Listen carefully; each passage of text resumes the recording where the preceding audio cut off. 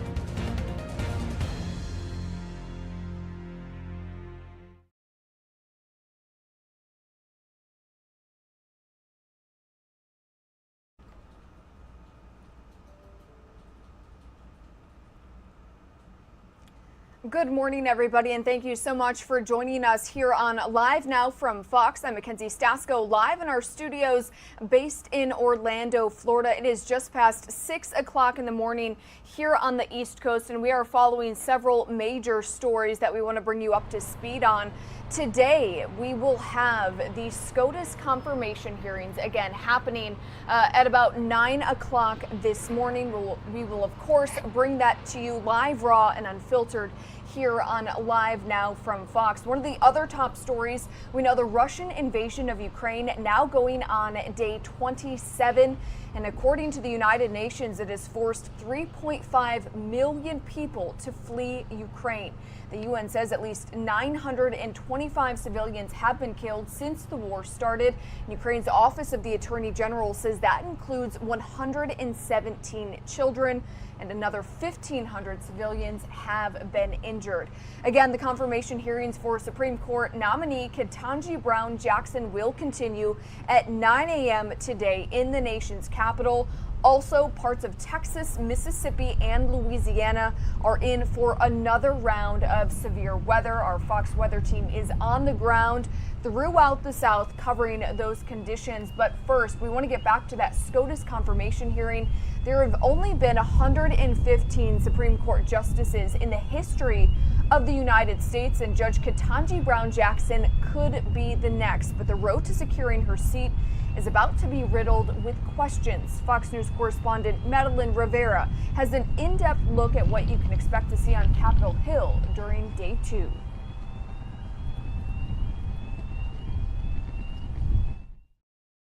One by one, the 22 senators on the Judiciary Committee will begin their rounds of questioning as they pry into the record and judicial philosophy of Judge Katanji Brown Jackson.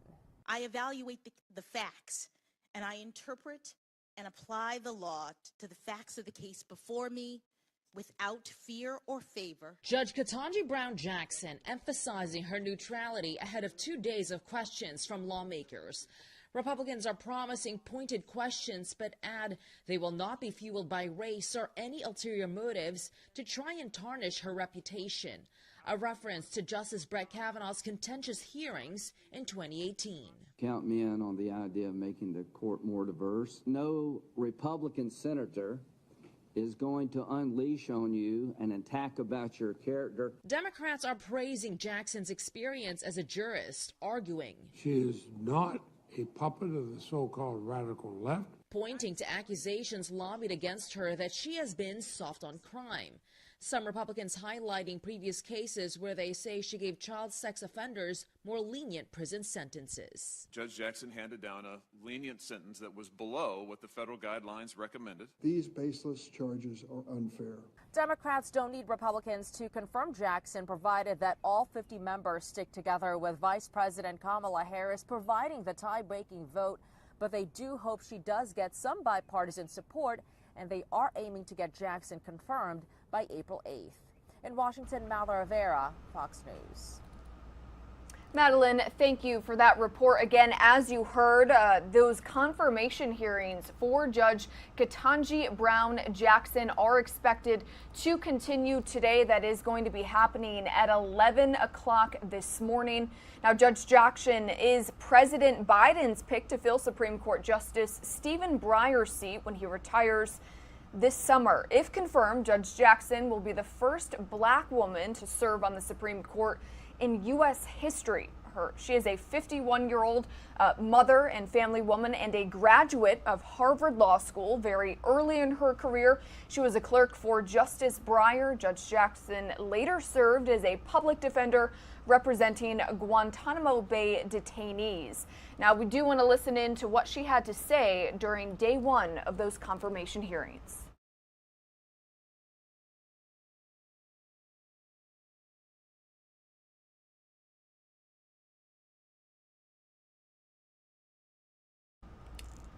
And it does appear that this audio is not coming in for us. But again, day one of her confirmation hearings started yesterday. We will carry that coverage of day two starting at 11 o'clock this morning here on the East Coast. And with a 50-50 vote in the Senate, Democrats could confirm Judge Jackson without any Republican senators.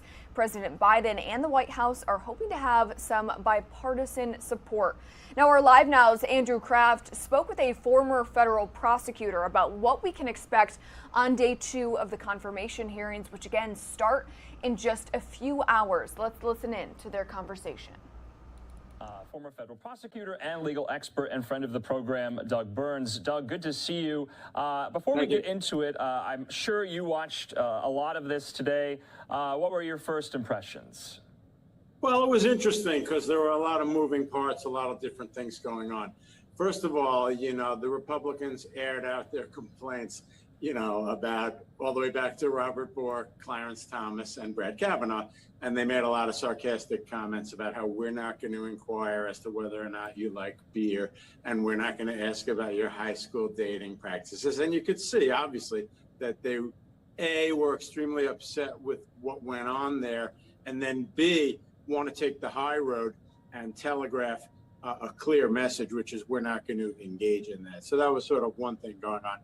On the merits of it, it was very interesting because a lot of the senators, and I'm chuckling, they're like, we're going to look into whether you were soft on crime and you represented killers at Guantanamo. But by the way, you're outstanding and we wish you the best of luck. So to me, it's like they were so obviously sort of working two sides of the room. But basically, the way I handicap this is, we start with the proposition, of course, very important, that this is a straight, liberal for liberal swap. That's important. Where it gets really heated, of course, is if you're replacing, a liberal with a conservative or vice versa. So that's point one. Point two, it is historic, obviously. People have had problems with the president identifying in advance, nominating somebody, due to their gender and color. But at the same time, as I've said, if this is a highly qualified candidate, none of that really matters, and it is historic. Now, they're going after her, and I say that because it's really kind of a light attack, honestly, but they're going after her on some things that really aren't going to resonate, in my opinion. So real quick, they turn let's around talk about those, Doug, because, go ahead, because That was the point I wanted to bring up, because we've never had a public defender or a former public defender, facing hearings to become the next Supreme Court justice. And that's where the soft on crime kind of leniency arguments come into the fray here. But that's what a public defender does. I mean, they have to represent criminal defendants. And so I thought that's an interesting dynamic at play. No, I like the way you put that. I mean, I'm a legal purist, as you know me well. And a legal purist is going to tell you that a lawyer is a lawyer who represents a side of a dispute. I myself bring a little, personal career history to the table. I was a federal prosecutor for 9 years. I've been a criminal defense lawyer for 24 years. Okay, so it would be beyond ridiculous to say, well, Doug, you represented that guy who stole $2 million from his company. How can you do that? I mean, that's just beyond naive. But you highlight an interesting point, which is, history in this process is, former prosecutors and, former Department of Justice officials. So apparently, yeah, it's very unusual to see a former federal defender. I worked, against federal defenders for my 9 years in the U.S. Attorney's Office. Very good lawyers, obviously, very underrated because of the human nature cliche. Oh, it's a free lawyer, they're no good.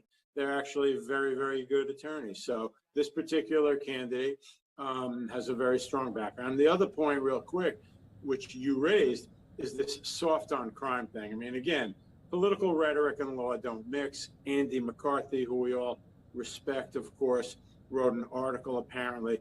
I didn't read the article, but I read an article about his article. And in there, he described the attack on Judge Jackson on the grounds that she went easy on child pornographers as really a smear job.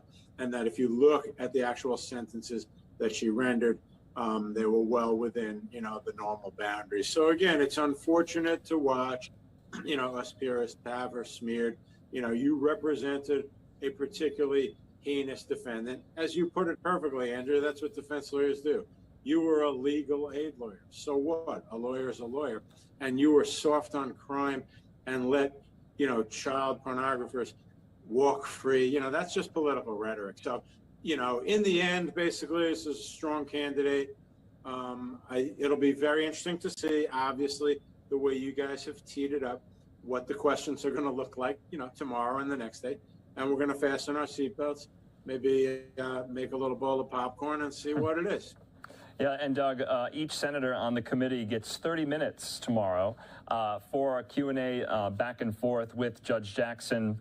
But I think this is interesting, too, and we've been repeating this line all day, is she's already been confirmed by this specific committee 3 separate times in her legal and judicial career. Also, what I thought was interesting, and we're talking about it, she served on the U.S. Sentencing Commission, and that is what we were talking about, and you were talking about Andy McCarthy's piece responding to Senator Josh Hawley's accusations that she was, quite soft on child predators, those who make child pornography and distribute it, and so that's where that comes in. She's also probably going to be facing questions when she was a federal public defender from 2005 to 2007. She worked to help an Afghan detainee held at Guantanamo petition for his release, so I bet she's going to get questions on that. I think she's going to get questions as well, since she sits on the board of Harvard Law School. There's a case coming before the Supreme Court about affirmative action and Harvard. Now, what goes into a judge's recusal options or decisions? It's, from what I understand, entirely up to them.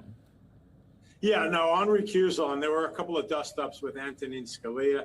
You might remember, although you're probably a little too young, but, they wanted him to recuse himself in a particular case. And without getting all in the weeds, you're right. Basically, it's entirely within the discretion, and it's hard to challenge the decision. And they really have a tremendous amount of power as to whether or not to step aside. But I want to go back to something you said, because it's important, and it goes to a little bit of the notion of some double standards. So you were entirely correct to point out she's been confirmed before, but I'm smiling when it was in reverse. Okay, I'll never forget many times when I calmly said in debate with people, I said, well, wait a minute, Judge Gorsuch at the time, of the Federal Appeals Court, Judge Kavanaugh, these people were vetted and approved for a lifetime federal judicial post. And I said it with some, minor sarcasm, and they came back with the red face. This is totally different. That's totally irrelevant. And it was amazing that they now turn around and throw that argument back casually, like, hey, she's already been done. The point is, it's all code speak, Andrew, for the fact that this is on the hot button cases. It's a super legislature. Okay. We've discussed many times that in the dry day-to-day case, interpreting a contract, interpreting a real estate lease, that's one discussion. But on cases like affirmative action and abortion and gun control and gay marriage, these are cases with wide open standards, and the justices tend to vote along ideological lines, acting like a legislature. And that's why you see all of this unnecessary theater, if you want to be candid about it, because as you said, let's repeat it, she's been confirmed 3 times. What has changed? Absolutely nothing. And Doug, she's being cast as a progressive, radical liberal Democrat. And I thought this was interesting from Senator Chuck Grassley, the ranking member of the committee. He said there are a number of dark money groups on the left that argue federal judges should make policy decisions based on judges' own values. He said he's talked about the troubling role of far-left dark money groups. But of course, Judge Jackson had, time to respond to that. And her opening statements saying that, she is not going to, come down on the issues of the day based on her own personal preferences. She said neither fear nor favor. We also heard that in Judge Amy Coney Barrett's confirmation hearings back in the fall of 2020. That's, par for the course, performative, like you were saying, but I thought that was interesting. No, I mean, I listened to her statement quite carefully, and, you can look at it from 2 different standpoints. One would be, the cynical one. Of course, she's going to say, I will judge every case on the facts and the law, and I will not let my personal opinions or background enter into it. That's fine. And you can be mildly cynical about it. But to tell you the truth, I want to be fair, and I give her every benefit of the doubt that she said it in good faith, quite honestly. I think, again, back to your point about, let's paint her as a wild to the left progressive and yet another George Soros bought and paid for individual. I mean, that's just way over the ski tips is the point. But as you say, and you're right, we will get, I mean, the one thing jumping around is that she doesn't have any type of lengthy or extensive appellate record. She's only been on the DC circuit for a short period of time. So that's sort of one complaint. We have nothing to go on, but apparently she wrote hundreds of opinions as a district court judge. So there's plenty to look at there. But again, in the end, looking at it from 30,000 feet, you're going to hear some kicking and some noise about you were a legal aid lawyer and you represented a bad person, which is laughable when you're a defense attorney.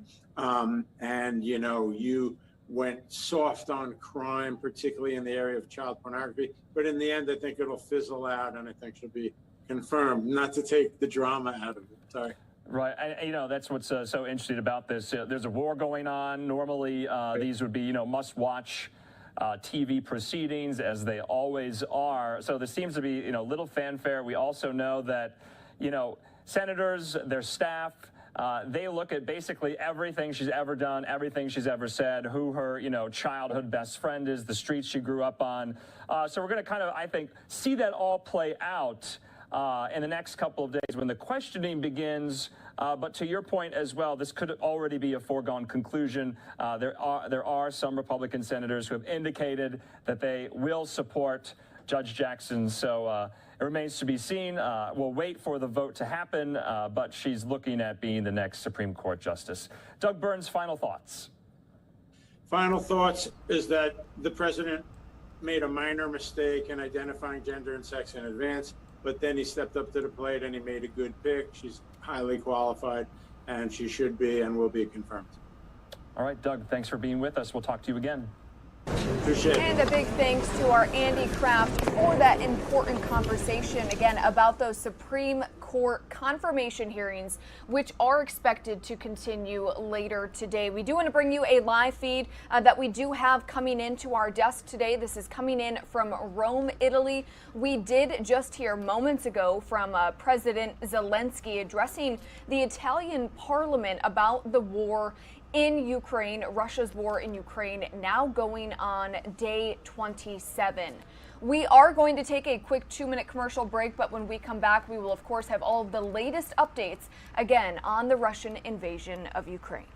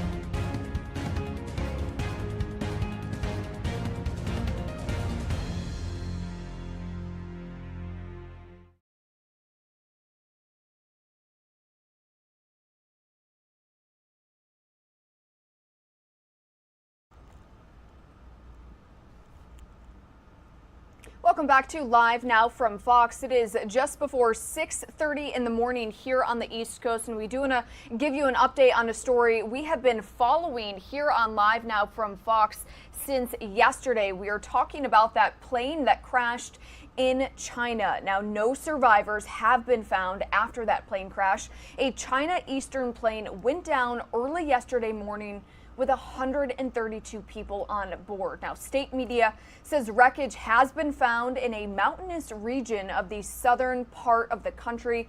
The plane was a Boeing 737-800. It was nearing its descent when it went into a fast dive. The cause of the crash, though, is still under investigation. We do want to show you some other video that we have of the plane crash.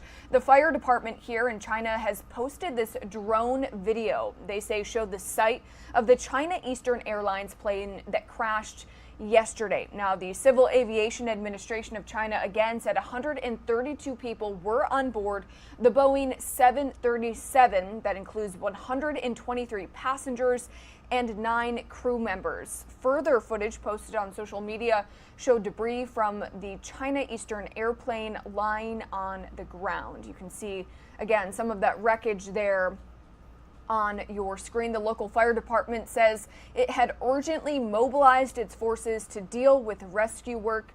China's president has, of course, ordered an investigation into the crash. We're going to head out with our Fox News senior foreign affairs correspondent Amy Kellogg with more on this story.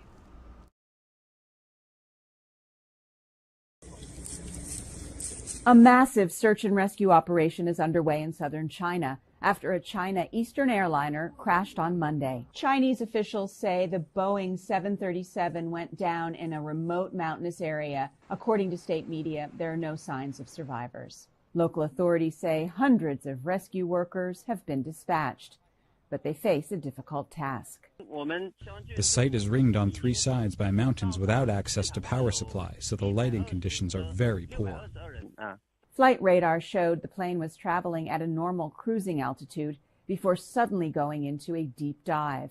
The crash sparked a fire large enough to appear on NASA satellite images. Eyewitness video appeared to show smoke from that fire as well as strips of the plane's metal casing. The FAA releasing a statement saying it's, quote, aware of the reports that a China Eastern Airlines Boeing 737-800 plane crashed this morning in China. The agency is ready to assist in investigation efforts if asked. January 2020 saw the deadliest crash involving a Boeing 737-800. Iran's Revolutionary Guard accidentally shot down a Ukraine International Airlines flight, killing all 176 people on board. China Eastern says the cause of today's crash is still under investigation.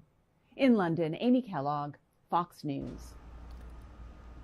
Amy, thank you for that report. Now, we do want to switch gears and head to the war in Ukraine. The war between Russia and Ukraine could continue to put American companies in the crosshairs of Russian hackers. President Joe Biden now urging U.S. companies to beef up their cybersecurity in the coming days. The president cited, quote, evolving intelligence that Russia is on the verge of launching cyber attacks against critical infrastructure targets here in the U.S. Now, in a meeting with corporate CEOs, President Biden said locking their digital doors was a, quote, patriotic obligation, and he offered federal assistance if needed. Now, President Biden did speak with European leaders yesterday ahead of his visit to Poland, which he will be heading there tomorrow. His trip comes as Ukrainian President Volodymyr Zelensky warns the world could be nearing World War III if efforts to negotiate with Russia fail. Fox News White House correspondent Jackie Heinrich has the details.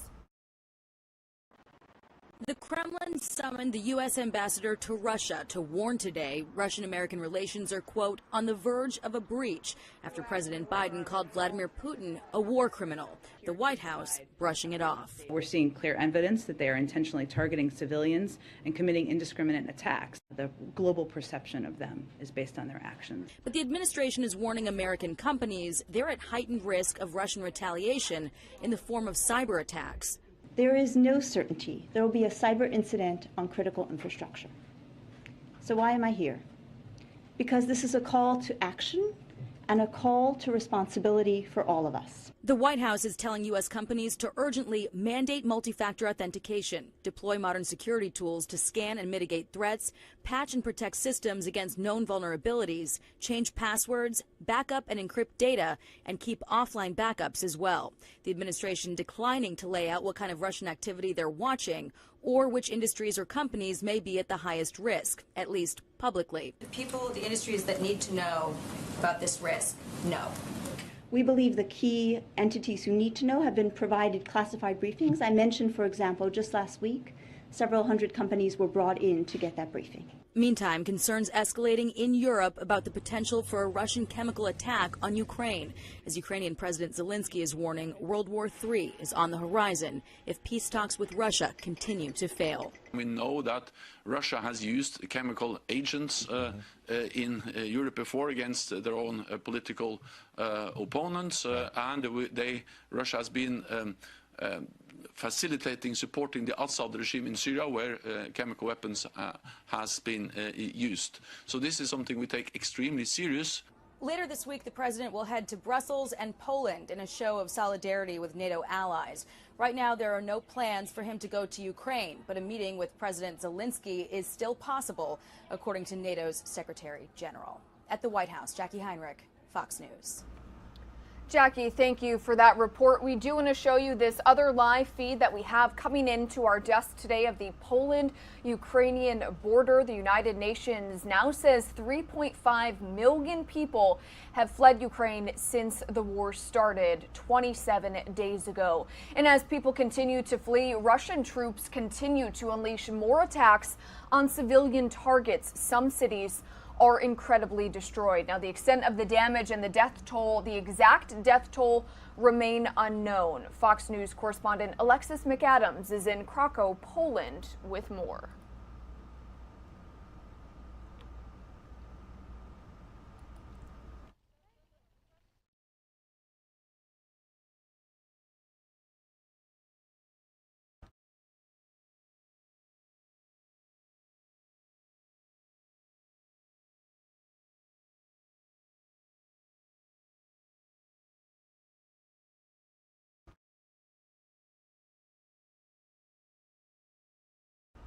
All right, everybody, it looks like the audio on that is not working, but we do want to switch to some new video of the war in Ukraine that we have coming into our desk today. We want to show you this video shared on Telegram by the Azov Battalion, which is a far-right paramilitary group that is absorbed into the Ukrainian National Guard. Again, this is just some of the new video that we have coming into our desk. It shows strikes hitting a factory in the southeastern city of Mariupol. Storyful has not confirmed the day of the recording. However, it is consistent with heavy shelling on schools, homes, and infrastructure that happened yesterday.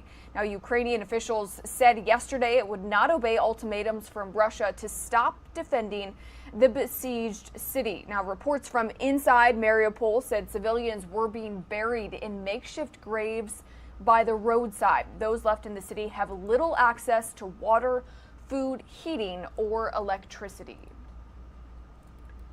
And Ukrainian officials said they were investigating possible war crimes after Russian forces attempted a violent dispersal of a pro-Ukraine protest rally in central Kherson yesterday. Now, the regional prosecutor's office accused Russia of using live fire, stun grenades, and tear gas against the protesters. We do know that one person was injured. That is according to the prosecutor's office. Now, this video, as you can see, shows smoke and loud explosions as dozens of people dispersed into Kherson's Freedom Square. In one clip, a man can be seen on the ground with a wound to his leg.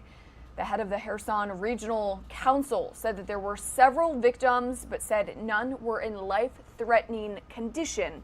Pro-Ukrainian rallies have been held here on a near daily basis since the invasion of Russian forces 27 days ago. And a shopping mall in Kyiv, Ukraine, the capital city, was destroyed during what Ukraine said was a Russian attack on the building. Now, footage from Radio Free Europe, Radio Liberty, shows the destruction at Retroville Mall. Radio Free Liberty, citing the prosecutor general, says at least 8 people were killed in this attack.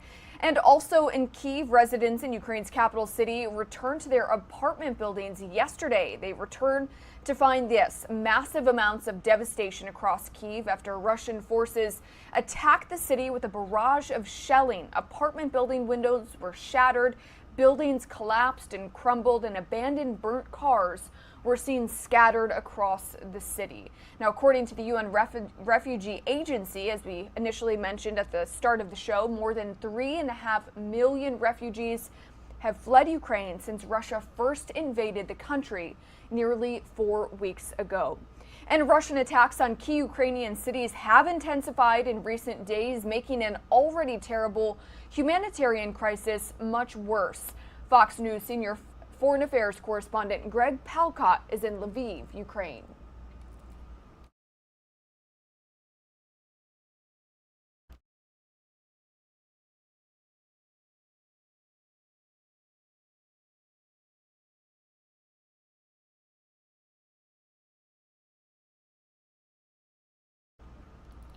All right, everybody, it does appear as though we are having some audio issues with some of our stories. We will continue to cover the war in Ukraine. This is video of Ukrainian President Volodymyr Zelensky saying late last night that he was prepared to discuss a ceasefire with Russian President Vladimir Putin. Zelensky said in exchange for a withdrawal of Russian troops and a guarantee of Ukrainian safety, that Ukraine would not seek NATO membership, which of course has been a huge topic of contention within this war in Ukraine. Speaking to Ukrainian television channels, President Zelensky called his proposal a, quote, compromise for everyone. And we do want to take you out to this shot of the White House today. Could be next.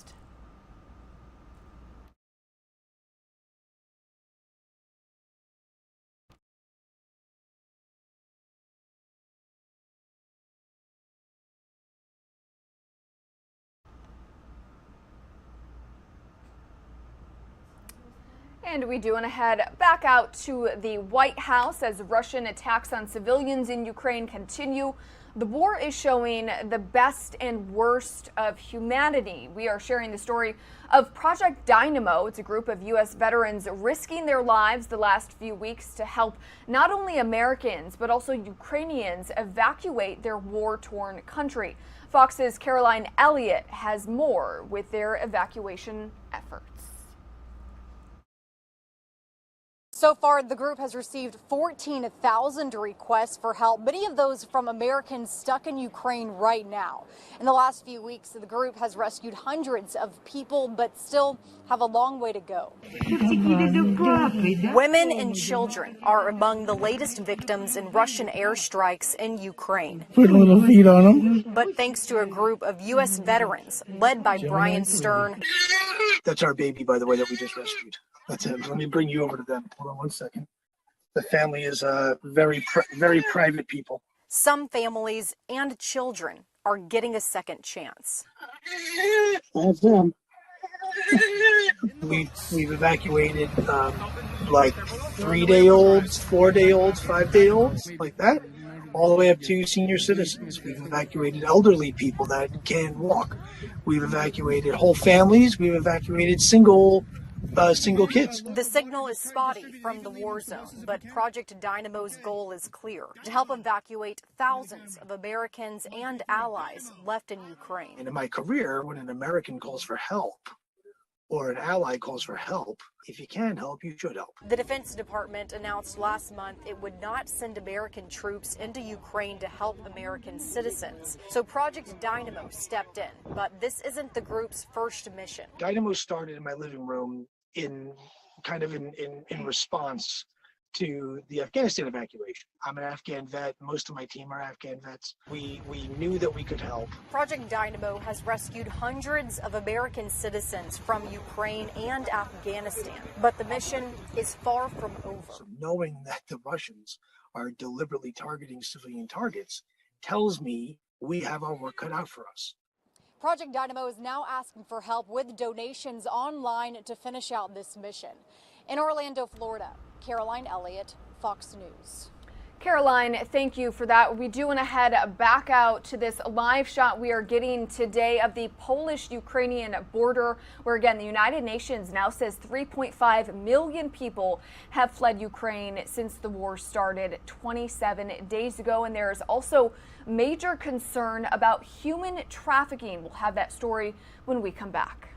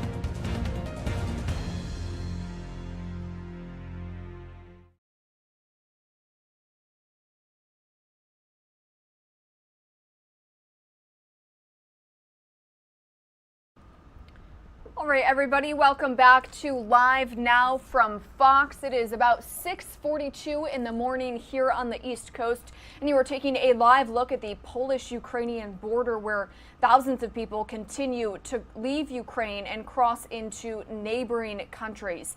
Millions of women and children are fleeing Ukraine in what the United Nations Refugee Agency calls the fastest growing refugee crisis in Europe since World War II. Now they're also facing threats of kidnapping and human trafficking. Fox News correspondent Aisha Hasni has more from Poland.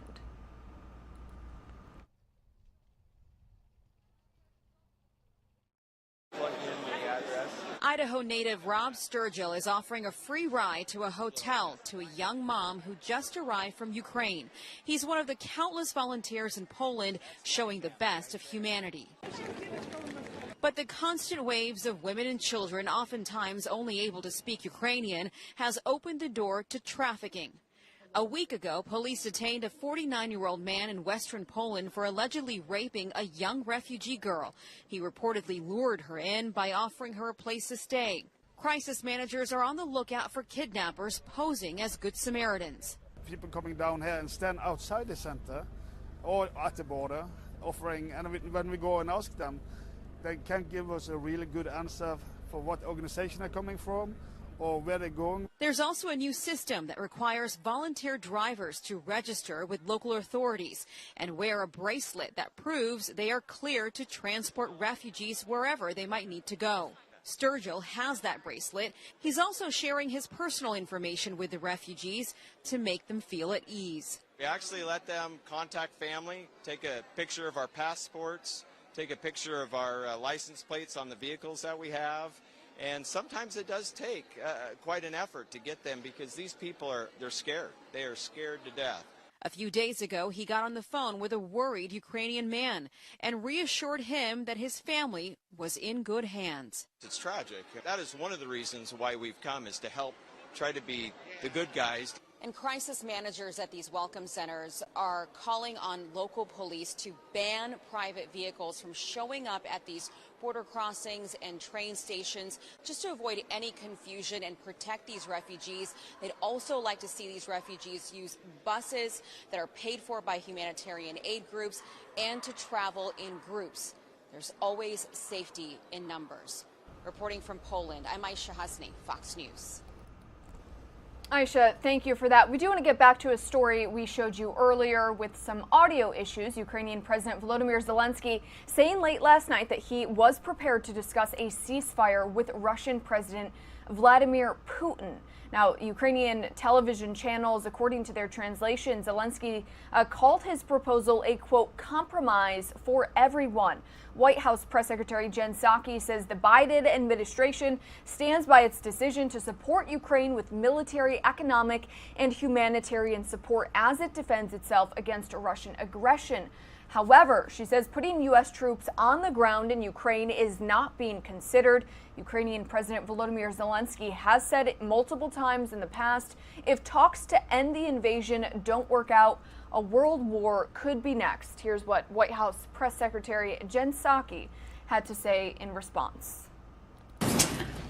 Without knowing more what President Zelensky means by that, I would say that our view and the president's view is that the way we need to avoid World War III is preventing the United States from having direct military involvement on the ground, and same on NATO direct involvement on the ground, and that the most effective role we can continue to play is by providing that extensive military assistance that we have been providing, economic and humanitarian assistance. So I can't assess without knowing more.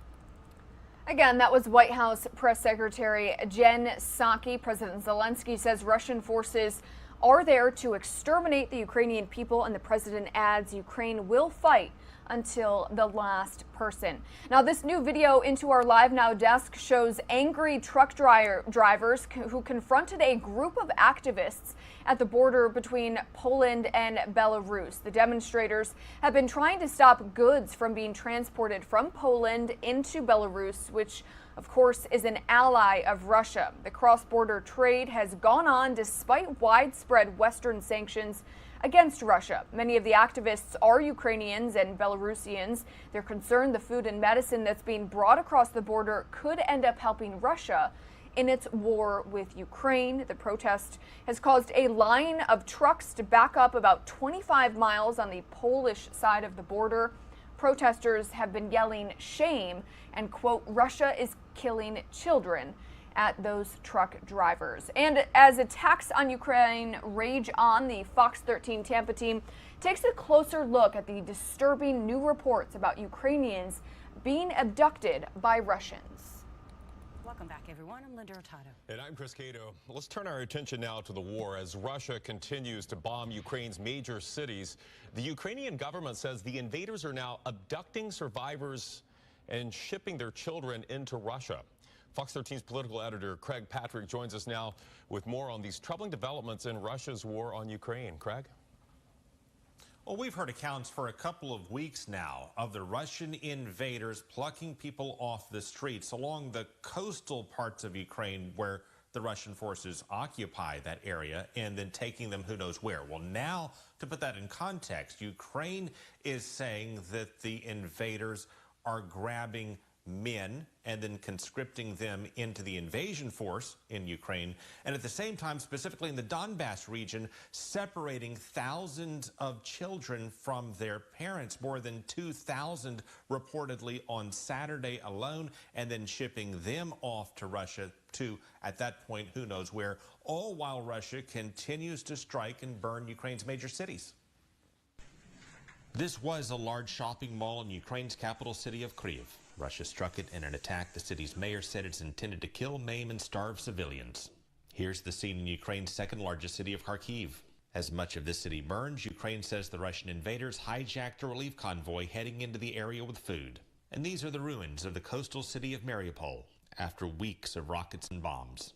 Here, thousands of civilians are still trapped because the invaders have encircled the city and cut off access to electricity, food, and clean drinking water. To do this to a peaceful city, what the occupiers did is a terror that will be remembered for centuries to come. Based on UN estimates, the Russian invaders have now driven 10 million people in Ukraine from their homes. Of those, more than 3 million have fled the country, while around 7 million are now homeless, either hiding underground or drifting through the smoke and the dust. In Washington, President Biden is conferring with our European allies by phone with plans to join them in person at a NATO summit on Wednesday. The debate over donating Poland's MiG fighter jets to Ukraine may come up yet again in that NATO summit, as it's still a point of debate in Congress. I am perplexed as to why we couldn't get the Polish Russian MiGs into the country. The Ukrainians have plenty of pilots, know how to fly them. So that debate is still a long way from finished as far as lawmakers on both sides of the aisle at this point look at the situation with regard to the fighter jets. Now, keep in mind, the Russian forces are taking substantial losses as well, not just in terms of troop losses, but in terms of leadership as well. The latest loss would be the death of Russia's deputy commander of the Black Sea Fleet. And at this point, based on military assessments from the Pentagon and in Europe, it looks as if Russia could be grinding toward a stalemate, not in all, but in much of the country at this point, which is why there are growing concerns that Vladimir Putin will continue to lash out in ways that may be less and less predictable. And with that, there are growing concerns that he may try to expand the war beyond Ukraine, which we'll take a closer look at, and some of those warning signs coming up in the next hour. Yeah, and along those lines of striking in different ways, Russia now claims that it's firing hypersonic missiles into Ukraine, Craig. Have we confirmed that? And how would that missile, how would a hypersonic missile be any different from the other strikes, the hundreds of strikes that Russia has already hit Ukraine with? Well, the Pentagon has not confirmed that. Russia claims to be using hypersonic missiles, at least a couple of them. They differ in the fact that, generally speaking, in layman's terms, they're faster, 10 times faster than the speed of sound, and also able to maneuver in midair. Now, what impact can that have? Well, military analysts say not much, maybe over a great distance, but they're not firing missiles over a great distance, so they don't see a particular advantage to using hypersonic missiles at this point, beyond perhaps the possibility that it's a propaganda ploy psychological warfare on Russia's end, saying they have these newfangled missiles that they are using, if in fact they are. Or there's also the possibility they could be running a bit low on some of their stock on other missiles as well, given the hundreds they've already fired. That's true, yeah. We just don't know how much ammunition they have, but this is going into almost 4 weeks of almost continuous shelling. You have to think their supplies are running much lower than they were before. All right, Craig Patrick with the latest in Ukraine. Thanks, Craig. Welcome back. All right, and a big thanks to our team in Tampa for that important conversation. Now, as Russia continues to pound targets across Ukraine with as many as 300 air attacks in the past 24 hours. That is according to Ukrainian authorities. And as Ukrainian forces suffer big losses, Russian troops are being forced to regroup as they too experience high casualties.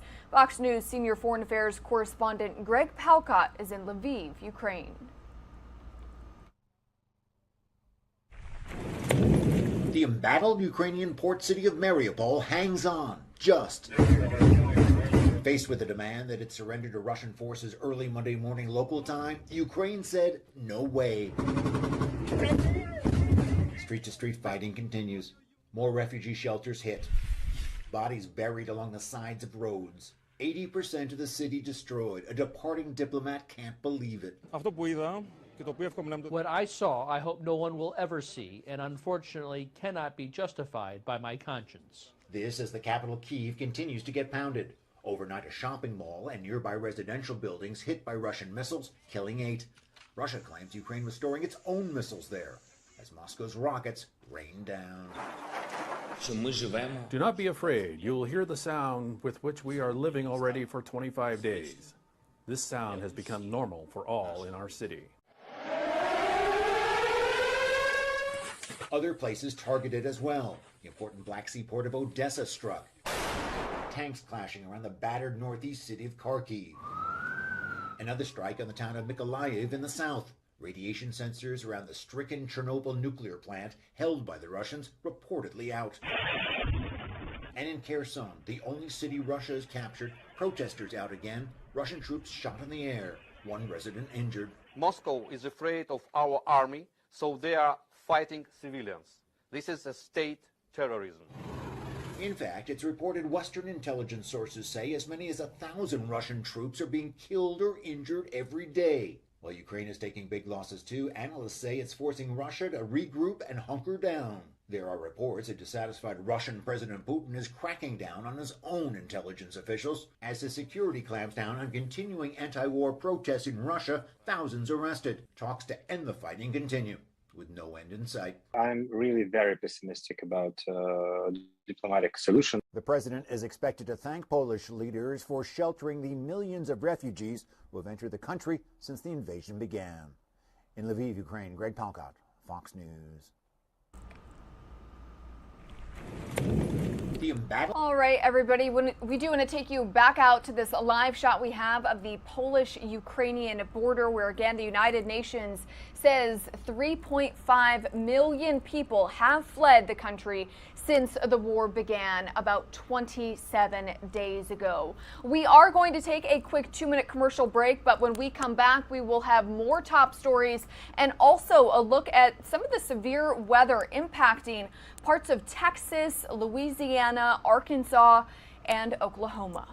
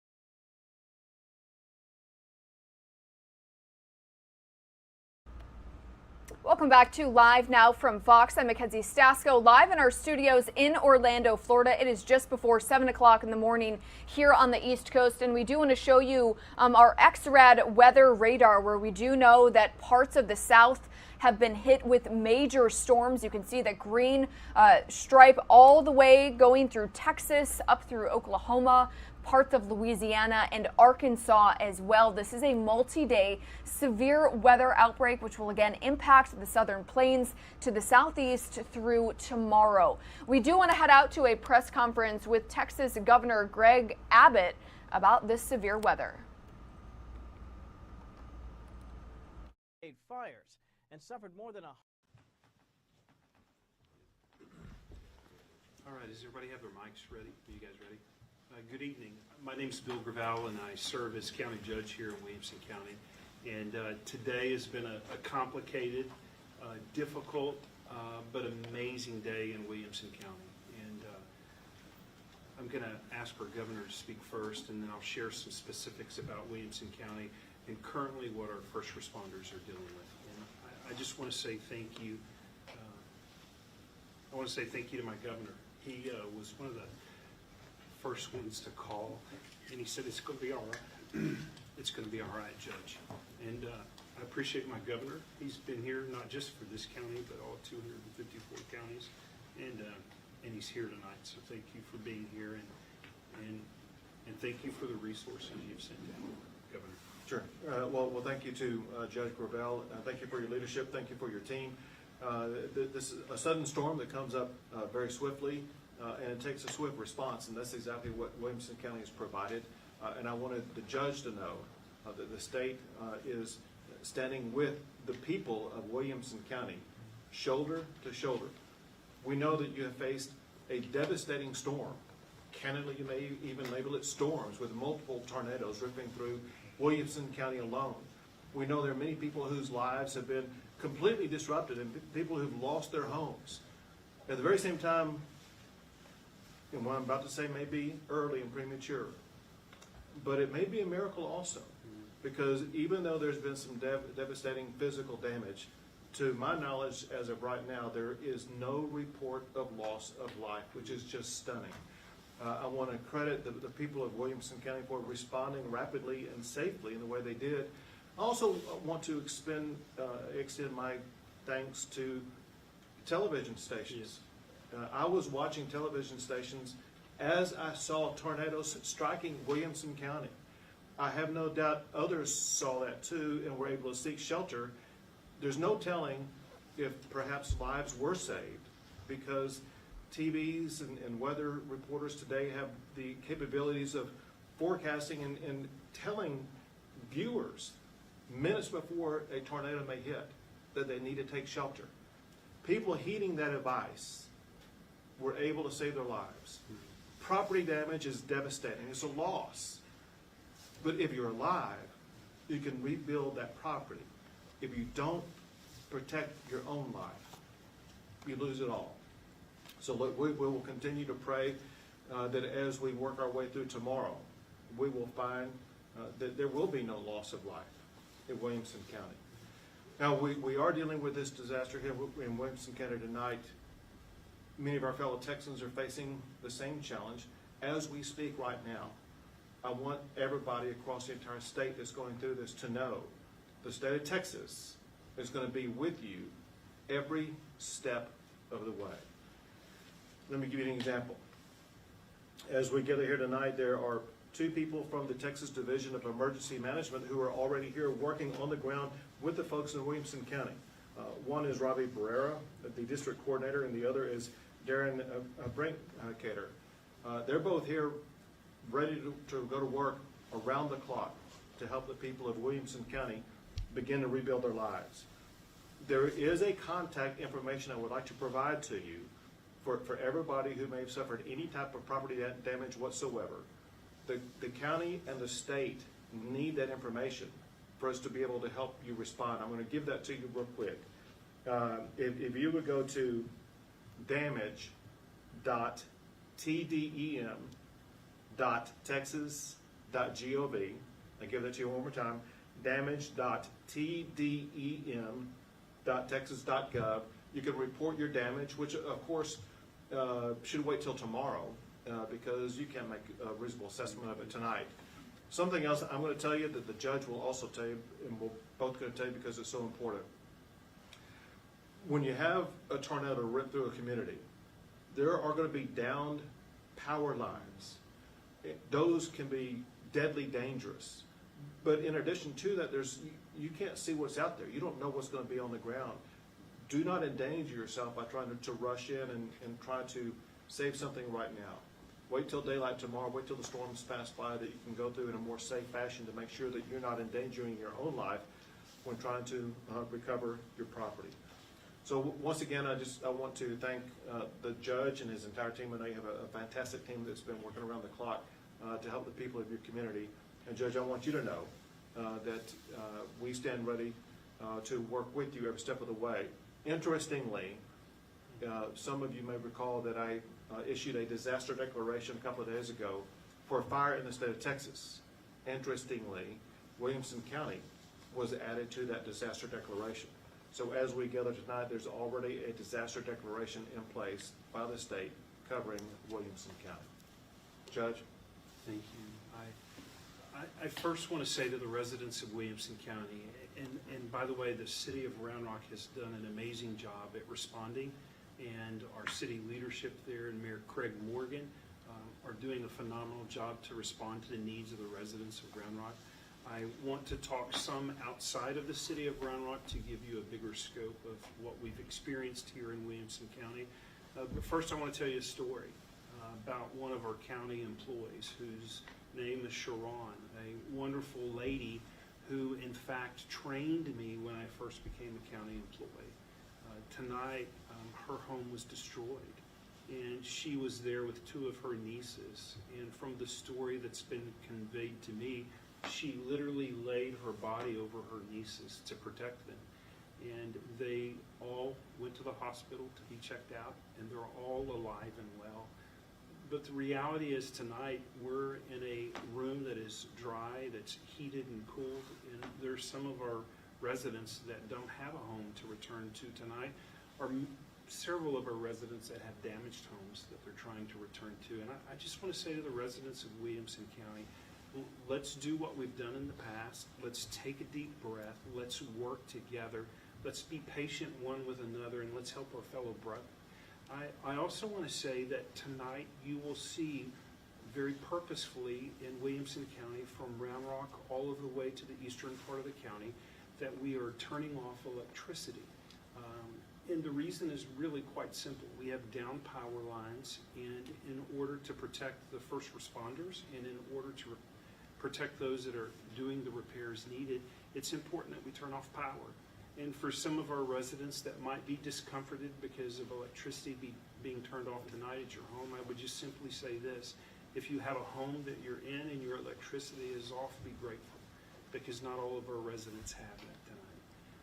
It's our understanding from emergency management that we know of at least 2 confirmed tornadoes that have hit in Williamson County, and in the days ahead the National Weather Service will do an assessment and tell us if there are more.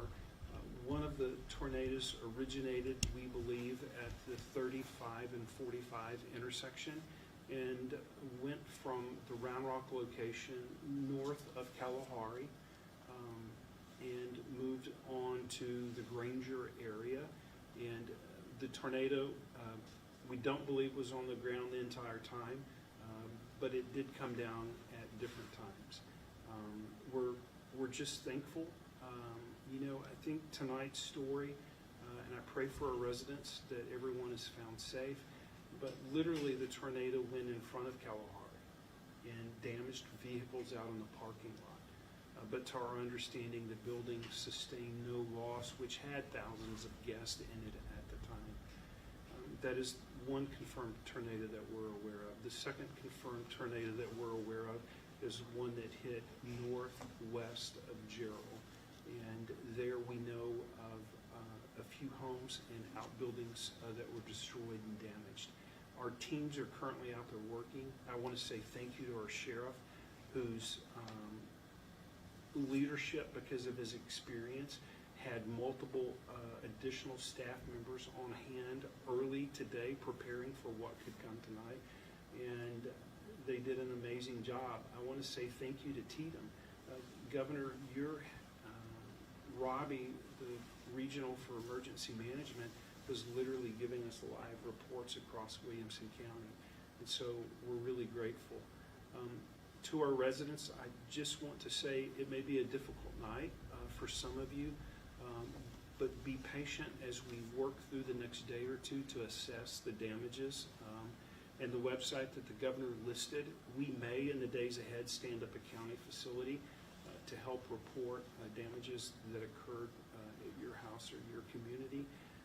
But listen, if you have your spouse and you have your kids and your pet, and all of you are dry tonight, be grateful, because not every resident is experiencing that. Even just a few moments ago when the governor and his team were coming here, they again encountered pretty significant hail damage just coming in this last storm. So I just say to our residents, be patient, let's work one with another. In the days ahead, our county will use the different media platforms that we have to convey to you how we can best help you. And then finally, I want to circle back to where the governor started, and then we'll take a few questions. I firmly believe that lives were saved tonight in Williamson County because of what you did in the media today.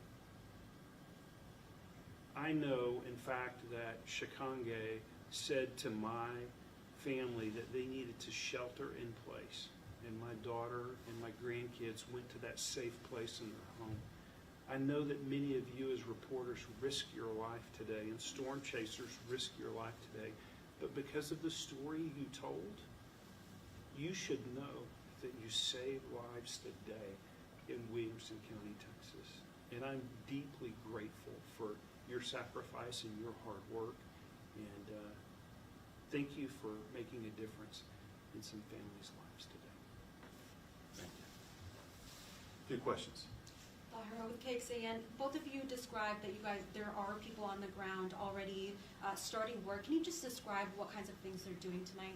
Sure. Well, first of all, the governor didn't mention his state troopers that are here, and the captain and his team of troopers that have moved in to help our sheriff's deputies as they literally go from home to home, house to house, and street to street.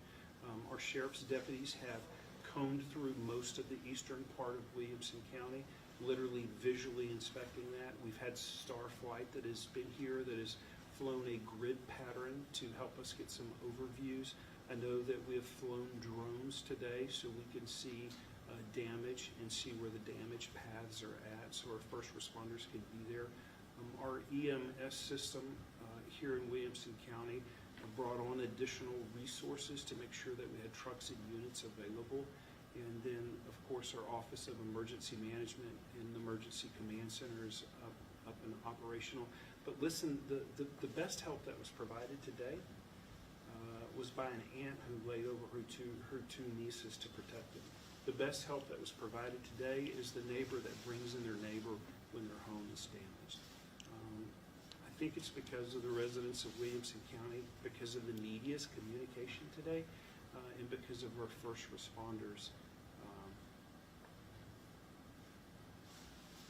I think it's perhaps a miracle in Williamson County. Next question.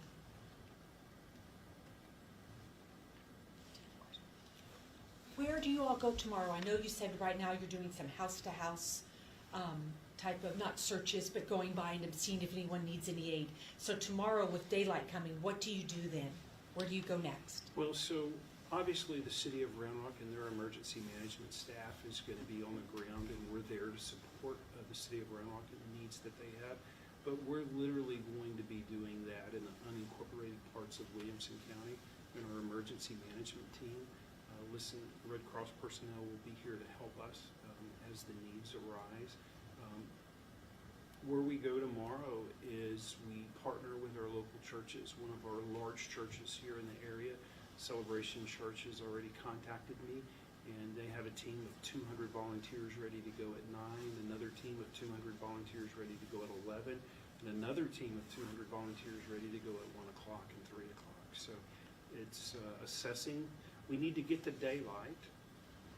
Let's try to not go out tonight if you live in the eastern part of the county to be safe, right? If you see a power line, just assume that it's going to be dangerous. And let's stay inside as we can, and then tomorrow let's see what we discover in the daylight, and let's work together to clean up and put our county back the way that it was. Governor, I don't know if you're aware, they're also having trouble in Elgin, and they have reports of a tornado there, and maybe some people even trapped below mobile homes that have kind of caved in. What can you update us on that? So we are aware of what happened in Elgin, as well as other areas in Bastrop County. And listen, there are areas across the entire state that have been impacted by tornadoes and storms. We have the Texas Division of Emergency Management working in collaboration with the Texas Department of Public Safety, as well as other first responders, working first and foremost to try to save lives.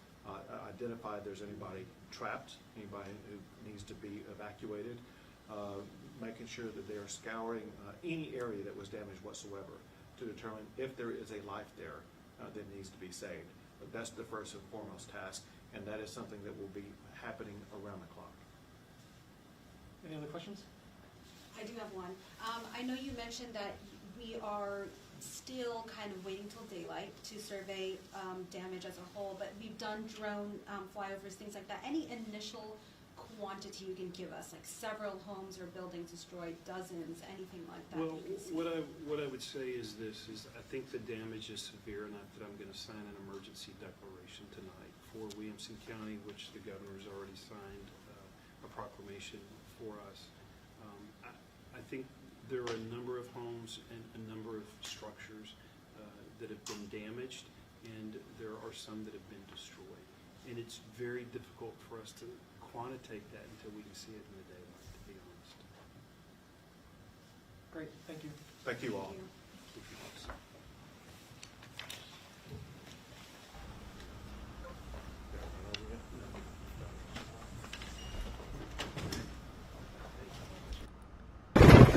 Everybody, we do want to show you some of this video of those severe storms that Governor Greg Abbott was talking about. You can see some of the damage here, people sheltering in place in one of these stores, people scrambling for cover as a violent storm tore through a Walmart parking lot in Round Rock, Texas, amid multiple tornado warnings across the state of Texas yesterday. Now, this video is by James Watson, an employee at the local Walmart store. Again, you can see this video showing debris and other things flying, again, as these people try and seek shelter inside of that Walmart, again, as those tornadoes broke out. Local media reporting multiple tornadoes touching down across central Texas, including Round Rock, as you see here in this video, where the National Weather Service, again, has issued a tornado warning.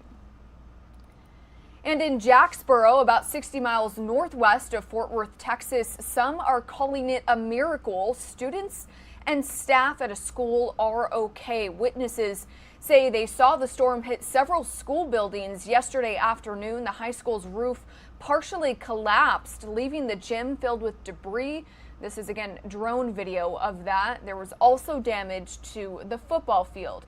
The Jacksboro ISD superintendent says he's thankful students were safe inside of the facilities. You can see in this video the roof completely torn off by that tornado. Now, up to 80 homes are damaged in this town, and 30 miles northeast in Bowie, Texas, there were reports of people trapped in collapsed structures. So far, there are no reports of any major injuries or deaths.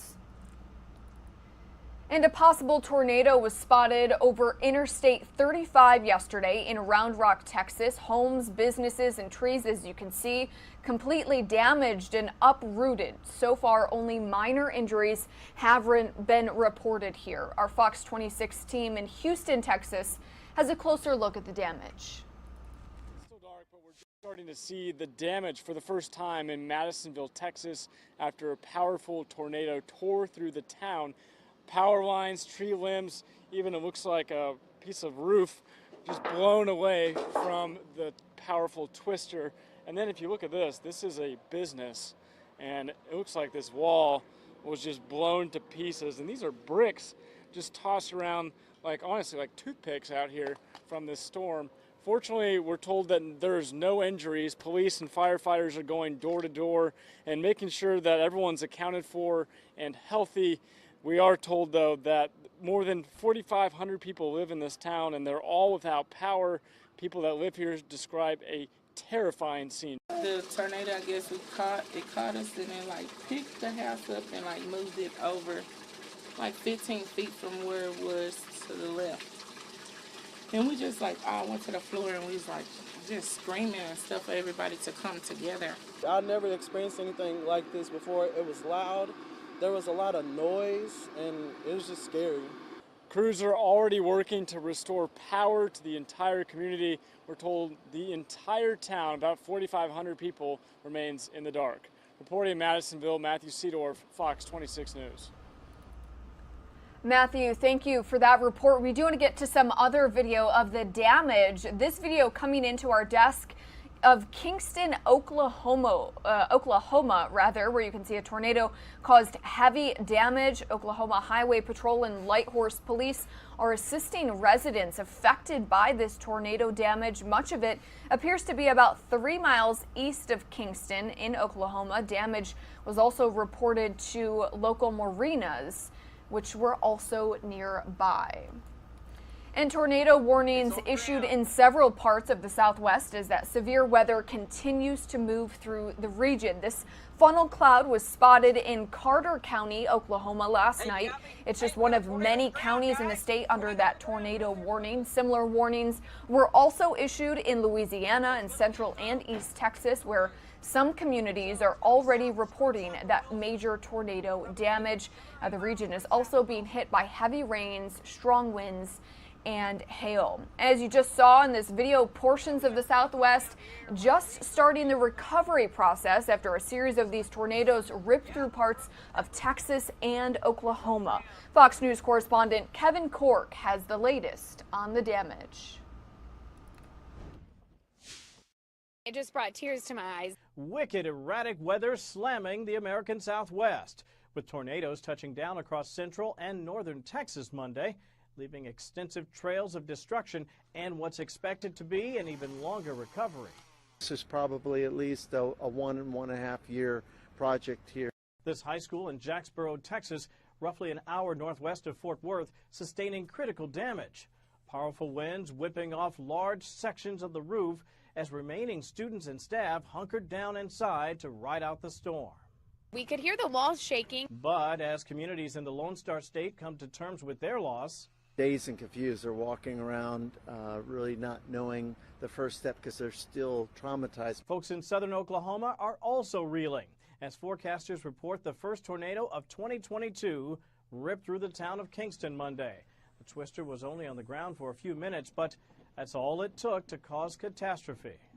Meanwhile, back in Texas, areas surrounding tornado-stricken towns have also been tormented by raging wildfires.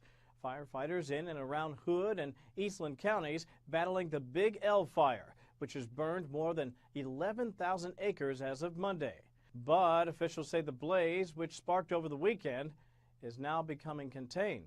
Fire crews in Texas say in the past week alone, the state has experienced at least 178 fires and suffered more than 108,000 acres of damage. Tough times in the Lone Star State, to be sure. I'm Kevin Cork, Fox News. All right, Kevin, thank you for that report. Again, we do want to show you this X-Rad weather radar that we have showing some of the weather that they can expect to see in parts of Texas, Oklahoma, Arkansas, and Louisiana. Our Fox weather team saying that this is a multi-day severe weather outbreak, again, impacting the southern plains to the southeast through tomorrow. We do know that, again, there is another potential for strong tornadoes lingering through tonight, along with damaging winds and large hail. There's expected to be flash flooding. That's also a major concern, with 2 to 5 inches of rain expected from East Texas to the lower Ohio Valley over the next few days. That is going to create a significant risk for flash flooding through today. Now, a lesser severe threat will spread farther east starting tomorrow from northern Florida up through Virginia before storms then slide off to the East Coast and into the Atlantic Ocean. Again, major storms expected for part of the country. And we also want to show you some other live feeds that we have coming into our desk today. Several top stories that we are following. You are taking a live look at the Supreme Court, where day 2 of Katanji Brown Jackson's Supreme Court confirmation hearings will begin. That is expected to start at 9 a.m. In about an hour and a half. And we will, of course, bring those feeds to you live, raw, and unfiltered from Washington, D.C. here on Live Now from Fox. We do know Katanji Brown Jackson, if confirmed, she will be the first black woman to the United States Supreme Court. So again, you don't want to miss these hearings. That questioning from U.S. lawmakers will begin at 9 a.m. here on the East Coast. Also, on the right-hand corner of your screen, you can see refugees crossing into Poland. According to the United Nations, 3.5 million people have already fled Ukraine just within the past 27 days. That is when Russian President Vladimir Putin ordered his troops to invade the country. So again, a live look at women, children, families carrying their suitcases, plastic bags, anything they can from fleeing their home country of Ukraine, and again crossing into Poland. And also, as you just heard, severe weather hits parts of the South, Texas, Oklahoma, dealing with some major tornado damage. And as you can see there on your screen, the green there showing a lot of wet weather and severe weather, not only impacting Texas and Oklahoma, but parts of Louisiana and Arkansas as well. We are going to take a quick 2-minute commercial break. We'll be right back.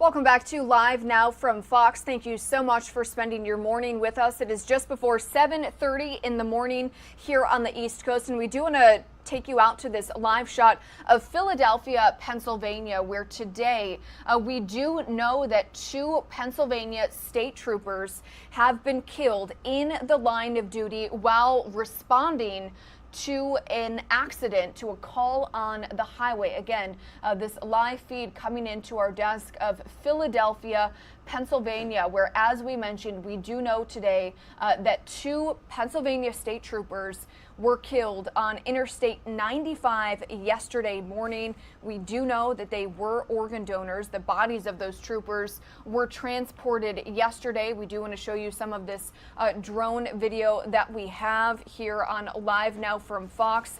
Again, the bodies of troopers Martin Mack III and Brandon Siska were taken to Gift of Life yesterday for organ donation. The bodies were then taken to the funeral homes. Again, as we just said, these 2 troopers were killed yesterday in the line of duty while responding to a call. Mack and Siska and a civilian were all killed at about 12:40 yesterday morning when a vehicle hit them, again, on Interstate 95. Mack and Siska had responded to a call of the civilian walking on the interstate. Mack was 33 years old and Siska was 29. State police say that they are conducting an investigation that was DUI related. So still a lot of unanswered questions in this investigation, in this case, which again led to those 2 state troopers from Pennsylvania dead and a civilian as well. Our Fox 29 Philadelphia team has more. Also down. Assist. State Police, southbound I-95 at Broad Street. A possible auto accident, getting a non-response from the officers. Chilling radio dispatches of Philadelphia police officers arriving to a grim scene along I-95. I'm looking at least three down radio. 1 trooper, 2 troopers down. State police say troopers Martin Mack and Brandon Siska were called to assist a man seen walking along the highway near Broad Street when they were struck by a passing vehicle. We have, it looks like a trooper might be down. They're doing CPR on him right now. 33-year-old Trooper Mack was a 2006 graduate of Monsignor Bonner High School and an 8-year veteran with state police. 29-year-old Trooper Siska joined the force just last year, but he was a decade-long firefighter and recently promoted chief of the Trap Fire Company, where black bunting and his turnout gear honored their fallen leader. The son of a Montgomery County Sheriff's deputy, Siska and his wife were expecting their first baby in September. It's very hard to get your head around. These men and women go to work every day to protect and serve our community. A police procession escorted the troopers' bodies after donating their organs to the Gift of Life donor program. Heroic duties, even in death. They both had bright careers ahead of them, and it saddens me to know how their lives were senselessly cut short. All right, everybody, we do want to switch gears and talk to you about some severe weather that we just told you about a short time ago, impacting parts of the South, Texas, Louisiana, Arkansas, and Oklahoma City. We do have a live feed coming into our desk that we do want to bring to you here on Live Now from Fox, where we want to take you out to Dallas, where officials there are talking about the storm damage that people are dealing with, that rescue crews and cleanup crews are dealing with this morning. So again, let's listen in live, raw, and unfiltered here on Live Now from Fox. Into the safe hallways that we have, and we're just blessed that there hasn't been any serious injuries or death. Just a true blessing. So we got a lot of work to do, and we're going to bounce back. I'm personally appreciative of all the law enforcement and first responders that have reached out to me during the night. We've had a lot of agencies here in Jacksboro overnight helping us, and I haven't even began to be able to respond to all those messages. We're grateful though, and we'll start the planning recovery ops this morning, and we'll put out some guidance as to when we're going to brief again later today. Any other questions? Being the first one here, were you fearing for the worst just because of the site? Yes, sir. I mean, we train here. We do active shooter training here, so I'm familiar with the hallways that are safe rooms. So if you look over here to my right and your left, I made entry into this hallway here. So as you move down the hallway, I was in 4 to 5 inches deep of water, having to move around a lot of debris and everything. And I made it to the roll-up door and could hear people, and we knocked on it, me and another one of my officers, and made entry into the first safe room, and just, man, the kids, the parents, the teachers, and it was just a good feeling. As soon as you made entry, what were you braced to find? Seeing this damage, you must have expected a much worse situation. Well,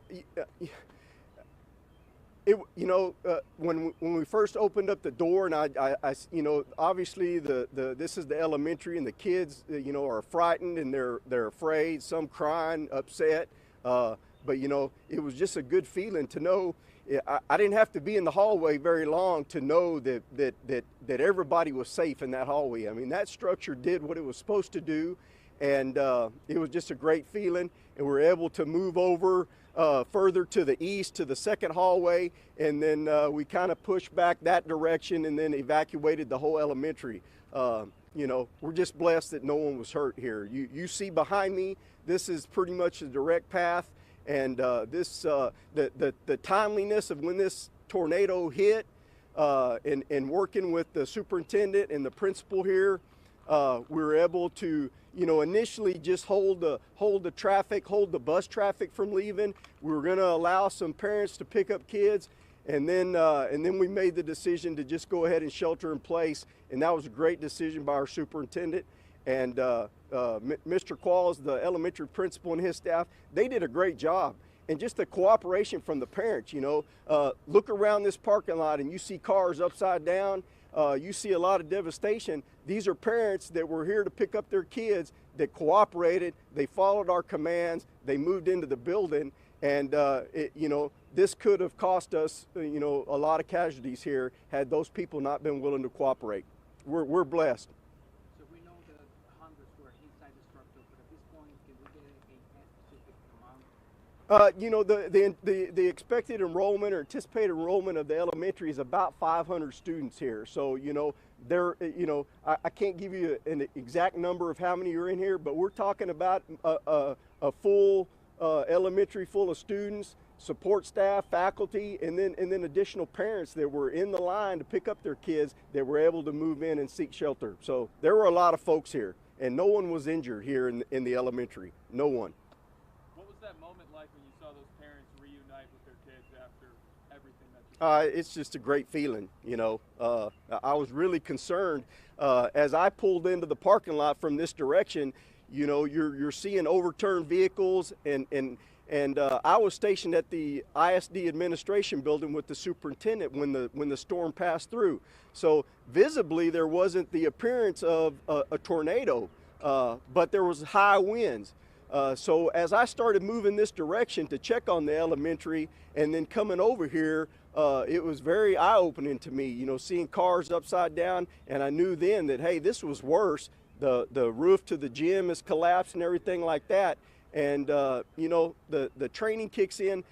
We train this at the beginning of the school year, how to respond to these types of things. So the credit reflects on the faculty and staff here, and everybody just cooperating and getting into the safe hallways. And those hallways did what they were expected to, and it's just, again, a true blessing.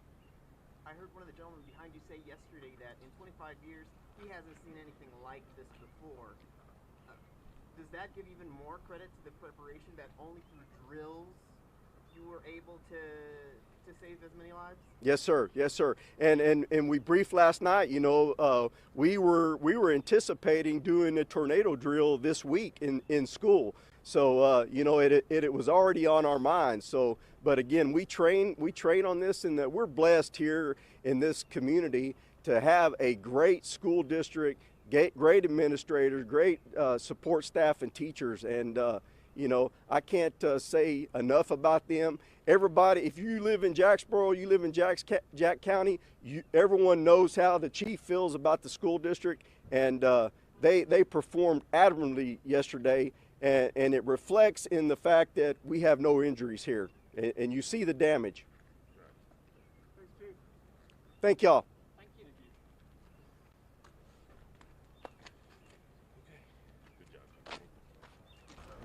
All right, everybody, you are watching Live Now from Fox, where we just heard from officials in Dallas, Texas, who were giving an update on some of the severe weather that Texas saw late last night. Again, Texas officials there saying that it is a blessing that no students or teachers, that really no one was injured when that tornado in Jacksboro, which is just north of Dallas, slammed into a school and again ripped off the roof. So again, Texas officials saying that tornadoes ripped through that school, causing extensive damage to not only schools but homes.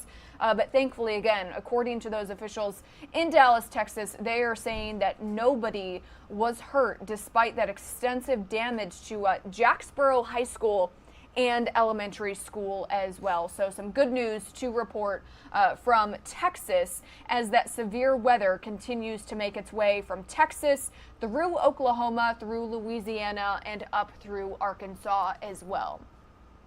We are going to take a quick 2-minute commercial break. When we come back, though, we will, of course, bring you the updates on the Russian war with Ukraine, as well as day 2 of the Supreme Court confirmation hearings happening in Washington, D.C.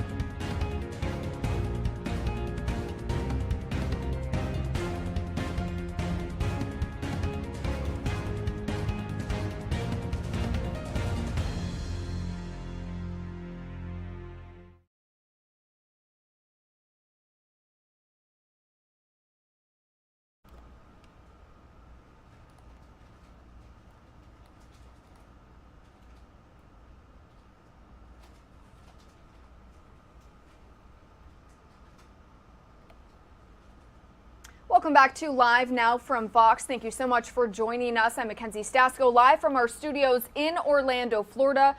We do want to take you out to the nation's capital, where we do know day 2 of the Supreme Court confirmation hearings for Judge Katanji Brown Jackson will continue today at 9 a.m. So we are about an hour and 18 minutes away, again, from day 2 of those confirmation hearings. We brought that to you live, raw, and unfiltered yesterday here on Live Now from Fox, and we will, of course, do the same as that comes into our desk later this morning. Now, again, there have only been 115 Supreme Court justices in the history of the United States. Judge Katanji Brown Jackson could be the next, but the road to securing her seat is about to be riddled with questions. Fox News correspondent Madeline Rivera has an in-depth look at what you can expect to see on Capitol Hill today during day 2 of her confirmation hearing.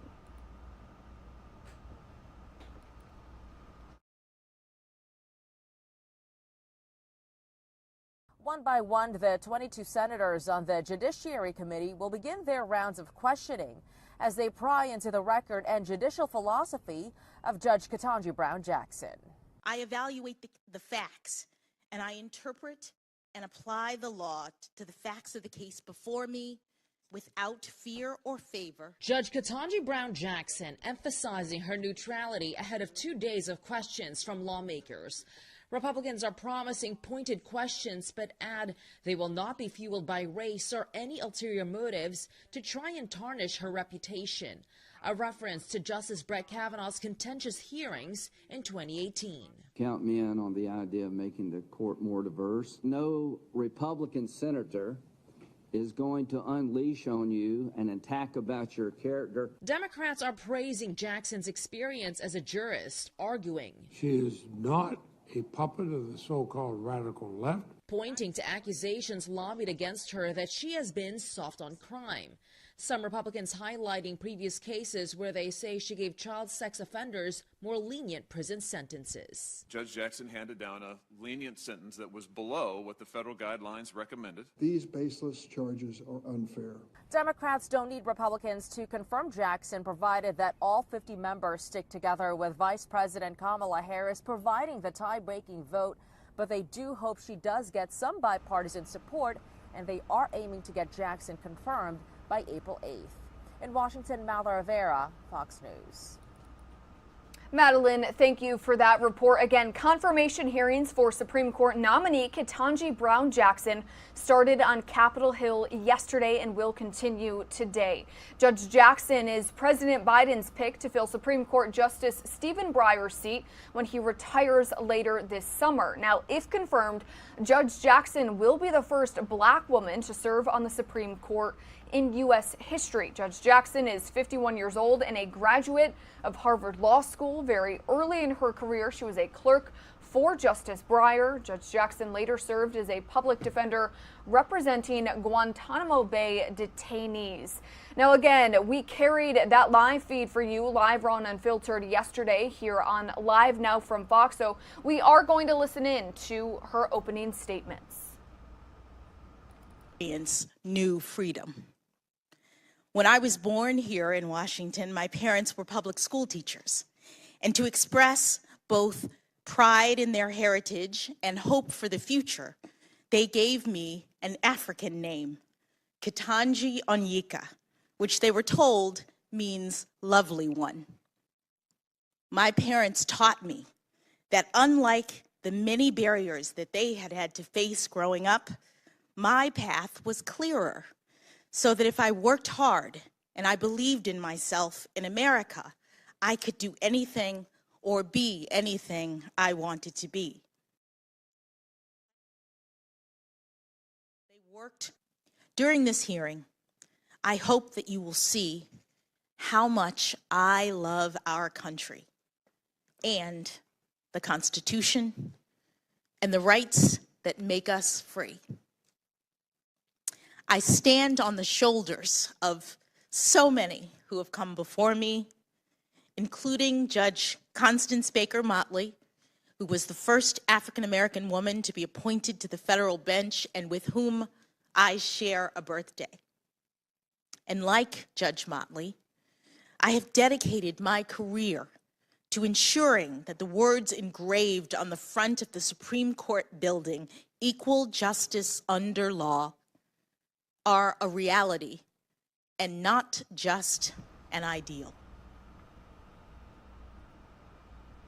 All right, everybody, that was Judge Katanji Brown Jackson, who again will be starting day 2 of her Supreme Court confirmation hearings on Capitol Hill coming up in about an hour and 10 minutes. And we, of course, will bring that to you live, raw, and unfiltered here on Live Now from Fox. We do want to switch gears to some news out of Florida, where we are based. Some Disney employees are planning a full-scale walkout, and this is over a controversial bill that has been passed. It is known as the so-called Don't Say Gay bill. We do want to head out to our Fox 35's Amanda McKenzie, who is joining us live here in Orlando, Florida, to tell us, again, a little bit more in depth about why those employees are so upset. Amanda? Good morning. Well, yes, happening this morning, really in the next 20 minutes or so, some Disney employees say they plan to walk off the job in order to protest and show their feelings as to how the CEO of Disney finally responded. They say he was low to respond and provide criticism of that bill, that legislation that passed that's been nicknamed the Don't Say Gay bill. Now, as I mentioned, this walkout is supposed to happen between 8 a.m. and 6 p.m. or whenever these shifts start and end. Now, parental rights and education bill prohibits classroom instruction on sexual orientation and gender identity with children in the 3rd grade or lower. A Disney spokesperson says there was a virtual company-wide conversation.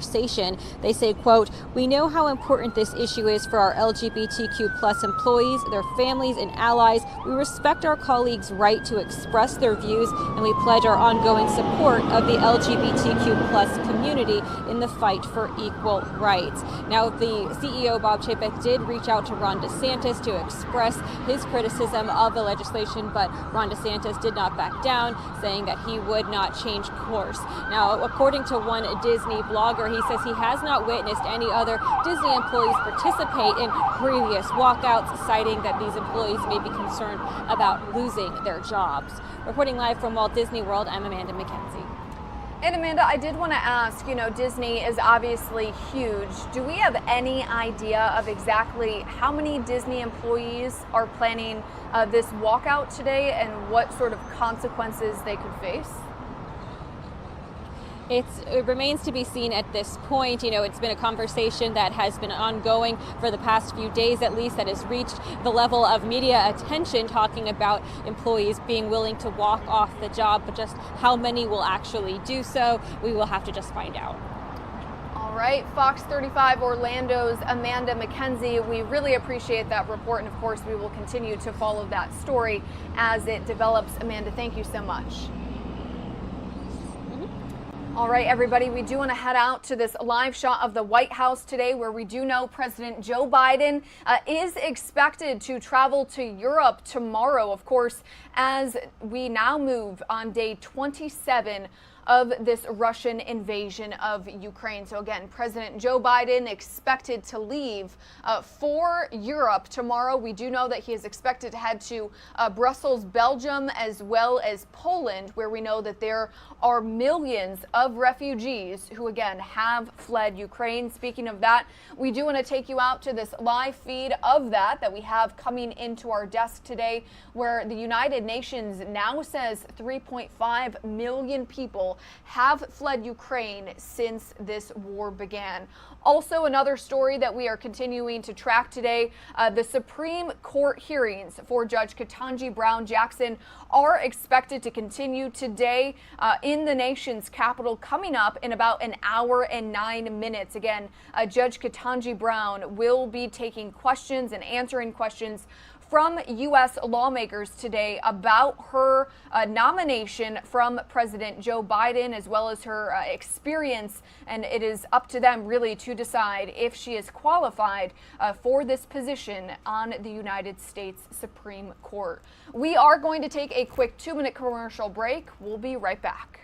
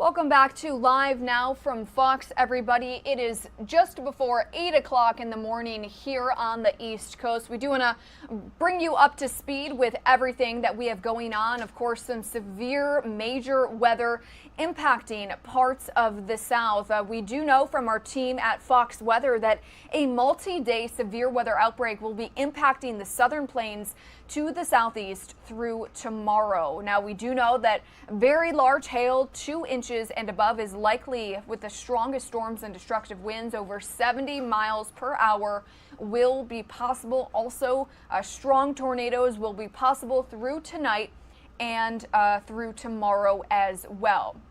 Now, we do know parts of Texas and Oklahoma City experienced some major damage from tornadoes. We did just get an update from officials in Dallas, Texas, just a few moments ago, who say thankfully there are no deaths to report as of yet. However, they are assessing the damage. We do know that, again, there is a potential for strong tornadoes through today, again, along with damaging winds and large hail, as we just said, about 2 inches and above. Flash flooding will also be a concern, with 2 to 5 inches of rain expected from East Texas to the lower Ohio Valley over the next few days. That's going to create a significant risk for flash flooding through Tuesday. A lesser severe threat will spread farther east starting tomorrow from northern Florida up through Virginia, before those storms then slide off the East Coast and into the Atlantic Ocean. But we do want to head to a press conference update with Texas Governor Greg Abbott about this severe weather.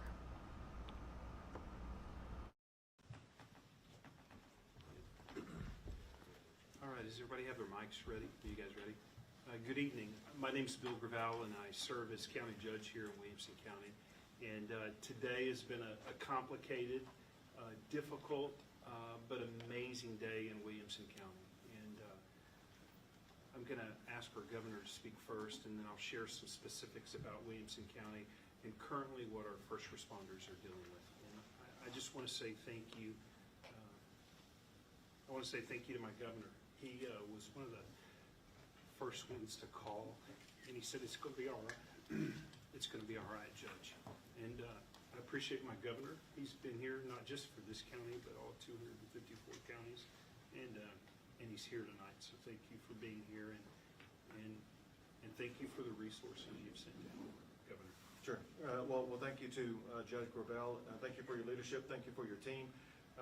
This is a sudden storm that comes up very swiftly, and it takes a swift response, and that's exactly what Williamson County has provided. And I wanted the judge to know that the state is standing with the people of Williamson County, shoulder to shoulder. We know that you have faced a devastating storm. Candidly, you may even label it storms, with multiple tornadoes ripping through Williamson County alone. We know there are many people whose lives have been completely disrupted, and people who've lost their homes. At the very same time, and what I'm about to say may be early and premature, but it may be a miracle also, because even though there's been some devastating physical damage, to my knowledge as of right now,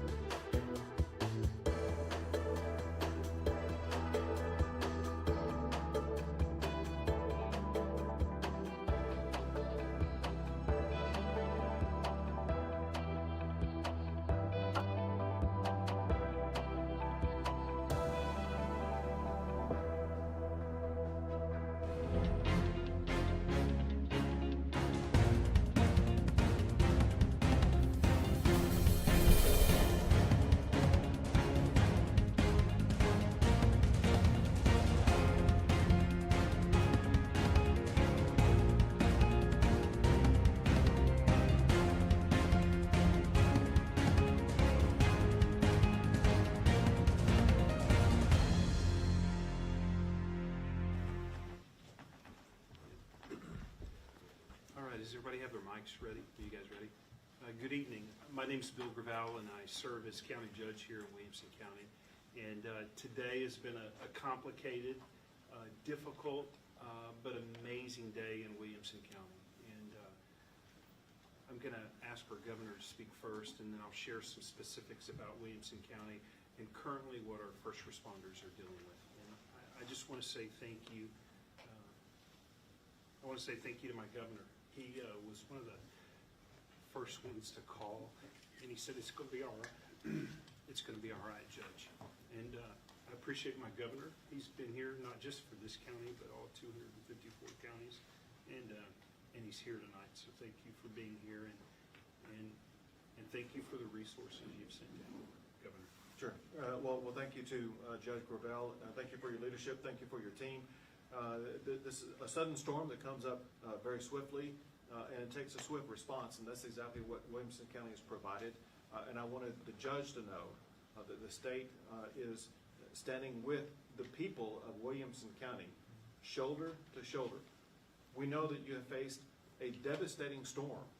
Candidly, you may even label it storms, with multiple tornadoes ripping through Williamson County alone. We know there are many people whose lives have been completely disrupted and people who've lost their homes.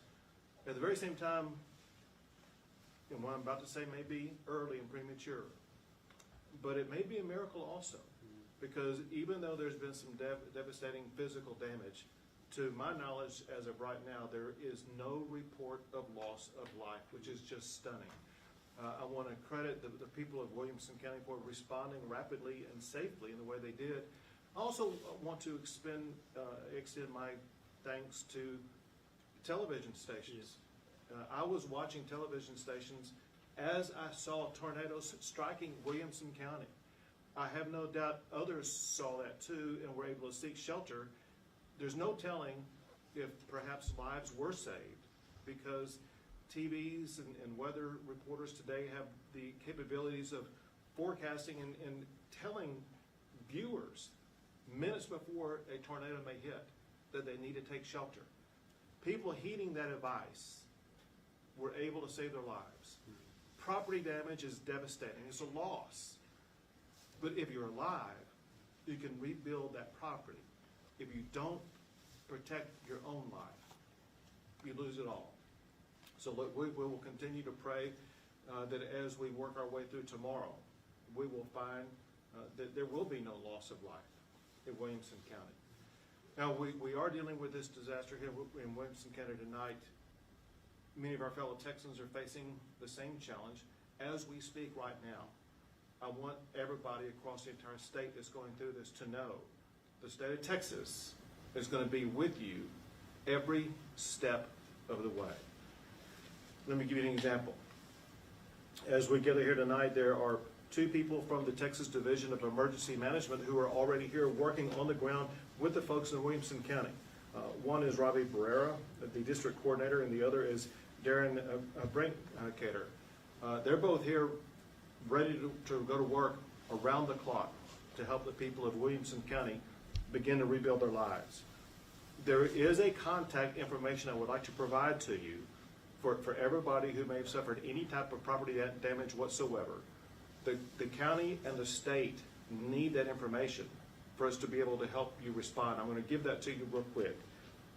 If you would go to damage.tdem.texas.gov, I give that to you one more time, damage.tdem.texas.gov.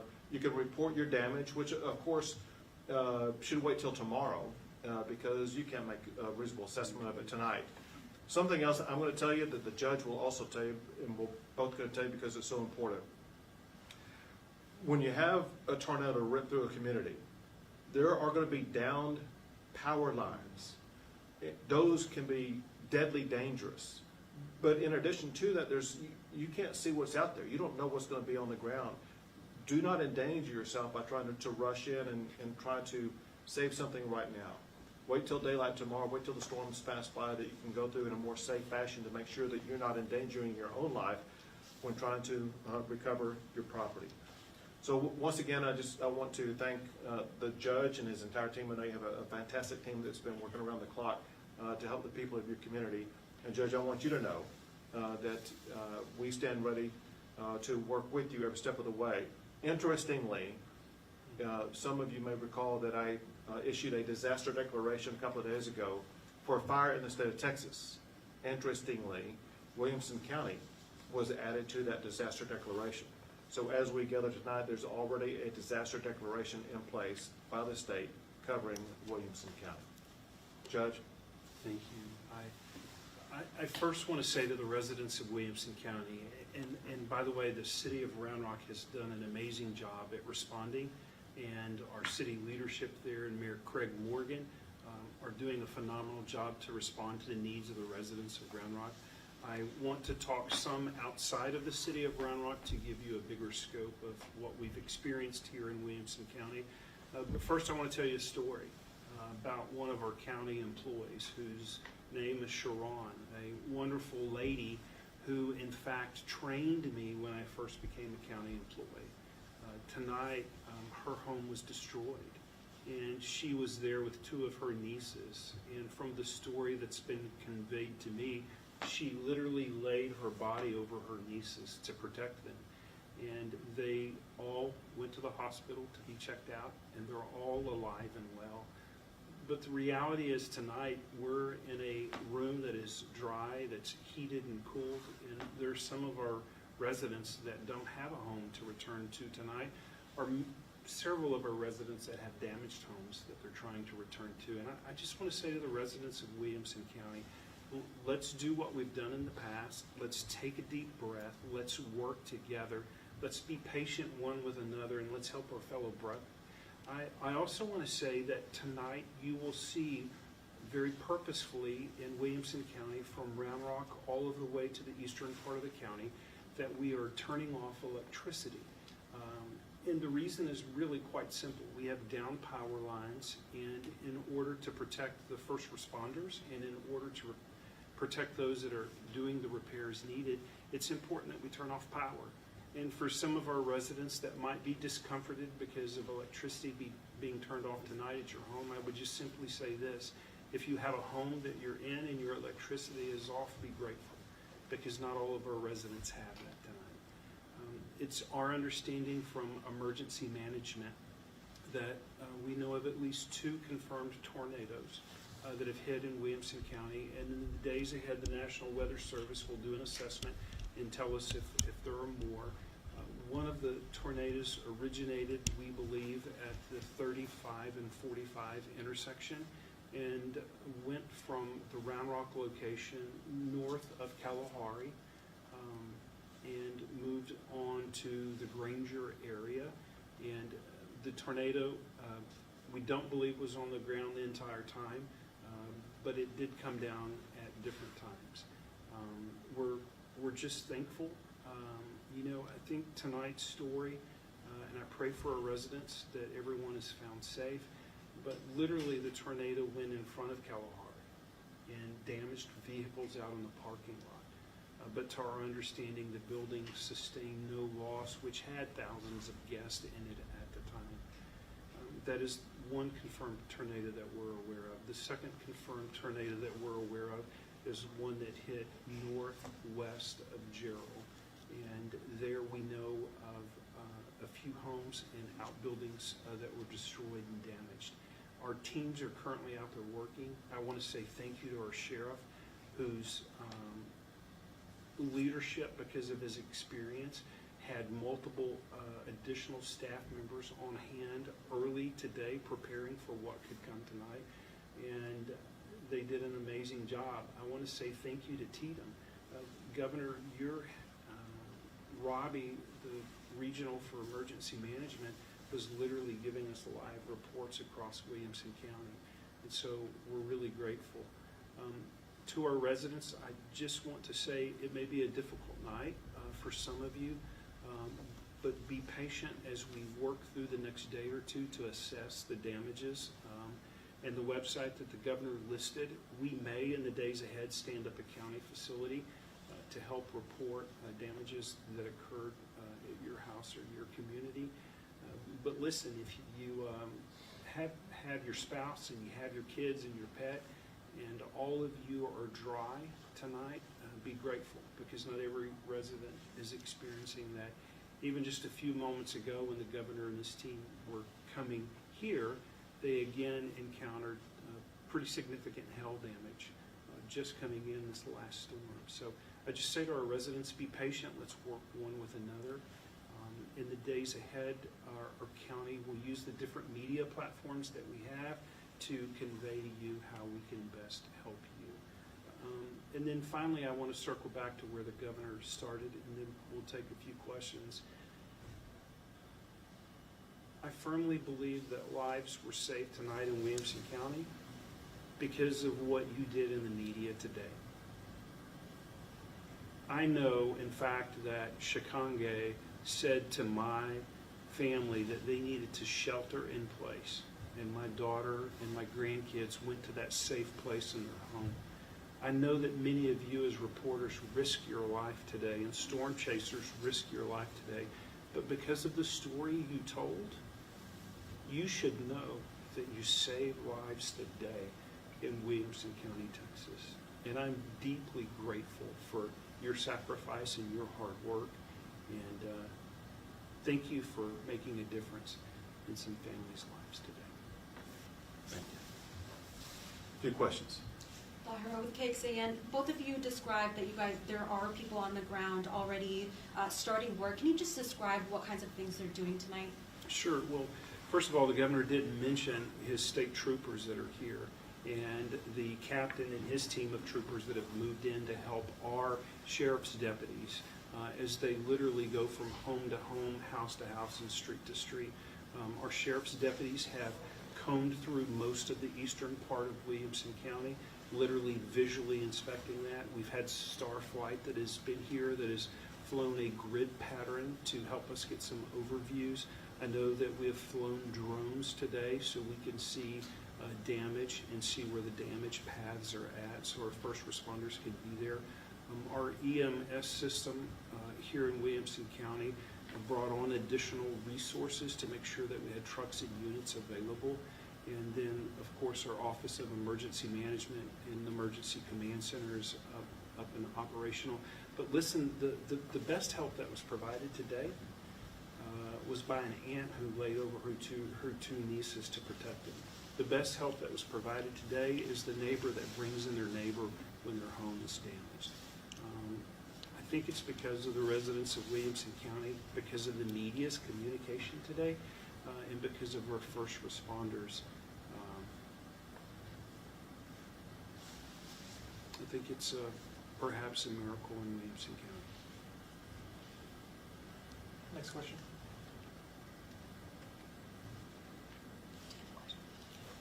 Where do you all go tomorrow? I know you said right now you're doing some house-to-house type of, not searches, but going by and seeing if anyone needs any aid. So tomorrow with daylight coming, what do you do then? Where do you go next? Well, so obviously the City of Round Rock and their emergency management staff is going to be on the ground, and we're there to support the City of Round Rock and the needs that they have. But we're literally going to be doing that in the unincorporated parts of Williamson County, and our emergency management team.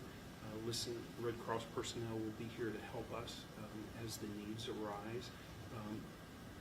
Where we go tomorrow is we partner with our local churches. One of our large churches here in the area, Celebration Church, has already contacted me, and they have a team of 200 volunteers ready to go at 9, another team of 200 volunteers ready to go at 11, and another team of 200 volunteers ready to go at 1 o'clock and 3 o'clock. So it's assessing. We need to get to daylight. Let's try to not go out tonight if you live in the eastern part of the county to be safe, right? If you see a power line, just assume that it's going to be dangerous. And let's stay inside as we can, and then tomorrow let's see what we discover in the daylight, and let's work together to clean up and put our county back the way that it was. Governor, I don't know if you're aware, they're also having trouble in Elgin, and they have reports of a tornado there, and maybe some people even trapped below mobile homes that have kind of caved in. What can you update us on that? So we are aware of what happened in Elgin, as well as other areas in Bastrop County. And listen, there are areas across the entire state that have been impacted by tornadoes and storms. We have the Texas Division of Emergency Management working in collaboration with the Texas Department of Public Safety, as well as other first responders, working first and foremost to try to save lives. Identify if there's anybody trapped, anybody who needs to be evacuated, making sure that they are scouring any area that was damaged whatsoever to determine if there is a life there that needs to be saved. But that's the first and foremost task, and that is something that will be happening around the clock. Any other questions? I do have one. I know you mentioned that we are still kind of waiting till daylight to survey damage as a whole, but we've done drone flyovers, things like that. Any initial quantity you can give us, like several homes or buildings destroyed, dozens, anything like that? Well, what I would say is this, is I think the damage is severe enough that I'm going to sign an emergency declaration tonight for Williamson County, which the governor's already signed a proclamation for us. I think there are a number of homes and a number of structures that have been damaged, and there are some that have been destroyed. And it's very difficult for us to quantitate that until we can see it in the daylight, to be honest. Great, thank you. Thank you all. Thank you. All right, everybody, you are watching Live Now from Fox. It is about 8:16 in the morning here on the East Coast, and you just heard from Texas Governor Greg Abbott briefing reporters about the situation in Texas, where we do know that severe weather and storms along with tornadoes have ripped through parts of East Texas and into North Dallas, as well as parts of Oklahoma City as well. But again, we do know North Texas was slammed by several reported tornadoes, leaving a trail of damage not only to homes but also to some schools. We want to head out to our Fox 4 Dallas's Shannon Murray. She is live in Jacksboro, Texas. Shannon, you are in front of one of the schools that was damaged yesterday. What can you tell us about what's behind you? Right, so yeah, this is one of the schools, the elementary school here in Jacksboro, that was significantly damaged. We just had a news conference with some of the city and county leaders here saying just how incredible it was that no one was seriously hurt or killed in this storm. When you look at the incredible amount of damage here, just devastating. This is the gymnasium here of the elementary school, the roof ripped off and the walls caved in. And here over on the other side of this parking lot, you see the cars flipped upside down here in the parking lot. Yesterday, when this tornado hit, there were parents waiting in this parking lot to pick their children up. They had to rush inside when the storm came through this neighborhood and take cover in the school's storm shelter. So again, just incredible that no one was seriously hurt. No one was killed in this storm. The fire department telling us this morning they spent the night assessing the damage here, checking to see if anyone was trapped or needed rescuing. Only 4 people needed their help, and in all, just 9 people were treated for injuries. The police chief telling me those injuries, just scratches and bumps. So truly everyone here seems to be doing okay. They will continue today assessing the damage, checking for any downed power lines, also checking for any gas leaks. They're urging people to stay out of those areas where they're working. The Red Cross is also here on site, allowing people to come in for assistance if needed. They have set up a shelter here in this area. The high school just down the road also had significant damage there. The roof there ripped off. The gymnasium walls there also caved in. Also some damage to the football field and their agricultural building at that school. There are only 3 schools here in this district, elementary, middle, and high school. The superintendent saying that they do have storm shelters, and those proved to be in good shape. Those proved to be working yesterday. Everyone was able to take cover and get to safety when the storm came through. And they have canceled classes here for the rest of the week. Shannon, Mackenzie, yeah, that was we'll send it back to you. That was actually going to be my next question. You know, several schools damaged. So you did say classes are canceled. Is there any indication on how long classes will be canceled, and if they're making accommodations for students, if they're going to set up some sort of temporary school for them? No indications of that at this time, but they are canceling school for the rest of the week. Clearly not able to hold classes here at the elementary school or the high school as well, so the district went ahead and canceled for the rest of the week. They are, again, like I said, urging people to just stay out of any of these damaged areas because it's not really safe, especially as they have those crews in there working, especially checking on electricity and gas lines to make sure everything is safe before people are allowed back in. And there will be significant repairs that need to be done before anyone can be back on these campuses. All right, Fox 4 Dallas's Shannon Murray, thank you so much for that live report again, coming from Jacksboro, Texas. And we do know that parts of the South, other parts of the South are expecting some major weather. So again, Shannon, thank you for that. We do want to head out to this XRAD weather radar here on your screen where you can see some of those storms that Shannon was talking about. Again, severe weather expected still today for parts of Texas, Louisiana, and Arkansas. You can see that green there on your screen, moving northeast. So again, several states not out of the way of that severe weather just yet. Now, we are tracking several top stories. Of course, weather is one of them. We do want to let you know, coming up in about 40 minutes, we are expected to begin day 2 of the Supreme Court confirmation hearings for Judge Katanji Brown Jackson. She is expected to take questions later today, as we said, starting in about 40 minutes at 9 a.m. She's going to take some questions from lawmakers. Also, another top story that we are tracking, of course, refugees crossing into Poland. In the right-hand corner of your screen, we have seen women, children, people in wheelchairs fleeing Ukraine and again crossing into Poland's border right there, which we know, according to the United Nations, 3.5 million people have now fled Ukraine since the war in Russia began about 27 days ago. So again, these are several of the stories that we are tracking today, but we do want to head out to the latest press briefing with Pentagon Secretary John Kirby. Look at you, back in the Pentagon. All right, a couple of things to hit at the top here, if you just bear with me. Today, all of us here in the department want to remember and honor 4 U.S. Marines who were tragically killed in a training flight crash south of Bodo in Norway, where they were supporting Exercise Cold Response 2022. Captain Matthew J. Tomkevich of Fort Wayne, Indiana, Captain Ross Reynolds of Leominster, Massachusetts, Gunnery Sergeant James W. Speedy of Cambridge, Ohio, and Corporal Jacob M. Moore of Catlettsburg, Kentucky, were all assigned to Marine Medium Tilt Rotor Squadron 261.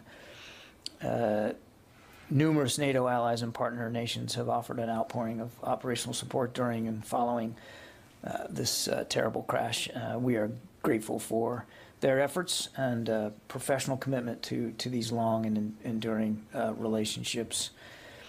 The Marine Corps did assist the Norwegian-led recovery effort. The deceased will be reunited with their families through a dignified transfer in coming days.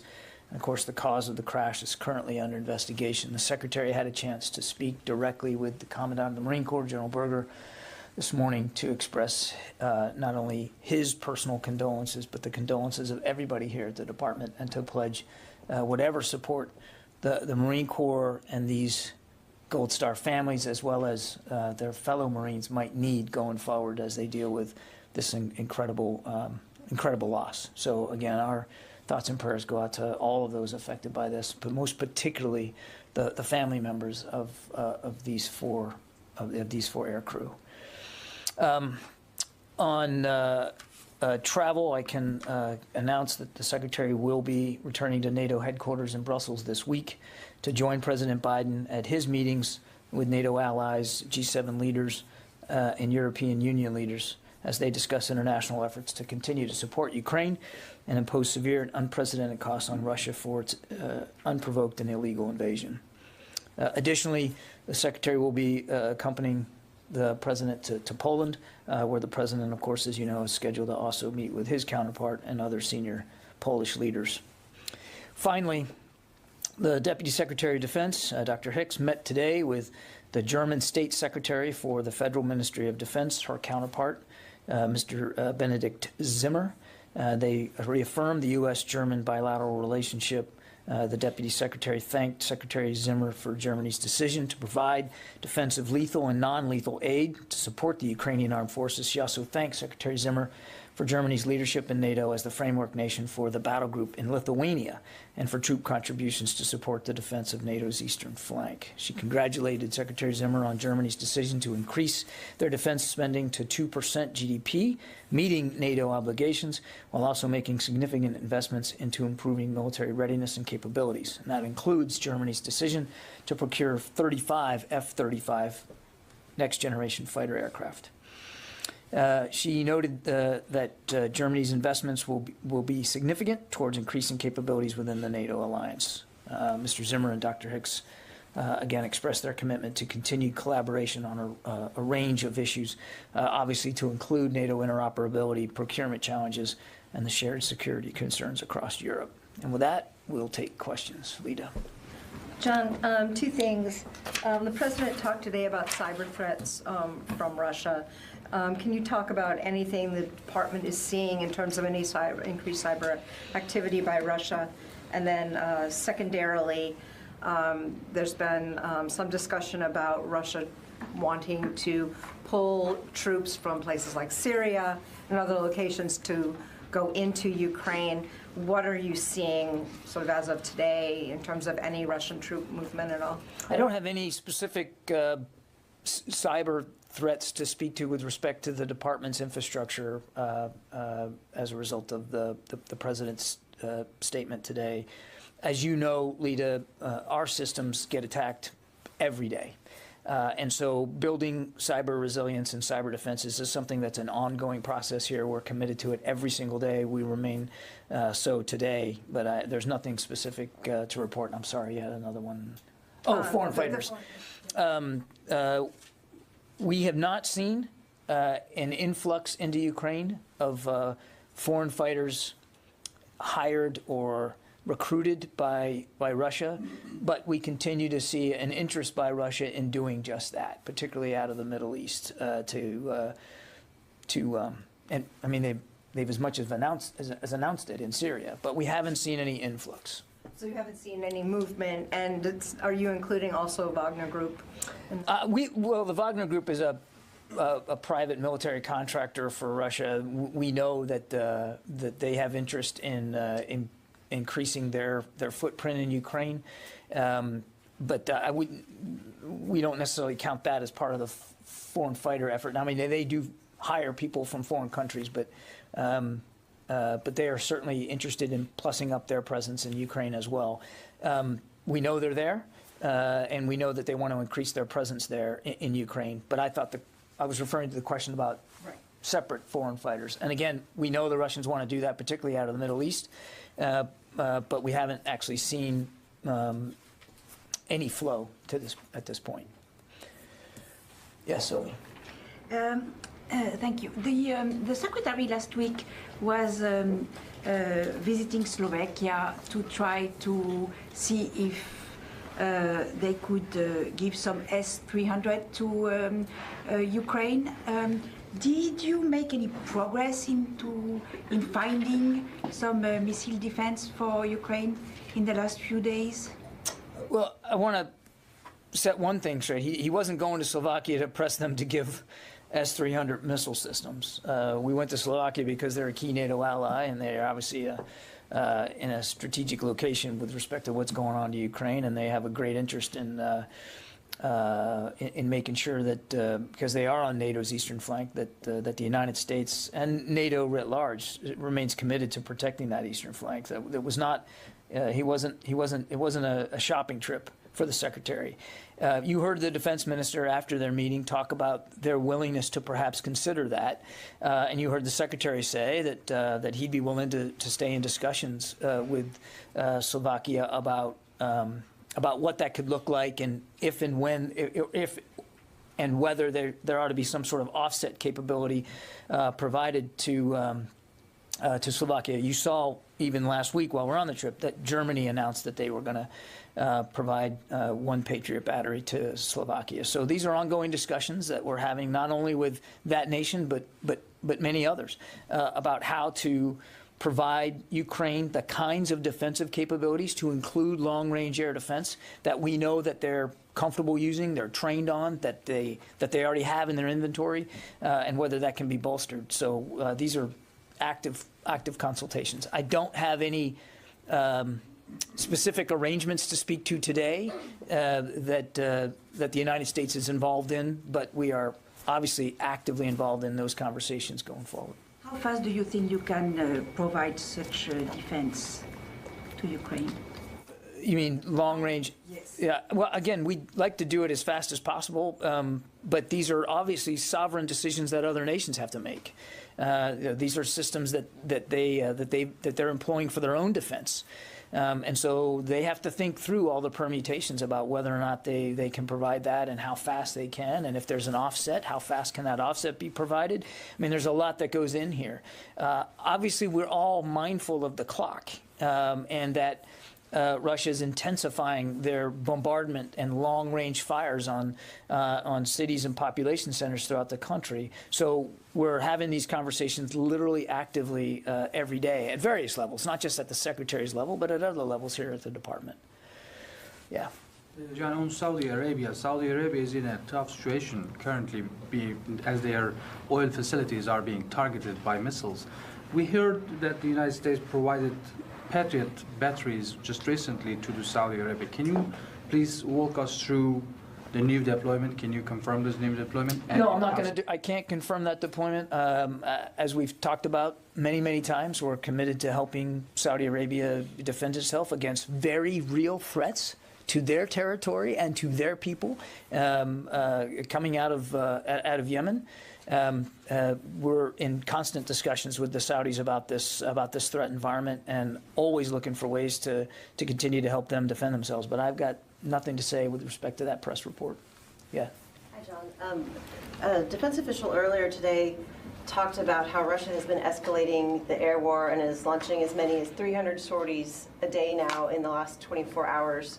Is this a new phase in their invasion of Ukraine? And do you think that, or I guess my question would be why? Do you think that there are additional sorties being launched? Is it because their convoys are still basically stuck miles outside of the city? What else are you seeing in the air to show that maybe this may be a new phase?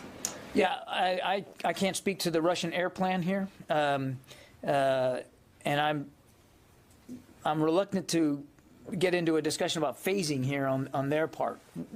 But let me just back up and tell you what we think we're seeing here. We're on day 26. The Russians have clearly not achieved many or almost all of the objectives that we believe they were setting out to achieve. Clearly, and we said this from the beginning, Tara, that they wanted to get after population centers so that they could take control of key ports, key cities, key government institutions, and supplant the government of Ukraine with one more friendly to Russia, and then basically over time erase the sovereignty of Ukraine. When you look at what they've managed to do in 26 days, it's not that impressive. We believe that they're in control of Kherson, but even in Kherson, over the course of the last 48 hours or so, the Ukrainians launched a counterattack to go after them in Kherson. And we know they moved up that coast towards Mariupol, so we assess that they're in control of a town called Berdansk, but Mariupol hasn't fallen, and the Ukrainians are fighting, as you all have seen very easily for yourselves, how bravely they're fighting to defend that city, that very key port city. So I think what we're seeing here is the Russians have been flummoxed, they've been frustrated, they have failed to achieve a lot of their objectives on the ground. And because they are essentially still stalled outside Kyiv, outside Kharkiv, outside Cherniv, and so many other places, that they are stepping up their, what we in the Pentagon here call long-range fires, bombardment from afar, whether that's cruise missiles, ballistic missiles, artillery fire. They're lobbing an awful lot of hardware into these cities to try to force their surrender. And it's increased over the last few days. Again, I'm not telling you anything that you guys haven't seen for yourselves, and so many brave reporters on the ground there.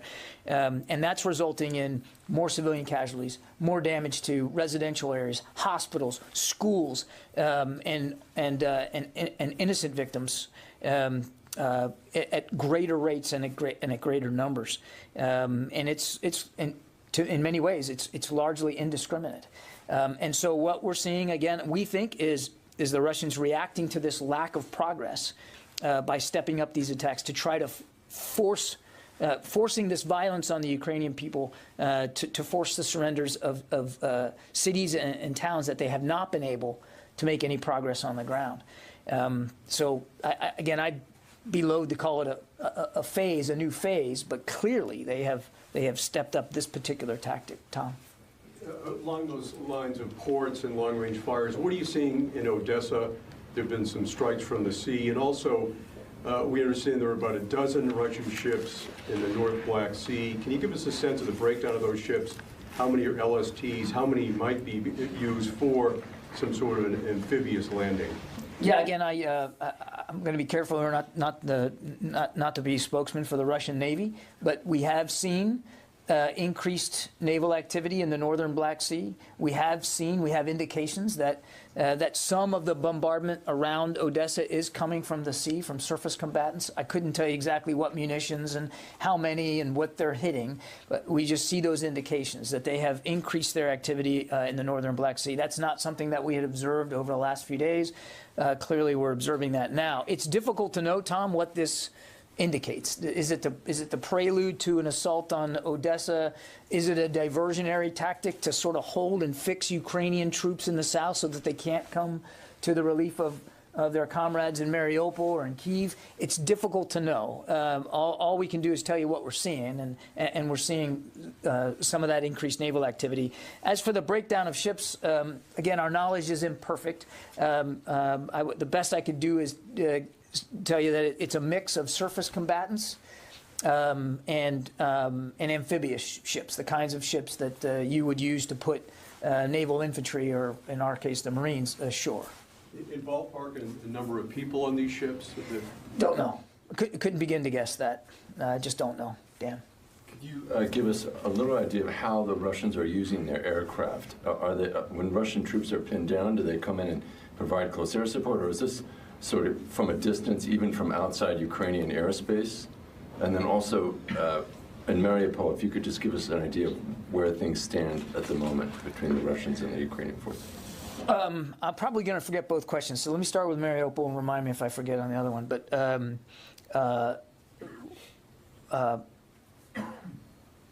the Ukrainians are very much defending Mariupol. The Russians have tried to encircle Mariupol, surrounding it both from the north and from the south or up the coast. And the bombardment of Mariupol, and again, I'm not telling you anything you guys haven't seen through your own sourcing, has intensified over recent days. That they clearly want to take Mariupol. And if you just look at a map, Dan, you can understand why that is. It's a key port city there in the Sea of Azov. It's a link between the Donbass area and Crimea, and it could also be used if they want to squeeze off eastern Ukraine and to try to prevent Ukrainian armed forces from their own flexibility and maneuverability. You can see why Mariupol might be of interest, but the Ukrainians are defending it bravely and have been able to stymie the Russians' efforts to take it. On the aviation question, see, I didn't forget. Again, I want to be careful not to speak for a Russian air plan that we don't own, and we don't have perfect visibility in it. I would say a couple of things. We still assess that the airspace over Ukraine is contested, that the Russians have not achieved air superiority. They still have significant surface-to-air missile coverage over over much of Ukraine. That is true. A lot of that comes from systems that are outside the country. And I would say the Ukrainians have been extraordinarily effective at preventing the Russians from achieving air superiority by the agility and the nimble way in which they are marshaling their own air defense resources. And that includes everything from aircraft to surface air missile systems, both short range and long range. And that's why, to Sylvie's question, we're continuing to not only provide short range air defense systems to them ourselves, but to work with allies and partners to provide longer range air defense systems. I really don't want to talk about how many flights either Air Force is flying. Again, we don't have perfect visibility and knowledge in that. I would tell you that certainly not all of the air launch cruise missile strikes that the Russians are perpetrating are coming from inside Ukrainian airspace. They don't need to. They can launch air assaults from outside the country as well, and we've seen them do that. But again, the Ukrainians have worked really creatively in the last 26 days to prevent the Russians from absolutely dominating the skies. David. Of those 1,100 Russian missiles, have the Ukrainians been able to intercept any of them? Yeah, first of all, I can't confirm the number, and I think they have certainly, I would just put it this way, David, they've used their air defense very effectively, but I couldn't give you an accurate count of exactly how many that they've been able to strike and prevent. But they have intercepted. I think I'm just going to leave it at that. Yeah. We've been talking a lot about the resilience of the Ukrainian forces. Are we seeing them shift into having the upper hand here, and how are those weapon shipments helping, and could this potentially turn the course of the war? I don't want to get predictive here about what's going to happen and when. I would just say that we remain committed to helping Ukraine defend itself. That means helping them get the systems that they're trained on and are competent in to defend not only their actual ground, but also the airspace over that ground. And they have done a very good job of that. So we're going to keep doing that as much and as fast as we can. The president just signed another $800 million drawdown package that we are actively now filling out, and hopefully shipments will be arriving very, very soon. But their combat power seems to be a 50-50. Are they pulling ahead in terms of, any success or? Again, I want to be careful not to get into a qualitative assessment here of who's winning on any given day. It depends on where you are. I mean, one of the brilliant things that Ukrainians have done is be thoughtful about where they're defending and with what and when to be there, and that is what has stymied the Russian advance. I mean, we're at day 26, and they're still well outside Kyiv. They haven't taken Kharkiv. They haven't taken Cherniv. They haven't taken Mariupol. And we're seeing them react to this frustration by ever more bombardment. And so I really don't think it's a useful exercise on a daily basis to say, who's up and who's down. Good morning, everybody. You're streaming live now from Fox. On this Tuesday, March 22nd, we've got several top stories working for you here on our screen. We are currently listening in to the latest Pentagon press briefing from Secretary John Kirby as we continue to monitor all of the latest developments as the Russian invasion of Ukraine has officially entered day 27. We are also monitoring outside of the Supreme Court of the United States because in just about little more than 15 minutes, Judge Katanji Brown Jackson, the U.S. Supreme Court nominee who would be the first black woman on the high court, she's going to face questioning from senators today as part of her confirmation hearings. We did bring you basically the entire hearings raw, live, and unfiltered just yesterday. She was sworn in before the Senate Judiciary Committee and listened to more than 4 hours of lawmakers' opening statements. So we actually have several different vantage points working. Here's outside inside of the Supreme Court. And then we actually do have something that just came into our desk. This is what we like to call a stakeout cam. So this is inside of where the hearing is going to be, outside of the main room. But yesterday when we brought you this shot, we actually did see Judge Jackson walk in with her family. Yesterday, family was a huge part of her opening remarks. She attributed her success, wanting to be a role model for her daughters, watching her father study for the bar, and that's why she wanted to become a judge and a lawyer. So definitely some touching remarks from Judge Katanji Brown Jackson just yesterday. And today is going to be a little more intense. She is definitely going to be in the hot seat. And looks like we've got somebody stepping up to the plate to speak to the media ahead of these hearings. Let's listen in live on Unfiltered. Form of justice known as trial by ordeal, because Judge Jackson will face 22 senators each with a half-an-hour questions. I hope we can finish it today, this aspect. How do you expect her to handle the questioning today? Well, finally, she gets to speak. Yesterday, she had to sit there and listen while some praised and some condemned her. Now she'll have a chance to respond. That's only fair. Is there anything that you're planning to ask that you want to discuss already? No, not that I want to discuss. Stay tuned. Thanks so much.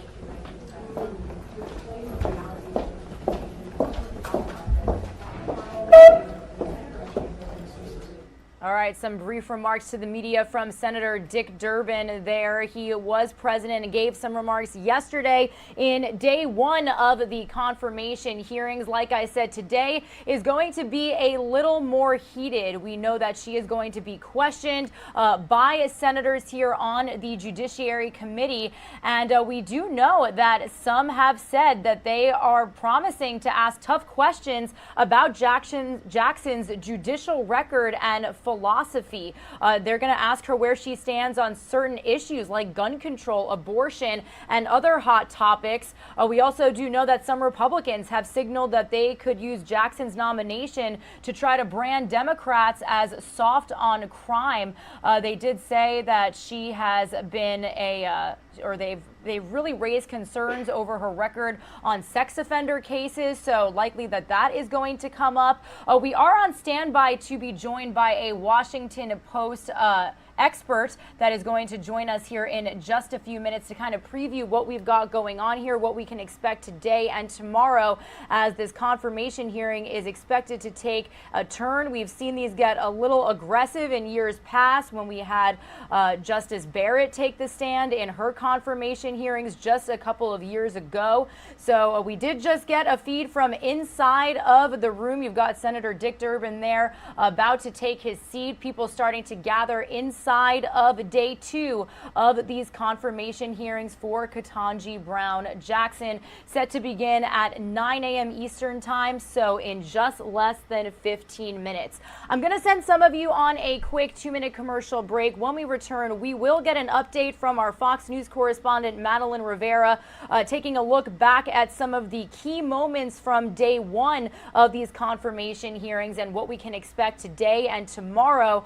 We'll also get some reaction from lawmakers after day one of that hearing yesterday, only about 4 minutes long. They spoke very briefly to the press following really more than 4 hours of speeches, of opening remarks. We did hear from Judge Jackson herself. So we will take a look at all of that here, as well as bring you a quick update on some other top stories that we are following here as well before these hearings get started. All morning long, we have been bringing you a live look at our XRAD radar and some really chilling video coming from on the ground in Texas and Oklahoma, as several tornadoes have caused really immense damage to schools, to homes, to neighborhoods. We actually do have something that we call a weather camera coming out of a specific area in Texas called Round Rock.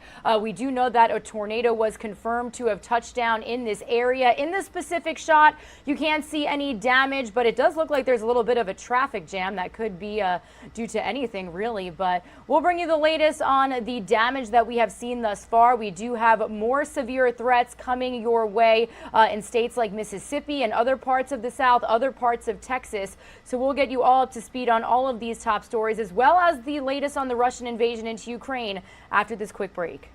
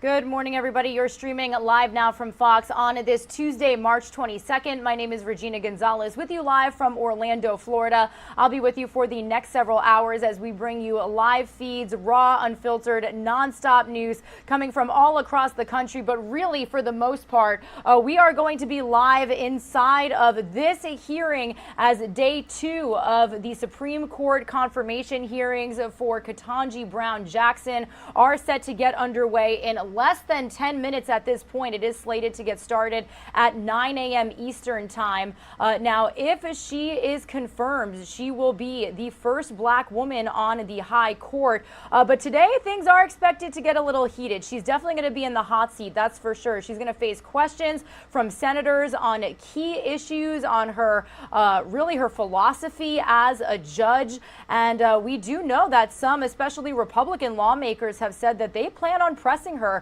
a little bit today. Now, this comes yesterday as she was sworn in on day 1 of these hearings before the Senate Judiciary Committee, and she listened to more than 4 hours of lawmakers giving their opening statements. It was the first of 4 days of hearings that are being held this week, in which Republicans on the committee promised, again, like I said, to ask tough questions about Jackson's judicial record and philosophy, and they vowed not to turn the week-long hearing into the spectacle of previous confirmation hearings. So you could see Senator Dick Durbin there taking his seat briefly before in what we like to call a stakeout cam. He did give some brief remarks to the media.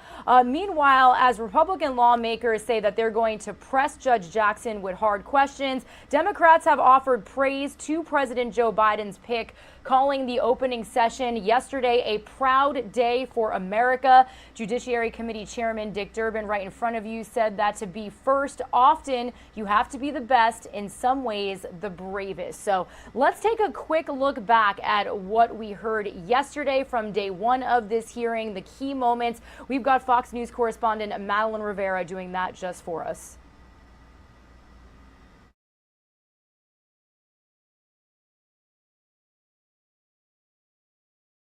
One by one, the 22 senators on the Judiciary Committee will begin their rounds of questioning as they pry into the record and judicial philosophy of Judge Katanji Brown Jackson. I evaluate the facts, and I interpret and apply the law to the facts of the case before me without fear or favor. Judge Katanji Brown Jackson emphasizing her neutrality ahead of 2 days of questions from lawmakers. Republicans are promising pointed questions, but add they will not be fueled by race or any ulterior motives to try and tarnish her reputation. A reference to Justice Brett Kavanaugh's contentious hearings in 2018. Count me in on the idea of making the court more diverse. No Republican senator is going to unleash on you an attack about your character. Democrats are praising Jackson's experience as a jurist, arguing she is not a puppet of the so-called radical left, pointing to accusations lobbied against her that she has been soft on crime. Some Republicans highlighting previous cases where they say she gave child sex offenders more lenient prison sentences. Judge Jackson handed down a lenient sentence that was below what the federal guidelines recommended. These baseless charges are unfair. Democrats don't need Republicans to confirm Jackson, provided that all 50 members stick together, with Vice President Kamala Harris providing the tie-breaking vote. But they do hope she does get some bipartisan support, and they are aiming to get Jackson confirmed by April 8th. In Washington, Madeline Rivera, Fox News. All right, thank you to Madeline Rivera for that report. As you can see, we've got lawmakers slowly making their way into this hearing. It is slated to get underway at 9 a.m. Eastern time, likely a little couple minutes after that, but we're going to continue monitoring all of these feeds for you here on Live Now from Fox. Before we bring you full, live, raw, unfiltered coverage of this hearing, I do want to let you know that we are also monitoring a major top story here this morning related to weather. weather. Now here's a look at our XRAD radar showing you that system that is continuing to make its way through the southeastern portion of the United States. I should say really just south in general. We know that a multi-day severe weather outbreak with tornadoes, destructive winds, large hail, and flash flooding is underway across parts of the south. And these dangerous storms are expected to continue slowly eastward through the midweek. You can see that system slowly making its way east as we speak right now. Tornado watch is valid until 8 a.m. Central Time for portions of southeastern Texas, including Houston and College Station. A tornado watch is valid until 8 a.m. Central Time for parts of eastern Texas, northwest Louisiana, and far southern Arkansas, I should say. So these are basically just ending as we speak. And as of this morning, we can confirm that at least 7 people have been injured during this severe weather outbreak thus far. We actually do have some very heartbreaking video to show you that we've been getting into our Live Now from Fox desk all morning long. We know that 3 were seriously injured between Cooper and Crockett, Texas, after an apparent tornado ripped through the area, and another 4 suffered minor injuries near Ore City, Texas, from a possible tornado. We also have some very chilling video to bring you, and I want to show you this really quickly because it really just makes your mouth drop open.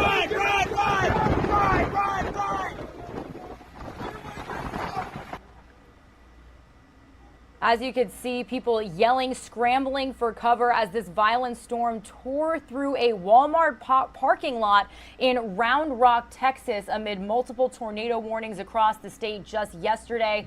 This footage was posted on social media by James Watson, who is an employee at this local Walmart store. And you could see debris flying through the air as he and other staff members are calling people inside the store to safety.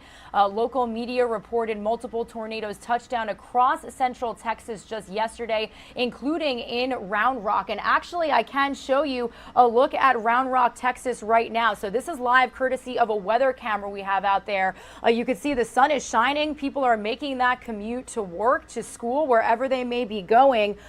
So we do know that this system is continuing to move eastward, and we will have some updates all day long courtesy of our Fox weather team. All of our stations in Texas working boots on the ground this morning to really show us the damage. And if you were tuning into our show a little bit earlier, you may have seen the scene this morning of this neighborhood. This is Jacksboro, Texas. This is about 60 miles northwest of Fort Worth. Some are calling it a miracle that students and staff are okay inside of that school. That's what you're looking at right now. Witnesses that say that they saw the storm hit several school buildings Monday afternoon. The high school's roof partially collapsed, leaving the gym filled with debris. There was also damage to the football field. The Jacksboro ISD superintendent says he's thankful students were safe inside the facilities. And as you can see, the drone is kind of panning around the neighborhood. Up to 80 homes are damaged in the town, and 30 miles to the northeast in Bowie there were reports of people trapped in collapsed structures. So we are continuing to monitor all of the video, all of the aftermath scenes coming through, and we do know that we have a chopper live right now. It looks like they are headed to the scene of some damage out there in the Dallas area of Texas. We've been checking in with our Texas stations all morning long, but also important to note that there was damage also seen in the state of Oklahoma. Speaking of our teams in Texas, as we continue to monitor the feeds coming from inside of the Supreme Court nomination hearings for Judge Katanji Brown Jackson, as you can see, senators, lawmakers there, Lindsey Graham taking his seat, but not yet getting started yet. I do want to continue showing you some of the conditions that we've seen from these weather events, these severe weather threats, these tornadoes that touched down there just yesterday. We're going to head out to the Houston area. That's where our Fox 26 Houston team was out there earlier this morning, right after the tornado made its way through several neighborhoods. Let's listen in.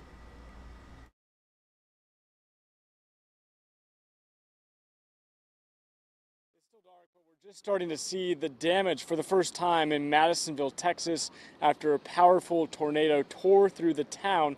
power lines, tree limbs, even it looks like a piece of roof just blown away from the powerful twister.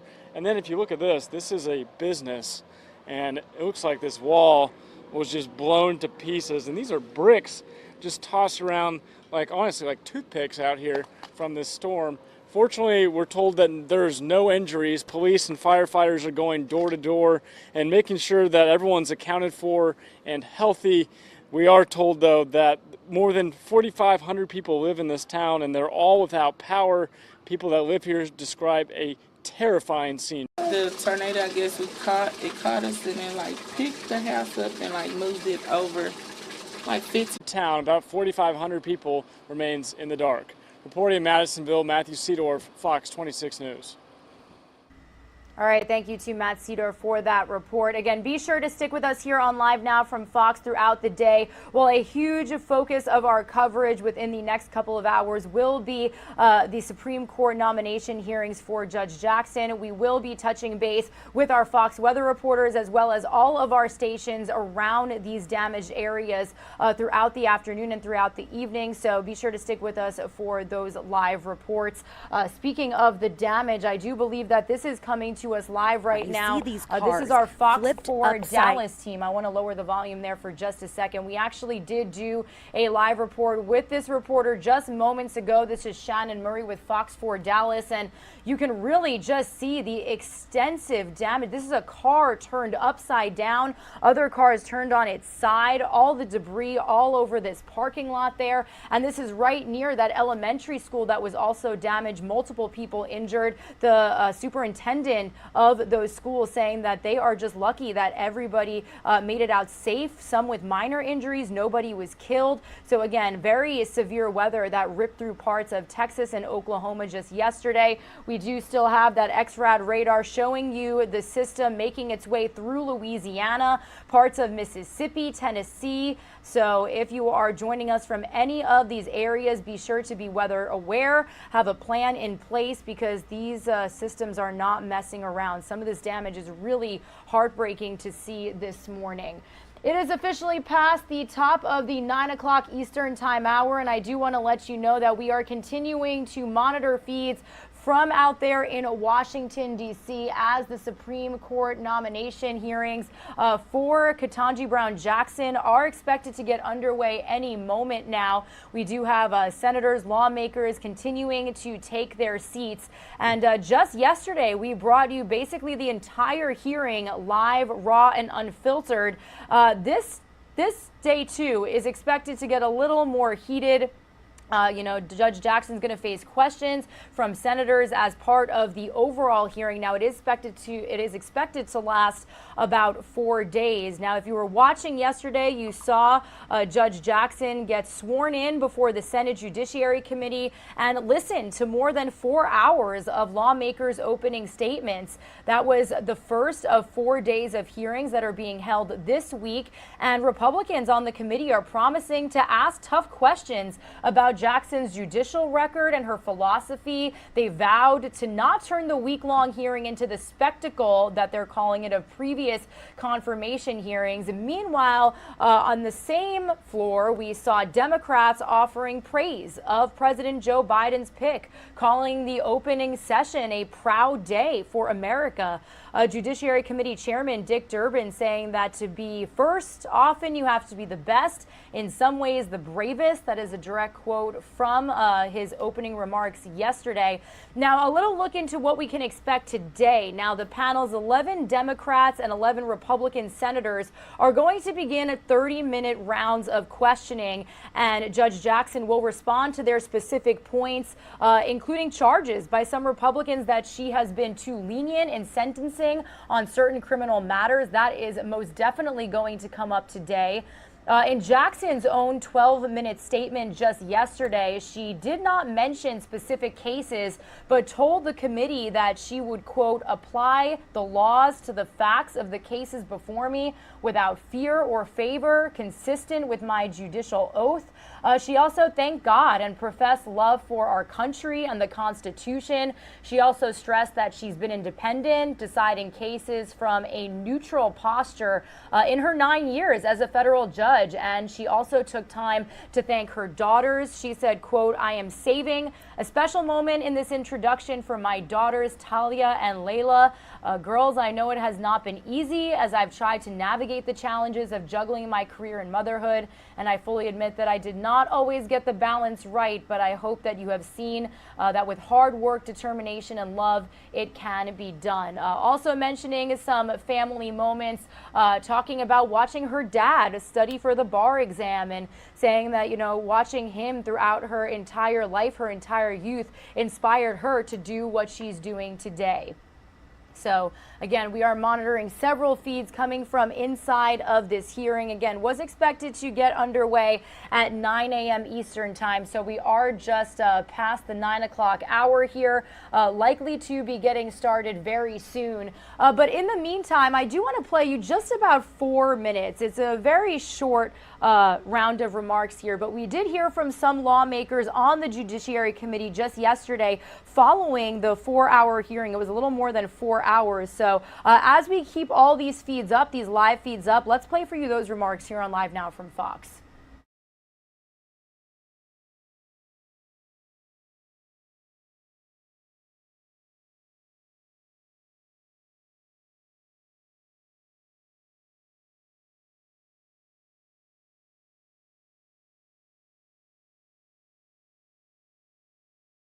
And it does look like we have Judge Jackson entering the room today, taking her seat. You can see the media, the cameras taking photos. We've got Senator Dick Durbin taking the seat there, and it looks like he is hammering down the gavel. So forget about those remarks from yesterday.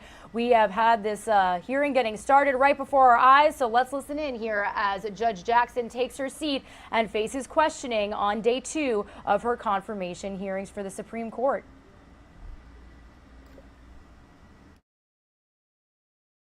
Medieval justice known as the trial by ordeal.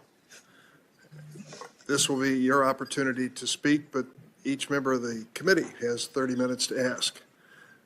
And I know that they're going to be careful to stay within time limits of those 30 minutes.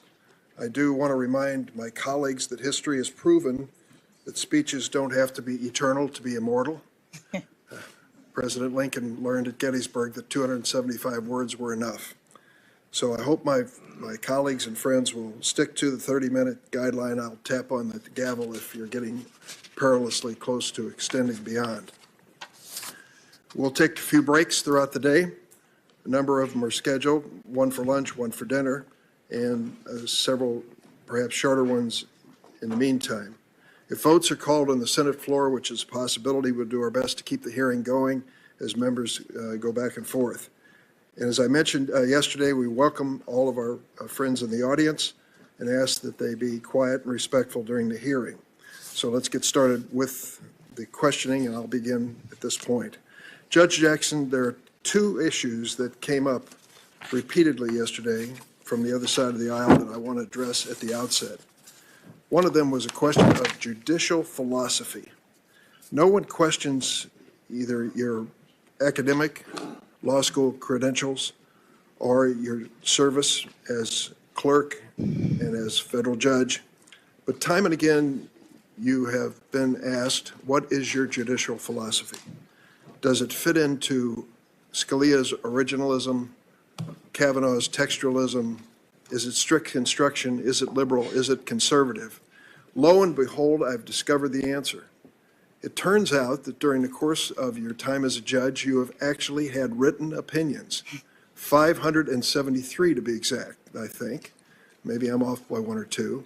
And they more or less express your view of the law as the facts are presented to you in each one of those cases. And then some 12,000 pages from the Sentencing Commission, transcripts of deliberations on important issues. For most of us as elected senators, if people asked, what's your philosophy, we'd point to our voting record. You have a record when it comes to court decisions. And this committee, for the 4th time, is delving into everything that you've published as a judge and even before. So would you like to comment at the outset of those who are looking for a label, what your position is on judicial philosophy? Yes, thank you, Mr. Chairman. Over the course of my almost decade on the bench, I have developed a methodology that I use in order to ensure that I am ruling impartially and that I am adhering to the limits on my judicial authority. I am acutely aware that as a judge in our system, I have limited power, and I am trying in every case to stay in my lane. And so what I do is I essentially follow 3 steps. The first step is when I get a case, I ensure that I am proceeding from a position of neutrality. This means that you get a case and it's about something and it's submitted by certain parties. I am clearing my mind of any preconceived notions about how the case might come out. I'm setting aside any personal views. It's very important that judges rule without fear or favor. The second step is once I've cleared the decks, so to speak, in this way, I am able to receive all of the appropriate inputs for the case. That is the parties' arguments. They've written briefs. Sometimes we have a hearing. Sometimes we hear from other parties, amici in a case. And then there's the factual record. I am evaluating all of the facts from various perspectives. I think my experience, all of the various experiences that I've had, really helps me at this stage to see the perspectives of all of the parties and to understand their arguments. And then the third step is the interpretation and application of the law to the facts in the case. And this is where I'm really observing the constraints on my judicial authority. There are many constraints in our system, importantly, because judges have limited authority. And so I am, first of all, looking at my jurisdiction. Threshold matter in every federal case is to make sure that you even have the power to hear the case. In evaluating jurisdiction, you're looking at all sorts of things. The text of a jurisdictional provision, for example, precedent related to it. If I can get to the merits of the case, if I have jurisdiction, then I am observing the limits on my authority concerning the question. So if it is a statute, for example, or a provision of the Constitution, I'm looking at the text. The adherence to text is a constraint on my authority. I'm trying to figure out what those words mean as they were intended by the people who wrote them. So at this point, I'm looking at original documents. I am focusing on the original public meaning because I'm constrained to interpret the text. Sometimes that's enough to resolve the issue in terms of the merits. Judges also look at history and practice at the time of the document was created. If it's a statute, I'm looking at Congress's purposes, because again, I am not importing my personal views or policy preferences. The entire exercise is about trying to understand what those who created this policy or this law intended. I'm also looking at precedent, which is another constraint on judicial authority. I am looking at prior cases and trying to understand what other judges have said. As a lower court judge, I'm bound by the precedent. And even in the Supreme Court, if I was fortunate enough to be confirmed, there's stare decisis, which is a binding kind of principle that the justices look at when they're considering precedents. So all of these things come into play in terms of my judicial philosophy. Another issue which has come up to my surprise, and I've spoken to my Republican colleagues about their fascination with it, is the notion of the composition of the Supreme Court, which euphemistically is referred to as court packing. I have said on the floor, and I will repeat here, there is exactly one living senator who has effectively changed the size of the Supreme Court. That was the Republican leader, Senator McConnell, who shrank the court to 8 seats for nearly a year in 2016 when he blocked President Obama's nomination of Merrick Garland. Now, that question on court packing was posed to Amy Coney Barrett, justice in the court, when she appeared before this committee. She was asked about it. She said, and I quote, "could not opine on it." And on many other policy issues, then Judge Barrett said repeatedly she could not share her views, stating, and I quote, "I will not express a view on a matter of public policy, especially one that is politically controversial, because that is inconsistent with the judicial role." I do believe we should have rules and traditions and precedents, but we shouldn't have a separate set of rules for Republican nominees and Democratic nominees. So Judge Jackson, if a senator were to ask you today about proposals about changing the current size of the Supreme Court, what would your response be? Senator, I agree with Justice Barrett in her response to that question when she was asked before this committee. Again, my North Star is the consideration of the proper role of a judge in our constitutional scheme. And in my view, judges should not be speaking to political issues, and certainly not a nominee for a position on the Supreme Court. So I agree with Justice Barrett. Let me address another issue that came up yesterday in the opening phase of this nomination hearing, and it's the issue involving child pornography. I want to turn to that issue because it was raised multiple times, primarily by the senator from Missouri. And he was questioning your sentencing record in child pornography cases that do not involve the production of pornographic material. They're known as non-production cases. I wanted to put some context here. The senator from Missouri has in his tweets said of your position on this issue, Judge Jackson has a pattern of letting child porn offenders off the hook for their appalling crimes, both as a judge and a policymaker. She's been advocating it since law school. This goes beyond soft on crime, the senator said. I'm concerned this is a record that endangers our children. I thought about his charges as I watched you and your family listening carefully yesterday, and what impact it might have had on you personally to know that your daughters, husband, parents, family, and friends were hearing the charges that your implementation of this law, sentencing, endangered children. Could you tell us what was going through your mind at that point? Thank you, Senator.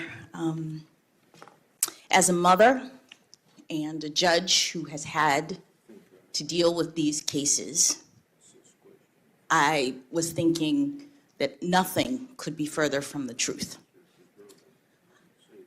These are some of the most difficult cases that a judge has to deal with because we're talking about pictures of sex abuse of children.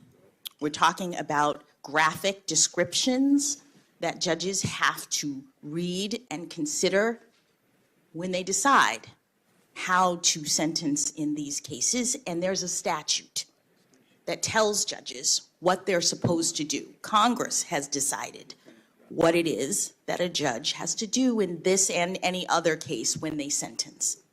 And that statute doesn't say, look only at the guidelines and stop. The statute doesn't say, impose the highest possible penalty for this sickening and egregious crime. The statute says, calculate the guidelines, but also look at various aspects of this offense and impose a sentence that is, quote, sufficient but not greater than necessary to promote the purposes of punishment.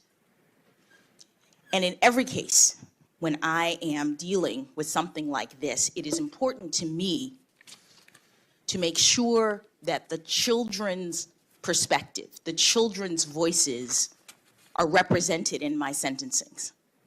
And what that means is that for every defendant who comes before me and who suggests, as they often do, that they're just a looker, that these crimes don't really matter, they've collected these things on the internet and it's fine, I tell them about the victim statements that have come in to me as a judge.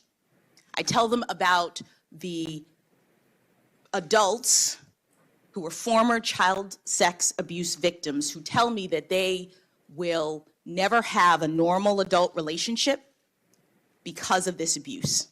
I tell them about the ones who say, I went into prostitution, I fell into drugs because I was trying to suppress the hurt that was done to me as an infant. And the one that was the most telling to me, that I describe at almost every one of these sentencings when I look in the eyes of a defendant who is weeping because I'm giving him a significant sentence. What I say to him is, do you know that there is someone who has written to me and who has told me that she has developed agoraphobia? She cannot leave her house because she thinks that everyone she meets will have seen her pictures on the internet. They're out there forever. At the most vulnerable time of her life, and so she's paralyzed. I tell that story to every child porn defendant as a part of my sentencings so that they understand what they have done. I say to them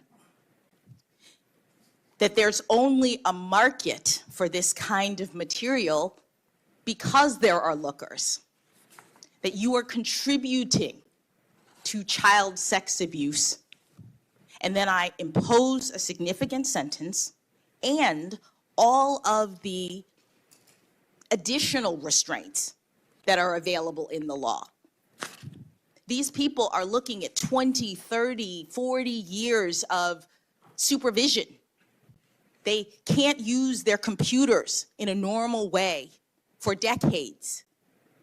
I am imposing all of those constraints because I understand how significant, how damaging, how horrible this crime is. It should be noticed as well that the cases which the senator from Missouri referred to yesterday all resulted in incarceration of some magnitude. In the one case, the Hilly case, I want to quote what you said on the record. This family has been torn apart, speaking to the defendant, by your criminal actions. You saw it on the faces of those women, you heard it in their voices, and the impact of your acts on those very real victims who are still struggling to recover this day makes your crime among the most serious criminal offense this court has ever sentenced. And you imposed a sentence of 29.5 years on that defendant. So the notion that you look at this casually or with leniency, as the senator said, your record belies that. And in fact, what we're dealing with here is an issue which even this committee and members on the committee have been loath to address again. The original law was written at least 9 or 10, maybe longer, years ago, and the quantity of material was relevant to the sentencing. And now that we have computer access to voluminous amounts of material, it has raised questions, has it not, within the judiciary as to the appropriate sentencing in today's circumstances. This was a question that was raised before the Sentencing Commission, was it not? It was, Senator. The Sentencing Commission has written at least one report, it did when I was there, looking at the operation of this guideline. As you said, the guideline was based originally on a statutory scheme and on directives, specific directives by Congress at a time in which more serious child pornography offenders were identified based on the volume, based on the number of photographs that they received in the mail. And that made total sense before, when we didn't have the internet, when we didn't have distribution. But the way that the guideline is now structured based on that set of circumstances is leading to extreme disparities in the system because it's so easy for people to get volumes of this kind of material now by computers. So it's not doing the work of differentiating who is a more serious offender in the way that it used to. So the commission has taken that into account, and perhaps even more importantly, courts are adjusting their sentences in order to account for the changed circumstances. But it says nothing about the court's view of the seriousness of this offense. Judge, there have been several news organizations that have taken a look at the senator from Missouri's charges, ABC News, CNN News, The Washington Post, and others, and have concluded that they are inaccurate and unfair to you in their conclusions. In fact, one writer has said they are meritless to the point of unacceptable levels. Nationally, in 2019, only 30% of non-production child pornography offenders received a sentence within the guidelines range, fewer than 30%.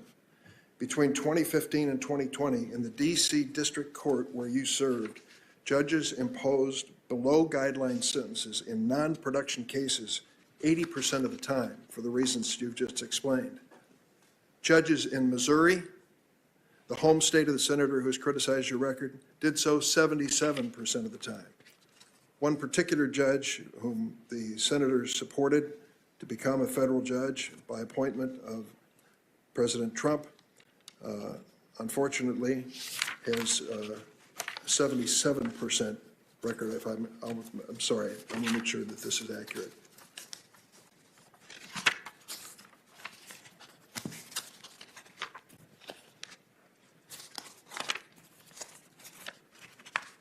Here it is.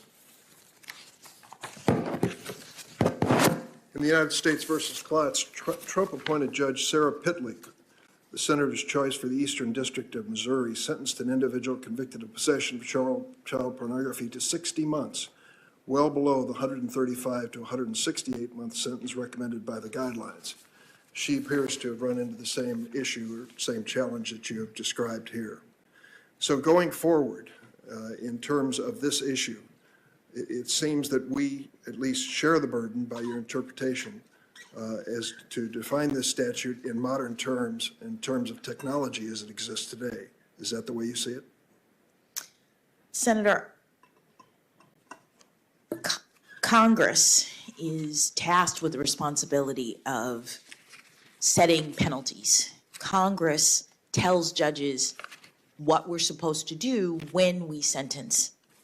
And what I'd say is that Congress has to determine how it wishes for judges to handle these cases. But as it currently stands, the way that the law is written, the way that Congress has directed the Sentencing Commission appears to be not consistent with how these crimes are committed.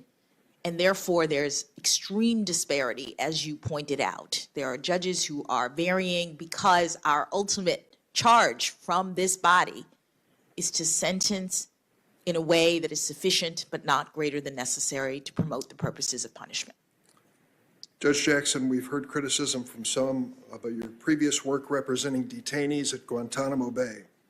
In fact, for years, we've heard criticisms leveled against lawyers who have provided Guantanamo detainees with legal representation. This criticism misses one critical point.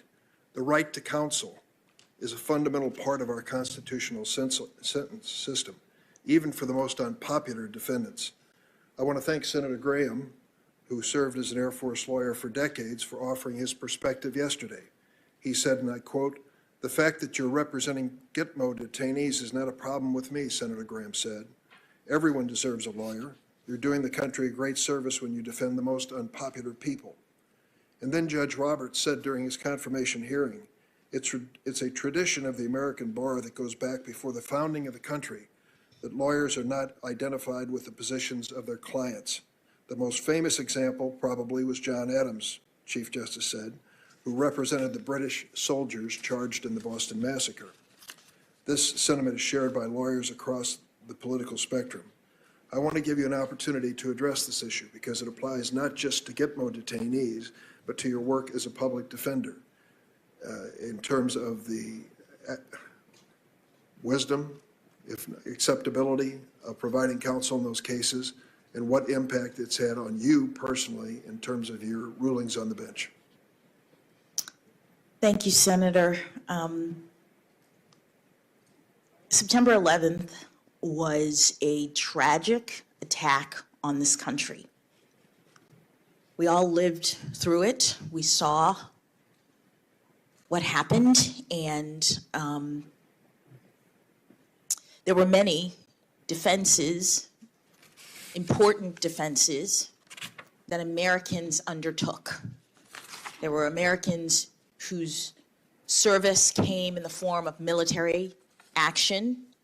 My brother was one of those Americans, those brave Americans who decided to join the military to defend our country. There are others of you in this body who have military service, and I honor that, to protect our country. After 9/11, there were also lawyers who recognized that our nation's values were under attack, that we couldn't let the terrorists win by changing who we were fundamentally. And what that meant was that the people who were being accused by our government of having engaged in actions related to this under our constitutional scheme were entitled to representation. We're entitled to be treated fairly. That's what makes our system the best in the world. That's what makes us exemplary. I was in the Federal Public Defender's Office when the Supreme Court, right after the Supreme Court decided that individuals who were detained at Guantanamo Bay by the president could seek review of their detention. And those cases started coming in, and federal public defenders don't get to pick their clients. They have to represent whoever comes in, and it's a service. That's what you do as a federal public defender. You are standing up for the constitutional value of representation. And so I represented, as an appellate defender, some of those detainees. In the early days, the legal landscape was very uncertain. This had never happened before, not only the attack, but also the use of executive authority to detain people in this way. And there were a lot of questions that the court was asking. The Supreme Court had taken a series of cases to try to understand what are the limits of executive authority, which is important. All of our liberty is at stake if we don't get it right in terms of what the executive can do. The Supreme Court has recently reaffirmed that the Constitution does not get suspended in times of emergency. And so lawyers were trying to help the court to figure out what the executive's power was in this circumstance. And as an appellate defender, I worked on the habeas petitions of some of these detainees. My petitions were virtually identical because we had very little information. Part of the issue at the very beginning of these cases was that most information was classified. Appointed to represent these defendants, we had no facts, and I was making legal arguments about the circumstances. That is what gave rise to my representation, and I would just emphasize that that's the role of a criminal defense lawyer. Criminal defense lawyers make arguments on behalf of their clients in defense of the Constitution and in service of the court. Judge Jackson, those of us who read about the workings of the Supreme Court realize it's a close relationship among the justices. You've seen it personally as a clerk and as an attorney yourself. I'm going to close with one question here that comes to my mind. I was in the House of Representatives when the war on drug measure was passed 30 years ago or so. It was at the advent of crack cocaine. It scared the hell out of us. The notion of a cheap narcotic, highly addictive, destructive to mothers and their fetus, led us to impose a sentencing disparity between crack and powder cocaine that was unprecedented, 100 to 1. Our notion was to come down hard, make it clear that it was a federal standard, impose that standard, and stop the advance of crack cocaine. We failed from the outset. The price of cocaine, crack cocaine on the street went down and up instead of down. I'm sorry, I did that wrong. Down instead of up. And the number of users went up instead of down. And we found ourselves in a position where we were filling the federal prisons with violations primarily for possession of crack cocaine. Hundreds of thousands being incarcerated at that time. I came here to this committee in an effort to try to change it, negotiated a revision of that measure from 100 to 1 to 18 to 1 with Senator Jeff Sessions. It was passed by the committee, by the Senate, and by the House of Representatives and signed into law by President Obama. Then you on the Sentencing Commission had to consider what to do with these new guidelines coming from Congress. And you achieved a consensus. I think most people don't realize the Sentencing Commission is a pretty diverse group and very transparent.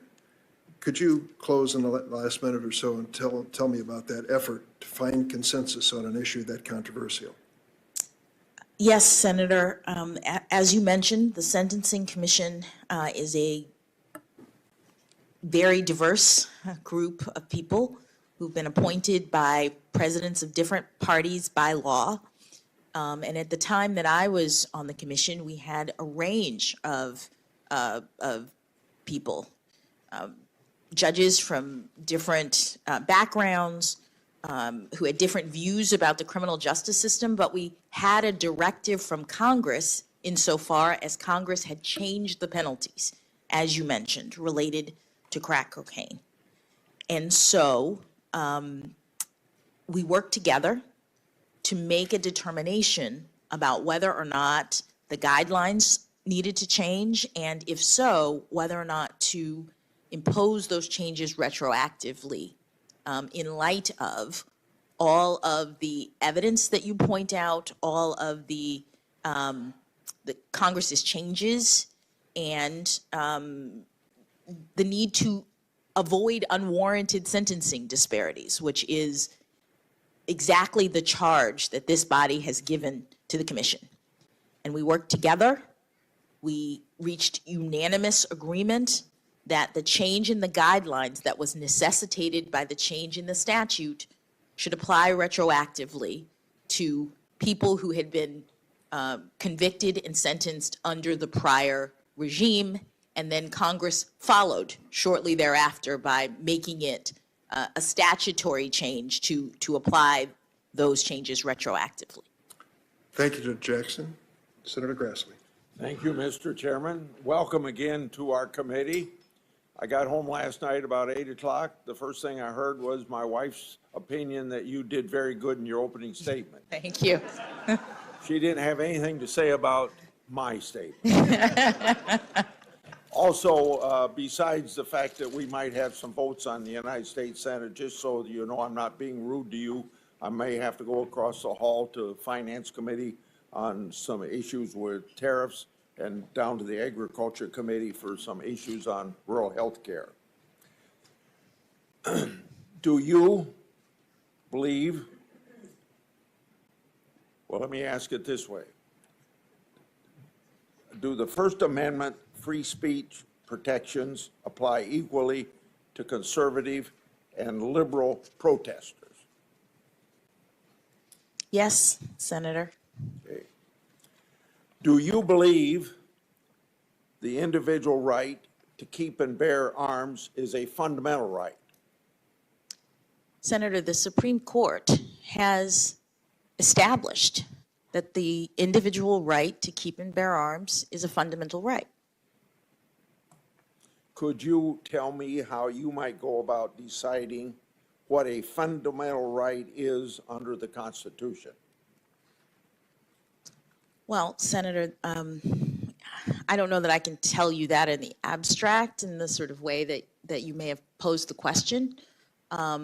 There is precedent in the Supreme Court related to various rights that the court has recognized as fundamental. The court has some precedents about the standards for determining whether or not something is fundamental. The court has said that the 14th Amendment substantive due process clause does support some fundamental rights, but only things that are implicit in the ordered concept of liberty or deeply rooted in the history and traditions of this country. They're the kinds of rights that relate to personal, individual autonomy. And they've recognized a few things in that category. And that's the tradition of the court for determining whether something is fundamental in that way. Okay. On another subject, kind of personal to me over a long period of time and about half of this committee, but it's a controversial issue even within this committee. I favor allowing Supreme Court hearings to be televised. What's your view on this? How would you feel about cameras in the courtroom, which about 40 or 45 of our states allow? Well, Senator, I would want to discuss with the other justices their views and understand all of the various potential issues related to cameras in the courtroom before I took a position on it. I think that's a fair answer at this point. I'm going to ask you about a bill that I got passed a long, long time ago. And it's something that at some level of courts, sometime the district court, sometime at the circuit court, and even once or twice at the Supreme Court, these courts tend to do damage to a bill called the False Claims Act. This bill has brought $70 billion of fraudulently taken money back into the federal treasury since it's been passed. And courts have weakened it, and then Senator Leahy and I usually find ourselves having to pass legislation to say to the courts, you got it wrong. In fact, there's a very controversial bill right now before the United States Senate on that very subject. It's fought fraud in the Department of Defense, healthcare industry, the pharmaceutical industry. $70 billion is pretty important. So when you if you're approved to be on the Supreme Court and the issue of false claims comes up, I hope you think of Chuck Grassley.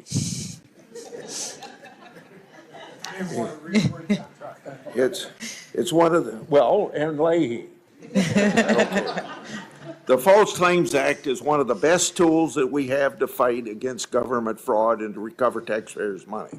I've worked for decades to protect whistleblowers who shine a light on fraud, waste, and abuse in the government. So I'd like to ask you a couple questions.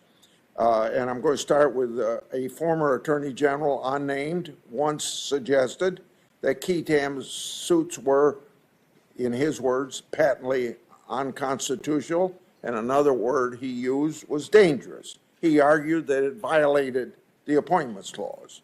So, understanding that you may get a case before you on the False Claims Act, but maybe this Appointment Clause is sound enough, you could answer, do Ketam suits violate the Appointments Clause?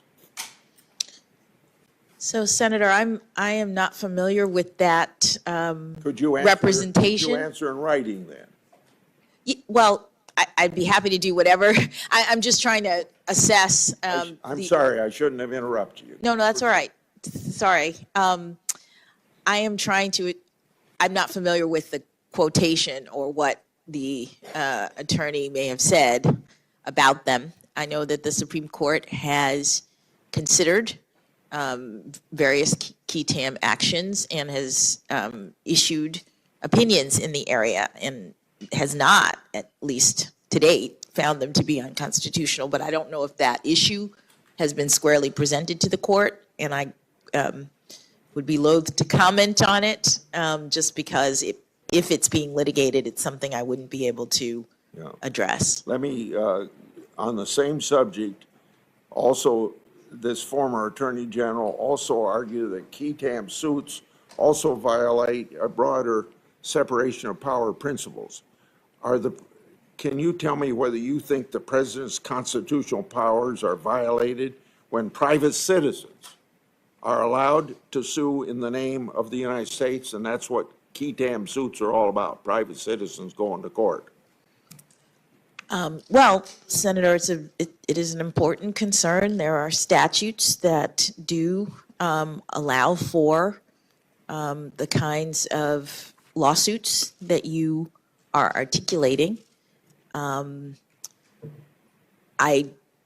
am not aware of impediments to those, but again, this is the kind of thing that may be litigated, and I would have to look, as I do, consistent with my methodology, at any arguments that are raised about the constitutionality or lawfulness of those actions. Remember, in about all of these suits that involve the courts in making interpretations of the False Claims Act, most of them are brought by whistleblowers. And remember, the government would not even know about these fraudulent use of taxpayers without whistleblowers coming forth. And they ought to be given some credit for wanting the government to do what the laws say it ought to do and spend the money the way that the Constitution or that the Congress implies that that money be spent. I want to move on. At an event at the University of Chicago School of Law in 2020, you quoted Martin Luther King Jr., who dreamt of a time when, quote, the sons of former slaves and the sons of former slave owners would be able to sit down together at the table of brotherhood, end of quote. You talked about how quickly things in the country then changed, including the civil rights laws over the next few years because of the civil rights movement.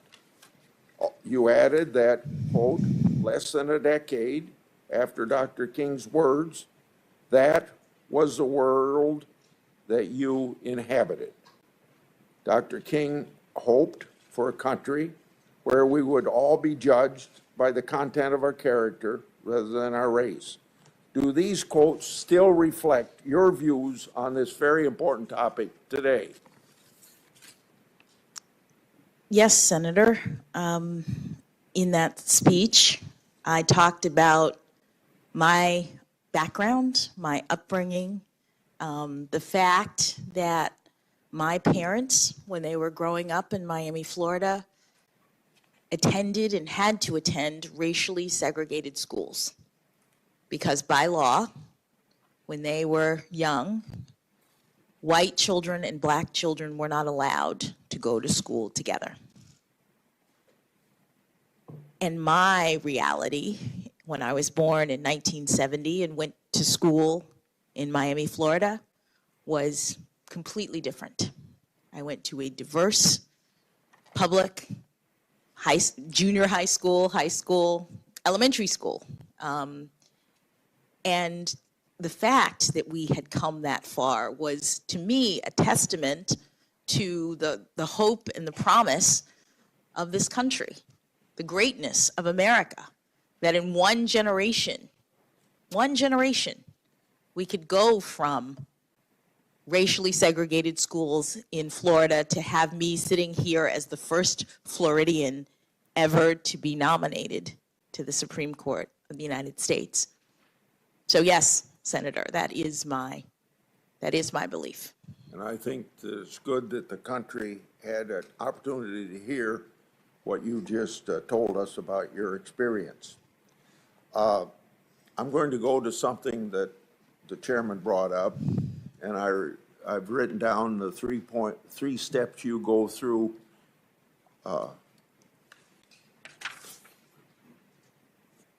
No, another question, but also one that he brought up on court packing and your opinion. I heard what you said, and you said it should be a policy question, but I want to go to something in 2013 during your hearing to be a district court judge. Senator Coburn asked you whether you believed in the theory that the Constitution is a living document whose meaning evolves over time. You said no. In 2021, however, during your circuit court nomination hearing, you declined to answer the same question when asked why the answer to your question of 2013 and not in 2021. In written questions, you noted that you weren't a sitting judge.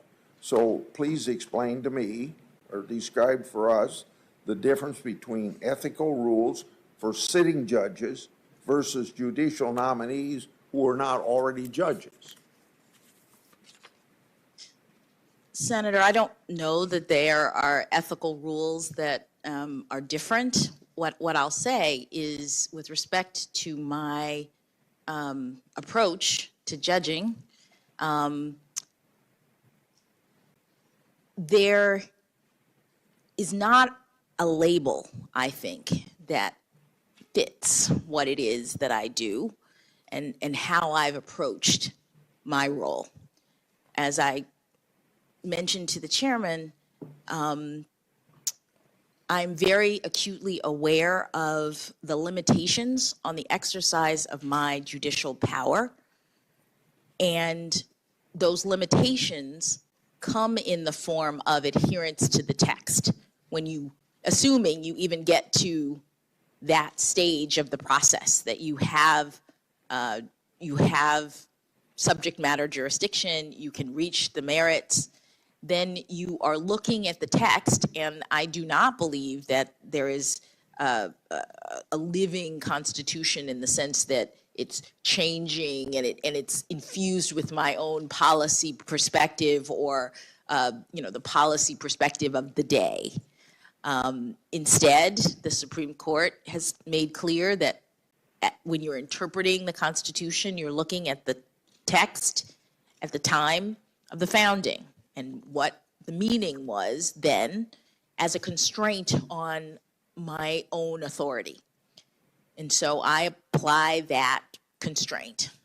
I look at the text to determine what it meant to those who drafted it. On this same subject, I want to point out a difference between you and a couple people that have sat on the Supreme Court. Justice Breyer said that a structural alteration of the Supreme Court motivated by a perception of political influence can only feed the perception of political influence, that's my parenthetical, further eroding that trust.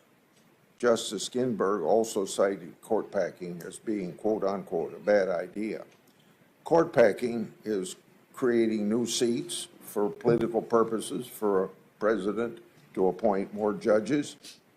Do you agree with Justice Breyer and Justice Ginsburg that court packing is a bad idea? Before you respond, I'd like to say that you say this question should be left to Congress as a policy issue. I'd reiterate that sitting Supreme Court justices have spoken on that matter, so I don't think it'd be inappropriate for you to do if other people sitting there have said that it's a bad idea.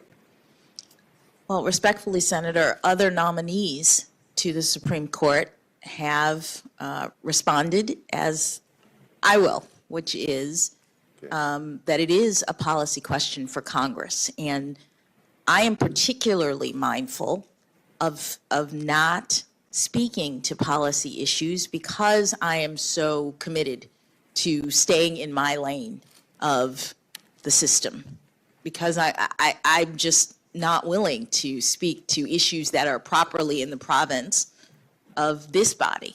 Okay. Then I would interpret your answer, and you don't have to respond to this, but I think you're saying Breyer and Ginsburg should not have stated their views on that issue. During his opening statement yesterday, one member of this committee suggested that the Supreme Court has been bought by dark money groups. Do you agree that the Supreme Court has been bought by dark money groups? Senator, I don't have any reason to believe that that's the case. I have only the highest esteem for the members of the Supreme Court, whom I hope to be able to join if I'm confirmed, and for all of the members of the judiciary. Thank you for that answer. I'm going to go to international law. During an ABA panel on international law last year, Justice Breyer said that as a federal judge, quote, "You can't do your job properly," end quote, without considering international law and, quote again, in some cases, and it's a growing number, end of quote, and I assume a growing number of opportunities to use international law. In 2018 op-ed, Justice Breyer said that, quote, "The best way to preserve American values may well be to take account of what happens abroad," end of quote. Under what circumstances is it appropriate to consider international law when interpreting our Constitution? Thank you, Senator. I have nothing but the highest esteem and respect for my former boss, who I've spent the better part of the past couple decades calling my justice, having clerked for him. But I do think that the use of international law is very limited in our scheme and in our judging. There are certain cases in which it is relied upon where Congress directs or where the standards are such. The case involves a treaty, for example, and you have to interpret international law in order to be able to address it. But there are very, very few cases, I think, in which international law plays any role, and certainly not in interpreting the Constitution. I think you probably have answered my next two questions, but if you say you have nothing to add, I would still want to ask the questions. Do you think it's appropriate to look to international law when interpreting enumerated and unenumerated constitutional rights? No, Senator. Which specific, again, I think you've answered this, but I want to ask it anyway. Which specific constitutional clauses or rights has the Supreme Court held that can be interpreted by looking to international law? I'm not aware of any that are properly illuminated by reference to international law. Yeah. Now I want to go to a question that Senator Durbin asked.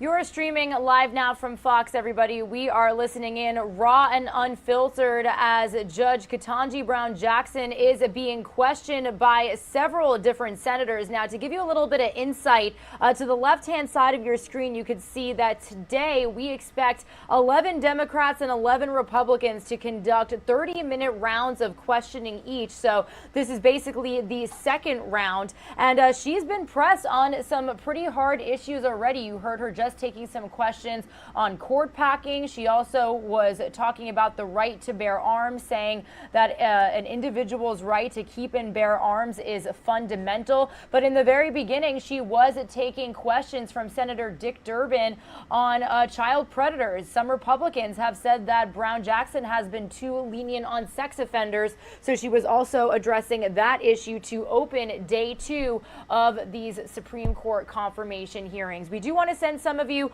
on a quick 2-minute commercial break. When we return, we are going to bring you back into these hearings, but I also do want to bring you the very latest on some top stories that we are following as well.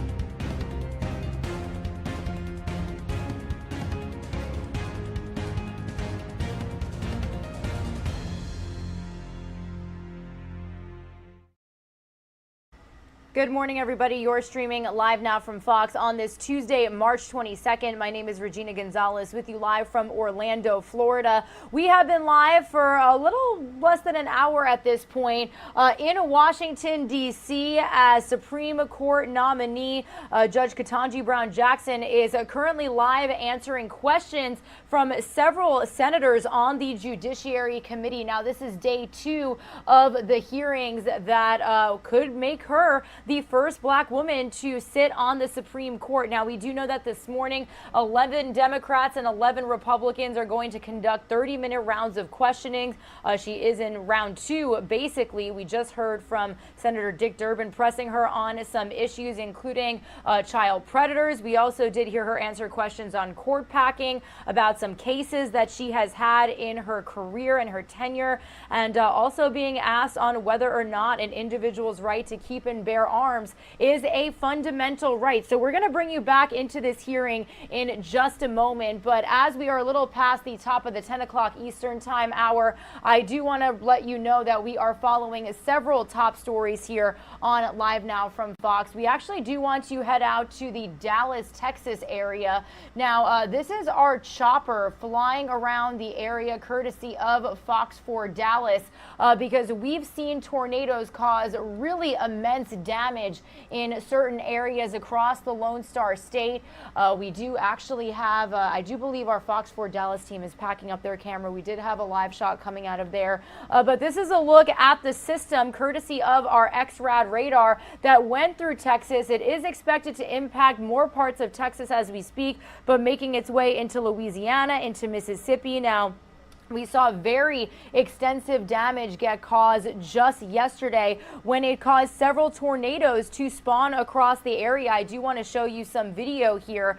Just a little bit ago, we were taking you live to the Jacksboro area. Now, schools in Jacksboro, Texas right now canceled for the remainder of the week after this specific area was hit hard by a tornado. The Jacksboro Independent School District made the decision to cancel classes after several schools were damaged. This is a look at actually to the left-hand side of this building. You could see the gymnasium there completely torn down, the roof on the floor. And this is some of the damage that was left behind at the district's elementary school, also to the high school. Several cars parked in the school parking lot were flipped over by the tornado. Now, officials say when the storm hit, parents were waiting in the parking lot to pick up their children. Imagine how scary that is. They had to rush and take shelter inside of the school storm shelter. Officials saying that it's amazing that so far no one was killed or severely injured. Now, the high school down the road also had significant damage. You can see this drone kind of showing you the entire neighborhood overall. And this is some more video that we have from this morning.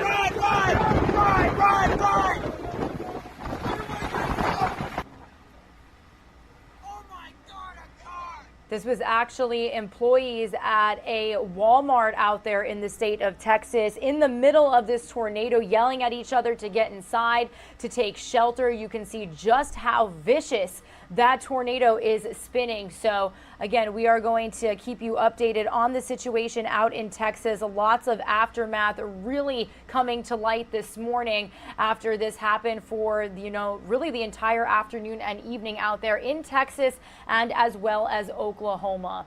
Also do have another top story to bring you, a little news alert that should be happening here any moment now in the state of Michigan. The parents of the suspect in the Oxford High School shooting case are due back in court today, and prosecutors are filing a motion for each parent to have separate lawyers. Now, both are facing manslaughter charges for failing to stop their son Ethan from killing 4 classmates and wounding 7 others late last year. Prosecutors are expected to ask the judge to appoint separate attorneys for the Crumleys. Right now, they're both represented by the same attorneys from the same law firm. So we are, again, going to be in the Supreme Court confirmation hearings for a majority of the day.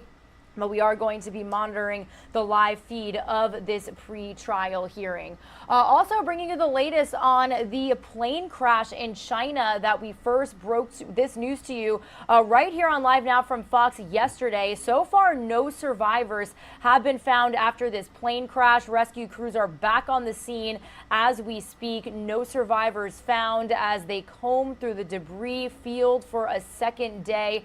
This new video that we've gotten into our desk shows some of the plane wreckage and the rescue operations that have been underway. If you're just getting up to speed on this story, a China Eastern plane went down early yesterday morning with 132 people on board. State media says wreckage, state media says that the wreckage has been found in a mountainous region in the southern part of the country. It did spark a large fire yesterday, causing fire to some bamboo trees. Now, the plane was a Boeing 737-800. It was nearing its descent when it went into a fast dive, and the cause of the crash is still unknown. The president of China has ordered that an investigation get underway into the cause of this crash immediately. And we also do have more video to bring you here. This is actually drone footage provided to us by the fire department in Guangxi, China. That's really where this crash site is located. The Civil Aviation Administration of China is saying that 132 people were on board. This included 123 passengers and 9 crew members.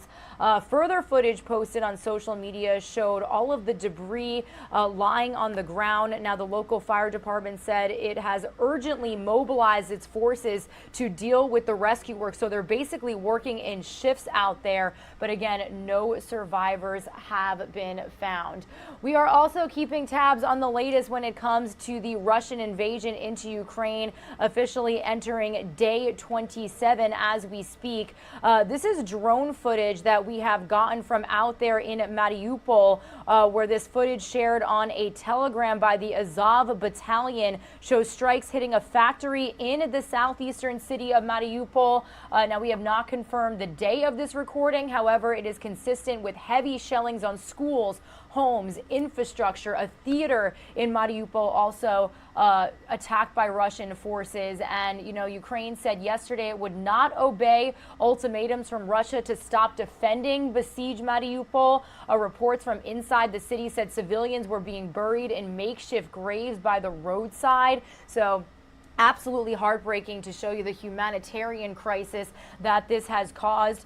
We also do have some video to bring you this morning as Ukrainian officials said that they were investigating possible war crimes after Russian forces attempted a violent dispersal of a pro-Ukraine protest rally in central Kherson. Now, viewer discretion is advised. This video does get a little heated here, but the Kherson Regional Prosecutor's Office accused Russia of using live fire, stun grenades, and tear gas against the protesters. One person was injured. The prosecutor's office did confirm this information yesterday. And as you can see in this footage, you can see smoke, loud explosions, dozens of people dispersed in the Kherson's Freedom Tower. And in one specific part of this clip, a man can be seen on the ground with a wound to his leg. I do believe that's to the right-hand side of your screen there, as you can see. The head of the Kherson Regional Council said that there were several victims, but said none were in a life-threatening condition. Pro-Ukraine rallies have been held in Kherson on a near daily basis since the invasion of Russian forces began. Now, I also do want to take you to Kyiv. This very, very heartbreaking footage of a shopping mall that was destroyed during what Ukraine said was a Russian attack on the building late Sunday night over this weekend. This footage was provided to us from Radio Free Europe and Radio Liberty, showing the destruction at what is known as the Retroville Mall. Really just daylight bringing to light how extensive this damage is. We do know that at least 8 people were killed in this explosion. But we do have a bit of breaking news to report to you as of right now. We do know that Ukrainian officials said that they retook a strategically important suburb of Kyiv today as these Russian forces have squeezed in other areas near the capital and are pressing their attacks on the southern port of Mariupol. So be sure to stick with us here on Live Now from Fox as we bring you all of the developments coming from overseas. The Russian invasion into Ukraine officially on day 27. Again, my name is Regina Gonzalez with you live from Orlando, Florida. Since we hit the top of the hour, we did kind of give you a little run through of all the top stories that we are continuing to follow on this Tuesday morning. But I do want to head back out to Capitol Hill, where Supreme Court nominee Judge Jackson is taking the stand. She's been on there for a little more than an hour now. I do want to say about an hour, continuing to be questioned by senators on the Judiciary Committee. If she is selected, she will be the first black woman on the United States Supreme Court. So let's continue to listen in, live, raw, and unfiltered. For our criminal justice system to function properly, you have to have skilled, dedicated lawyers on both sides of the issue, both the prosecutor and the defense attorney.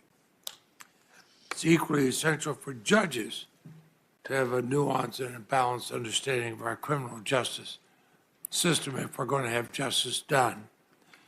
Now, it's really concerning, it's confusing that some view your background as a federal public defender as some kind of a liability.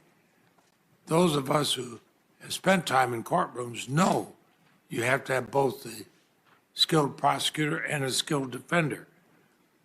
I believe it, in fact, I don't think of it as a liability. I think it's going to be a major asset to you.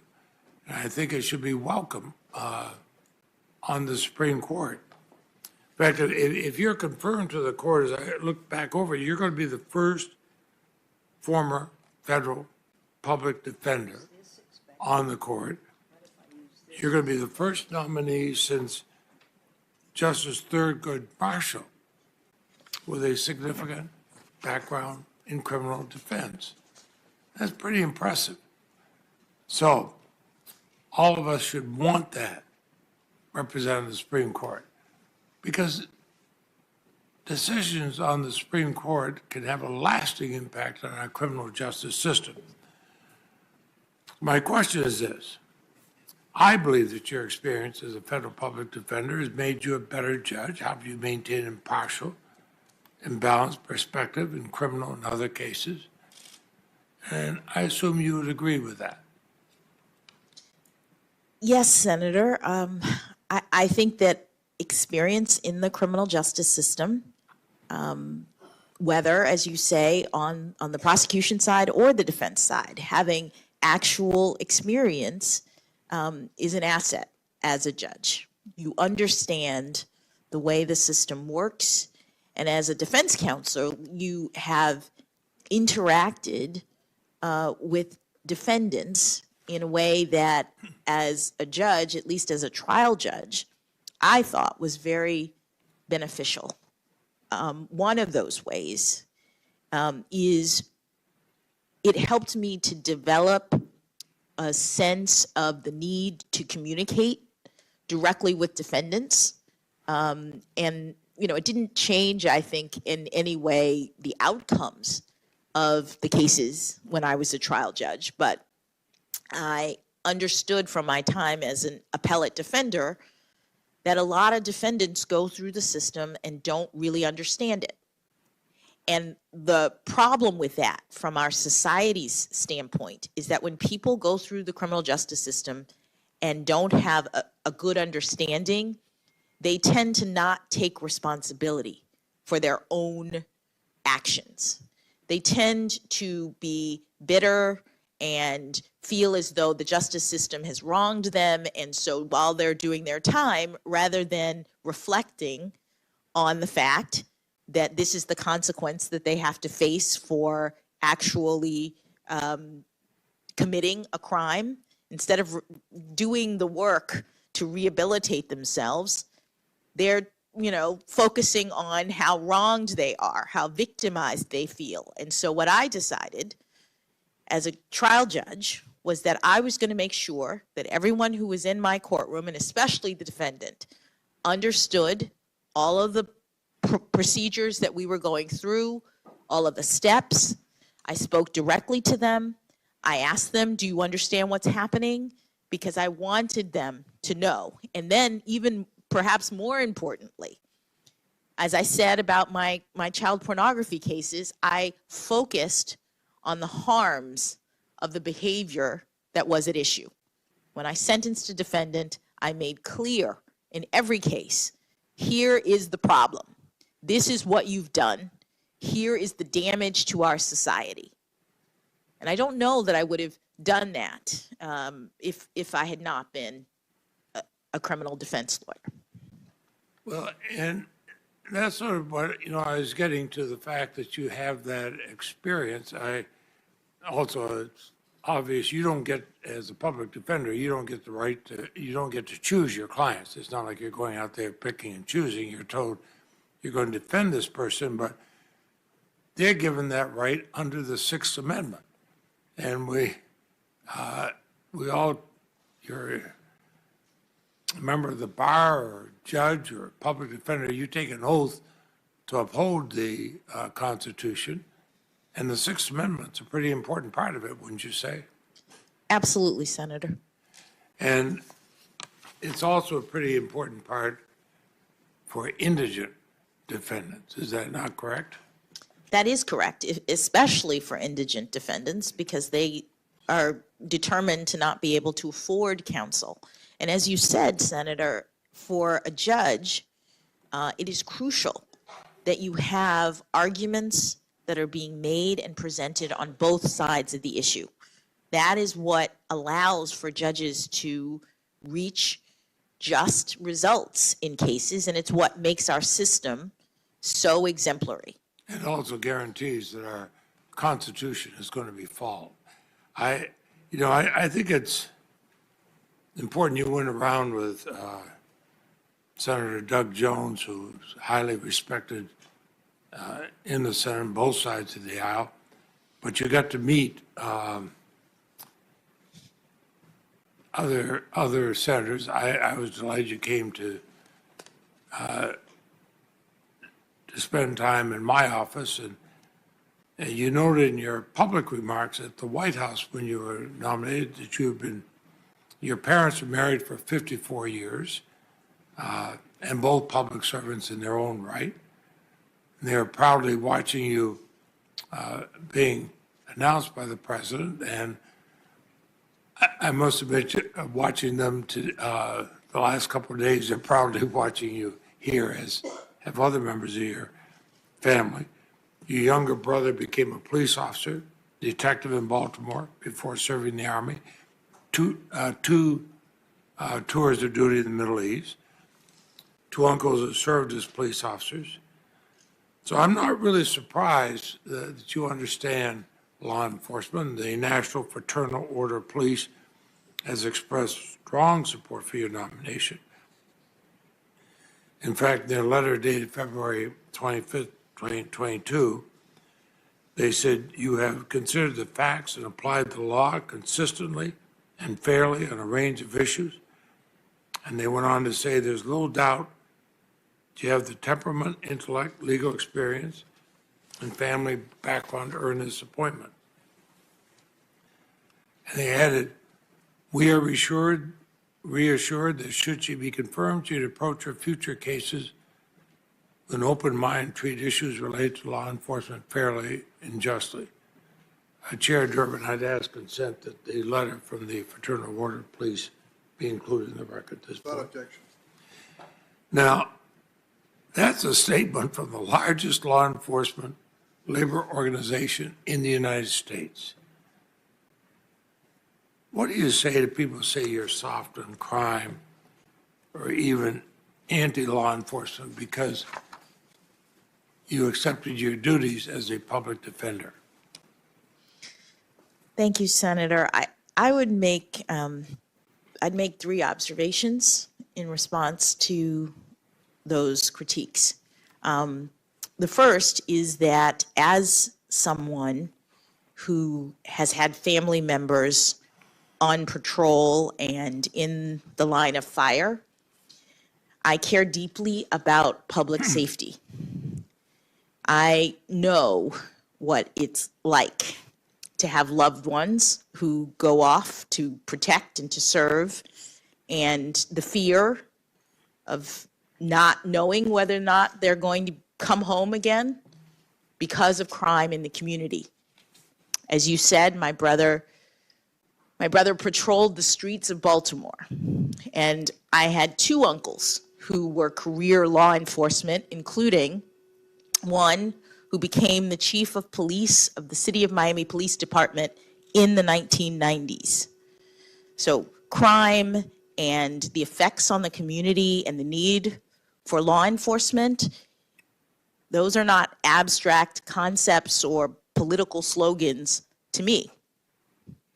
The second observation that I would make is that as a lawyer and as a citizen, I care deeply about our Constitution and about the rights that make us free.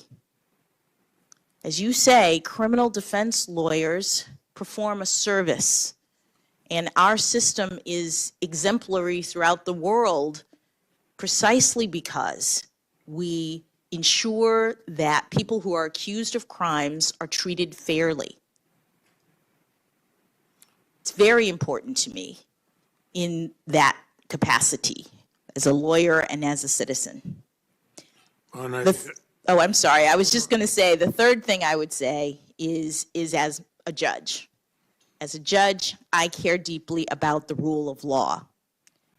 And I know that in order for us to have a functioning society, we have to have people being held accountable for committing crimes. But we have to do so fairly under our Constitution.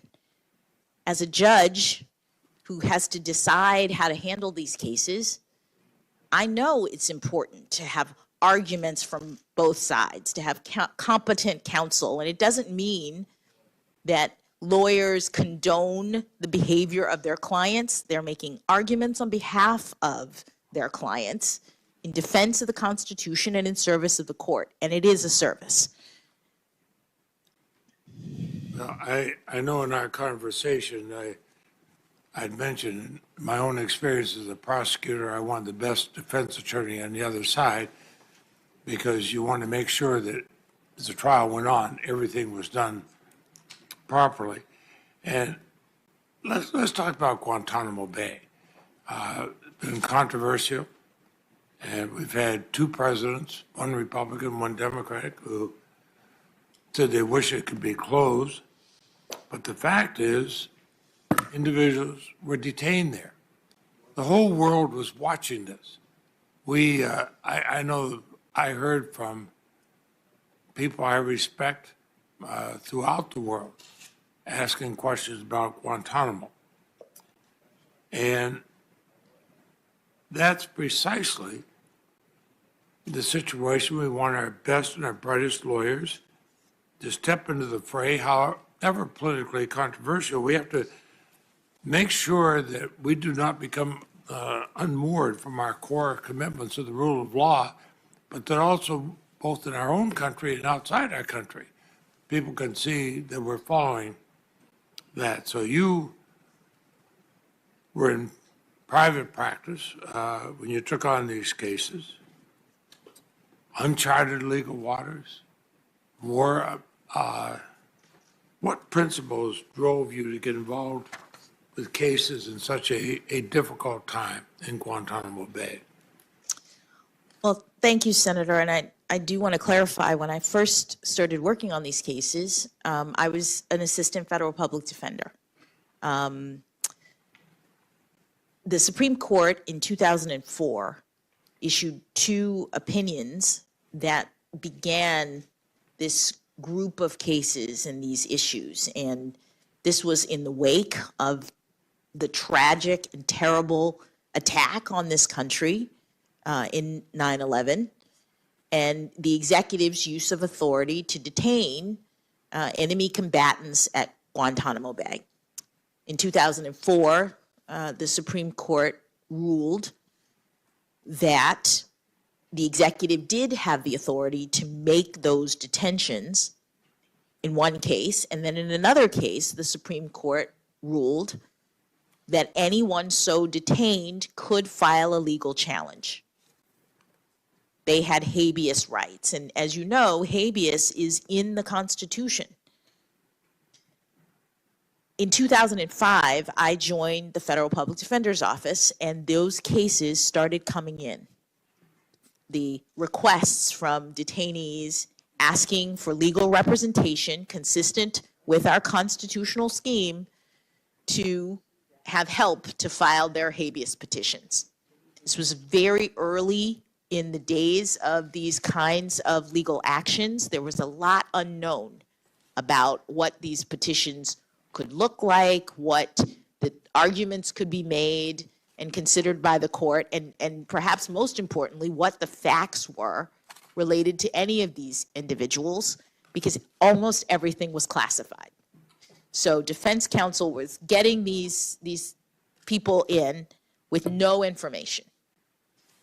I was in the appellate division of my office, and as an appellate defender, I worked on legal issues.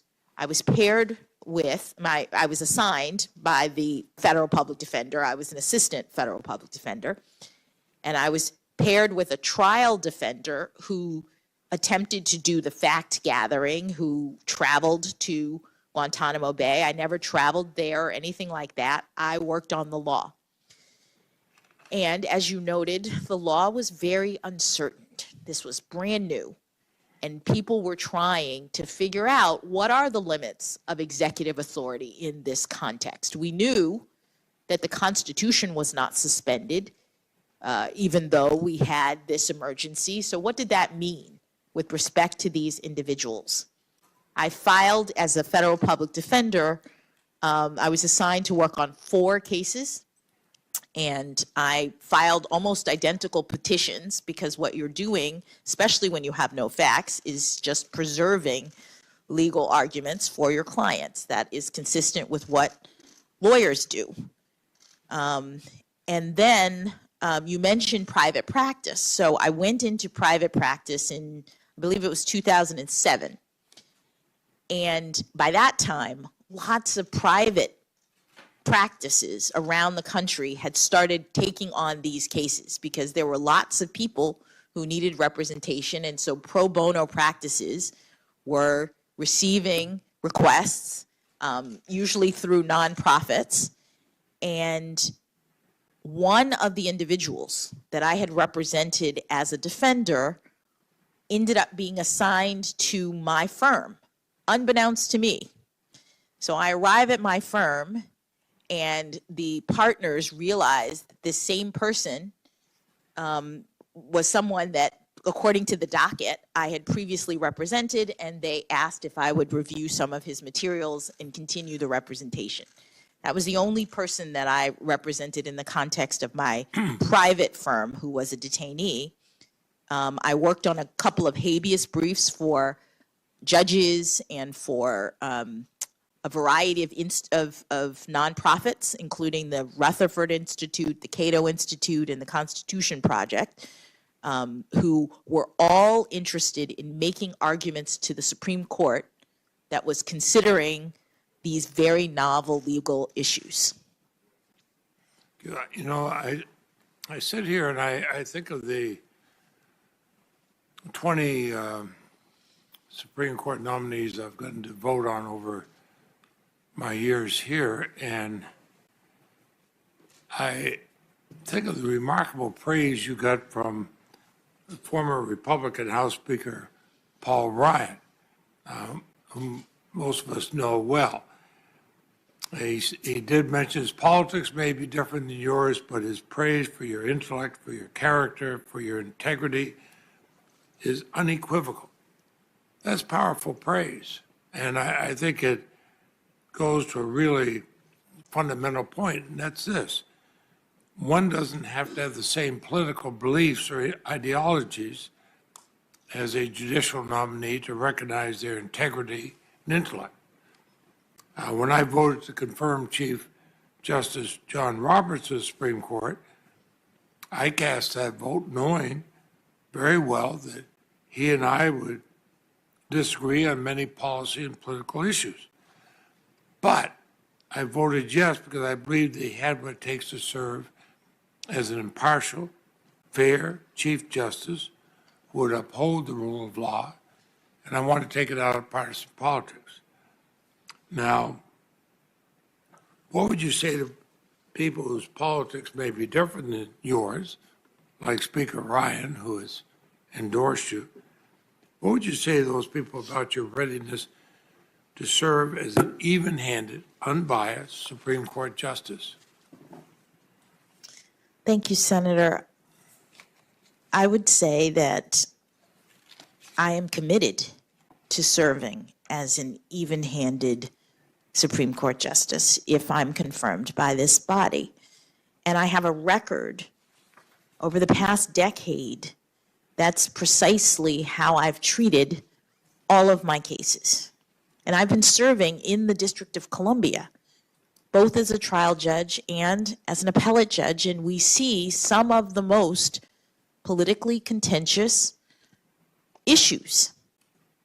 My record demonstrates my impartiality. Well, I go along with that because, and I watched this court. I used to go there as a young law student, sit in the back and just watch it. I continue to watch it. I see the chief judge of the federal district court, Judge Beryl Howell, who I was privileged to have her serve as my chief counsel on this committee, and learned from her then. I learned from her now. But I also, as a lawyer, I hear a lot of talk about reversal rates. You are streaming live now from Fox, everybody, on this Tuesday, March 22nd, continuing to listen in as Judge Katanji Brown Jackson is being questioned by senators in really 30-minute rounds each. You've got Senator Patrick Leahy from Vermont questioning her as we speak. She was talking about her previous tenure of being a public defender, talking about public safety and law enforcement. So we do want to continue streaming this for you here on Live Now from Fox. But before we do that, we're going to send some of you on a quick 2-minute commercial break. We'll be right back.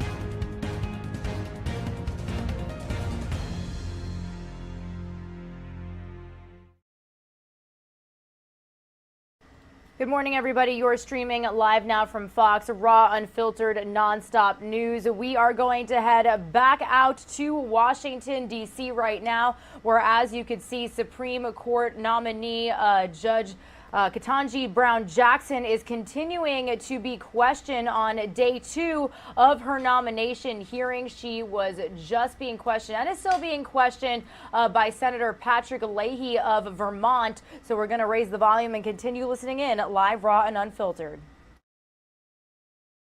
You as a member of the U.S. Sentencing Commission, this may seem like an easy question, but I just ask you that you've had such broad experience, but they're all different in a way.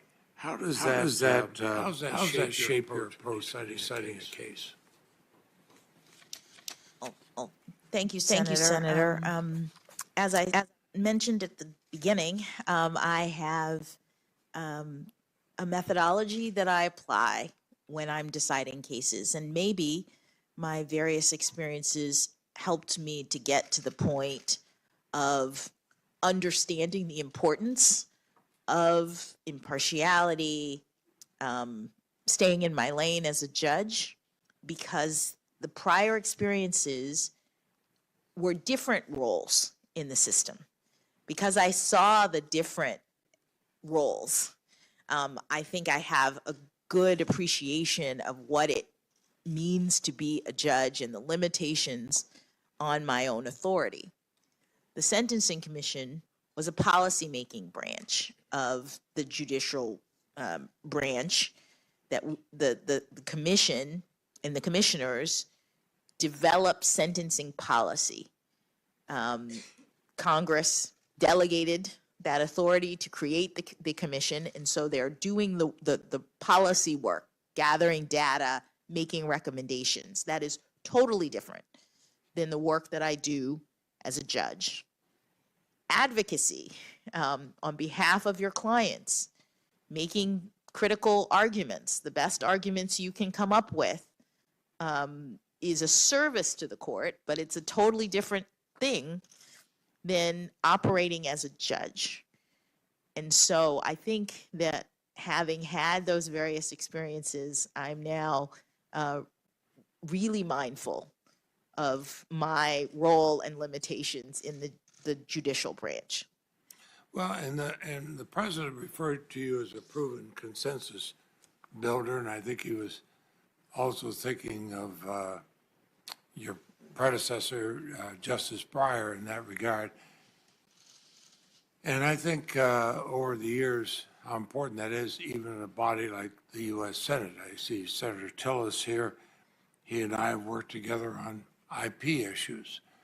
Senator Cornyn and I on freedom of information issues. Senator Grassley and I on other issues. Senator Graham and I on various issues. And usually, in the Senate at least, if you work across the ideological spectrum, you get better results.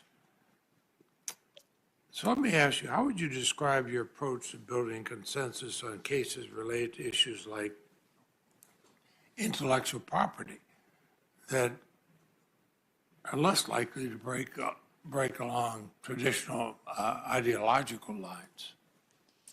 Thank you. Thank you, Senator. One of the things that I was able to do when I worked on the Sentencing Commission was work with people who had very different perspectives than I did about the criminal justice system and come to consensus. It's very important, as you've said, to try to find common ground. And Justice Breyer was such a wonderful model, a role model for that kind of ability as a Supreme Court justice. It's something I learned from him and something I tried to model in my work on the commission, that I try to model in my work as an appellate judge, and that I would model or do if I were confirmed to the Supreme Court. Thank you, Chair Durbin. Thank you, Senator Leahy. And now Senator Graham. Thank you, Judge. Again, congratulations. I want to talk to you a little bit about family and faith, because in your opening statement, and the people who introduced you to the committee. There was very glowing praise of you as a person, a good friend. You have a wonderful family. You should be proud, and your faith matters to you. What faith are you, by the way? Senator, I am Protestant. Mm-hmm. Okay. Non-denominational. Okay. Could you fairly judge a Catholic? Senator, I have a record of I think the fairly answer would be yes. judging everyone. I believe you can. I'm just asking this question because how important is your faith to you? Senator, personally, my faith is very important. But as you know, there's no religious test in the Constitution under Article 6, and there will be none with me. And it's very important to set aside one's personal views. Yeah. About things in the role of a judge. I couldn't agree with you more, and I believe you can. So, on a scale of 1 to 10, how faithful would you say you are in terms of religion? You know, I go to church probably 3 times a year, so that speaks poorly of me. Or do you attend church regularly? Well, Senator, I am reluctant to talk about my faith in this way just because I want to be mindful of the need for the public to have confidence in my ability to separate out my personal views. Well, how would you feel if a senator up here said, your faith, a dogma lives loudly within you, and that's of concern? How would you feel if somebody up here on our side said, you know, you attend church too much for me, or your faith is a little bit different to me, and they would suggest that it would affect your decision? Would you find that offensive? Senator, I would if I were you. I found it offensive when they said it about Judge Barrett. The reason I ask these questions is I have no doubt that your faith is important to you, and I have zero doubt that you can adjudicate people's cases fairly if they're an atheist. If I had any doubt, I would say so. But the only reason I mention this, Judge, you're reluctant to talk about it because it's uncomfortable. Just imagine what would happen if people on late night television called you an effing nut, speaking in tongues because you've practiced the Catholic faith in a way they couldn't relate to or found uncomfortable. So, Judge, you should be proud of your faith. I am convinced that whatever faith you have and how often you go to church, it will not affect your ability to be fair. And I just hope going in the future that we all can accept that, and that Judge Barrett, I thought, was treated very, very poorly. So I just wanted to get that out. Let's talk about family. Do you know Janice Rogers Brown? Yes, I do know her. Okay, how do you know her? She was a judge on the court that I now serve. We didn't overlap, and I'm struggling to remember whether I ever met her, but she was a judge on the circuit court. Right, and you were a district court judge, is that right? I was, but I don't know whether she had I think you were. Retired at Are the they in time. the same building? They are in the same building. Okay. They are. In So the you same- really don't know her? I know of her, yes. Okay. What do you know of her? What's her reputation? I know that she's a very well-respected judge on my circuit. Okay. And in terms of family, she was the daughter and granddaughter of sharecroppers. She was raised in Alabama under Jim Crow. Despite this adversity, she put herself through law school as a single working mother. That's pretty impressive, isn't it? Yes, Senator. Your background is very impressive. You seem to have a great family. If family mattered, we would not have done to her what was done to her here in the United States Senate. Do you realize that she was filibustered for 2 years when she was appointed to the D.C. Circuit? I didn't know that. Did you know that Joe Biden actively filibustered Janice Rogers Brown? I did not know that. Did you know that he told Face the Nation, if Bush nominates her for the Supreme Court, I can assure you that would be a very, very, very difficult fight, and she probably would be filibustered. Is that news to you too? Yes. Okay. Now that you know that, how do you feel about it?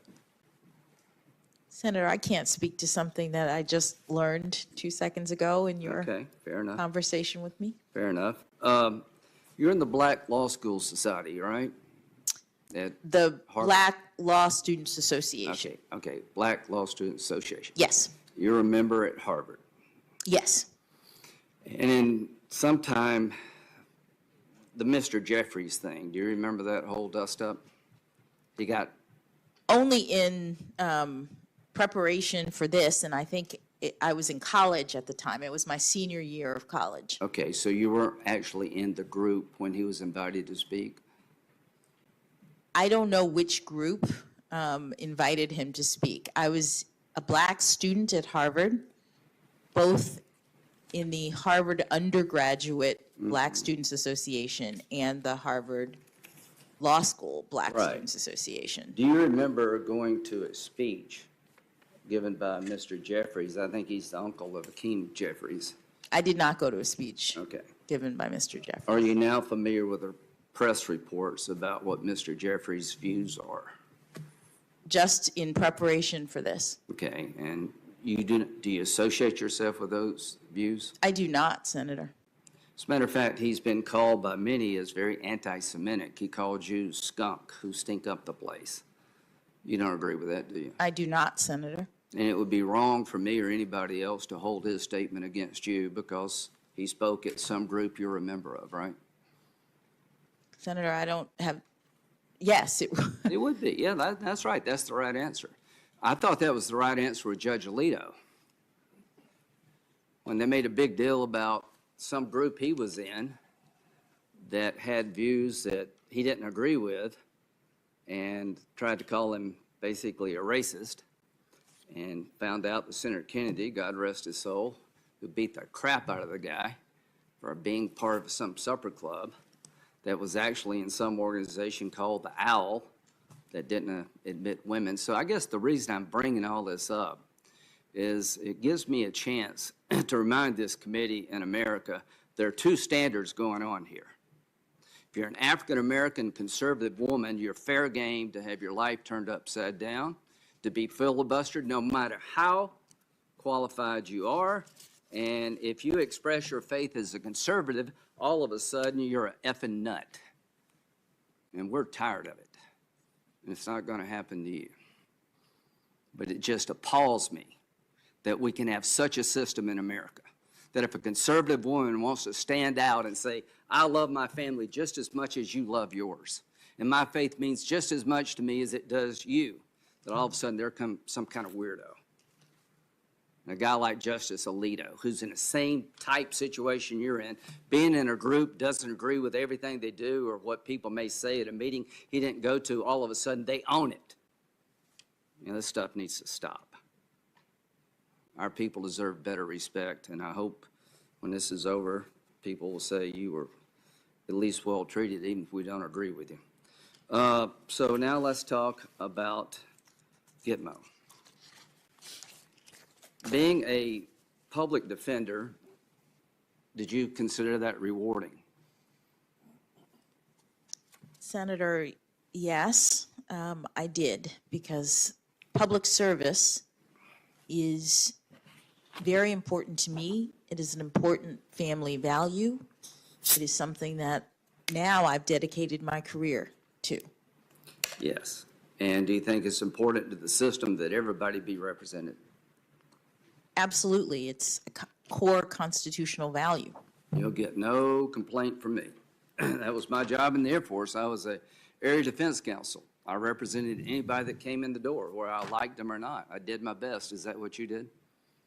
Yes, sir. Okay, good. Now, so the American people deserve a system where everybody's represented, where you like them or not, and anybody that takes up that cause, no problem with me. You're just doing your job, and I think you make our country stronger. But there's the other side of the story that never gets mentioned when I talk about Gitmo. The American people deserve a system that can keep terrorists off the battlefield.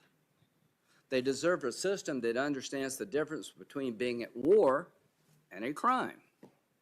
Do you consider 9/11, you said, a terrible, tragic event? Would you consider it an act of war? Yes, Senator. Okay, I would too. I think it was an act of war by Al-Qaeda and associated groups against the people of the United States. So as you rightfully are proud of your service as a public defender, and you represented Gitmo detainees, which is part of our system, I want you to understand, and the nation to understand, what's been happening at Gitmo. What's the recidivism rate at Gitmo? Senator, I'm not aware. It's 31%. How does that strike you? Is that high, low, about right? I don't know how it strikes me overall. You know how it strikes me? It strikes me as terrible. Yes, that's what I was going to say. Okay, good. We found common ground. Of the 229 detainees released from Gitmo, of 729 released, 229 have gone back to the fight. Here's some of the notables. Former Gitmo detainee Zakir was named the interim defense minister of Afghanistan. I don't know exactly what his job is today, but during the transition, they made him the defense minister and he was in Gitmo. Of the 5 men we released from Gitmo as part of the prisoner swap for Sergeant Bergdale, here's where they're at. Mohammed Fazal was appointed Deputy Minister of Defense. Noor was appointed Acting Minister of Borders and Tribal Affairs. Waziki was appointed as Acting Intelligence Director. Kerr, again, Acting Minister of Information, Culture, Defense. Omar was appointed as the new governor of the southeastern province of Khost. These were 5 people that we had in our control that are now helping the Taliban run the country. Would you say that our system in terms of releasing people needs to be re-looked at? Senator, what I'd say is that that's not a job for the courts in this way. That as an American, does that bother you? Well, obviously, Senator, any repeated criminal behavior or repeated attacks, acts of war, bother me as an American. Well, it bothers me. While I will not hold it against you, nor should I, the fact that you represent Gitmo detainees, I think it's time to look at this system new, folks. When 31% of the people are going back to fight to kill Americans and now running the Taliban government, we have gone wrong somewhere. Are we still at war?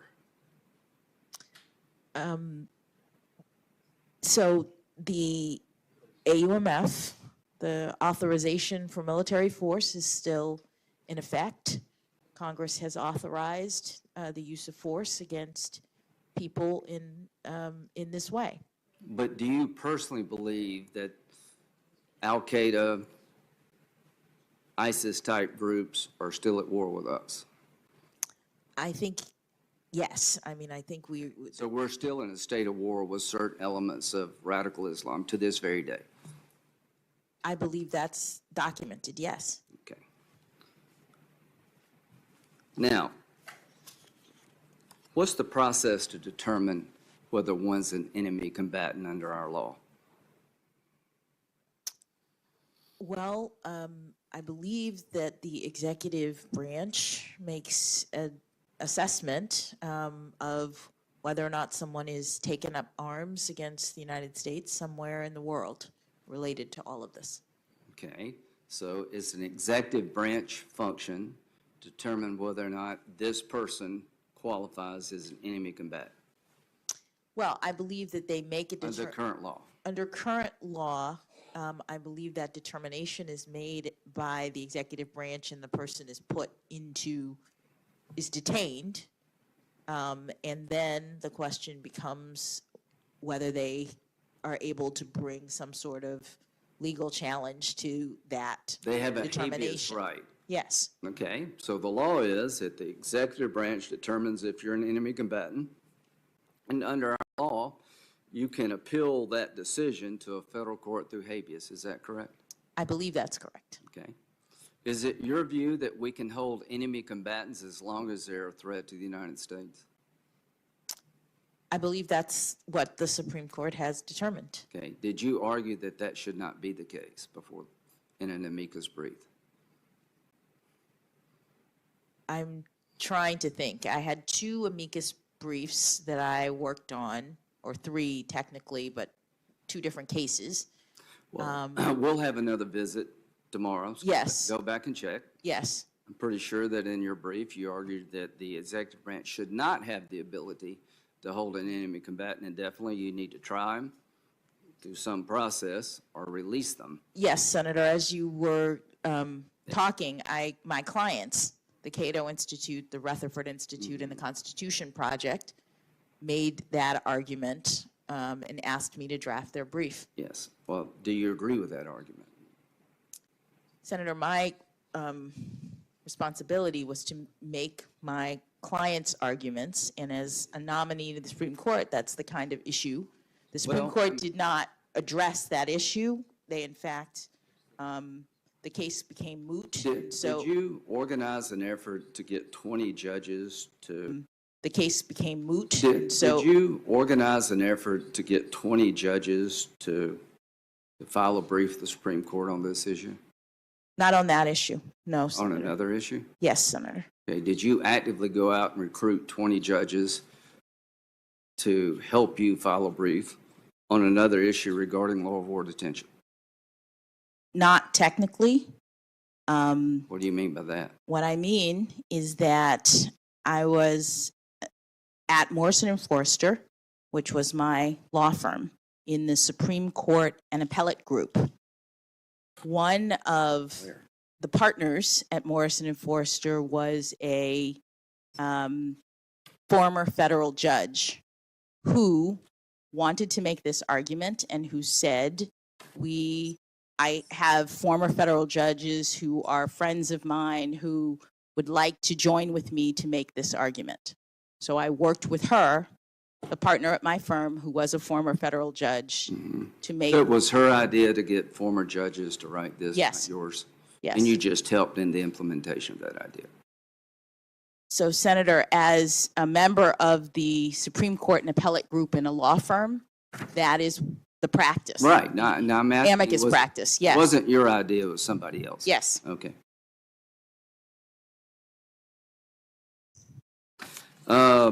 So now, there are people still held at Gitmo today. Do you understand that? Yes. Okay. What system is in place regarding their future? I am not aware of the system right now. I'm not sure exactly what you mean. Let me tell you what it is. Yes.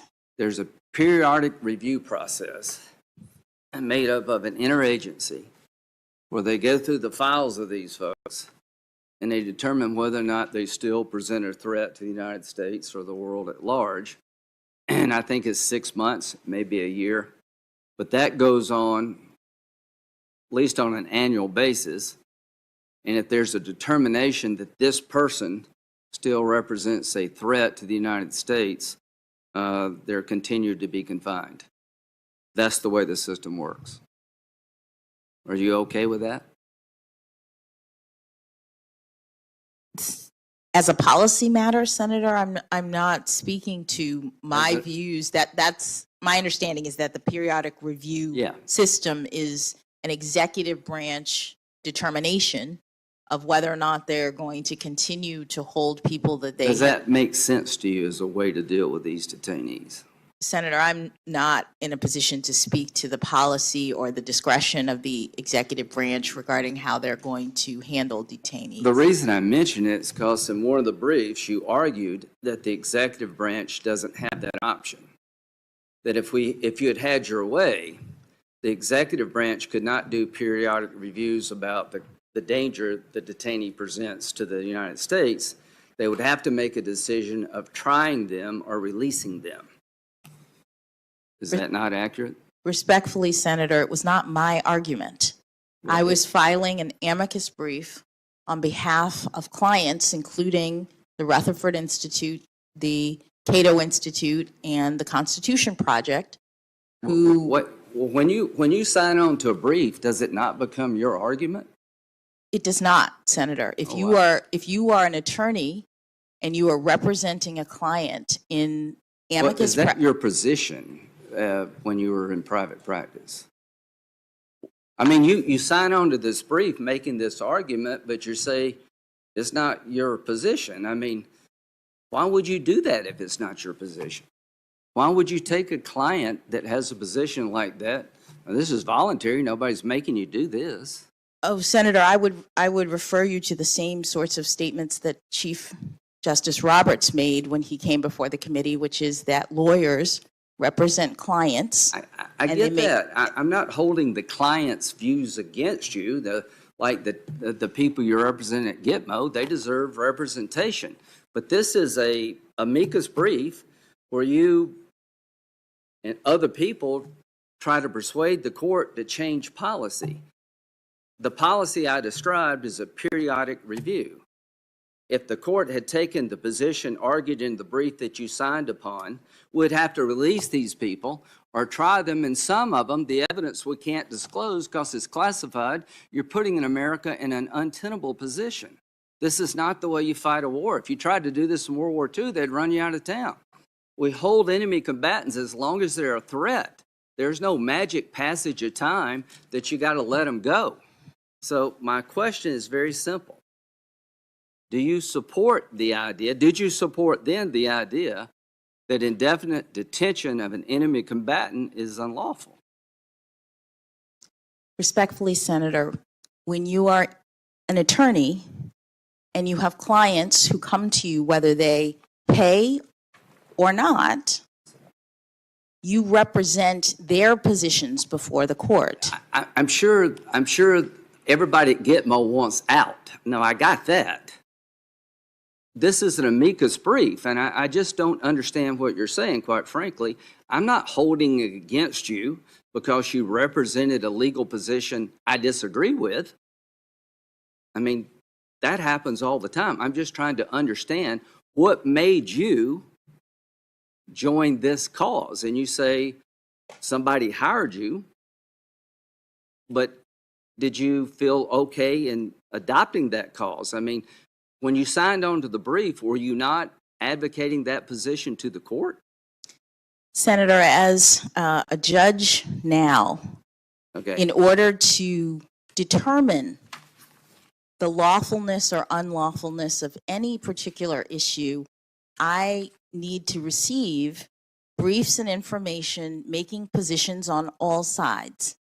And I got what a judge is all about. Listen, I'm not asking you to decide the case in front of me right here.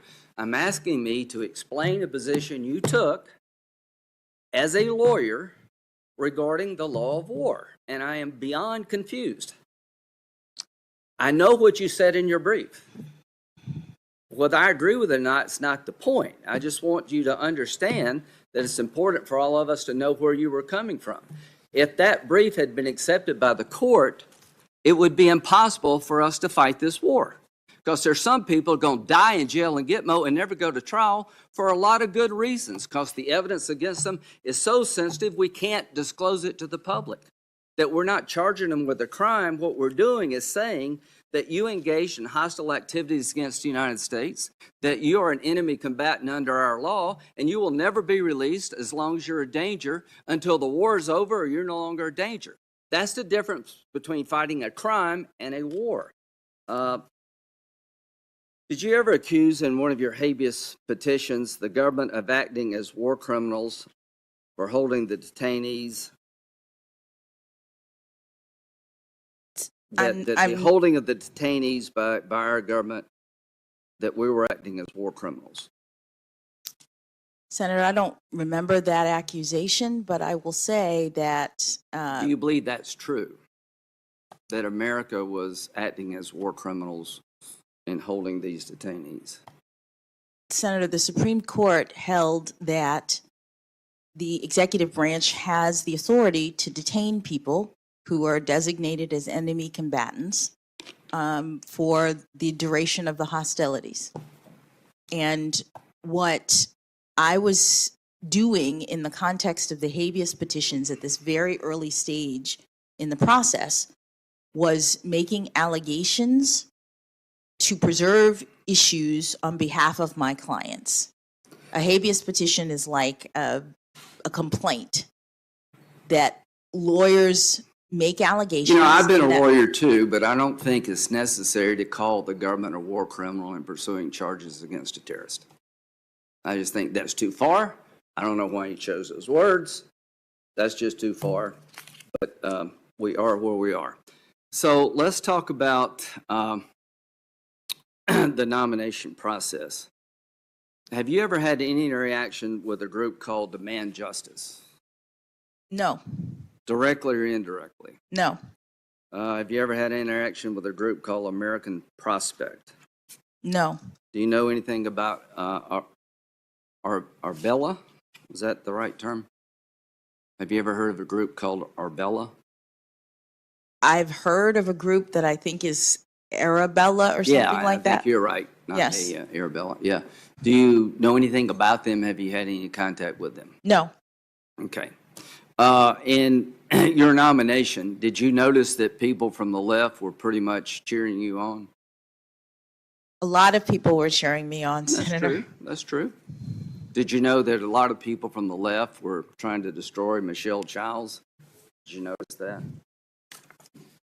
Senator, a lot of people were supporting various people for this nomination. So you're saying you didn't know there was a concerted effort to disqualify Judge Childs from South Carolina because she was union-busting, unreliable Republican in disguise? Senator, I'm a sitting judge. I was focused on my cases. The answer is no, I didn't know that. No, I didn't know that. Would it bother you if that happened? Senator, it is troublesome that people are or were doing things related to I think the that's nomination. the best way to say it. People have a right to speak out and pick the person of their choice. But all I can say is that if you miss the fact that there was an organized effort, well, here's President Biden has only a certain amount of political capital for keeping his party united.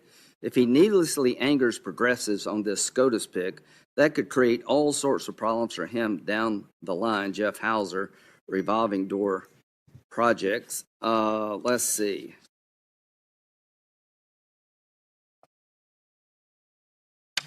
I just got so many quotes. It's difficult to imagine someone with a record like Judge Childs winning votes from criminal justice advocates like Senator Cory Booker, even Dick Durbin. Childs' experience is nothing like the diversity of experience that the Biden administration has championed. Let's see. Picking her, Childs, would demoralize the base, side with corporate America. The fact that Lindsey Graham is vouching for her should give the White House pause. Our revolution, Joseph Gervangi, or whatever his name is, I'm sorry about that, Joseph. He's Bernie Sanders' PAC director. You didn't know that all those people were declaring war on Judge Childs? Senator, I did not. Okay. Well, no, I'm not saying you did. You said you didn't know. I'll take it your word. But I am saying that what is your judicial philosophy? So I have a methodology that I use in my cases in order to ensure that I am ruling impartially and that... So your judicial philosophy is to rule impartially? No, my judicial philosophy is to rule impartially and to rule consistent with the limitations on my authority as a judge. And so my methodology actually helps me to do that in every case. So you wouldn't say that you're an activist judge? I would not say that. Okay. So we'll have 20 minutes more later on, but here's what I would say. That every group that wants to pack the court, that believes this court is a bunch of right-wing nuts that are going to destroy America, that consider the Constitution trash all wanted you picked. And this is all I can say, is the fact that so many of these left-wing radical groups that would destroy the law as we know it declared war on Michelle Childs and supported you is problematic for me. Thank you. Thank you, Senator Graham. Let me mention a few points here. Congressman Jim Clyburn was a strong supporter of Michelle Childs, and now I believe he is publicly supporting your nomination. And Michelle Childs has been nominated by President Biden to be a circuit judge, and she will be considered by this committee as quickly as possible. On the issue of Guantanamo, there are currently 39 Guantanamo detainees remaining. The annual budget for Guantanamo is $540 million per year, which means each of these detainees is being held at the expense of $12 or $13 million per year. If they would be incarcerated at Florence, Colorado, the Supermax prison, federal prison, the amount would be dramatically less. Since 9/11, nearly 1,000 convicted in the United States on terrorism charges. Since 2009, with the beginning of the Obama administration, the recidivism rate of Guantanamo detainees released is 5%. Mr. Chairman, according to the Director of National Intelligence, is 31%. Somebody is wrong here. If you're going to talk about what I said, I'm going to respond to what you said. If we close Gitmo and move them to Colorado, do you support indefinite detention under the law of war for these detainees? I would just say I'm giving the facts. And the answer is no. I want to make sure that it's clear. The 31% you referred to goes back to the year 2009? 2000. What does it matter when it goes back to? We had them and they got loose and they started killing people. Well, I could just say that... if you're one of the people killed in 2005, does it matter to you when we release them? Suggest that a president of your own party released them in... I'm suggesting the system has failed miserably, and advocates to change this system, like she was advocating, would destroy our ability to protect this country. We're at war. We're not fighting a crime. This is not some passage of time event. As long as they're dangerous, I hope they all die in jail if they're going to go back and kill Americans. It won't bother me one bit if 39 of them die in prison.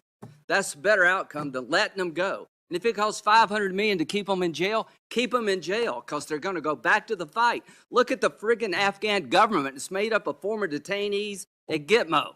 This whole thing by the left about this war ain't working.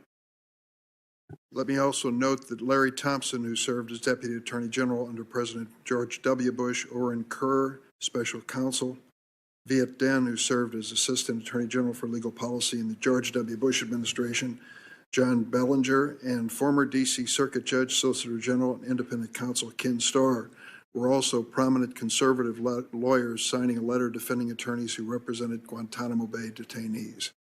I don't believe that we should associate that activity as being inconsistent with our constitutional values. We are going to at this point recognize Senator Feinstein and then take a break after she has completed her questioning. Senator Feinstein. Thank you very much, Mr. Chairman, and I just would like to compliment the witness. I think you're doing very well, and as you can see, this is a bit of a tough place. So, Judge, one of the issues that I often discuss with nominees, particularly to the Supreme Court, is the issue of abortion. I've asked the three most recent Supreme Court nominees about this issue, and so I'd like to discuss it a bit with you today. In 2017, I asked Justice Gorsuch about this during his confirmation hearing. I asked him to expand on a comment he had made about his belief that precedent is important because it adds stability to the law. In response, Justice Gorsuch reiterated his belief that precedent is important because, and I quote, once a case is settled, that adds to the determinacy of the law, end quote.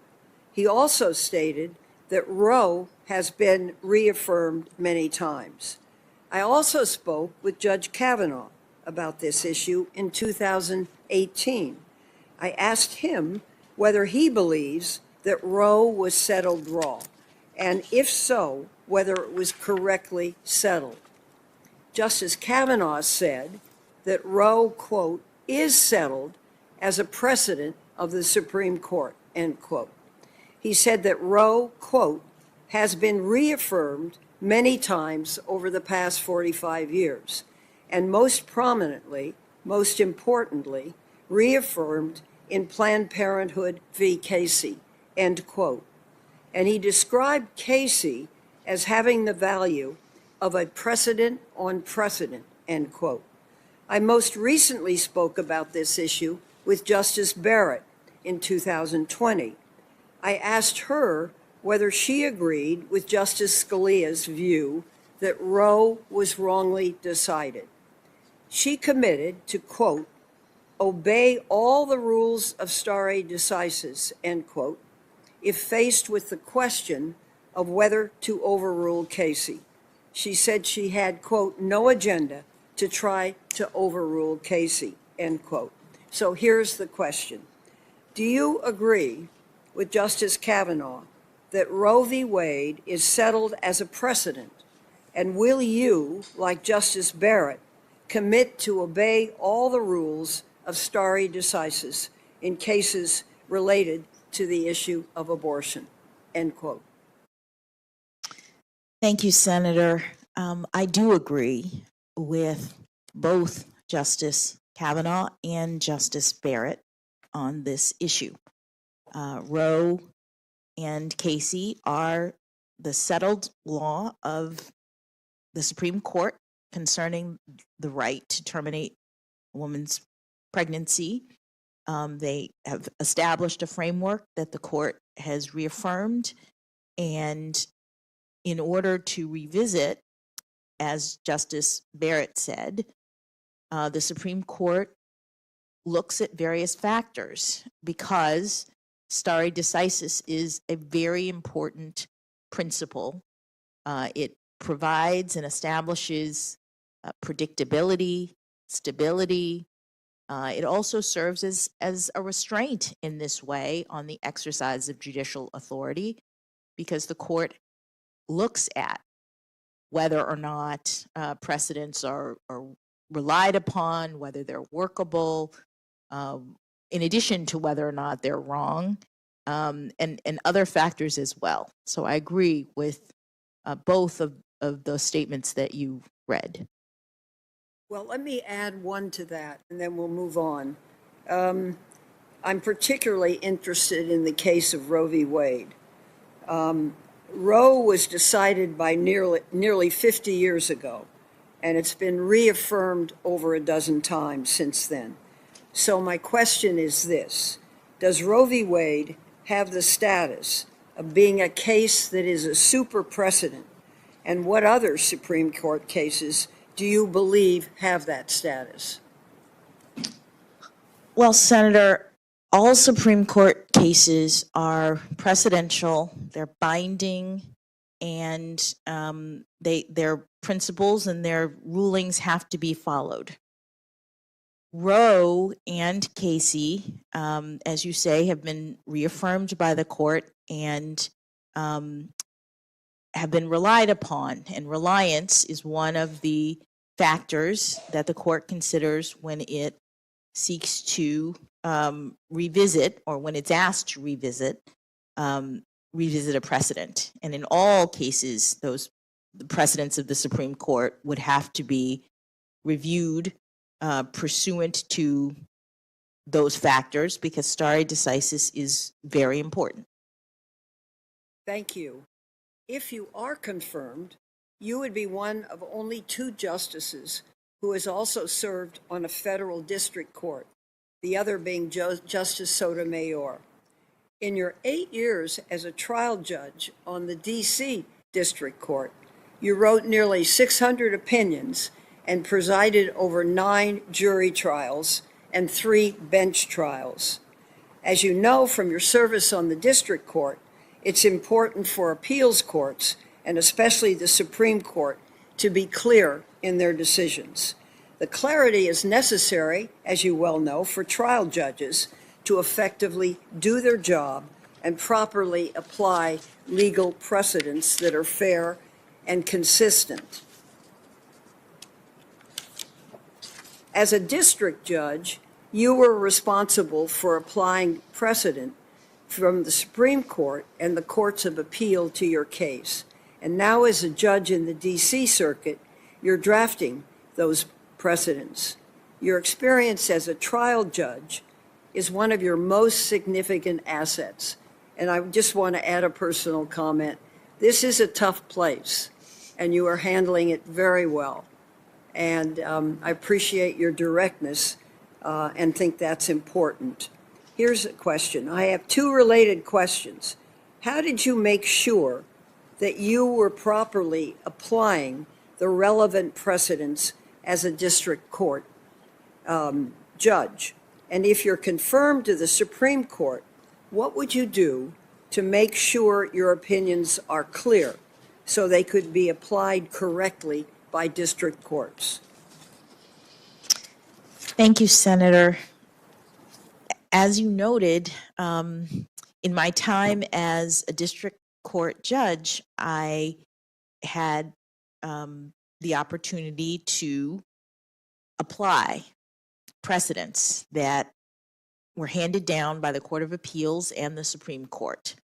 The district court is bound by the law as stated by those other tribunals, and I was very focused on making sure that I found the right precedents and applied them faithfully.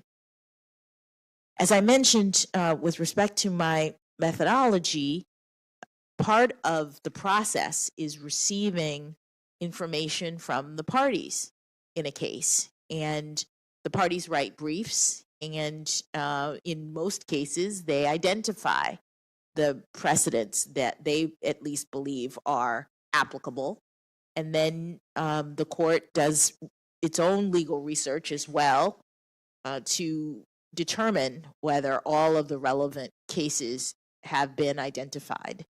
And then you look to see whether there's anything that directly controls, and if it does, that's your answer. In many cases, the precedents might be a little bit different in certain ways, and you are assessing the parties' arguments and determining within your proper role whether what the appellate courts have said provides the law of decision for the case. But what's important, as you've mentioned, is the clarity by which courts of appeals and the Supreme Court need to operate, and so that the lower courts can actually follow the precedents. And I'm very conscious of that, as you said, as someone who has had to follow precedent, and I would think carefully about that and use my communication skills to ensure that the precedents are clear so that lower courts can follow them. Thank you. I'd like to discuss quickly a letter this committee received in support of your nomination from the International Association of Chiefs of Police. And as you know, this is the world's largest professional association of law enforcement leaders.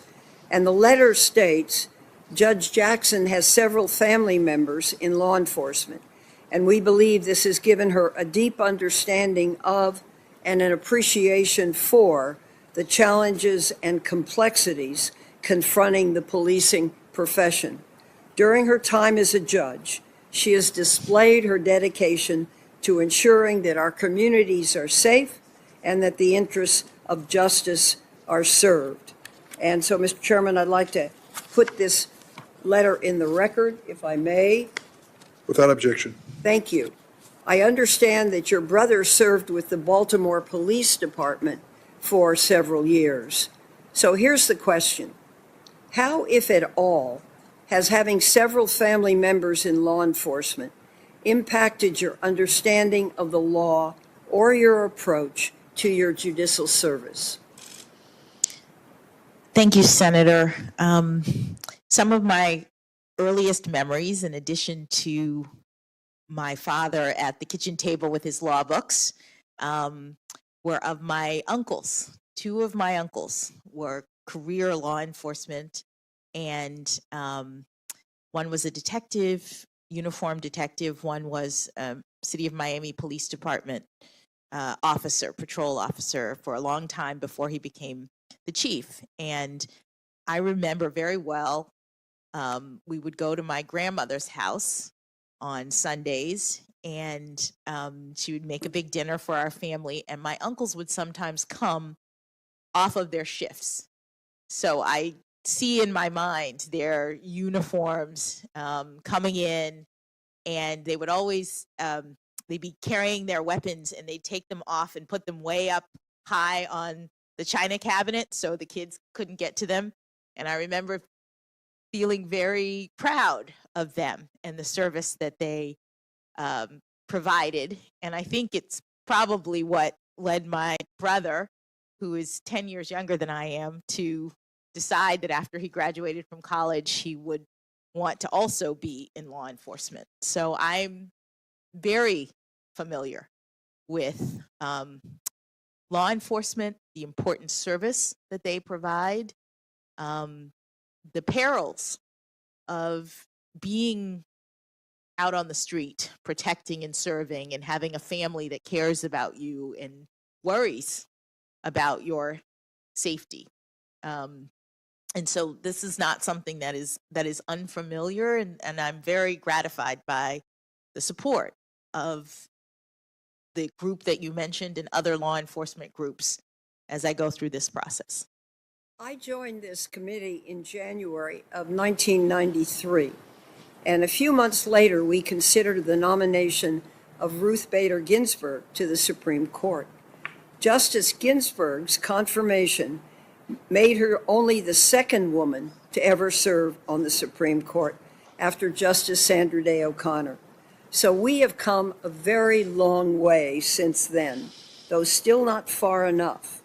Women now make up about 35% of active judges on the federal district bench and 37% of active judges on the federal appeals courts. Judge Jackson, if confirmed, you would become the sixth woman to ever serve on the Supreme Court. You would join Justices Sotomayor, Kagan, and Barrett on the bench. This would be the nearest we have ever come to gender equity on the Supreme Court. There would be 4 women on a court with 9 justices. So I have my own thoughts about why gender balance is important on our nation's courts. But I'd really like you to tell us all, what are your thoughts on what it means for our country to have women serve in meaningful numbers on the federal bench, and in particular, what it would mean to have 4 women serving on the Supreme Court for the first time in history. Thank you, Senator. I think it's extremely meaningful. One of the things that having diverse members of the court does is it provides for the opportunity for role models. Since I was nominated to this position, I have received so many notes and letters and photos from little girls around the country who tell me that they are so excited for this opportunity and that they have thought about the law in new ways because I am a woman, because I am a Black woman. All of those things people have said have been really meaningful to them. And we want, I think, as a country, for everyone to believe that they can do things like sit on the Supreme Court. And so having meaningful numbers of women and people of color, I think, matters. I also think that it supports public confidence in the judiciary when you have different people, because we have such a diverse society. Well, I just want to say thank you very much.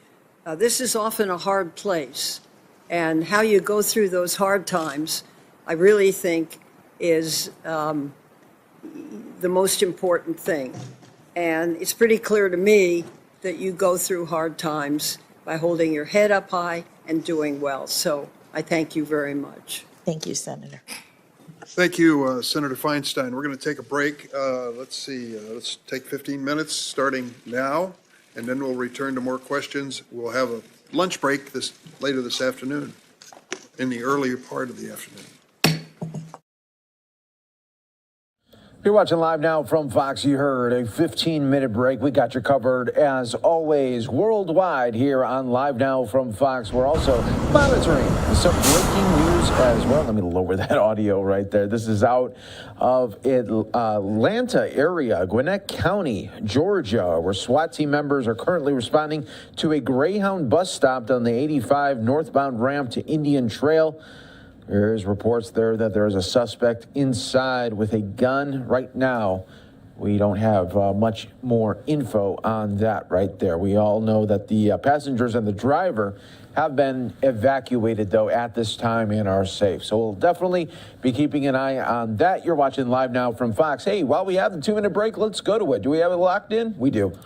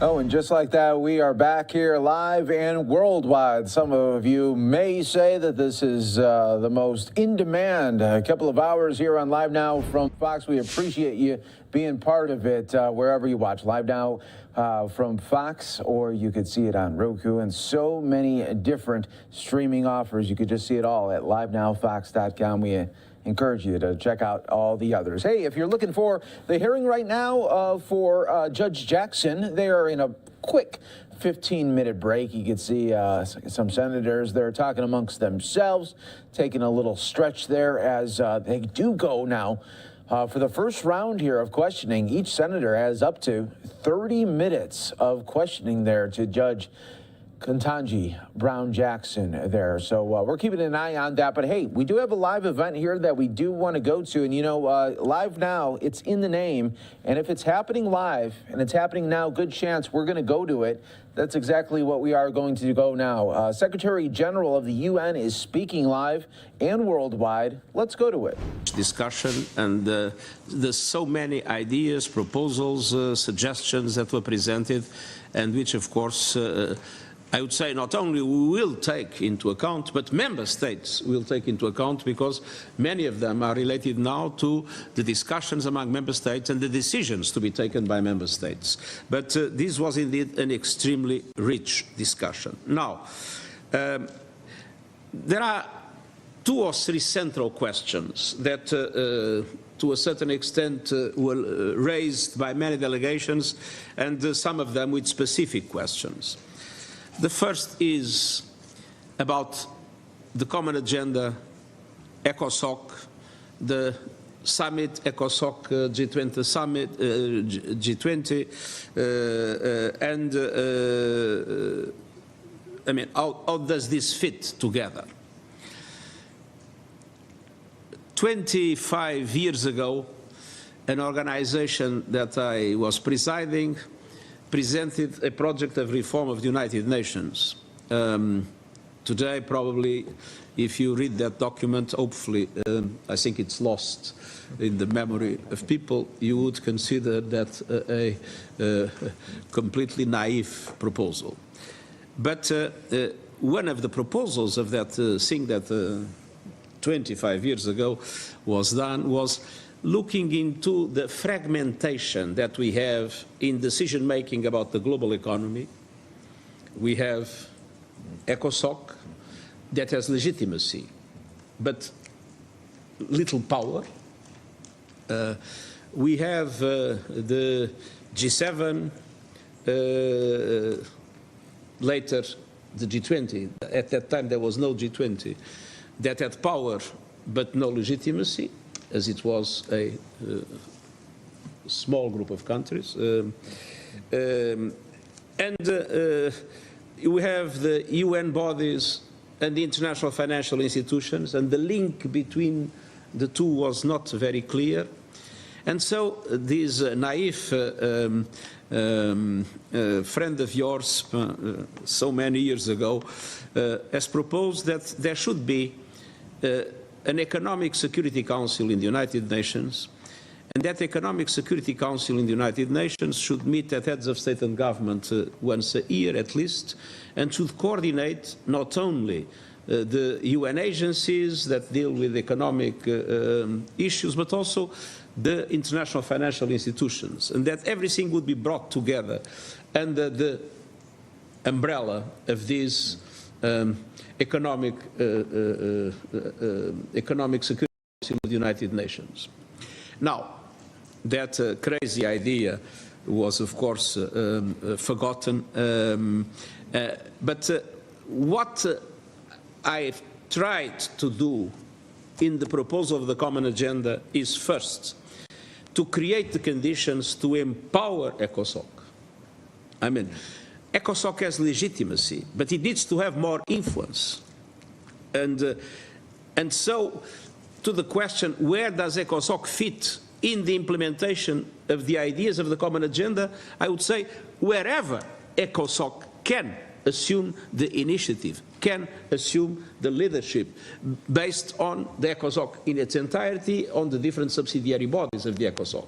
So, first objective, to strengthen and empower the ECOSOC, and second, to end this kind of silo approach in which really the interaction between the different sides of decision-making entities within the economic are not really taken sufficiently seriously.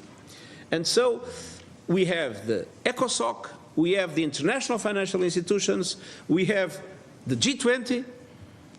Let's bring them together and force them to discuss together at the highest level how we can work together to address the dramatic challenges that we face in today's world. And I mean, to the distinguished Permanent Representative of India, I mean, if you read the common agenda about what is the summit for, the common agenda report, it says the biennial summit at the level to work towards a more sustainable, inclusive and resilient global economy. This would allow us to combine more systematically the respective strengths of relevant bodies and to make fuller use of the follow-up to the intergovernmental processes on financing for sustainable development. Immediate matters this biennial gathering could promote include ultra-long-term and innovative financing for sustainable development and the Sustainable Development Goals investment boosts for a green and just transition for all countries in need, more flexible reserve research and development incentives to foster innovation, and the process to resolve long-standing weaknesses in international debt architecture. Agreement could also be pursued on a last-mile alliance to catalyze and elevate policy action to reach those further behind as part of the efforts to achieve the Sustainable Development Goals. So, this is, of course, generic.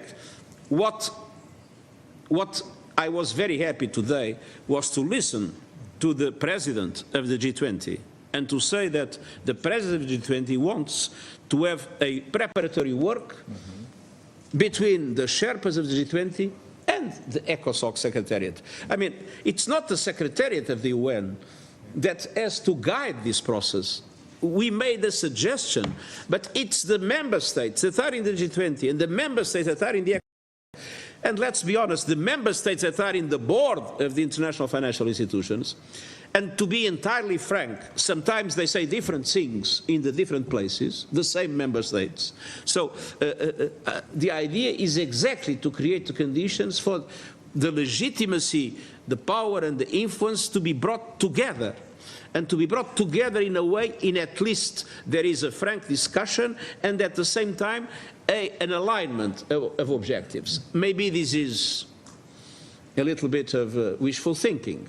It will take time, will be complicated, there are many divides, but I think this is essential. I mean, with the present fragmentation, the truth is, and I can tell you, we have worked very closely with the IMF and the World Bank, and the multilateral, the networked multilateralism as one of pillar is the UN and the regional organizations, another pillar is the UN and all the global or regional international financial institutions.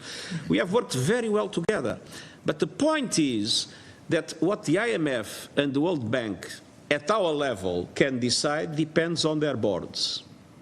And on their boards you have member states. And the G20 member states are the ones that have full control of the decisions of those boards. And some, even in the G20, more equal than others. Let's be entirely frank.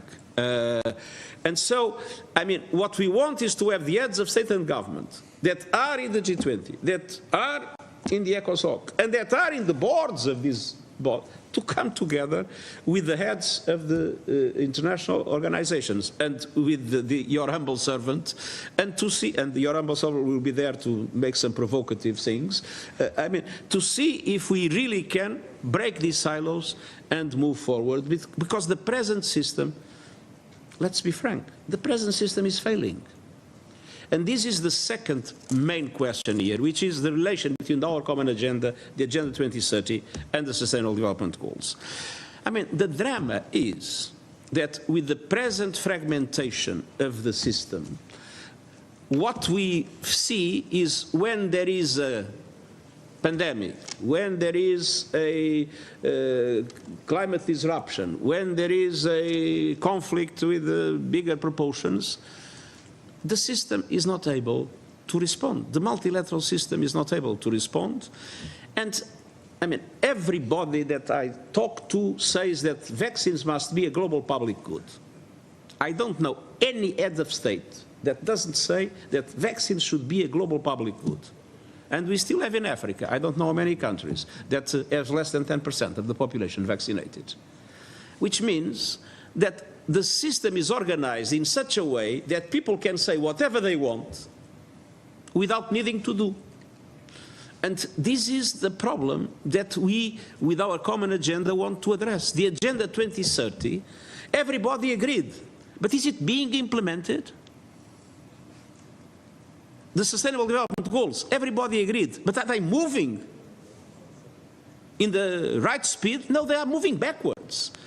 Because with the crisis that we have faced, the inability to bring countries together, and the fact that different forms of egoism interact in different ways, and the fragmentation of the system facilitates that, and the fact that nobody in the end is responsible for the problem because it's lots of different entities dealing. So, I mean, our objective is to try to bring things together and to try to boost the implementation of the Agenda 2030 and to not to have the, I mean, argument that, we are all making an effort, but then the circumstances, no, I mean, let's take this seriously. And I think our common agenda wants to be an instrument of that. Then, I mean, our common agenda is now essentially in the hands of member states. So, I take the concerns expressed, namely by the president, the permanent representative of China and Russia. I mean, we want to rush with the things that have the consensus of member states. In the things in which the member states are in disagreement, it's for member states to prolong the discussion and to engage in a way to try to find the avenues of consensus allowing these things to move forward. I mean, if member states disagree on whether we should have the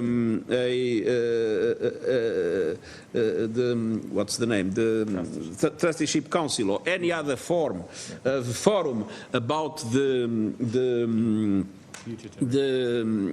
future generations, which was clearly an area in which the member states were not in agreement. Of course, I'm not going to rush with anything. It's for member states to go on that discussion. And eventually, if there is no agreement, that will not happen. I mean, there is not an obligation for all the things that are in our common agenda report to be implemented. It depends on the will of member states. So we will not be rushing. And now we are waiting for the President of the General Assembly to present the plan of how these discussions will go on in order to make sure that what needs to be implemented is implemented, what can be implemented is implemented, what cannot is subject to further discussions.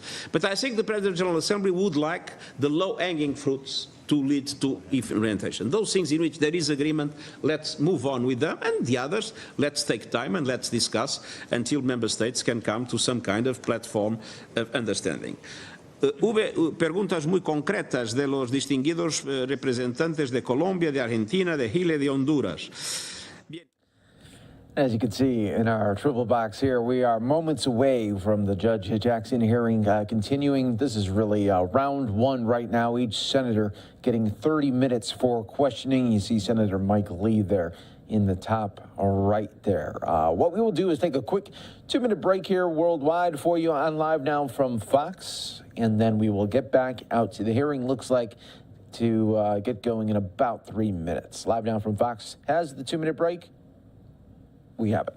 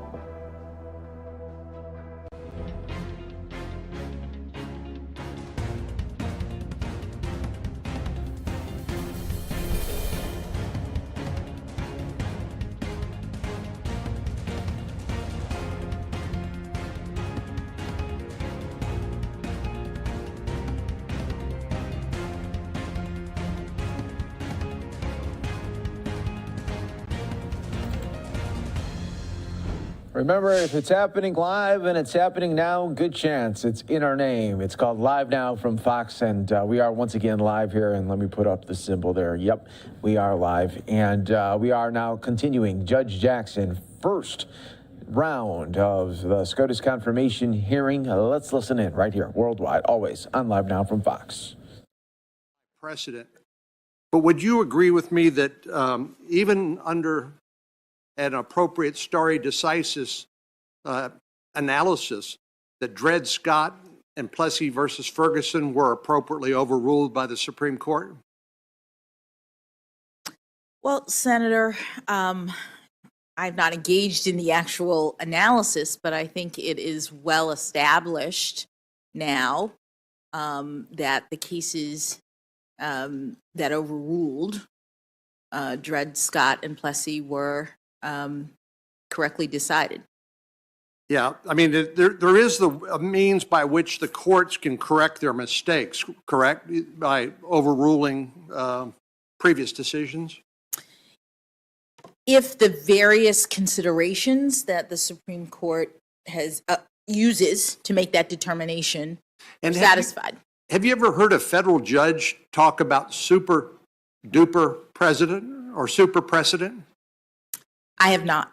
I've never seen it either, in any opinion. I've heard it here in the Judiciary Committee on a number of occasions when somebody has a favorite case or outcome that they don't want to see the Supreme Court revisit. Let me ask a minute. Obviously, your nomination by President Biden is historic, and I congratulate you again, congratulated you previously, and I think it's been long overdue. When Clarence Thomas, the second African-American who was nominated to and confirmed by the Supreme Court, was nominated to the court, did you celebrate that as a historic event? I'm trying to remember where I was at the time. I believe I did, yes. When we're talking about staying in your lane, and I appreciate your responses to a number of the questions, even though I'd love to get your answer to the question, but where you've deferred answering, saying you want to stay in your lane and not be seen as a policymaker, would you agree with me that one of the most important questions under our constitutional form of government and the separation of powers is who decides? In other words, some questions are appropriately decided by judges who are unelected, serve for life, insulated from politics, and other decisions are appropriately within the left up to the legislative branch because we are accountable to the people who can vote for us, they can vote against us if they don't like the policies that we enact in legislation. Would you agree with that? Who decides is an important question in terms of determining the appropriate role for both the judiciary and the legislature? As a general matter, I agree. It rarely comes directly like that as an issue. It's usually not a jump ball between the legislature and the executive. I get it. You don't get a lot of easy questions. Well, but you, as a general proposition, you won't disagree with me. What I'd say is that the courts are properly tasked with resolving legal questions, and that cases are controversies, right? Exactly, in right. every case. And Congress is not similarly constrained. We can pass broad policies, comprehensive legislation, changing policy, but the difference is, one of the differences is the voters can unelect us if they don't like what we're doing. That is true. I want to ask you, did you study under Lawrence Tribe when you were at Harvard? I did not. Well, as you know, Justice Breyer, your mentor, wrote a little book called Active Liberty. And Lawrence Tribe, who was formerly a law professor at Harvard, wrote a review of that book in the New York Times Review of Books, and the title of it is Politicians in Robes. Are you familiar with that article? I am not. Well, in the article, Professor Tribe accuses Justice Breyer of engaging in what he calls a noble lie. And he said, he talks about the morality of resorting to falsehoods and delusions to conceal, usually from the masses, but sometimes from oneself, the truths whose revelation would wreak havoc or at least do more harm than good. Professor Tribe goes on in criticizing Justice Breyer's book. He says in his stubborn avowal that the court, even with its current far-right supermajority, remains an apolitical body, he perpetuates a lie that is anything but noble. You've talked about staying in your lane, not making policy decisions, not being seen as political. Do you agree with Justice Breyer that, or with Professor Tribe? Senator, I believe that judges are not policymakers, that we have a constitutional duty to decide only cases and controversies that are presented before us, and within that framework, judges exercise their authority to interpret the law and not make the law. So you would agree with me that judges should not be politicians? Yes. Let me talk to you a little bit about some of the decisions that have been made by the Supreme Court over many years, starting perhaps with Dred Scott, that adopts the substantive due process argument to determine the constitutionality of various laws. Perhaps the most recent decision by the Supreme Court that was a dramatic departure from previous laws in the states and in the nation was the Obergefell case, which dealt with same-sex marriage. In the opinions that were written there, it was noted that here we are 234 years after the Constitution had been ratified, 135 years since the 14th Amendment had been ratified, that the Supreme Court articulated a new fundamental right, which is a right to same-sex marriage. You're familiar with that case, aren't you? I am. At the time, it was noted that 11 states, including the District of Columbia, had passed laws sanctioning same-sex marriage. But also at the same time, there were 35 states who put it on the ballot, and 32 of those states decided to maintain the traditional definition of marriage between a man and a woman. Do you agree with me that marriage is not simply a governmental institution, it's also a religious institution? Well, Senator, marriages are often performed in religious institutions. Well, you agree with me that many of the major religions that I can think of, and they're Christianity, Judaism, Islam, embrace a traditional definition of marriage, correct? I am aware that there are various religious faiths that define marriage in a traditional way. Do you see that when the Supreme Court makes a dramatic pronouncement about the invalidity of state marriage laws, that it will inevitably set in conflict between those who ascribe to the Supreme Court's edict and those who have a firmly held religious belief that marriage is between a man and a woman?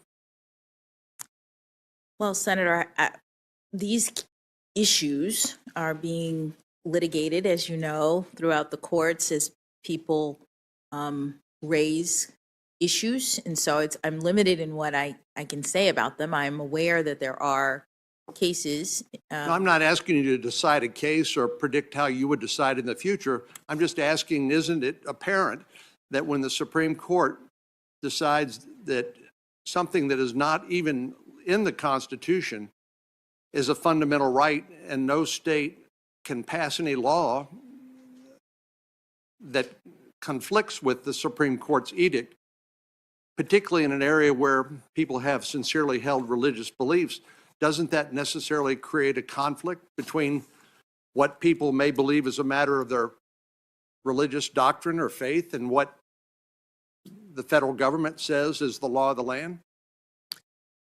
Well, Senator, that is the nature of a right, that when there is a right, it means that there are limitations on regulation, even if people are regulating pursuant to their sincerely held religious beliefs. Do you agree with marriage is not mentioned in the Constitution, is it? It is not mentioned directly, no. And religious freedom and is mentioned in the First Amendment explicitly, correct? It is. Do you share my concern that when the court takes on the role of identifying an unenumerated right, in other words, it's not mentioned in the Constitution, and creates a new right, declaring that anything conflicting with that is unconstitutional, that it creates a circumstance where those who may hold traditional beliefs, like something as important as marriage, that they will be vilified as unwilling to assent to this new orthodoxy? So, Senator, I understand that concern, and because there are cases that are addressing these sorts of issues, I'm not in a position to comment about either my personal views or whether I'm not asking you to. Justice Alito in the Oberfeld case wrote, he said, "I assume those who cling to the old beliefs will be able to whisper their thoughts in the recesses of their homes. But if they repeat those views in public, they will risk being labeled as bigots and treated as such by government, employers, and schools." So the Oberfeld case, to nerd out with you again, was decided under a doctrine known as substantive due process, correct? If memory serves, yes, substantive due process, and I think there might have been equal protection concerns. And the Supreme Court has applied that somehow fairly mysteriously by saying it's created by the confluence of the Fifth Amendment and the 14th Amendment to the United States Constitution. But historically, it's been applied in ways that seem to sanction explicit policymaking by the courts.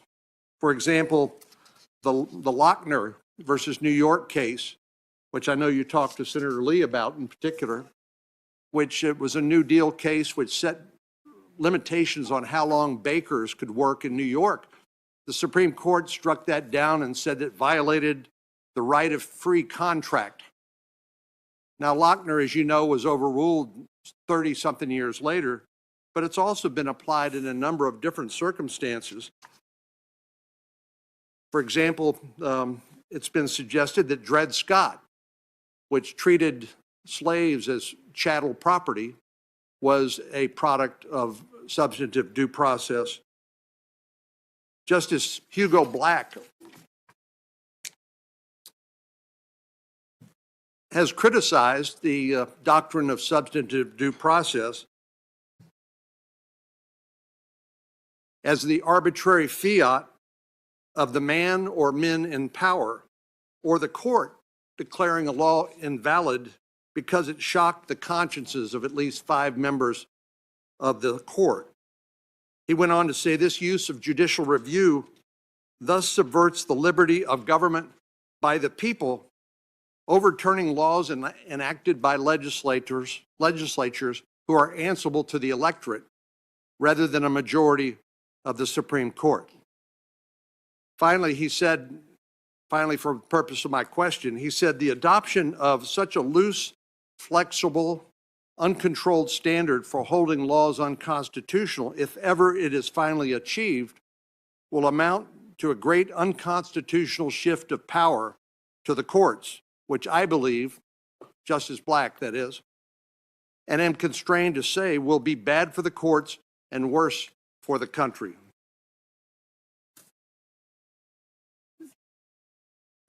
Justice Jackson, why isn't substantive due process analysis just another form of judicial policymaking, which you've suggested policymaking is not in your lane, and you strive to be apolitical, something I applaud. But why isn't substantive due process just another way for judges to hide their policymaking under the guise of interpreting the Constitution?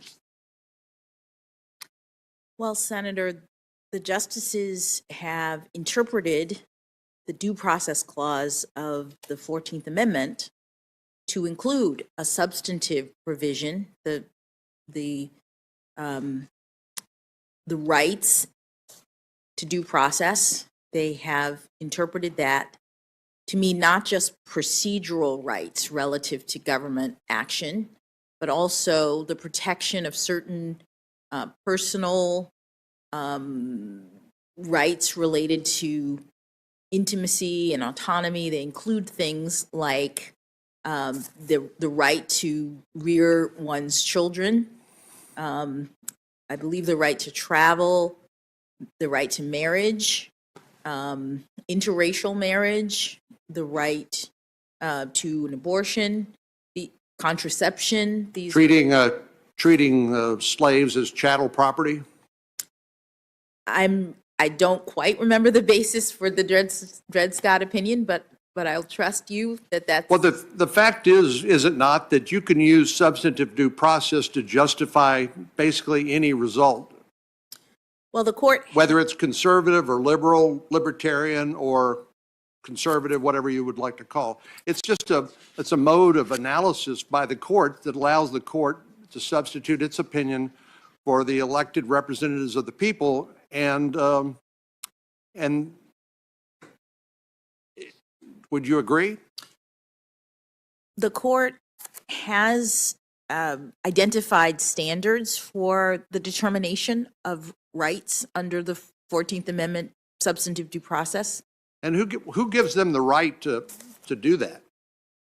If it's not mentioned in the Constitution, where does the right of the court to substitute its views for that of the elected representatives of the people, where does that come from? Well, the court has interpreted the 14th Amendment to include this component, the unenumerated right to substantive due process, and the court has said that that the kinds of things that qualify are implicit in the concept of ordered liberty, or deeply rooted in our nation's history and tradition. Those are standards that identify a narrow set of activities. Well, Judge, in the Oberfeld case, Justice Roberts, in his dissent, noted that the court invalidated marriage laws of more than half the states and orders the transformation of a social institution that has formed the basis for a human society for millennia.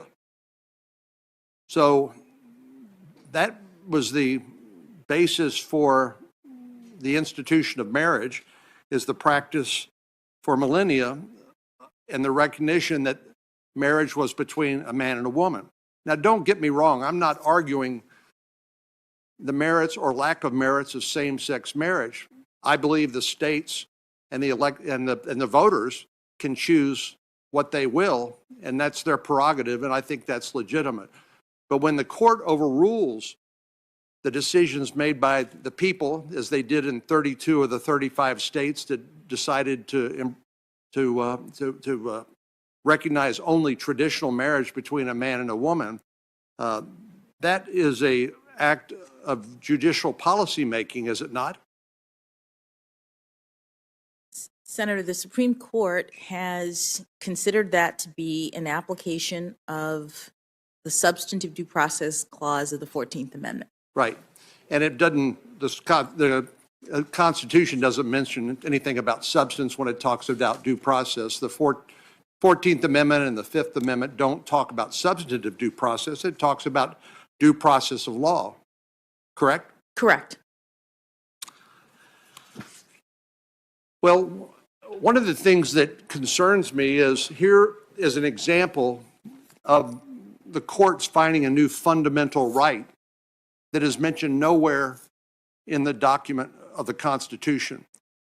That's the product of simply court-made law that we're all supposed to salute smartly and follow, because 9 people who are unelected, who have lifetime tenure, whose salary cannot be reduced while they serve in office, they decide, 5 of them decide that this is the way the world should be.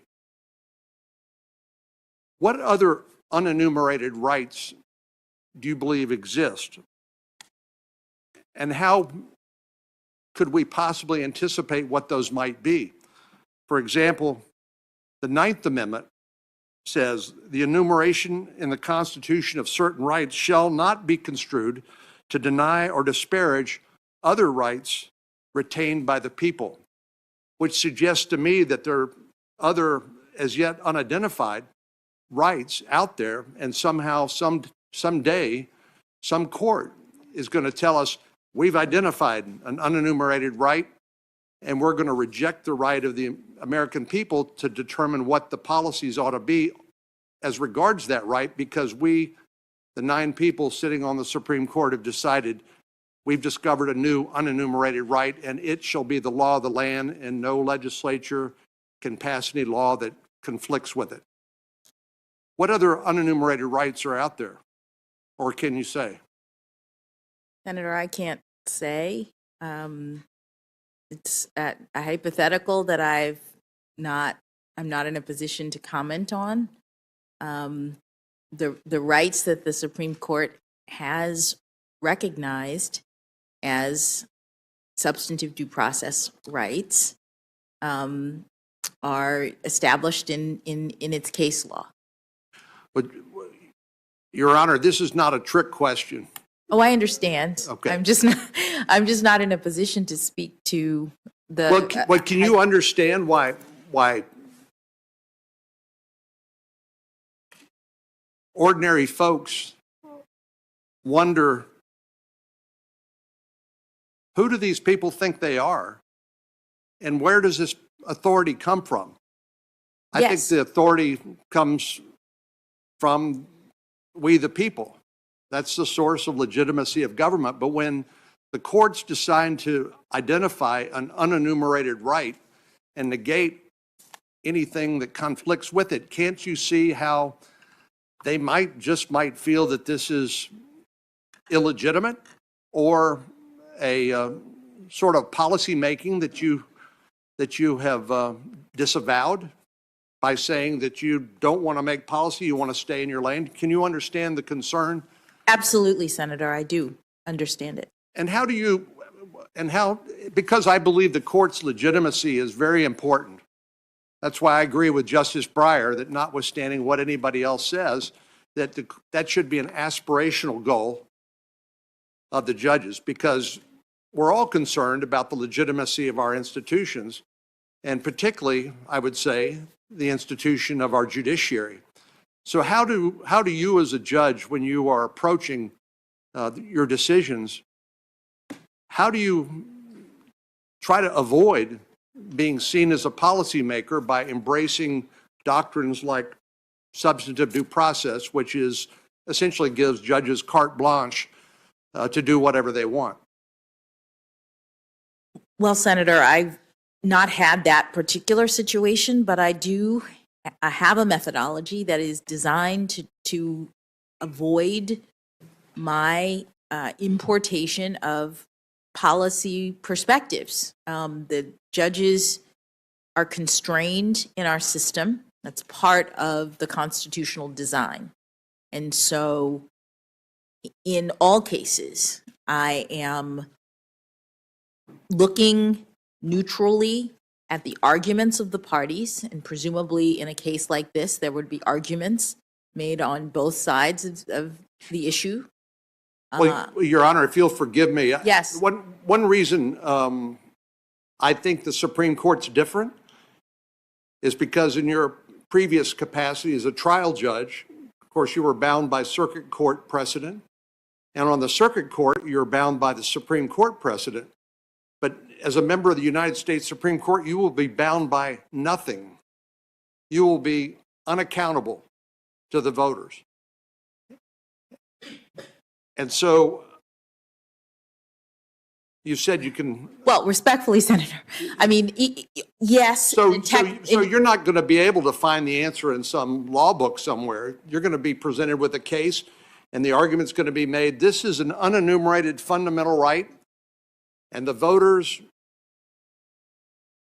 whatever they've said, is irrelevant, because we, 5 members of the Supreme Court, are going to decide what the law of the land should be, and anybody who disagrees with us will be labeled a bigot or be accused of discrimination, even if their beliefs happen to flow from sincerely held religious conviction, like the definition of a marriage between a man and a woman. But you've already told me that you see why this is a concern. I see why it is a concern, and I would just say that although the Supreme Court is not, bound in the sense of having to apply prior precedent, there is stare decisis in our system. There are now standards in the stare decisis world that the Supreme Court applies when it's asked to. Thank goodness the Supreme Court has been willing to revisit its precedent, or we'd still be living with Plessy versus Ferguson or Dred Scott. One of the things Senator Whitehouse and I agree on is he and others frequently ask nominees for the Supreme Court, do you think Brown versus Board of Education is settled law? And believe it or not, some nominees won't answer the question. I mean, it boggles the mind. I tend to think that nominees from both parties tend to be overcoached and not and told you can't be. If you don't answer the question, you have a better chance of being confirmed. But some of these things are obviously settled, and I wish we had a more candid conversation about the source of the power that unelected lifetime tenured judges have to basically rule America when they decide that something is an unenumerated fundamental right. Let me, in the minute 48 seconds I have, ask you about a specific case. You remember U.S. versus Brown?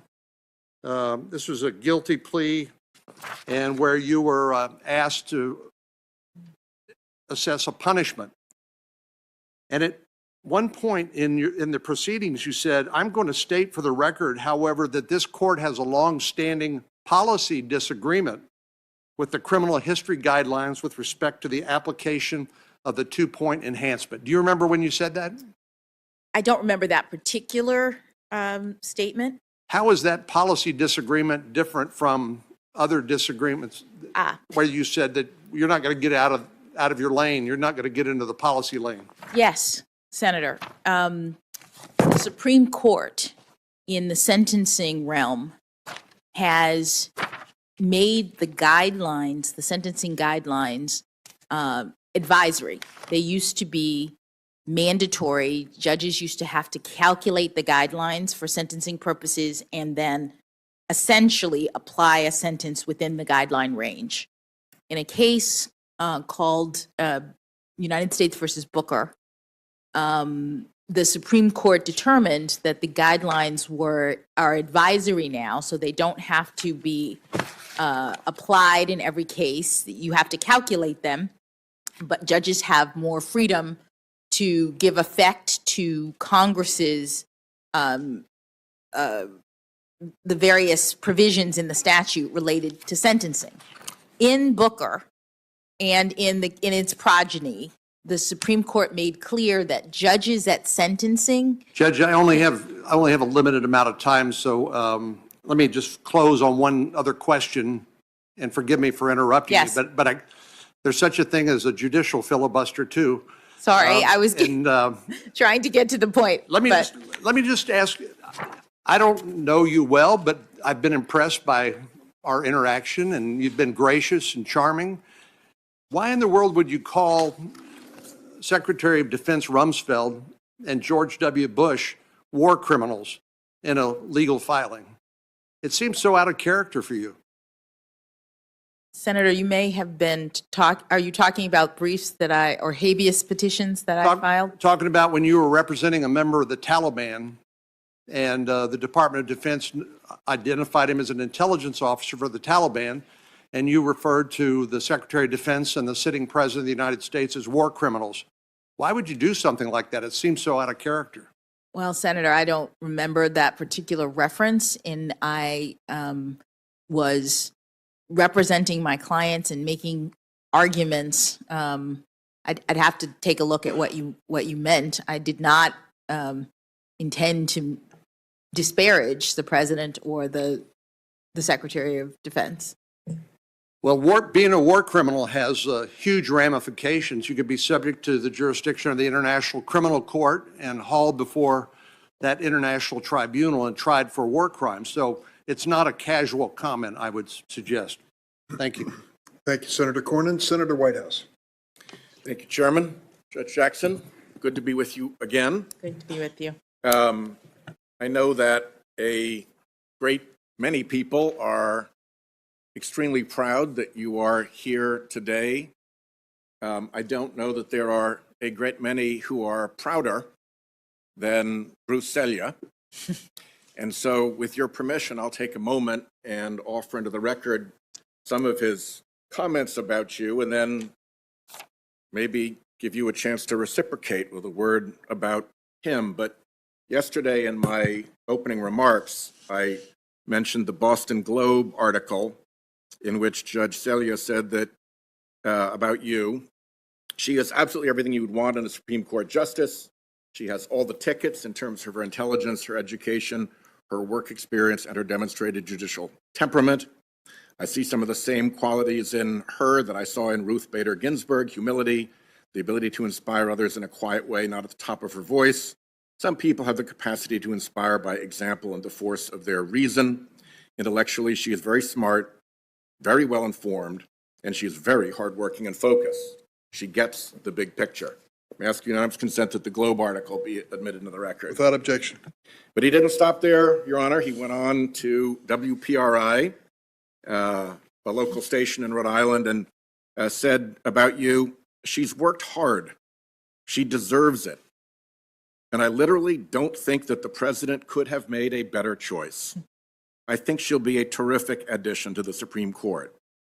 She listens to what other people have to say, but makes up her own mind.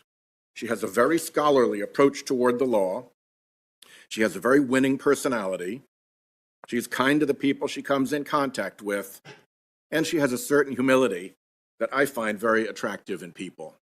May I ask unanimous consent that the statement from WPRI be put into the record? Without objection. Judge Selya went on Law 360 and said, I sense that she has the same sort of desire to achieve consensus and a pragmatic streak that has characterized some of Justice Breyer's work. I think she will be quite balanced. I have not found her to be an ideologue.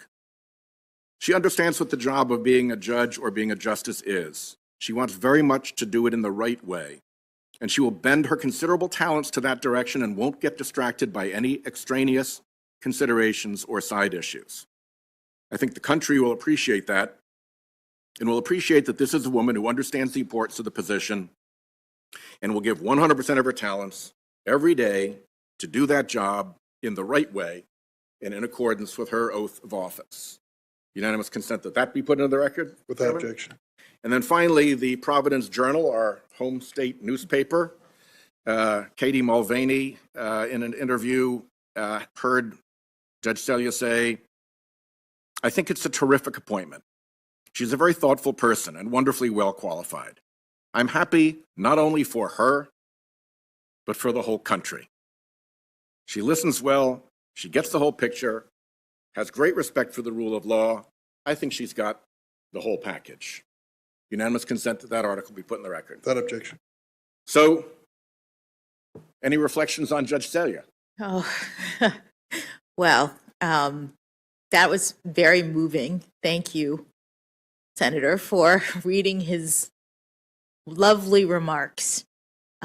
It's exactly who I know Judge Celia to be, always eloquent, always insightful, and I'm so flattered by his admiration, because he is someone that I have admired my entire professional life. He taught me how to look at issues very carefully, how to write in a lot of ways because of the way in which he's so fastidious with his opinions. And he's been an extraordinary mentor and role model for me. Well, we are very proud of him in Rhode Island. As you know, he's on senior status, and when he went on senior status, we were able to recommend the Rosary Thompson to succeed him, of whom I think Rhode Islanders are equally proud, and she has now gone on senior status. And Mr. Chairman, I hope we'll be considering shortly an equally impressive Biden nominee for her position. On an unrelated subject, and it relates to yesterday's activities. You can relax a moment, Your Honor. This will not be a question for you, but a lot was said in this room yesterday about dark money by our Republican friends, to the point where one of the headlines about yesterday read, "Republicans hammer dark money groups." And I'll be the first to concede that there is dark money on both sides, and I hope very much we can get rid of it on both sides shortly by legislation. But there is a difference, I believe, between a dark money interest rooting for someone and right-wing dark money interests having a role in actually picking the last 3 Supreme Court justices. Now, how do we know that they had a role in doing that? Well, we know because everybody involved said so. It was pretty straightforward stuff. President Trump said we're going to have great judges, conservative, all picked by the Federalist Society. That's pretty plain. Senator Orrin Hatch, the former chairman, was asked, some have accused President Trump of outsourcing his judicial selection process to the Federalist Society. I say, damn right. The co-founder of the Federalist Society said that the administration is relying on the Federalist Society to come up with qualified nominees. And then Don McGahn, who ran the operation for Trump in the White House, said, "I've been a member of the Federalist Society since law school, still am, so frankly, it seems like that role has been insourced." So there's pretty clear and pretty broad agreement that that selection process took place out of the public eye, and it appears to have been informed heavily by dark money interests. They were not alone in saying this. Here's Laura Ingraham on Fox News, concerned about abortion cases coming up before the court. "We have 6 Republican appointees on this court. After all the money that's been raised, the Federalist Society, all these big fat cat dinners, if this court with 6 justices cannot do the right thing, then I think it's time to circumscribe the jurisdiction of this court. That's the way to change things finally." So we have people who are in a position to know what was going on behind the scenes describing the 6 Republican appointees on the court who got there after all the money that has been raised, the Federalist Society, and all these big fat cat dinners, and threatening that if they don't do what she considers to be the right thing, they'll be punished by circumscribing the jurisdiction of the court. That's pretty big talk, but it's backed up by pretty big dollars. If you go back to before this enterprise got underway, the money that came into the Federalist Society from what's called Donors Trust, which has been described as the dark money ATM of the right, a Koch brothers affiliated operation. Back, say, in 2002, it got $5,000. No big deal. By 2019, when this operation was in full swing, it got $7 million. We don't know who the real donor was because that's the job of Donors Trust, is to de-identify the donor, to launder the identity off the donation so you can't connect the dots any longer. But $7 million, I think, is quite a lot of money. And unfortunately, the Federalist Society was not alone. Right down the hallway is something called the Judicial Crisis Network. Its office is on the same hallway as the Federalist Society in the downtown Washington building, although JCN's website and tax filings list a mailing address at a different location, an address shared by multiple companies. And right down that hallway at that Judicial Crisis Network, there's even more money pouring. And here's how much poured into the last 3 nominations via the Judicial Crisis Network. $21 million related in time to the Gorsuch nomination, $17 million to the Kavanaugh nomination, $14 million to the Barrett nomination. And of course, we don't know who the actual donor is. Could be the same donor, who knows? And because we don't know who the donor is, we don't know what business they might have had before the court. And I think it matters when people are seeking to influence the makeup of the court that the public understand what business they may have before the court. And anonymity hides all of that. And they didn't stop with the Trump nominees. They got up on the air, a dark money group using dark money to accuse Biden's Supreme Court nominee, at that point a player to be named later. Judge Jackson had not been selected at this point, of being a tool or stooge of liberal activist dark money. This is a screenshot from their advertisement paid for by the Judicial Crisis Network. So it's worth understanding for a moment what the Judicial Crisis Network is and where it lies. And it lies in a network of organizations. The prevailing way that political mischief is accomplished these days is with a paired 501c3 and 501c4 organization. The 501c3 gets the tax deduction, the 501c4 gets to participate in political activity. And sure enough, there's an 85 fund and a Concord fund that are twinned together as a 501c3 and 501c4 organization. And they filed under Virginia corporation law to operate under what they call fictitious names. That's the term of law under which they file, fictitious names. And there's the Judicial Crisis Network, one of the fictitious names of the Concord Fund. It has a parallel judicial education project that is a fictitious name of the 85 Fund. If you're interested in voter suppression, you can move down to the Honest Elections Project Action, another fictitious name, and its 501c3 twin, the Honest Elections Project. And they've even got new ones that are less active, Free to Learn Action and Free to Learn. So these are 8 organizations that are essentially one organization. As lawyers, we think from time to time about piercing the corporate veil. That's corporate veiling that you could pierce with a banana. And it runs back and forth with 3 groups called CRC Advisors, CRC Strategies, and CRC Public Relations that take and send money to these organizations as part of the sort of planning element.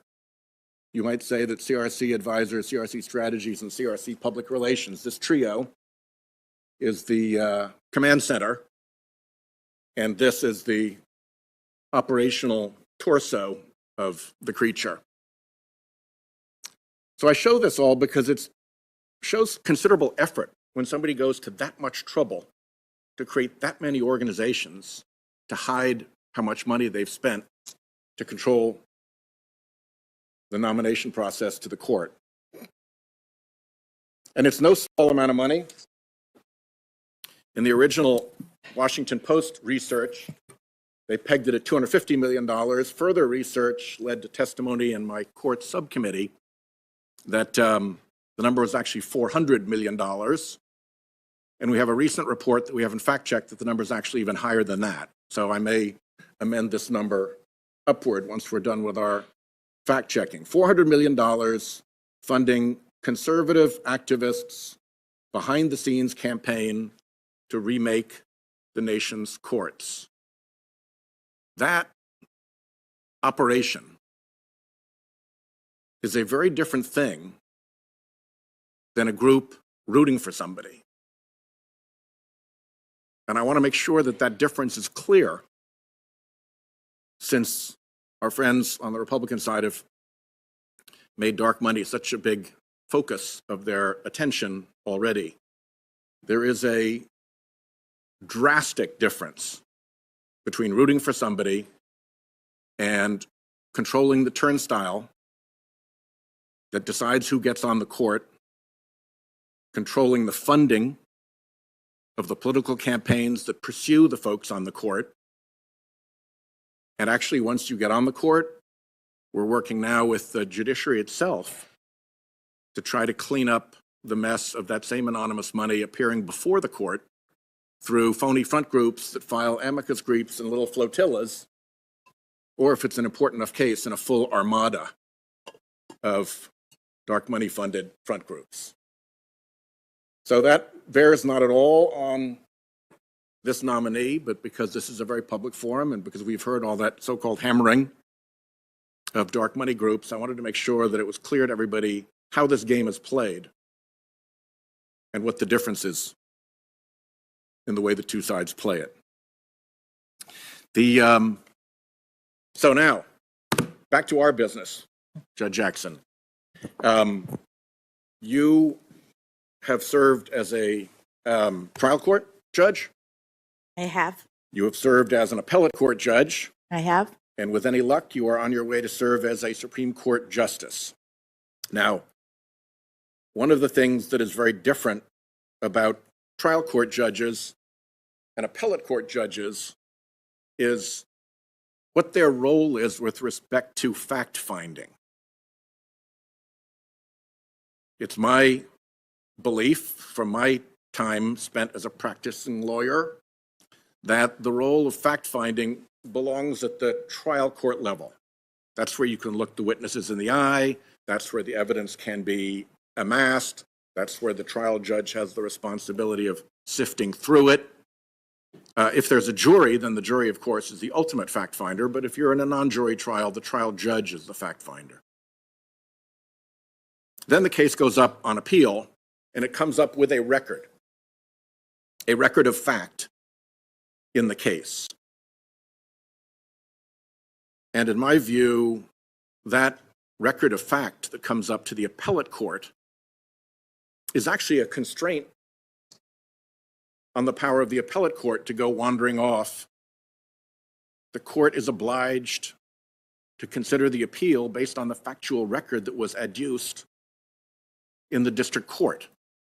So you, having lived in both of those houses, the trial court house and the appellate court house, tell me a little bit about what that change meant to you as you went from being a trial judge to an appellate judge.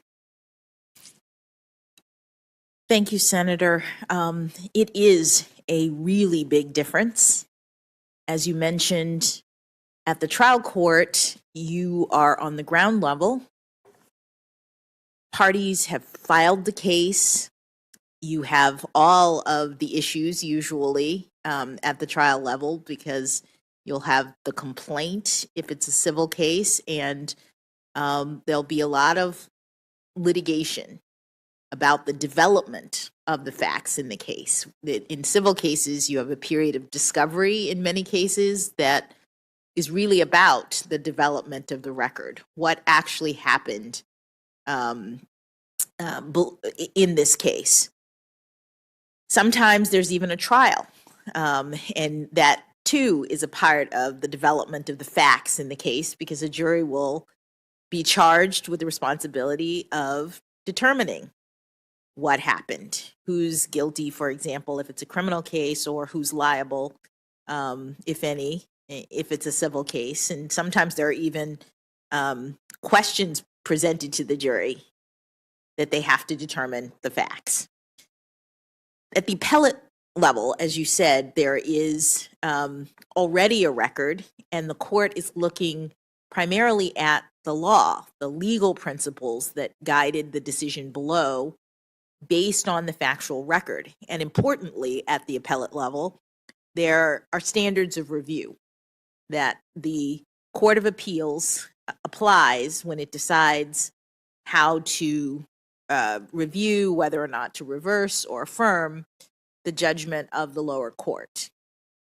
And I've been very mindful, especially as a trial judge, of the standards of review. When I was prepping lawyers for oral argument before appellate courts, I would often say, please don't quarrel with the facts unless you have a knockdown case, because if you want to get the appellate court to relitigate the facts, you're up against the harshest standard of review available, the clearly erroneousness test. And clear error is no small thing.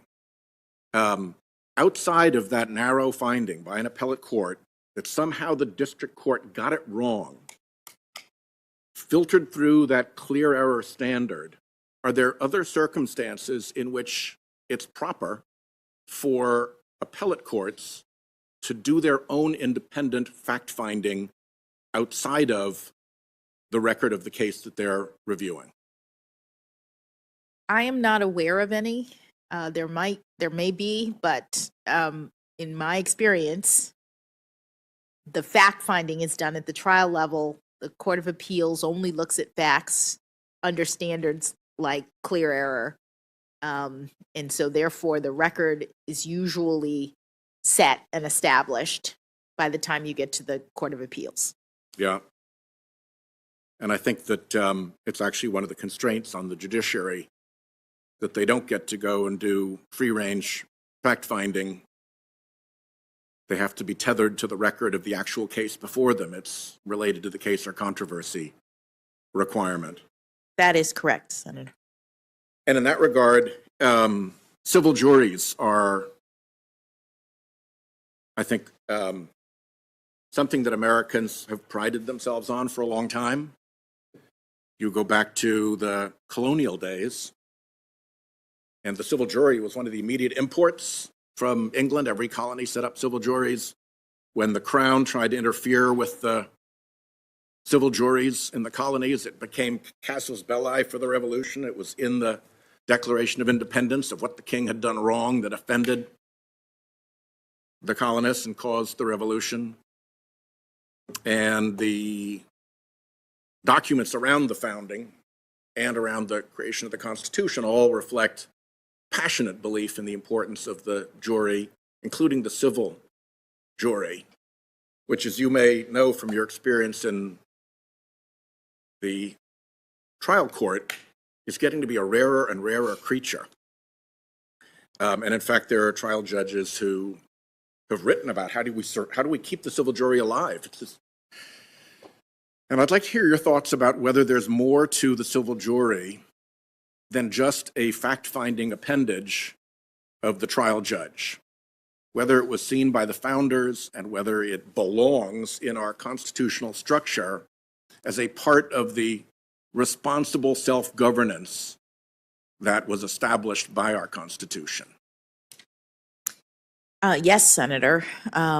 It is part of our ordered liberty. It is a mechanism by which citizens can participate in governance. They can be called upon by the court to sit in judgment of other people in the community.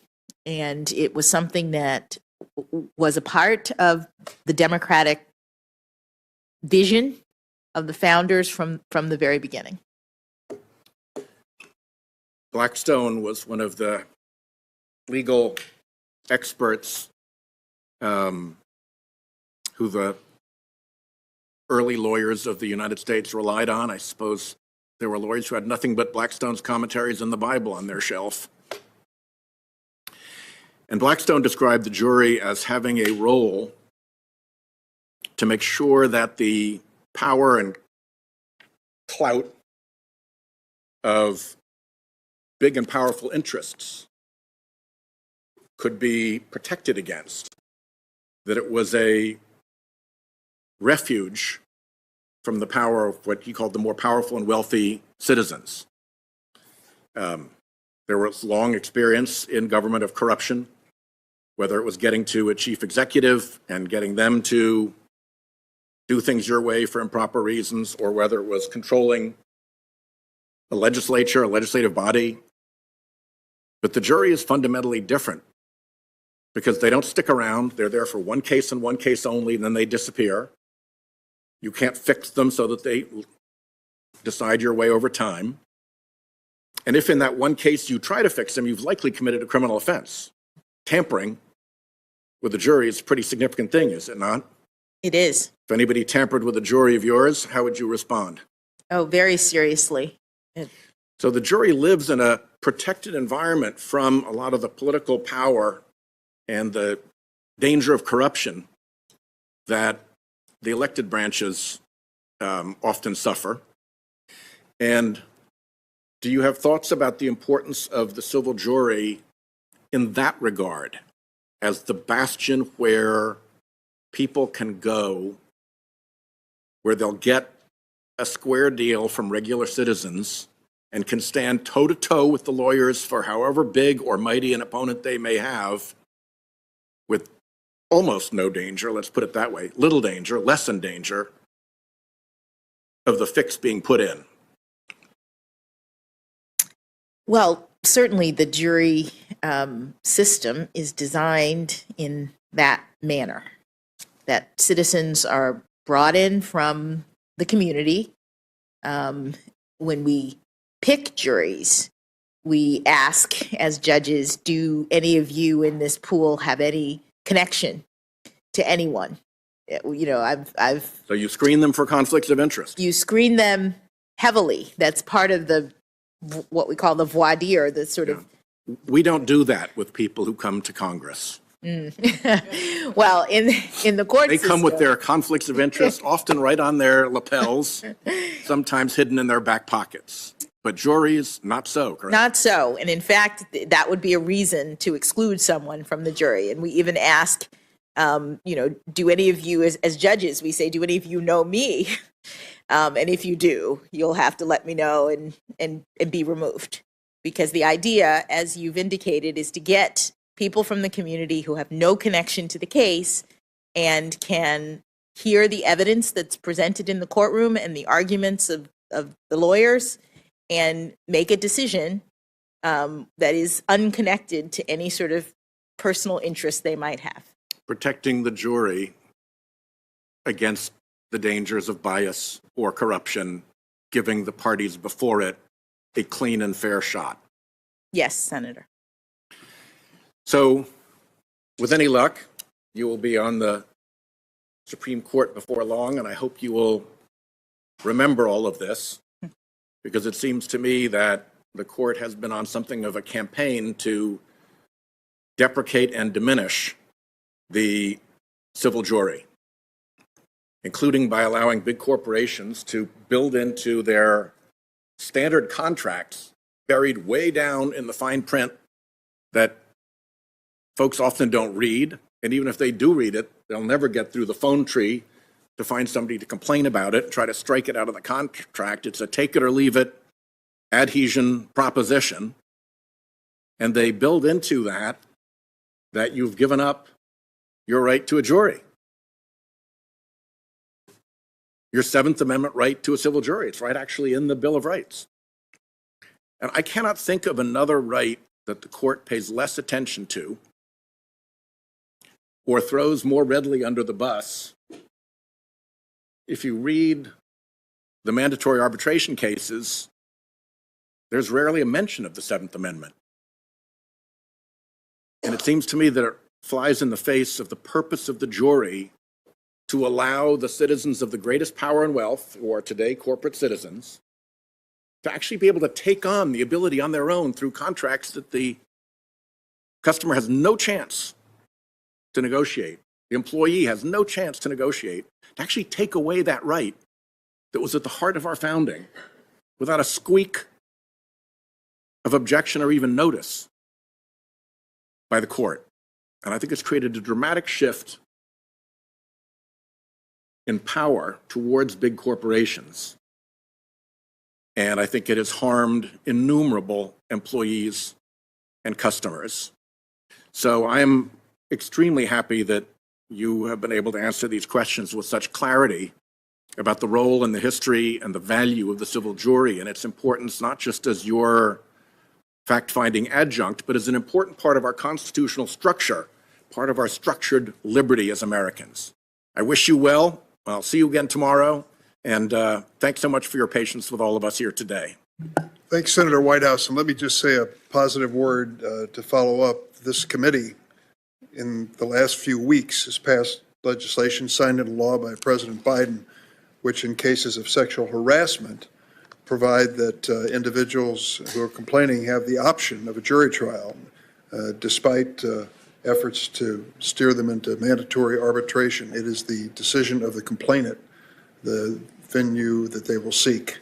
I think that is a step in the right direction, and we've passed out of this committee on a bipartisan basis. And so I'd like to ask everyone to consider returning promptly at 1:30 for the much anticipated Senator Lee of Utah.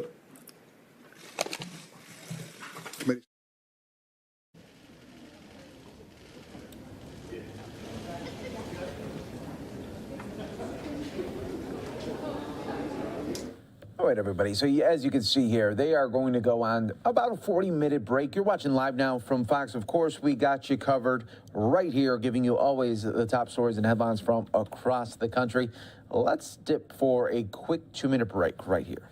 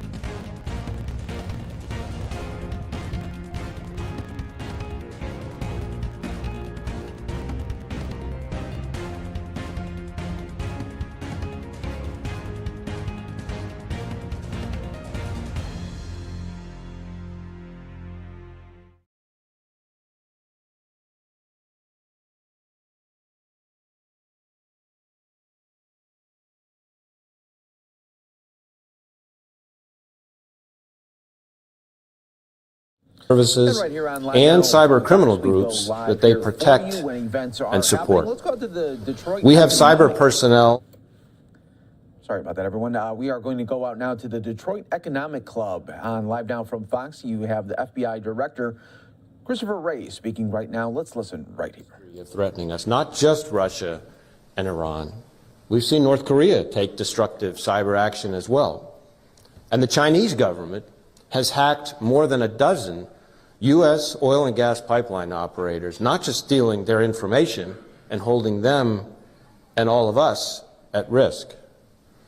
An awfully dangerous threat from a massive, sophisticated program, hacking program that is bigger than that of every other major country combined.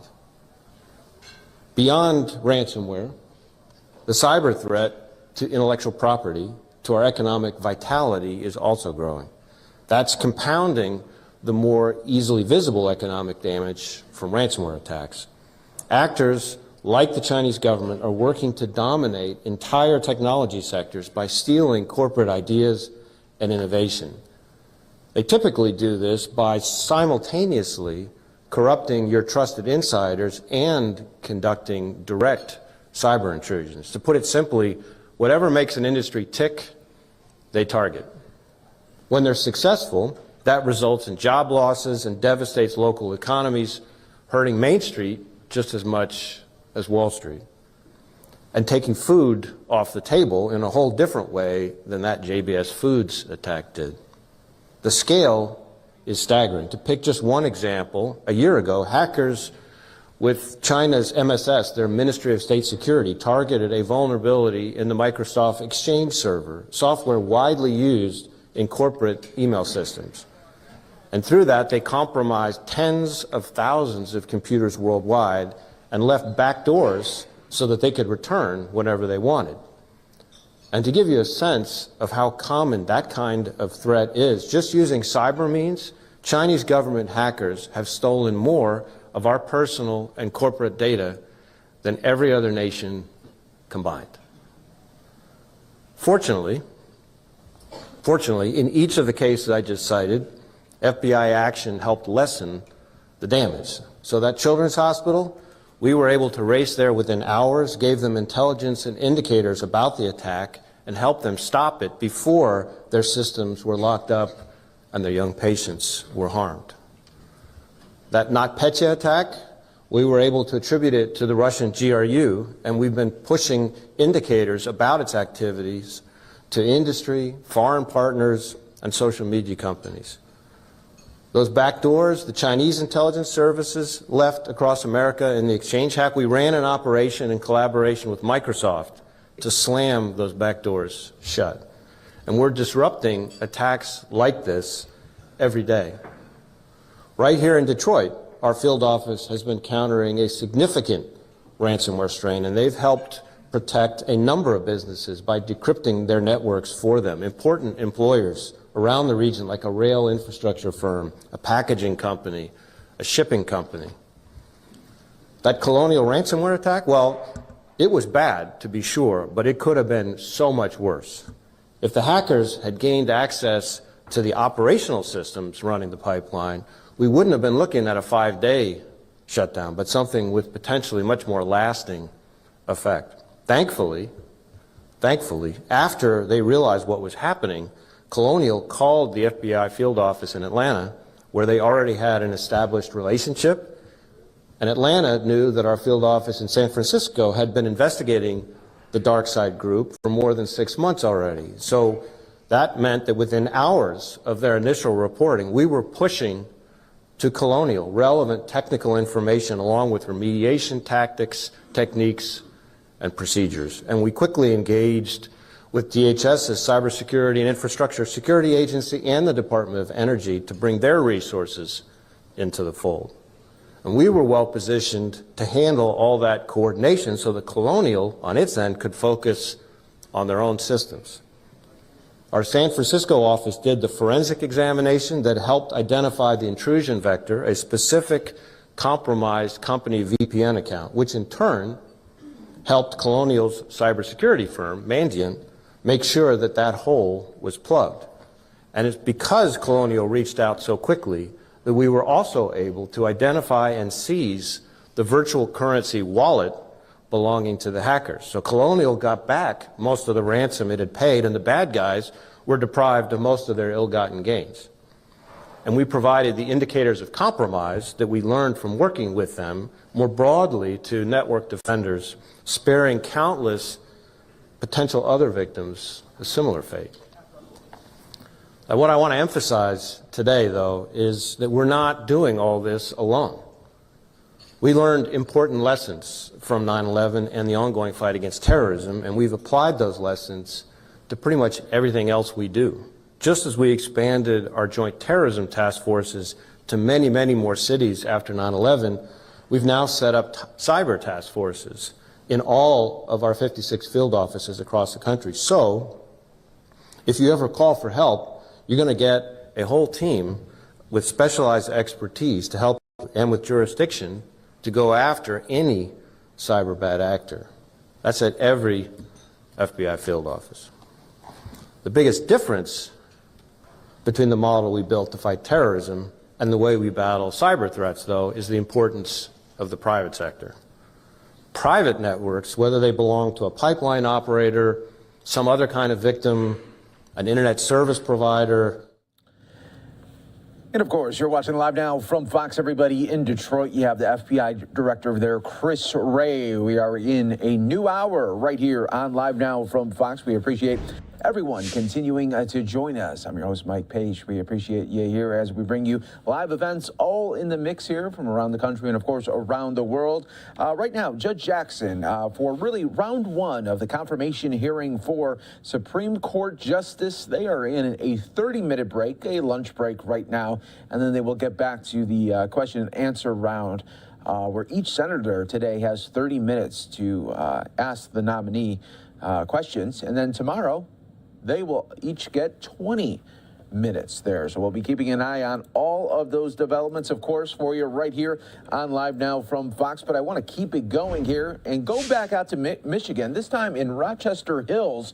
This is the Crumbleys. They are back in court here during a procedural hearing between the parents of the accused Oxford school shooter. A judge appointed an independent counsel for both James and Jennifer Crumbly here. This is the pre-trial hearing is the first court appointment the duo has had since they were ordered to stand trial on charges of involuntary manslaughter. Their son Ethan is accused of murdering 4 students and injuring several others on November 30th, 2021 at Oxford High School. Let's listen right here on Live Now from Fox. Safeguards, and that motion is set for tomorrow. However, even prior to receiving that motion, the court intended to address this important issue sua sponte. The court is cognizant of the defendant's Sixth Amendment rights to retain counsel of their choice. But the court is also obligated and committed to preserving a defendant's right to a zealous defense. Michigan Rule of Professional Conduct 1.72b indicates that a lawyer shall not represent a client if the representation of that client may be materially limited by the lawyer's responsibilities to another client or to a third person. Michigan Court Rule 6.005 states that whenever 2 or more defendants who have been jointly charged or whose cases have been joined are represented by the same retained lawyers or lawyers associated in the practice of law, the court must inquire into the potential for a conflict of interest that might jeopardize the right of each defendant to the undivided loyalty of the lawyer. The court may not permit the joint representation unless 1, the lawyer or lawyers state on the record the reasons for believing that joint representation in all probability will not cause a conflict of interest. 2, the defendants state on the record, after the court's inquiry and the lawyer's statement, that they desire to proceed with the same lawyer. And the court finds on the record that joint representation in all probability will not cause a conflict of interest and states its reasons for the finding. Joint representation of co-defendants charged in criminal matters by attorneys from the same law firm is uncommon. There is great concern that there may be a conflict of interest as incompatibility of positions may arise at any moment. Of additional concern, Michigan Rule of Professional Conduct 3.7 states that a lawyer shall not act as advocate at a trial in which the lawyer is likely to be a necessary witness. I don't yet know if that rule is implicated, but I want to be clear that a lawyer providing representation in this matter will not be permitted to also testify.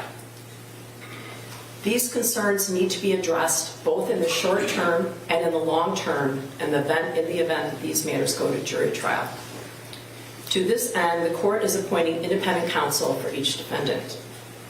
The appointment of counsel will not be as a substitute for the defendant's current counsel of choice or to report back to this court. The purpose of independent counsel will be for the limited purpose of advising each defendant in the matter with regard to joint representation and the potential for conflicts of interest. The court is aware that a defendant is permitted to make a knowing, intelligent, and voluntary waiver of his or her right to conflict-free counsel. I will be inquiring of each defendant at our next pretrial if they intend to waive any potential conflict. I will also be asking for a written waiver by each defendant. If it appears that a written waiver by the defendants becomes necessary subsequent to their meeting with independent counsel, I'm requesting the prosecution and defendants agree to language and present a proposed written waiver. In the meantime, I'm going to take the prosecutor's motion for joint representation safeguards, which is set for tomorrow, under advisement. I don't believe the defendants have responded to that motion. I'm also going to set another pretrial date, so I want to ask if you are all available April 5th at 10 a.m. I also want you to keep in mind that it isn't as easy in the past to set a court date.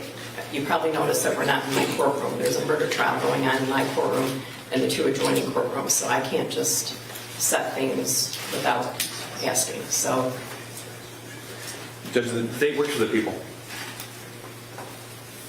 Your Honor, I do see that Ms. Smith has a trial that day in another county. I can speak with her if you'd like to schedule it. I can speak with her regarding that trial.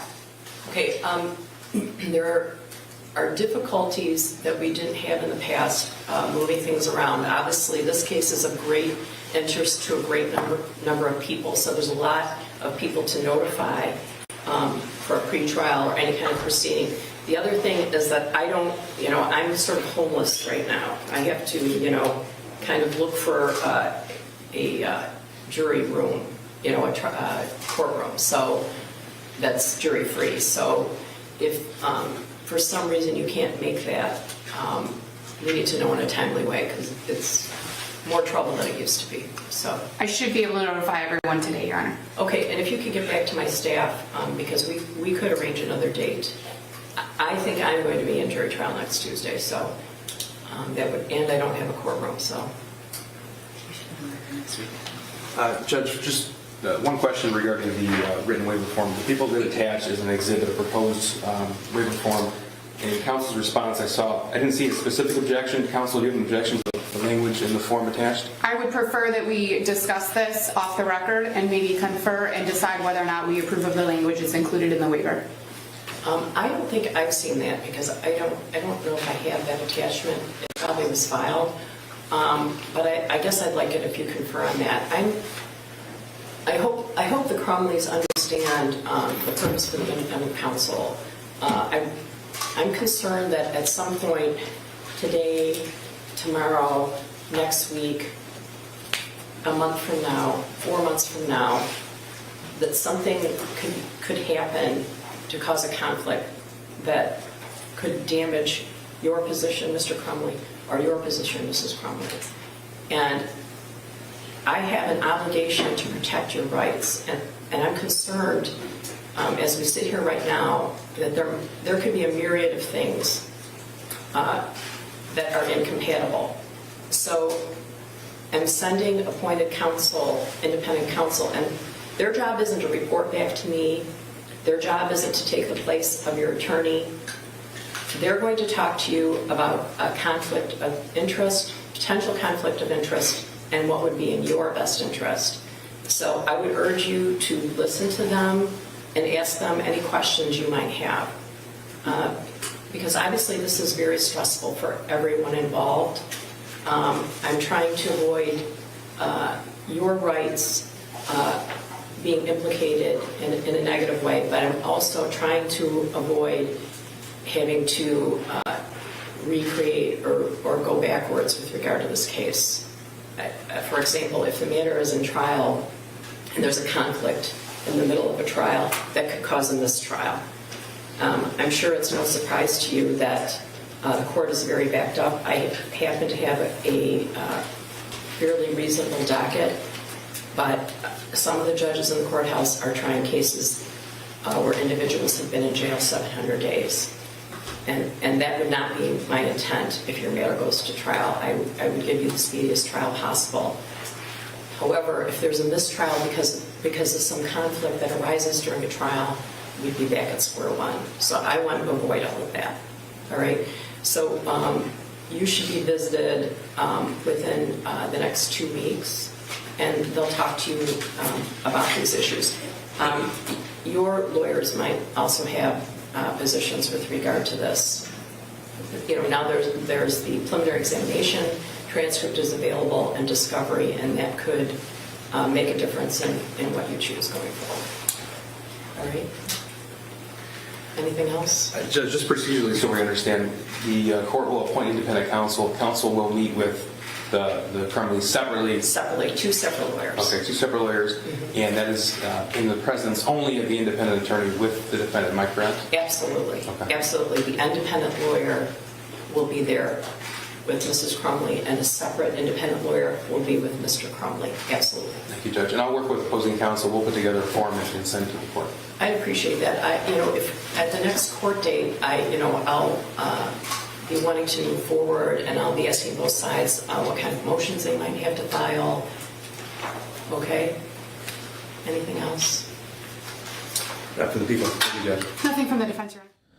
All right, so as a result there, both James and Jennifer Crumbley will have separate meetings with their own independent lawyer within the next 2 weeks. A tentative court date is now set for April 5th at 10 a.m.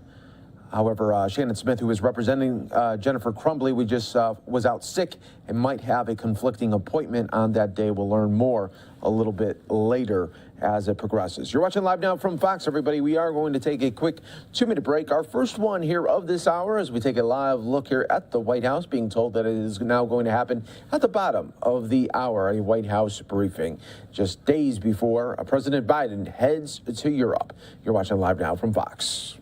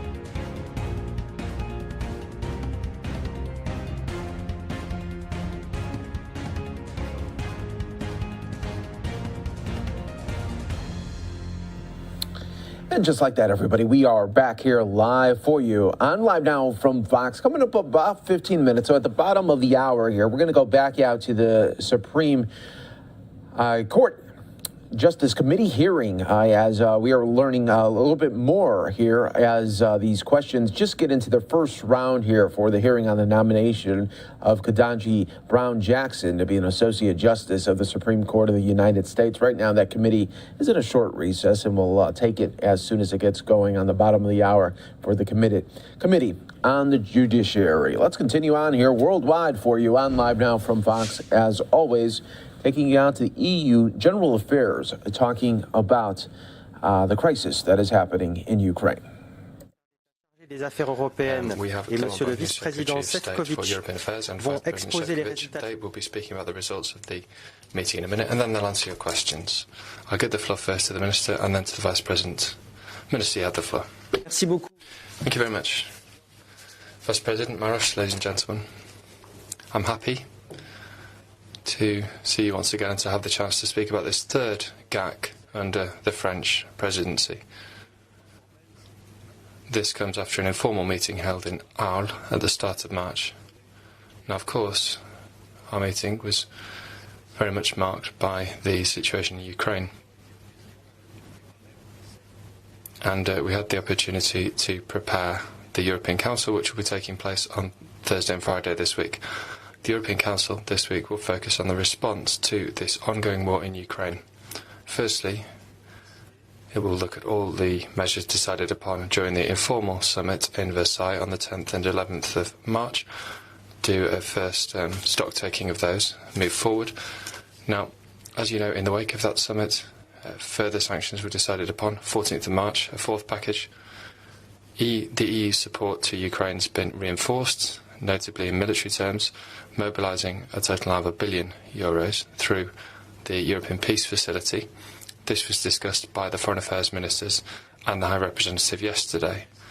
And financial assistance will also be provided to those countries taking in refugees, like Moldova, which is also benefiting from support from Frontex. Now, as you know, we are stepping up pressure in all sectors on Russia, and the discussions this morning to prepare the Council discussed that, and there were three messages which were stressed. Firstly, it's necessary to have European unity. We do have that. Solidarity. We need to bolster our support for Ukraine, and we need to make sure we are as firm as possible when it comes to dealing with Russia. Now, the European Council on 24th and 25th of March will also mark an important step in terms of security and defence. There'll be the adoption, and this was one of the priorities of our presidency, of the strategic compass. This provides for very concrete measures, the rapid deployment capacity of 5,000 men, for example. I think now, more than ever, our strategic autonomy and our European sovereignty, especially in terms of security and defence, is key, and we need tangible progress made in this area. Now, there were other topics which were mentioned in our discussions. We need to reduce our dependency and ensure more sovereignty in the area of food supply. That was one of the things which was mandated to the Commission by the leaders in Versailles. And then when it comes to energy, in order to cut down on and reduce our energy dependency, we need to improve our autonomy. So that will be discussed at the Council. There'll be short-term discussions on how to use the tools we have at our disposal to deal with the rise in prices. We've seen that recently. We're discussing that, and we're also looking and did look at how we can strengthen our resilience, improve our storage capacity. That was mentioned by a lot of people today, and there was a lot of support for steps to be taken in that area. Now, that also means thinking more about the medium and long term and reducing as quickly as possible our dependency on fossil fuels, notably those coming from Russia. And then, on international affairs, the summit will also focus on two other points I'll just quickly mention. Firstly, preparing for the 23rd EU-China summit, which will be an opportunity for the war in Ukraine to be discussed, and it will be an opportunity to ask China to take firm commitments to try to make it as likely as possible that we'll be able to restore peace. And then there'll be discussions on the situation, the political crisis in Bosnia. Of course, that's linked to what else is ongoing at the moment, and we need to make sure that Russia does not exploit that situation, that peace there is not jeopardised. The discussions in the GAC also focused on something else which is important for the future of our EU, for its institutional functioning and for the policies we're implementing, namely the Conference on the Future of Europe. The political conclusion of this will be on the 9th of May. Within the Council, we reached an agreement. I won't go into detail on it unless you really, really want me to, but we agreed on the next steps. 9th of May will be a key day, and we'll be launching a number of reforms. This isn't superfluous. In fact, I think it's especially important at a time such as now to show that Europe is looking to the future and can improve the way it operates and strengthen its political tools. And then a legislative point, an important one, which was discussed in our agenda as well, was the revision of the regulation on the status and funding of European political parties and European political foundations. This is part of a broader legislative package proposed a few months ago by the Commission on European Democracy, and this first text was subject to a partial general approach today from the Council. It represents some significant steps forward, banning extra EU funding and participation of political parties outside the EU in political parties in the EU. We need to combat interference. We've also strengthened transparency of donations to European political parties, and same line of thinking, it's important that all political parties act in a pro-European spirit. So we hope that the Parliament will quickly take a position on this legislative text. We will be preparing discussions in a trilogue with the Parliament, and we are ready as well to move forward on other legislative texts in this democracy package, which is so important at a time such as now. It's key that we ensure our democratic rules are really working. And then I'll let Commissioner Šefčovič say more about this, but basically the Council briefly presented the text on autonomy with regard to strategic autonomy with regard to the UK. This was the consequence of the withdrawal agreement and the TCA to ensure that we have sustainable legal tools which will enable us to check and respond if necessary to issues related to commitments taken and made by the UK pursuant to this two agreement. So thank you to the Commission for tabling these legislative proposals in the tight time frame provided. This means that we can defend our European interests. Thank you very much. Maurice, you have the floor. Merci beaucoup, cher Clément. Thank you very much, Clément. Very good resume of the discussion we had throughout the day in the framework of General Affairs Council. And we have to just recall that this is the first Council of General Affairs since the onslaught of Russia aggressions against Ukraine. I would say that most importantly, today we prepared the discussion of our leaders at the European Council this week. And this would be indeed a strategic council given the current geopolitical context. We covered all issues related to the Russian war against Ukraine, and as you know, our response has been resolute, robust and rapid. And it is the result of the first-class cooperation and coordination within the EU and beyond. And today, I also have to reconfirm that the discussion was held in the same spirit of unity and solidarity. If you allow, I would focus on three main issues on which the Commission will tomorrow put forward additional input in the form of very important proposals. First, on EU support to those who are fleeing Ukraine. Second, on food security and the resilience of the food system. And third, on energy security and high energy prices. This naturally framed ministers' interventions. Nearly 3.4 million people, overwhelmingly women and children, have already arrived in the European Union after fleeing Ukraine. Both the scales and speed of arrivals are unprecedented, with a child arriving in the EU every second on average.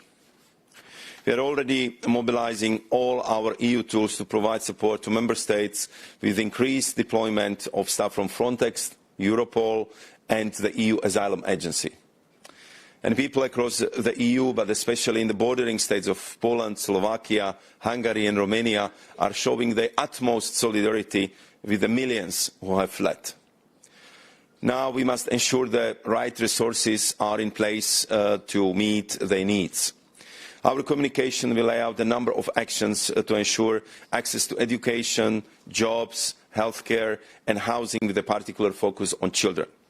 We will also propose new flexibilities to help member states make use of existing funds. For example, up to 10 billion euro can be used for support to displaced persons from REACT-EU. On food security, our communication will identify a number of measures, both new and existing, to tackle the challenges of food availability, food affordability, and the resilience of our food system.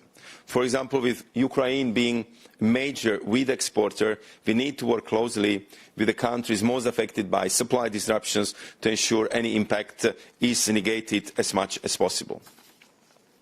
And we must ensure the resilience of our food systems and an acceleration on the move to greater sustainability. On energy security and climate neutrality, we will look to cap electricity and gas prices and mitigate the increase in electricity prices for consumers. At the same time, we will take action to ensure high energy security for future winters.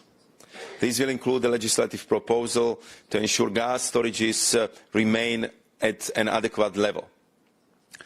As such storages are critical infrastructure, we will also introduce provisions to tackle ownership risks for gas infrastructure. These measures will help us adapt to new security reality in Europe, which represents a major shift in our strategic environment. But we will still need to build our resilience further by reducing strategic dependencies in other critical sectors, lest we inadvertently swap our reliance on Russian gas for a different commodity. For example, with critical raw materials vital for burgeoning European battery industry, among others, but we can speak about all future-oriented technologies in that regard, where we are already more dependent on foreign imports than we are on Russia when it comes to the fossil fuels. So it is crucial that we increase domestic production while we also be diversifying our external suppliers if it comes to the critical raw materials. We continue at full throttle with all this work, and as we do so, there will be also not let up in our commitment to Ukraine and Ukrainian people. We will continue to provide the necessary support while standing ready to add to the wide-ranging sanctions adopted so far against Russia and Belarus, sanctions that have already had a significant effect. We remain united and determined to build a better and more resilient future for Europe, and I believe that this would be also key guiding principles for the very important debate of the heads of state and government this Thursday and Friday. Thank you. Merci beaucoup. Nous allons à présent prendre vos questions. We will now take some questions. The first question is from Carl de Mayor from Echo Ondinia. Carl? Yes, I'm sorry.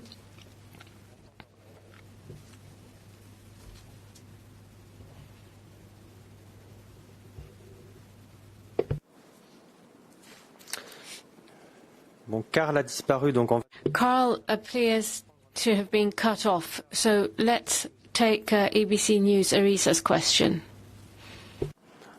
On ne t'entend pas. Branche ton micro. Can you switch your mic on, please?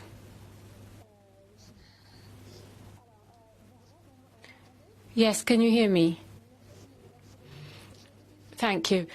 I have two questions on the Conference on the Future of Europe for the Commissioner. obviously, this has been a wonderful process for injecting momentum into the democratic. I do want to say thank you to everyone who's watching here with us on Live Now from Fox. Going to be listening in to some of these questions and answers here during this press conference that happened earlier here today. Of course, a lot of people still concerned with the war that is waging on and in Ukraine. So we will, of course, stay on top of this story here, but also keeping an eye on all of our senators to return to the floor as they're going to be continuing their questioning of the Scotus nominee, Katanji Brown-Jackson.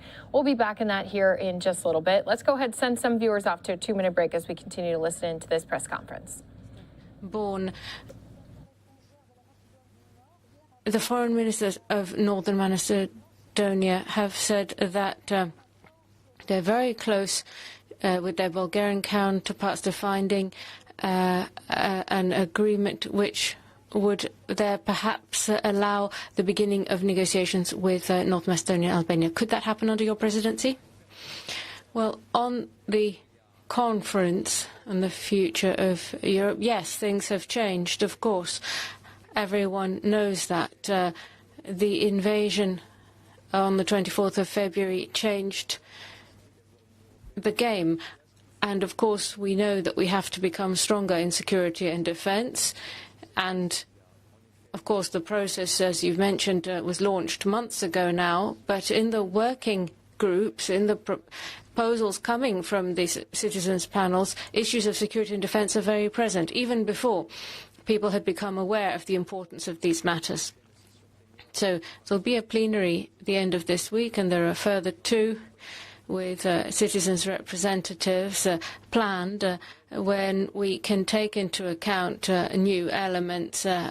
Clearly, the idea of strengthening security and defense policies will be all the more present in this last stage. And then, of course, there's the political and institutional process, which means that the 3 institutions, the Commission, the Parliament and the Council, the 3 co-presidents will have to, after the 9th of May, identify the priorities and how to follow up in budgetary or legislative terms. I think that it would be a very good thing if we put issues of sovereignty. You know that France feels strongly about that.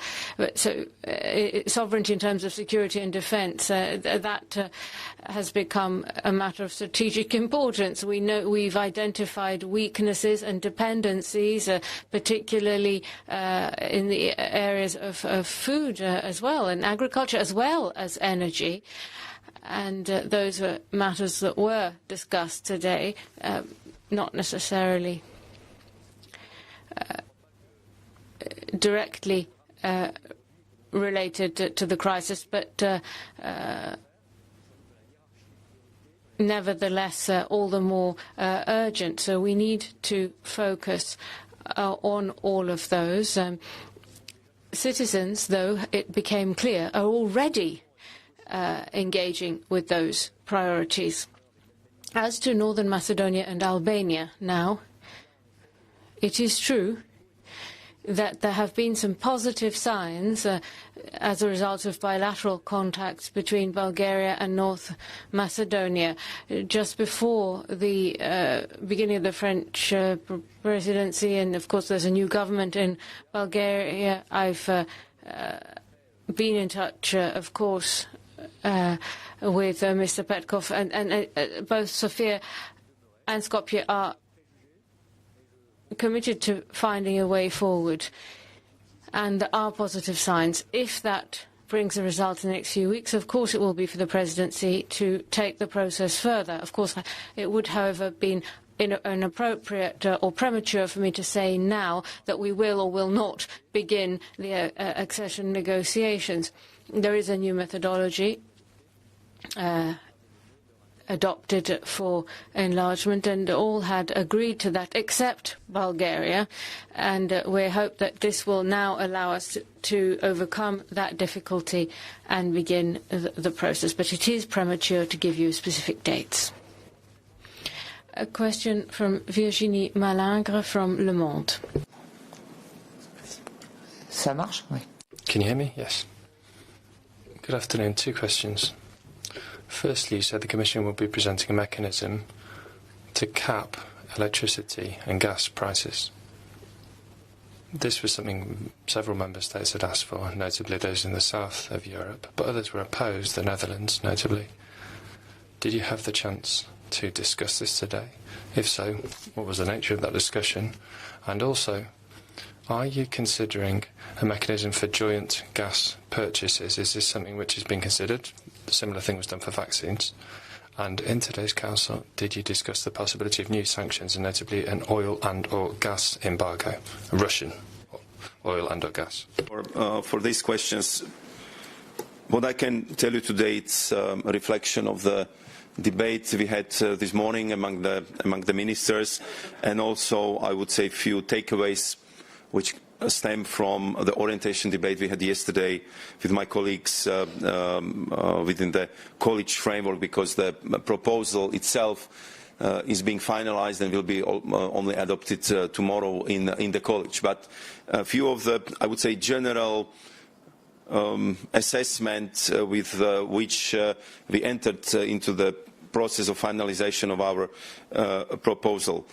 Clearly, we in the Commission feel the same as the heads of states and government, that we have huge volatility on the energy market, and that because of the high gas prices, the overall impact on the energy prices is detrimental from the point of view of energy poverty, detrimental from the point of view of competitiveness of the European industry, and that we have to find the best possible solutions to resolve this. So our intention is to work on best options available for the heads of states and government, because each option has its pros and cons, and therefore what we want to do tomorrow is to finalize our proposal in a way to structure the discussion of the leaders for political steer guidance, so we can work further with these political orientations. But I think it's quite clear from the discussions we had so far that we need to do much better if it comes to energy security. Therefore, we are considering to propose actually the legislative framework where there will be an obligation that each gas storage should be filled before the 1st of November by 90%, which would then make us much more resilient in the case of any geopolitical developments, severe winters, or any kind of problems which we might entail. And we definitely want to work towards that solution, because the fact that our gas storage has been fulfilled with the lowest level since many years brought us to the big difficulties in January, where we've been kind of scrambling for the additional gas for the European consumption throughout December and January.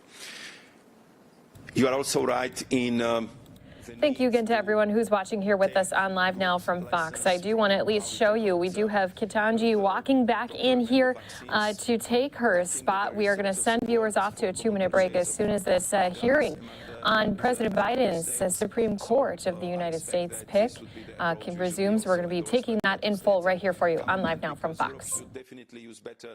It's enormous weight, the scale of our European economy, if it comes to the negotiating of the energy prices, And with that being said, we did just see that gavel coming down. They are all coming back from their break, and we are going to be resuming. This again is the very first round of questioning each senator, getting a half hour, 30 minutes of time with questioning Judge Jackson. So let's go ahead, listen back in live right here for you on Live Now from Fox. Rumsfeld, a quote, war criminal, unquote. I noticed a little surprise in your reaction, and I was surprised by the allegation. During your service as a public defender, you filed several habeas petitions against the United States, naming former President Bush and former Secretary Rumsfeld in their official capacities. You were advocating on behalf of individuals who argued they were civilians wrongly classified as enemy combatants of the United States, and your filing was part of your professional responsibility to zealously advocate for your clients. In those petitions, the individuals raised more than a dozen claims for relief, one of which was an allegation that the government had sanctioned torture against the individuals, which constituted war crimes under the Alien Tort Statute. The Alien Tort Statute allows courts to hear cases for alleged violations of the law of nations or the treaties of the United States. Apparently, this is what Senator Cornyn was referencing. So to be clear, there was no time where you called President Bush or Secretary Rumsfeld a, quote, war criminal, close quote. Did you want Correct, to respond? Senator. No, Okay. thank you. That was correct. Thank you very much. We now recognize Senator Lee. Thank you, Mr. Chairman. Thank you, Judge Jackson, for being here. I want to talk today about some things you heard about yesterday. There was a lot of talk from members of this committee about judicial philosophy. I want to talk a little bit about what that means and why it's important. We'll start with what it means, at least to me. One of the things that you heard from a lot of members of the committee, whether they couched it in terms of judicial philosophy or not, relates to the idea that justice should be blind, that justice properly administered within our system is blind, and that therefore individual justices and judges serving in Article III courts should be blind in the sense that they are able to see and understand and interpret the law, understand what the law is, while understanding that the idea of what the law should be is left to other branches of government, not to the judiciary. In this respect, we recognize that blind justice and blind justices, those who are blind to the things they're supposed to be blind to, are those willing to recognize that if there is a policy flaw in the law, and if there's a policy change that needs to be made, it's not the role of the court to change it. That belongs to two different branches of government, primarily to Congress. This, of course, requires judicial restraint. It requires judicial humility. And it gets back to what I was describing yesterday when I referred to Justice Barrett drawing on the analogy from the Odyssey of Odysseus binding himself to the mast of the ship.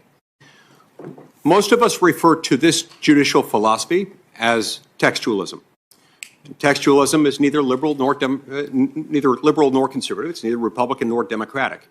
It's just the approach that says what the law says matters, and the job of the jurist is to look at the text and figure out what the text means, to ascertain the original public meaning of the text in question. While I doubt there are any members of this committee who would disagree with the idea that justice should be blind in this respect, and that policy changes need to be made by the political branches of government, primarily by the legislative branch, and not by the courts, you did hear some statements that I think are at least a little bit at odds with that concept of justice. One of my colleagues mentioned that you should interpret the Constitution in a way that works for the people of today. Fair enough. We certainly don't want to interpret the Constitution in a way that doesn't work. But again, that's not the objective. The objective is not to ascertain good policy. The objective is to ascertain what the law requires. You were urged to consider the effects of the court's actions on people's lives. There again, insofar as this relates to policy, it's not really the job of the courts. You were admonished that you must, quote, be able to see the real people at the other end of the court's rulings, like Americans who are one Supreme Court decision away from losing their health insurance, or one court decision away from the ability to make their own health care choices. And the list goes on and on. Now, that type of judicial philosophy would have you step into the role of policymaker and decide what the law should be rather than what the law is. You also heard quoted a couple of times yesterday, quoted or paraphrased or otherwise referenced, Federalist 78, in which Alexander Hamilton refers to the difference between between will and judgment. Will, as expressed by Hamilton, refers to what the law should be. Judgment pertains to what the law is. The judicial branch has the latter power, but not the former. The legislative branch has the former, but not the latter. Judge Jackson, I'd love to get your thoughts on this discussion about what it means, what blind justice is, why that's important. Let's start with this formulation of it, though. Does the law determine the outcome of a case, or does the outcome of the case determine the law? Thank you, Senator. The law determines the outcome of case. And so anytime you're looking at a case and you're looking at the outcomes for ordinary Americans, for day-to-day Americans, if you're looking beyond the scope of deciding that case, and if you're looking even within that case beyond what the law says, you would be stepping into a province of a different branch. Is that right? I believe so. The law and the facts of the case determine the outcome of cases. I think that's an accurate statement. It's important to emphasize this. This is also something that Hamilton describes in Federalist 78, where he goes on to say anytime you start to see the courts start to exercise will instead of judgment, the result is supplanting the will of the people as expressed through their elected representatives through the courts. And that tends to undermine the whole system. You see, there's a reason, of course, why we give life tenure to Article III judges and justices. And that is because we want to make sure that they have the power, the authority, the discretion, and the confidence to issue a decision that they might not be comfortable with. In fact, a judge who always agrees with and is always comfortable with his or her own opinions is, as Justice Scalia used to say, not a very good judge. So we wanted them, you, all, to have confidence in being able to make the right decision, even knowing that you and the public at large might be uncomfortable with the result it produces. Congress makes laws that you won't always agree with. Congress is accountable to the people at regular intervals. You can fire every member of the House of Representatives every 2 years. You can fire 1/3 of us in the Senate every 2 years. We insulate judges and Supreme Court justices from that same accountability precisely for this reason. It's because political accountability is so important.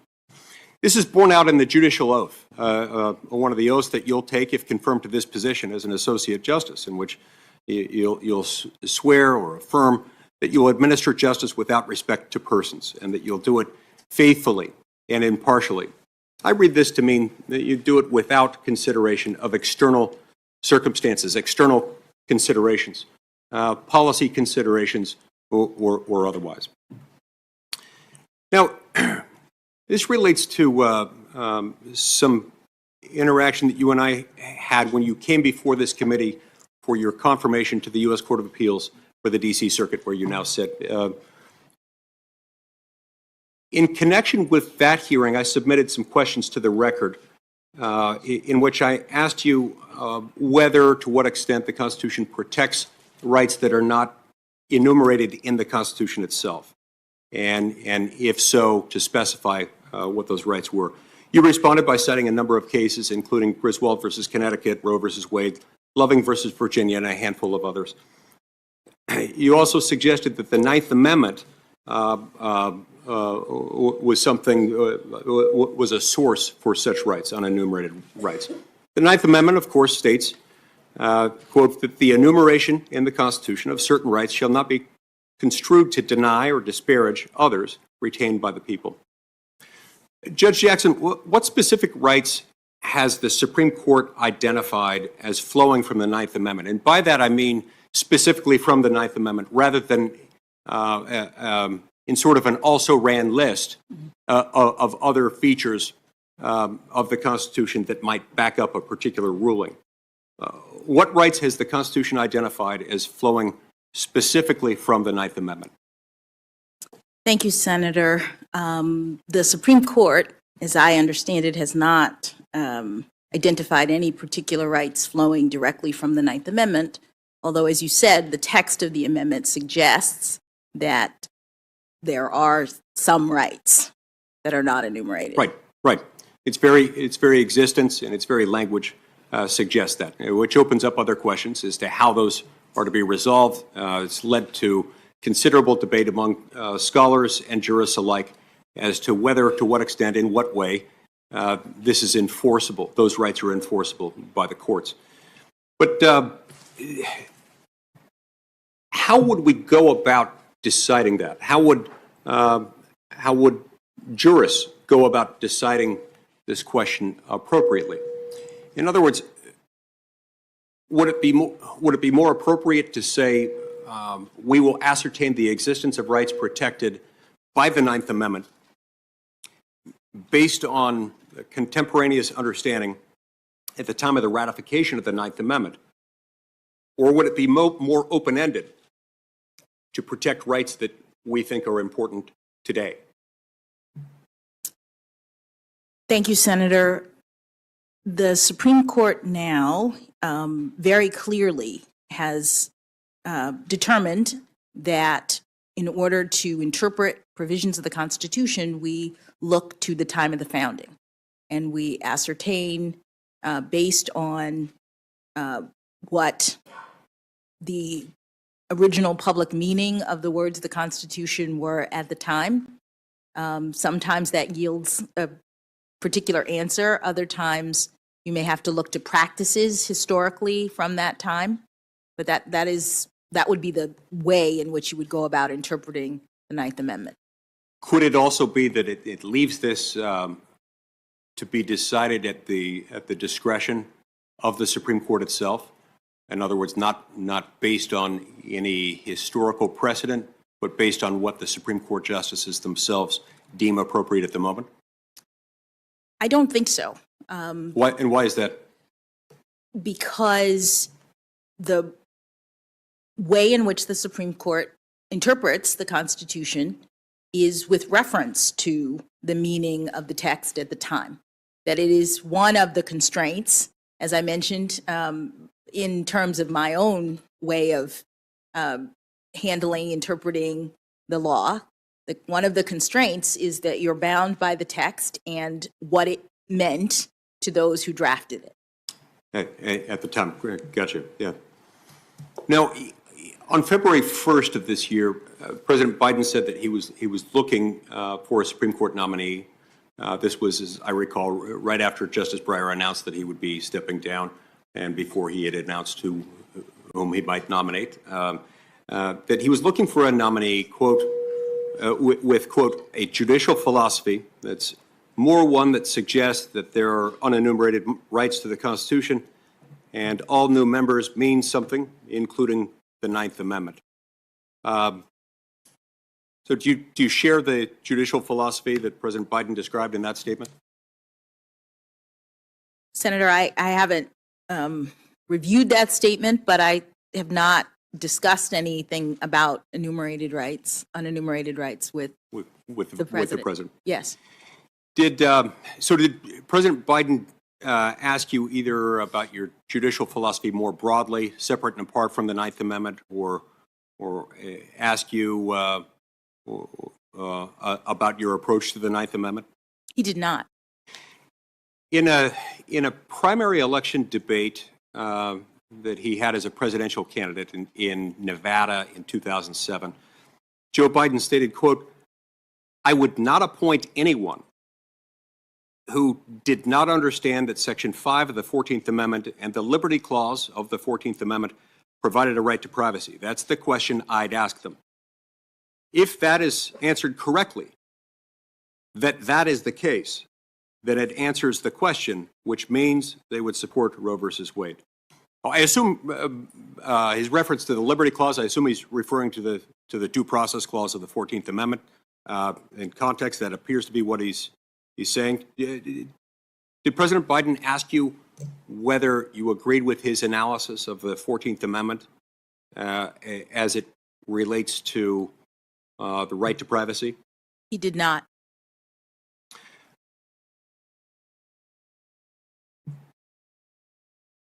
Tell me this. When we look at any provision of the Constitution, one of the many reasons it's helpful to look at the original understanding, in addition to the fundamental reason that you described. It can help us understand what motivated it, and it can help us understand the actions of those who voted within Congress to propose text to be amended to the Constitution, and those who voted to ratify it. We've got a number of amendments, including the amendment that he referred to in that last quote I read, that had an understanding, at least an understanding that included certain thou shalt nots for government. The Equal Protection Clause, I think, is a provision of the 14th Amendment that people understood. Among anything else it might do, restricts government's ability to treat people differently on the basis of race. Consistent with the Equal Protection Clause of the 14th Amendment, when is it permissible for government to treat a person differently on the basis of race? Thank you, Senator. The Supreme Court has interpreted the Equal Protection Clause, as you say, to generally prohibit classifications on the basis of race. And it says that those classifications are to be rigorously scrutinized. They are strict scrutiny, which is a standard that applies, that looks at the purposes of the government and the means by which the government seeks to achieve any end related to such classification. The government would have to have a compelling interest in making that classification, and the means that it selects would have to be narrowly tailored to achieve that interest. And so those compelling interests can't be for light or transient reasons. They can't just be something like we feel like it, in other words. Correct. And the reason for this is because, well, number one, it's bad for anyone to treat another person differently on the basis of race. It's especially bad when government does it, because there's not exactly equal bargaining power when you're dealing with the relationship an individual has with government. The Utah senator asking questions now, again, going to be going back and forth between the two party lines as they continue to question our Supreme Court nominee. We are going to be sending some viewers off to a 2-minute break. You'll be right back here live with us when you return. Their will and their laws, and that's one of the reasons why it's so important. What about under statute? Consistent with Title VII of the Civil Rights Act of 1964, when is it permissible for an employer to treat an employee or a prospective employee differently on the basis of his or her race? By statute, under Title VII, it is generally impermissible. And permissible only in very narrow circumstances. I believe so. And the statute itself has some restrictions in terms of to whom it applies, right. The employers. And some exclusions in terms of religious employers, for example, not being able to discriminate on the basis of race, but it exempts religious employers within certain spheres in order to be able to protect that religious employer's discretion to operate within its faith and the rules of its faith. And by doing that, it makes that much clearer. By making that distinction, it makes that much clearer that discrimination on the basis of race in employment is not something that the law smiles upon, nor should it. Let's talk about the Commerce Clause for a minute, if that's all right.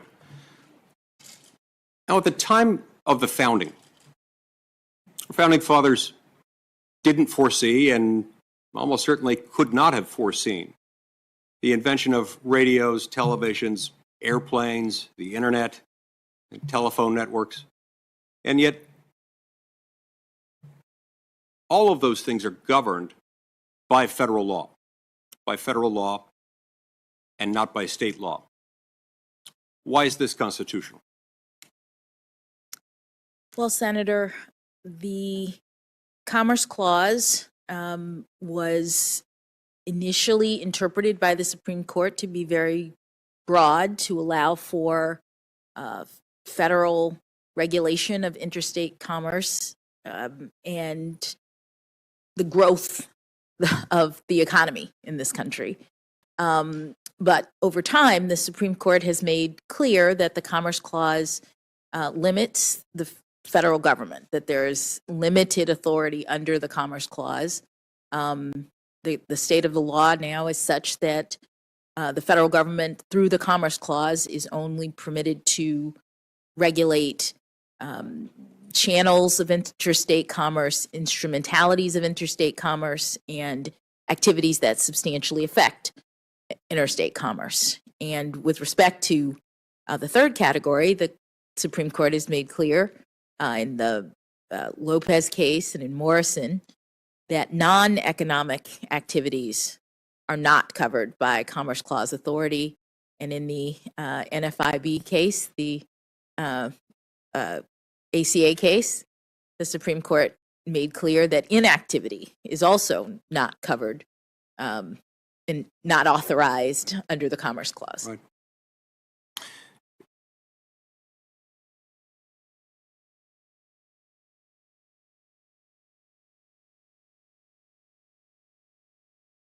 Of channels and instrumentalities of interstate commerce. We're dealing with interstate airways, airwaves, waterways, networks, things like that, things that depend for their existence, for their effectiveness on their operation interstate, such that they couldn't, no one could effectively regulate them and preserve their core function unless that was federal. Those fit into the category of the channels and instrumentalities. With the third item that you described, the substantial effects interstate commerce, is there much of a limiting principle there? I mean, you referred to Lopez and Morrison and NFIB versus Sebelius. To my knowledge, those are the only three cases the Supreme Court has decided since its ruling in 1937 on NLRB versus Jones and Laughlin Steel, which essentially created the modern substantial effects case, the modern substantial effects standard. Those are the only three instances in which the Supreme Court identified as outside the Commerce Clause authority something that Congress had enacted. Are these meaningful constraints in your view, or are they examples of Congress just getting reckless and sloppy in the way it drafted things? Some have argued, for instance, that as long as Congress doesn't get reckless and sloppy, it can do whatever it wants under those. Do you have any view on that? Well, these cases come through the courts, so I'll be general. The fact that Congress is limited in its authority under the Commerce Clause is established law. It is a fundamental principle of our constitutional order. And those limits that the Supreme Court has recognized do carve out categories of activity that Congress is not permitted, the federal government is not permitted to regulate. Non-economic activity is a category. Inactivity is a category. Now, the Supreme Court has also, through the Commerce Clause, established rules for things that the states may not do. This is referred to as the so-called dormant Commerce Clause. The dormant Commerce Clause acknowledges the power of Congress, the exclusive domain of Congress as being regulating interstate commerce. But there's no federal cause of action to allow for the invalidation of a state law under the Commerce Clause. It's been something that's been adopted by the courts. Is that an appropriate exercise of the court's judicial power, or does that amount to de facto legislation on the part of the courts? Well, Senator, I wouldn't characterize it. I know that that's what the Supreme Court has permitted. The dormant Commerce Clause is a principle that supports the interstate nature and regulation and authority of the federal government. And so states are not permitted under that doctrine to discriminate against other states, to preference their own commerce in a way that interferes with interstate commerce. I want to turn back for a moment to a line of inquiry you had with Senator Durbin earlier today when you were talking about your sentencing in these child pornography cases. I want to make sure that I understand your answer there. If I understand it, you were making the argument that your concern was that the laws in this area didn't adequately take into account the transfer of these materials by electronic means to be transmitted, received, and stored through computers. Am I understanding that correctly? Well, Senator, the point that I was making was that the Sentencing Commission, back when I was part of it and even since, tasked with the responsibility to evaluate and make recommendations and look at the data and information about cases, has looked at the operation of the child pornography guideline. Not so much the statute, but the guidelines, which the Congress has tasked the Sentencing Commission with developing. And there are aspects of the child pornography guideline that Congress in legislation has required. They've required certain enhancements to be included in the guideline. And some of those enhancements, the data is now revealing, don't take into account the change in the way that that this horrible offense is now committed. But the fact that it's easier to commit the offense shouldn't diminish the severity of the punishment, should it? I mean, any more than the more widespread availability of certain drugs, the more widespread availability of certain weapons might, surely you wouldn't argue for a lower sentence when certain things become easier in other criminal contexts. So why is this one different? Well, the sentencing enhancements that are in the guidelines are designed to help courts differentiate between different levels of culpability. Congress will say this is an offense, whatever it is, and the maximum penalty is X. And in most cases, the range is between 0 and something like 20 years that Congress gives when it establishes a penalty.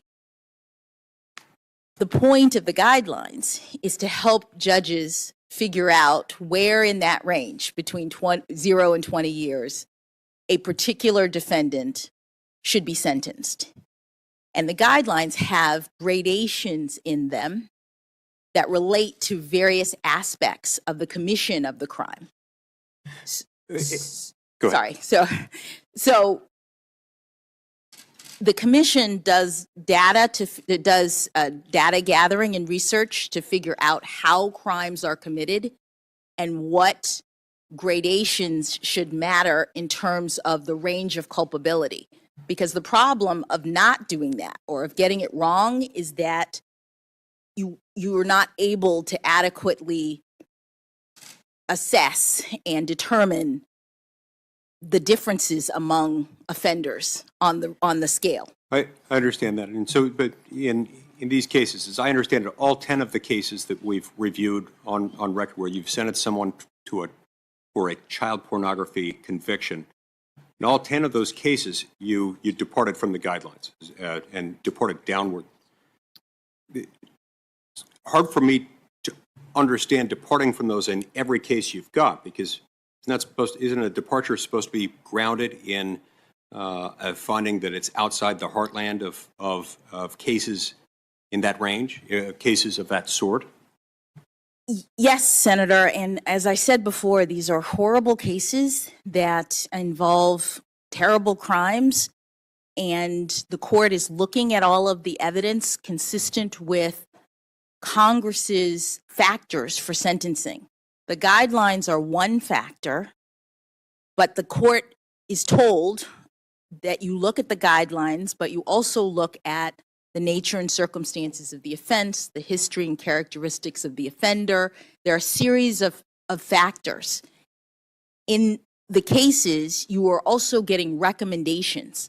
And in most of the cases, I haven't pinned it all down, but in most of the cases, if not all of the cases, the government is asking for a sentence below the guidelines because this guideline system is not doing the work in this particular case. Understood. Section 230 of the Communications Decency Act provides a degree of immunity for tech companies operating in the space of being online interactive service providers. It immunizes them from certain causes of action that would otherwise apply against them. Would it be within Congress's authority to condition the receipt and availability of Section 230 immunity on those online interactive service providers operating as a public forum that is not discriminating on the basis of viewpoint or the viewpoint of those posting on them? Would that be within our authority? Senator, I can't comment on a particular issue about whether or not it is constitutional or not, but the criteria that you identify, it would be relevant, I think, as to whether or not the government is seeking to regulate along viewpoint lines under the First Amendment. That is something that is generally impermissible. Thank you, Mr. Chairman. Thank you very much, Senator Lee. Senator Klobuchar. Thank you very much, Chairman and Senator Grassley. Welcome again, Judge, your wonderful family. They all seem to be awake throughout this entire hearing. I just wanted to, before I start, get at something Senator Lee was talking about. It's not the Dormant Commerce Clause, but I really appreciated early on how you talked about these child pornography cases. A former prosecutor could totally see where you were coming from when you talked about looking at these cases as a mom and a judge. And would it surprise you at all that other judges, including a number of them that were supported by our colleagues on the other side of the aisle, have given out similar sentences in child pornography cases?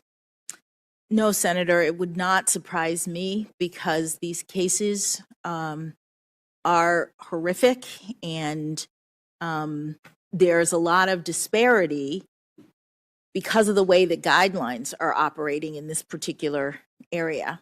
But in every case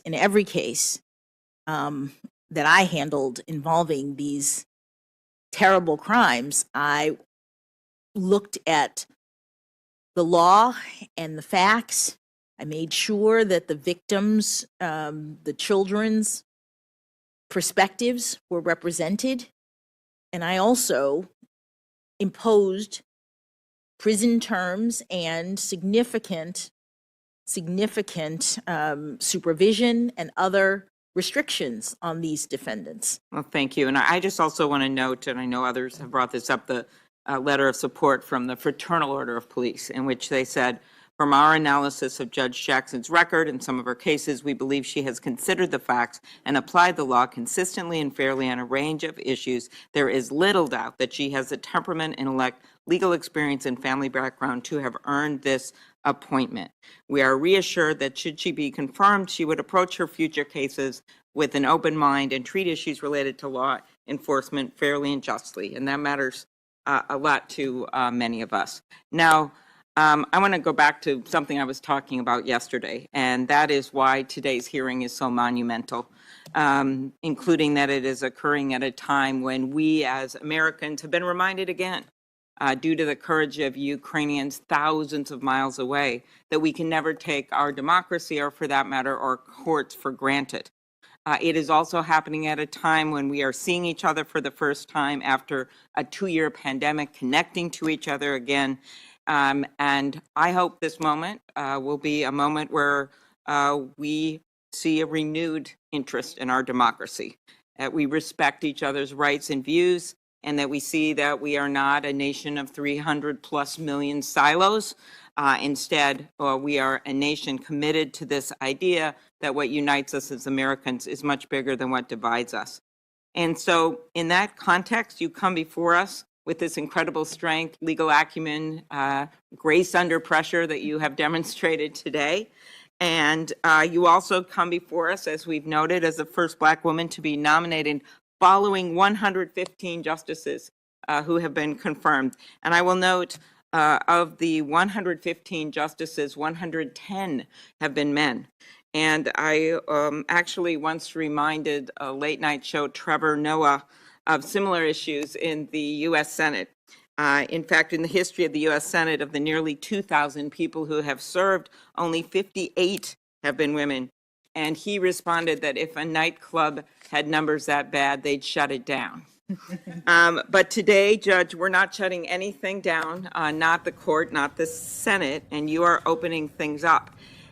We are listening in as the Minnesota Senator Amy Klobuchar is getting her turn for her 30 minutes of questions back and forth with the nominee, Katanji Brown Jackson. So we will be listening into this live when some of our viewers come back after this 2-minute break. Targeting members of our judiciary for just doing their jobs. How do you think we can work to maintain the public's confidence in the court? What do you see your role in that? Thank you, Senator. Public confidence in the court is crucial. As has been said here earlier, the court doesn't have anything else, that is the key to our legitimacy in our democratic system. And I am honored to accept the president's nomination in part because I know it means so much to so many people. It means a lot to me. I am here standing on the shoulders of generations of Americans who never had anything close to this kind of opportunity. From my grandparents, who had just a grade school education, but instilled in my parents the importance of learning. And my parents, who I've mentioned here many times already, who were the first in their families to get to go to college.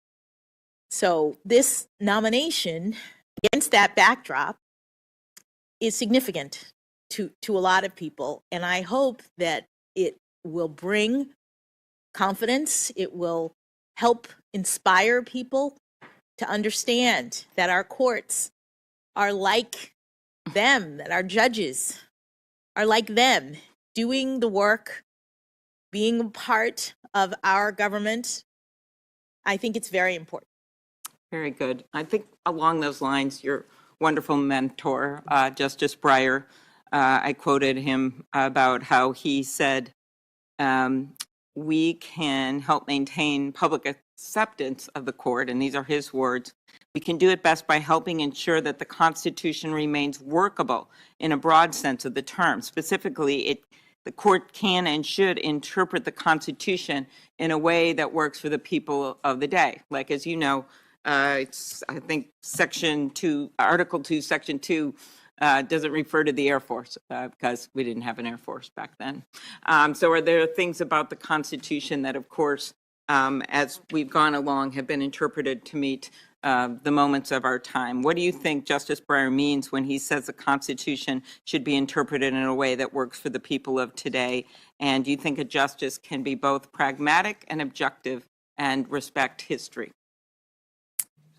I do, and I think that the justices have demonstrated that. Some of their recent opinions have had to deal with modern technologies that did not exist at the time of the founding. So, for example, the Riley case, Carpenter case, these were Fourth Amendment decisions in which the court was asked to determine whether or not it violated the Fourth Amendment for the police to search someone's cell phone without a warrant, or for the police to use GPS location data to determine where someone had been without a warrant. And obviously, those technologies did not exist. But what the court did was it looked back at the time of the founding and determined what the reasonable expectations of privacy were related to the term unreasonable searches and seizures, which appears in the Constitution. And having assessed what that meant back then, they could use those principles to decide whether or not a cell phone is like someone's home these days, with all of the information and all of the things that are stored there. And the court determined that it was a violation of the Fourth Amendment, that the police officers needed a warrant, and they did so with reference to what the Constitution meant in history. Mm-hmm. Very good. You were viewed as a judge, and you talked about this a bit yesterday, that writes lengthy opinions, that believes you should spell things out, and believes in being transparent. Is that a fair characterization? I don't That know is. That is. Okay, good. I'm sure your clerks know that. I want to talk to you about something, to me, that's a bit the opposite, and that's something that some have termed the shadow docket. And that includes decisions that the court makes on an expedited basis that are usually unsigned and issued without oral argument or full briefing.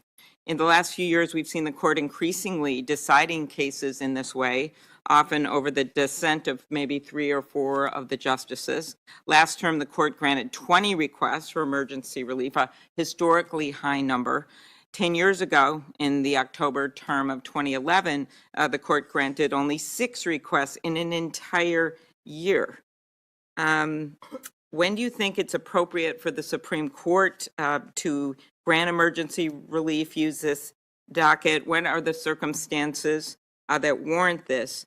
And I think these decisions have a profound effect on people's lives. I'll just use one example. Last fall, in a 1-paragraph decision, a majority of the court refused to stop the enforcement of a Texas law that severely restricts a woman's access to abortion. In that case, even Chief Justice Roberts objected to the court's decision to let the law take effect, calling the statutory scheme not only unusual but unprecedented.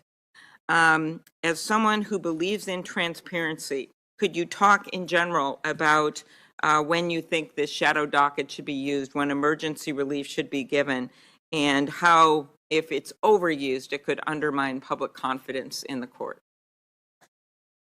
Thank you, Senator. Well, there's a balance that the court has to consider, and that it, insofar as, on the one hand, it has always had an emergency docket, the need for flexibility, the ability to get answers to the parties at issue is something that's important in our system. On the other hand, the court has also considered the interest in allowing issues to percolate, allowing other courts to rule on things before they come to the court. And I am not privy at the moment to the justices' views and why and how they're using the emergency docket in these cases. If I was fortunate enough to be confirmed, I would look at those issues. But it's an interesting and important set of issues. Okay. I think just another example of this, by the way, is the day before Wisconsin's primary election on April 6, 2020, right as the first beginnings of some of the health orders that came out with the beginning of the pandemic. The court issued a 5-4 decision halting a district court's order allowing voters extra time to cast their absentee ballots so that they could avoid waiting in line to vote. And back then, people literally got COVID with election workers and the like because of this. And again, I'm not going to belabor this point, but I think some of this is these decisions that are made that don't reflect some of the careful consideration that you have made in many of your decisions as a judge. But speaking of voting, I'll ask you one question on that front. Since the Supreme Court gutted the Section 5 preclearance regime of the Voting Rights Act in its decision in Shelby County, the D.C. Circuit has not seen many voting rights cases. However, as you know, Justice Ginsburg dissented in that case, describing the right to vote as the most fundamental right in our democratic system. Do you agree that the right to vote is fundamental? Senator, the Supreme Court has said that the right to vote is the basis of our democracy, that it is the right upon which all other rights are essentially founded. Because in a democracy, there is one person, one vote, and there are constitutional amendments that relate directly to the right to vote. So it is a fundamental right in our democracy. Yes, I know that's how Justice Barrett answered that question as well in her recent hearing. I'm going to turn to an area that Senator Lee and I, we both chair the subcommittee on antitrust. And so it's near and dear to my heart. So I thought I'd spend a little time. It usually gets relegated to the second round, but I'm putting it up on the docket here. U.S. antitrust law has been described as a comprehensive charter of economic liberty. And I agree. And effective antitrust enforcement plays a critical role, as you know, in protecting consumers and workers, promoting innovation, ensuring new businesses have an opportunity to compete. It actually, from really early on in our country's history, has been a very important part of assuring that capitalism works. And in January, for the first time since the dawn of the internet, the Senate passed a tech competition bill out of the Judiciary Committee. It's a bill that Senator Grassley and I lead. Many of the members of this committee supported the bill, 16-6 vote. It's called the American Innovation and Choice Online Act. It's now headed to the Senate floor. I'm not going to ask you about that bill, obviously, but I want to put this in some context. While tech monopolies have seized from 50 to 90% market share in major parts of their business lines, it is clear to me when you look at the plain language of the Sherman Act, Clayton Act, laws that are in place, that these monopolies are not okay.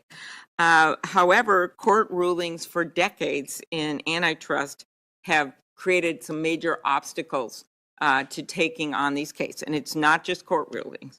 It is on us with, as I said, the dawn of the internet, decades having passed. It is on us, this Senate and the House, to update our laws this year to give enforcers the resources to do their jobs, something you, if confirmed, would not have a role in. But the role of the courts is also very critical. You have been nominated to replace Justice Breyer, who came to the court with a strong background in antitrust law. I know you handled a case. You and I discussed it in my office. I think it got decided the merger was abandoned, so you didn't have to rule on the merits of it. It was back in 2017, a FTC challenge. But I'll just quote something that Justice Breyer once said. He told this committee, if you're going to have a free enterprise economy, then you must have a strong and effective antitrust law. Do you agree with Justice Breyer's statement, and how would you characterize the goals of our antitrust laws? All right, guys, Well, do want to say thank you to everyone who's been listening in here with us on Live Now from Fox. Of course, this is going to be something we're going to be staying in for coverage here for you, especially since we have many more senators who will be taking their first round of questioning coming up here this afternoon. But I did want to at least pop in to let our viewers know we are aware of some of these severe weather threats that are happening down in our southern states. We do actually have a couple of tornado warnings that are being issued in the state of Mississippi. And I also wanted to let our viewers know that we're keeping an eye on some of that damage that is being cleaned up after tornadoes had struck down in Texas. So we'll give you much more on some of that upcoming weather coming on the other side of this break, plus giving you some details to this video where it shows a truck in the path of this tornado. We'll give you details on this weather, as well as going back into that confirmation hearing, all on Live Now from Fox in just 2 minutes after this break.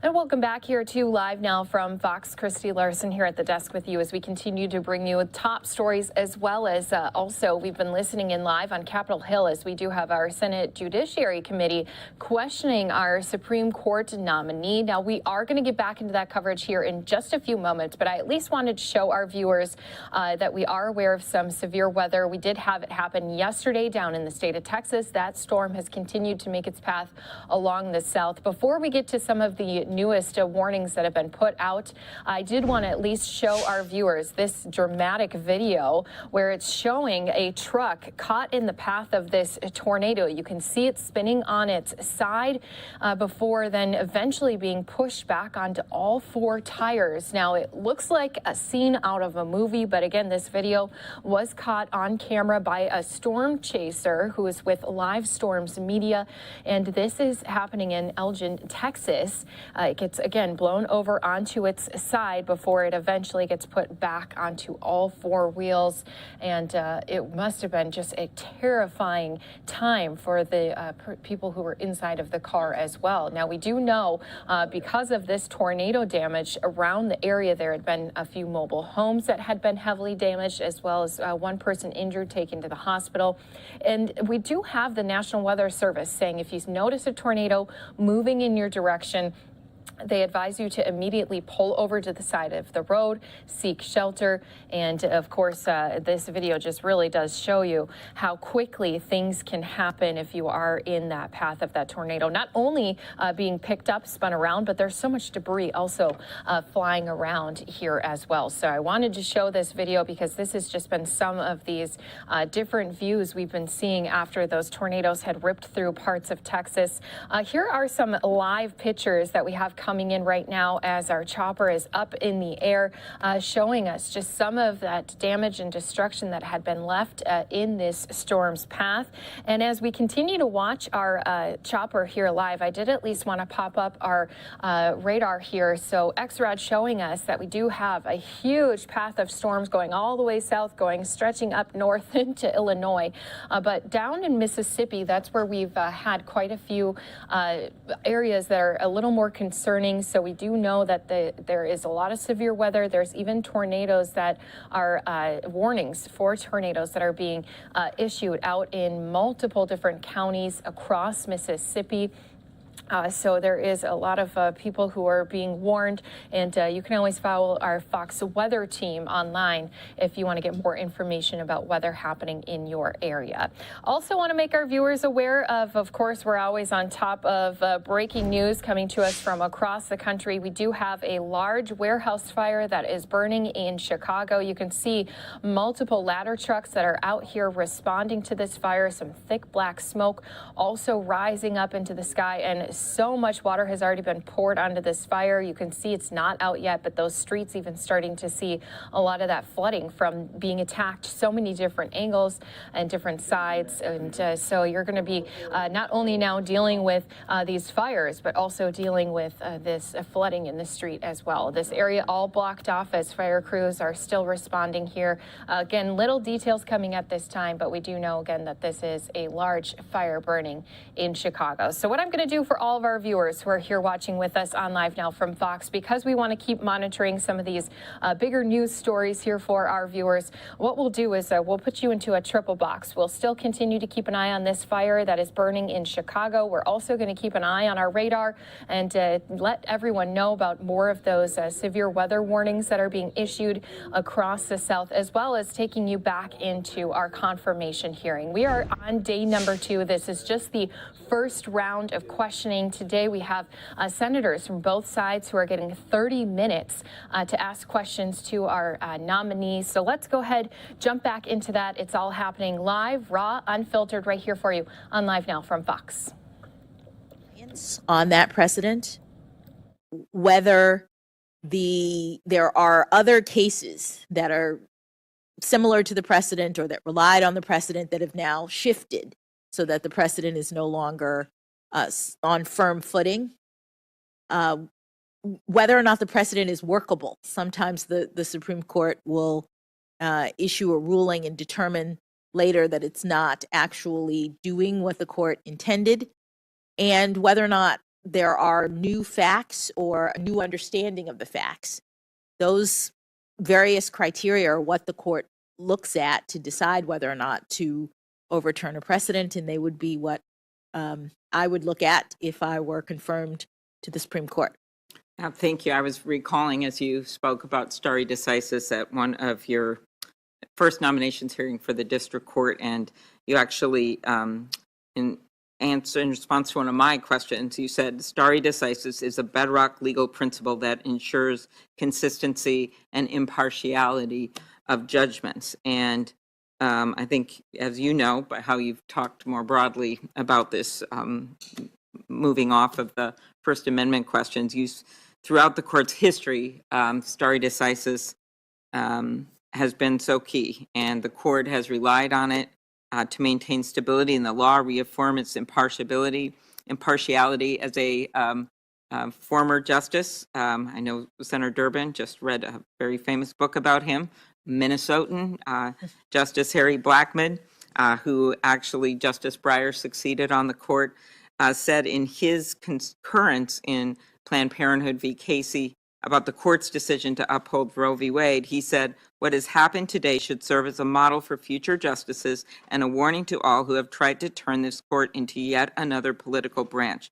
What role do you think that stare decisis plays in protecting the independence of the judiciary and avoiding the perception that the court is acting as another, quote, political branch?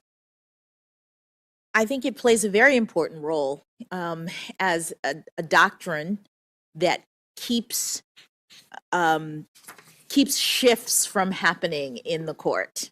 That as as I previously mentioned, it's very important to have stability in the law for rule of law purposes so that people can order themselves and predict their lives given what the Supreme Court has already said.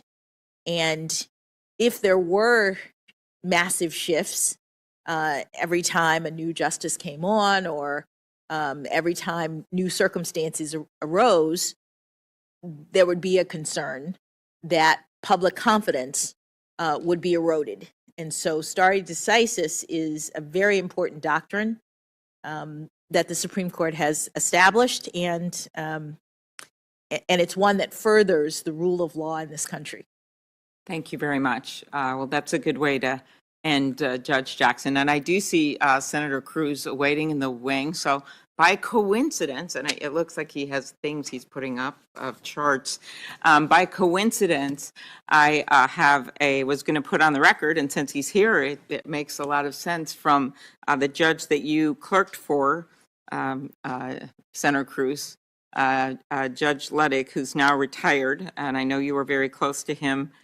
And he actually submitted a letter on your behalf, Judge Jackson, and said in this letter, and he's an appointee of George H.W. Bush, similar to Judge Griffith, who introduced you yesterday, and I've been very impressed by the support you've had from retired judges, obviously not appropriate for current judges, but retired judges appointed by both Democratic and Republican presidents, as well as the bipartisan votes that you have gotten through the U.S. Senate for your other positions. But in this letter, the former Judge Ludwig says that you are eminently qualified to serve on the Supreme Court of the United States. And then he actually says Republicans and Democrats alike should give their studied advice and then their consent to the president's nomination. And he adds Republicans in particular should vote to confirm Judge Jackson. So I thought that might be a good segue, Senator Cruz, to your question. So I ask Chairman that the letter of support from former Judge Ludwig, who employed Senator Cruz as a trusted law clerk, be admitted to the record. Without objection. Thank you very much, Judge Jackson. Thank you. Senator Klobuchar finds a Minnesota connection to almost everything. Very proud of the fact, but Justice Blackmun was born in Nashville, Illinois. Okay, he was a lawyer at the Mayo Clinic, as we know, and spent a lot of time. I'm going to lose this battle. A lawyer in Minnesota when he was chosen to the Supreme Court, but thank you for pointing that out. And now to the great state of Texas, Senator Cruz. Thank you, Mr. Chairman. Judge Jackson, welcome. Thank you. Congratulations. Thank you. You and I have known each other a long time. We have. We went to law school together. We were on the law review together. We were a year apart. Happily so, I hope, Senator. We were not particularly close, but we were always friendly and cordial. We were. And you and I had a very positive and productive meeting in my office where we discussed a number of things, including you were there with former Senator Doug Jones. And we discussed how he and I and a number of other senators had, for 2 different years, participated in reading aloud on the Senate floor Dr. Martin Luther King Jr.'s letter from a Birmingham jail, which is one of the truly great advocacies for civil rights our nation has seen. And you and I talked together about our shared admiration for Dr. King. When Senator Grassley questioned you earlier, he asked in particular about Dr. King's speech on the steps of the Lincoln Memorial, where he said most critically, "I have a dream that my 4 little children will one day live in a nation where they will not be judged by the color of their skin, but by the content of their character." Do you agree with what Dr. King said in that speech there? I do, Senator. As we were discussing it, you referenced in my office a speech that you gave in January of 2020 at the University of Michigan School of Law. And after our discussion, I pulled a copy of your speech and read the speech in its entirety. And there were elements of the speech that I thought were really powerful.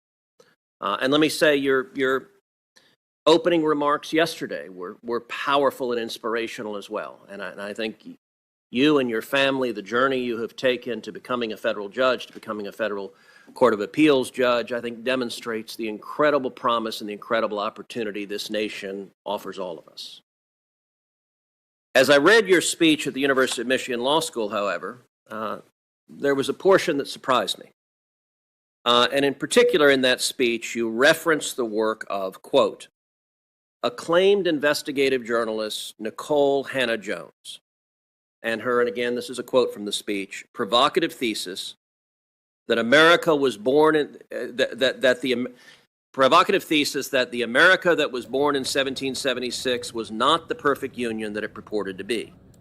Senator Ted Cruz just beginning his portion here during the confirmation hearing. I am sending some viewers off to a 2-minute break. You'll join us right back here live with all of this top news stories when you return. The New York Times laid out as a revisionist look of history, revising American history. And Ms. Hannah-Jones described her central thesis as, quote, one of the primary reasons the colonists decided to declare independence was because they wanted to protect the institution of slavery. Now, that claim is a highly contested historical claim. Do you agree with Ms. Hannah-Jones that one of the primary reasons the colonists decided to declare independence is because they wanted to protect the institution of slavery? Thank you, Senator. When I gave that speech at the University of Michigan, I was asked to speak on Martin Luther King Day. And every year they have a Martin Luther King Day speaker. And I gave a speech about Black women in the civil rights movement.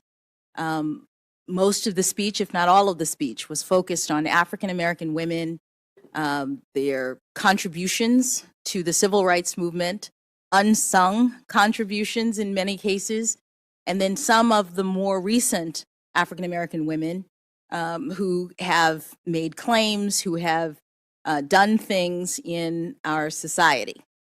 One slide was of Ms. A journalist, as you say, who made that statement, and I called it provocative. It is not something that I've studied. It doesn't come up in my work. I was mentioning it because it was, at least at that time, something that was talked about and well known to the students that I was speaking to at the law school.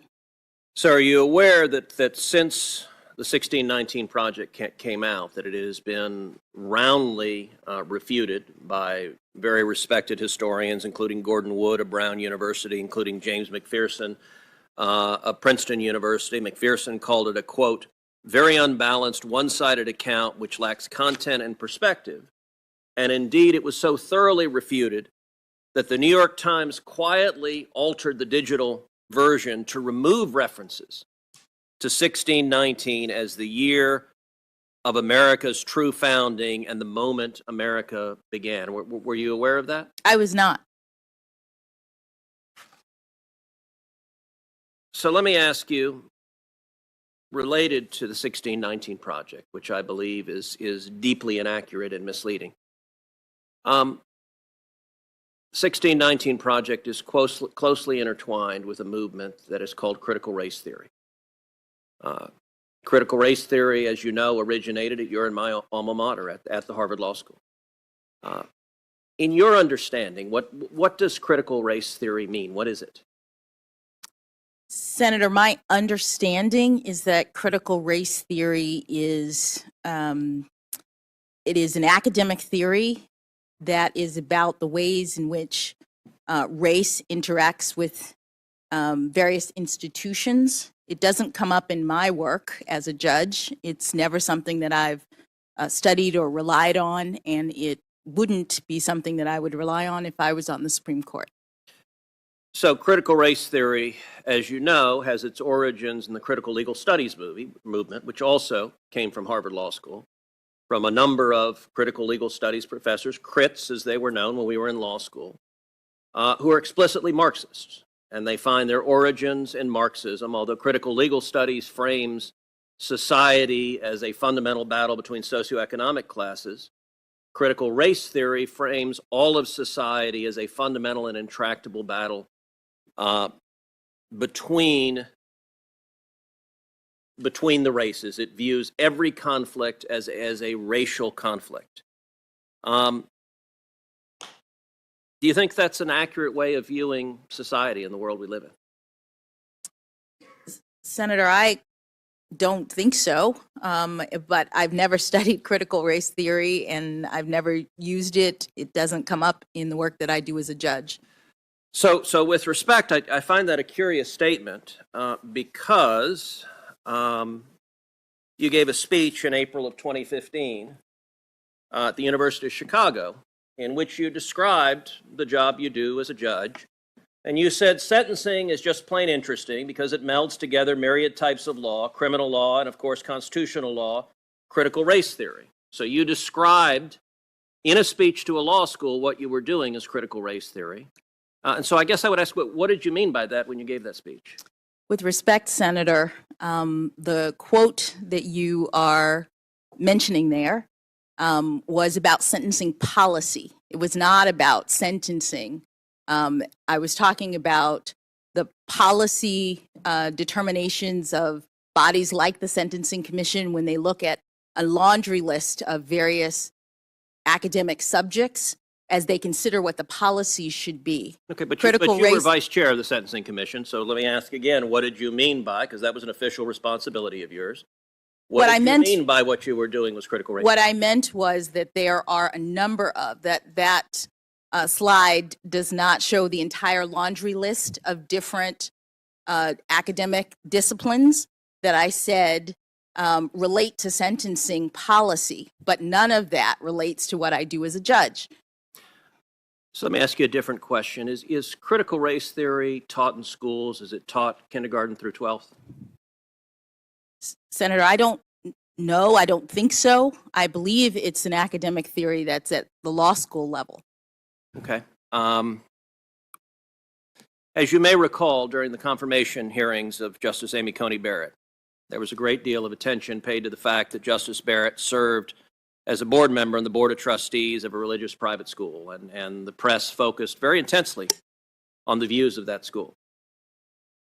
In your questionnaire to this committee, you disclosed that you are similarly on a board, specifically the Board of Trustees for the Georgetown Day School, and that you've been a board member since 2019 and you're currently still a board member. Is that correct?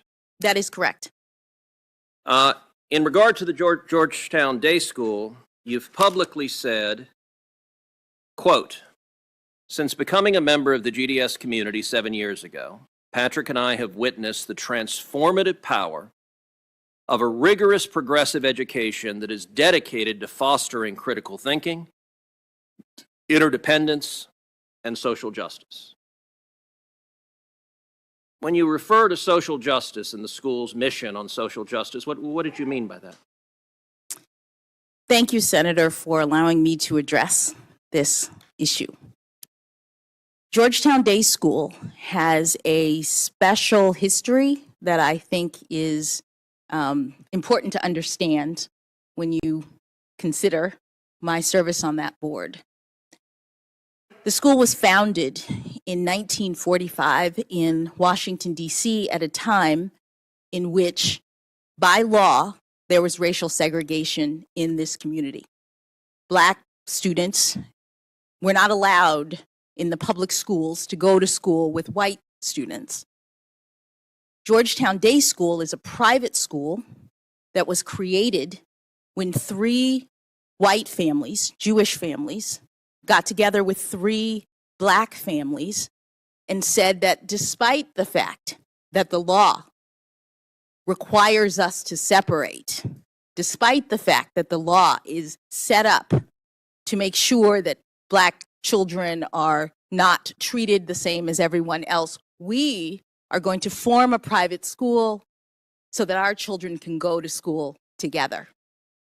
The idea of equality, justice, is at the core of the Georgetown Day School mission, and it's a private school such that every parent who joins the community does so willingly with an understanding that they are joining a community that is designed to make sure that every child is valued, every child is treated as having inherent worth, and none are discriminated against because of race.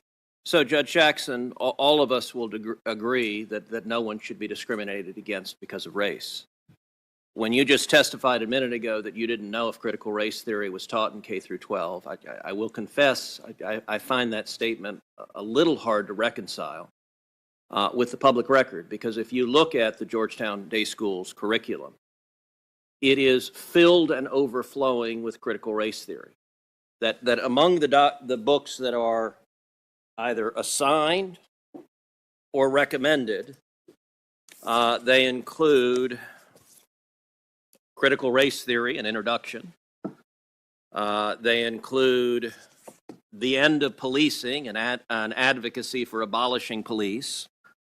They include How to Be an Anti-Racist by Ibram Kendi. They include literally stacks and stacks of books, and I'll tell you two of the ones that were most stunning. They include a book called Anti-Racist Baby by Ibram Kendi. And there are portions of this book that I find really quite remarkable. One portion of the book says babies are taught to be racist or anti-racist. There is no neutrality. Another portion of the book, they recommend to babies confess when being racist. Now, this is a book that is taught at Georgetown Day School to students in pre-K through second grade, so 4 through 7 years old. Do you agree with this book that is being taught with kids that babies are racist? Senator,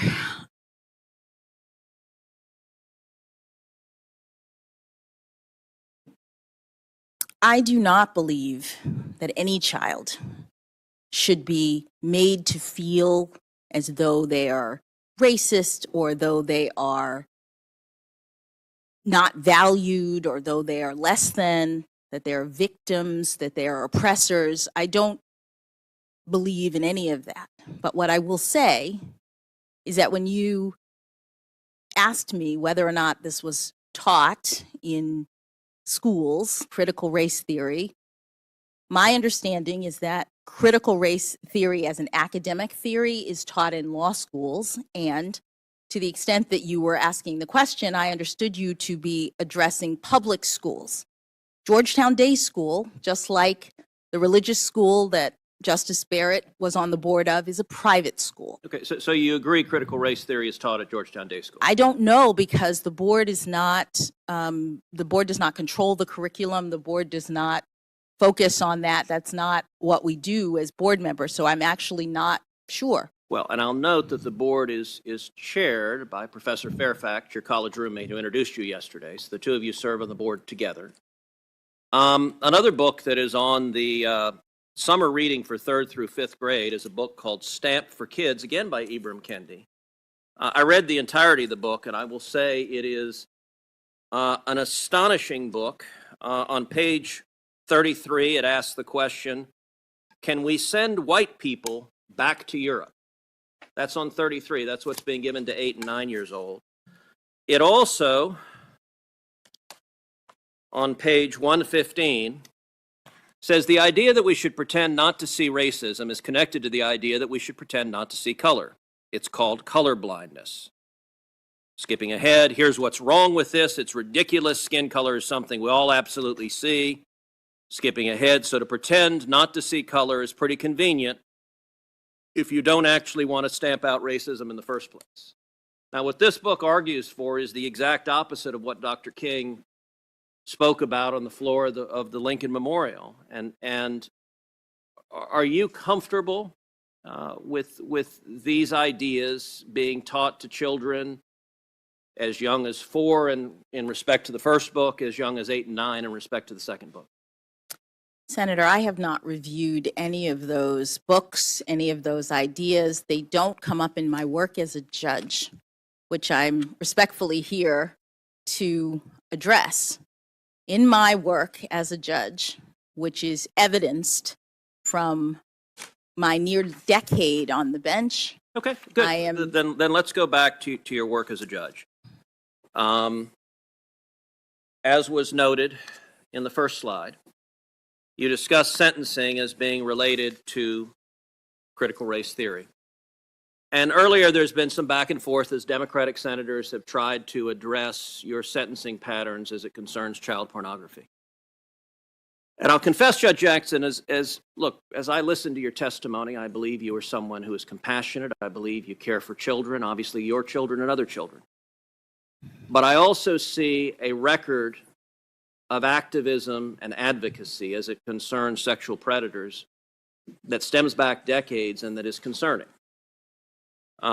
You wrote your note on the Harvard Law Review on sex crimes.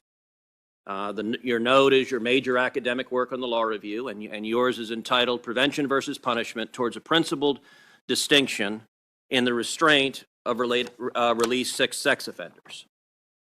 And in it, you argue, and I quote, a recent spate of legislation purports to regulate released sex offenders by requiring them to register with local law enforcement officials, notify community members of their presence, undergo DNA testing, and submit to civil commitment for an indefinite term. Although many courts and commentators herald these laws as valid regulatory measures, others reject them as punitive enactments that violate the rights of individuals who have already been sanctioned for their crimes. Under existing doctrine, the constitutionality of sex offender statutes depends upon their characterization as essentially preventative rather than punitive. And what you go on to explain is if they're viewed as punitive, they are unconstitutional. If they're viewed as preventative, they are not. And throughout the course of your note, you argue they should be viewed as punitive and therefore unconstitutional. Indeed, in the second to last page, you go through each of those four categories. You say requirements that sex offenders register may or may not be unconstitutional, depending upon whether, quote, in which sex offenders have no privacy right in registration information or blood samples. So you suggest that may or may not be constitutional, although you raise doubts about it. And then you raise very significant doubts about community notification, and you heavily suggest that civil commitment for sexual predators is unconstitutional. Do you still agree with the sentiments you expressed in your law school note? Respectfully, Senator, those are not the sentiments that I expressed in my law school note. My law school note was about sex offender registration laws, which at the time were relatively new. As you know from our time in law school, one of the things that law school students do is they look for new developments in the law and they try to analyze them. That's something that makes for good fodder for a law school note. My note, which came out in 1996, was shortly after there were new Megan's laws. And the point that I was making was not that the laws were bad, that the laws were wrong. I was trying to assess something that is sort of fundamental in terms of the characterization of the laws. I didn't say that they were unconstitutional one way or the other. What I was trying to assess was how they are characterized. Some courts would look at those laws and call them preventative, and that has a certain set of consequences. Some courts would call them punitive, and that has a certain set of consequences. And what I was trying to do is figure out how to make the determination whether they were punitive or preventative. Well, your note argued that they were punitive, and I would note that view, there have been some on the bench that have advocated that. The Supreme Court in 1997 decided a case called Kansas versus Hendricks, in which it upheld Kansas's civil commitment statute. That was a 5-4 vote. This has been a question that has been close at the Supreme Court.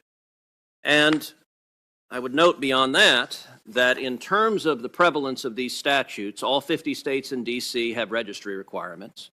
47 states have community notification requirements.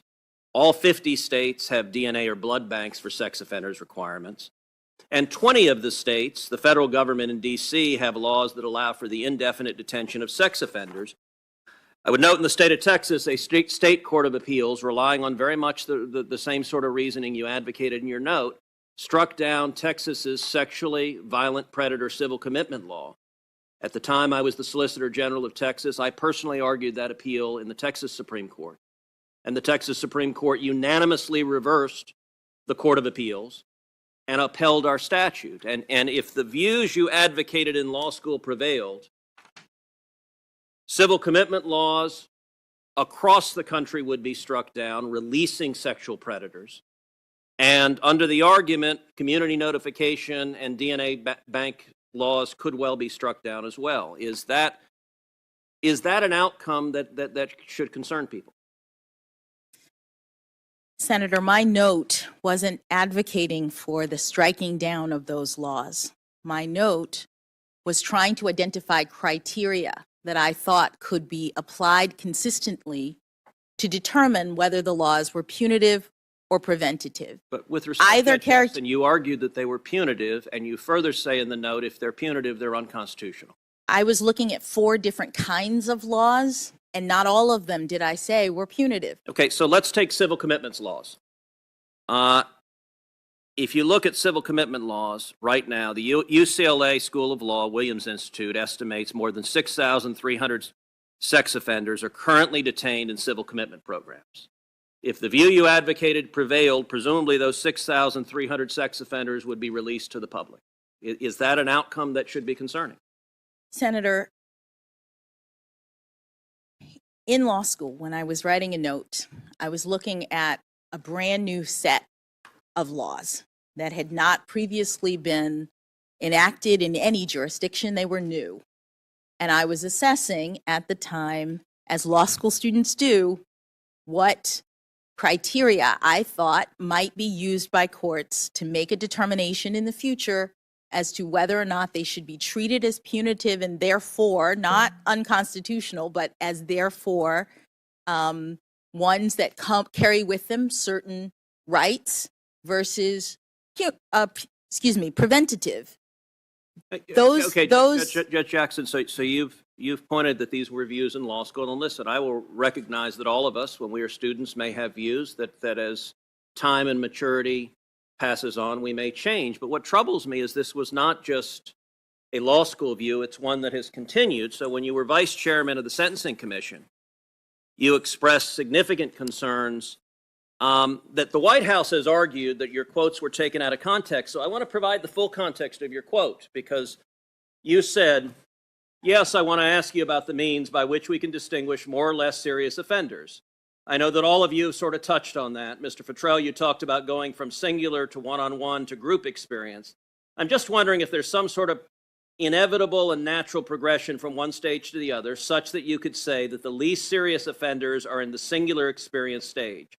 And I guess my thought is, in looking at some of the testimony that other people will have later in the day, I was surprised at some of the testimony with respect to the motivation of offenders, and we're talking about child pornography offenders, and that there are people who get involved with this kind of activity who may not be pedophiles and who may not be necessarily interested really in the child pornography, but have other motivations with respect to the use of technology and being in the group. And here are lots of reasons perhaps why people might engage in this. And so I'm wondering whether you could say that there could be a less serious child pornography offender who is engaging in the type of conduct in the group experience level, because their motivation is the challenge or to use the technology. They're very sophisticated technologically, but they aren't necessarily that interested in the child pornography piece of it.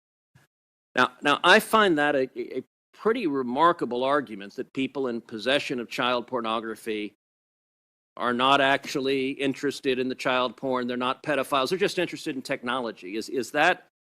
And I wanted to provide the whole quote because the White House said that portions of this were used out of context. So this is your entire quote. Do you agree with that sentiment, that there is some meaningful population of people who have child pornography but are not, in fact, pedophiles or getting satisfaction from it? Thank you, Senator, for allowing me to address what appears to be a question that I was asking in the context of a hearing on child pornography. You've provided the entire quote, and it looks as though I was asking that of someone, not taking that position. And the position that I've taken in all of my sentencings involving child pornography offenders is to ensure that despite the attitude and view of many of the offenders who came before me when I was a trial judge, that they were just lookers, that they weren't really harming anyone, that they were curating their collections and they never touched a child, I made sure that they understood that notwithstanding their collecting behavior, that they were causing significant harm. So Judge Jackson, all right, you raise your actual sentencing, and I think that's very productive. Let's take a look at your actual sentencing. And you've had 10 different cases involving child pornography. These are the cases. There are two, U.S. versus Buttry and U.S. versus Can, for which the government did not make a recommendation. And you said earlier, when Chairman Durbin was trying to preempt this line of attack, you said it's a sickening and egregious crime, which I very much agree with. And you said the guidelines lead to extreme departures. Okay. Let's look at what the prosecutors are asking for. And I would note that this was in the District of Columbia, where prosecutors are far more liberal than many of the prosecutors in this country. And in every case in which, so United States versus Hess, there was a mandatory statutory minimum of 60 months, and you imposed 60 months because you had no discretion. In United States versus Nickerson, there was a mutual agreement of the parties to 120 months, and that's what you imposed. In every other case, United States versus Chazen, the prosecutor asked for 78 to 97 months. You imposed 28 months. 28 months is a 64% reduction. In United States versus Cooper, the prosecutor asked for 72 months. You imposed 60 months. That was a 17% reduction. In United States versus Downs, the prosecutor asked for 70 months. You imposed 60. That was a 14% reduction. In United States versus Hawkins, the prosecutor asked for 24 months. You imposed 3 months. That was an 88% reduction. In United States versus Savage, the prosecutor asked for 49 months. You imposed 37. That was a 24% reduction. In United States versus Stewart, the prosecutor asked for 97 months. You imposed 57. That was a 41% reduction.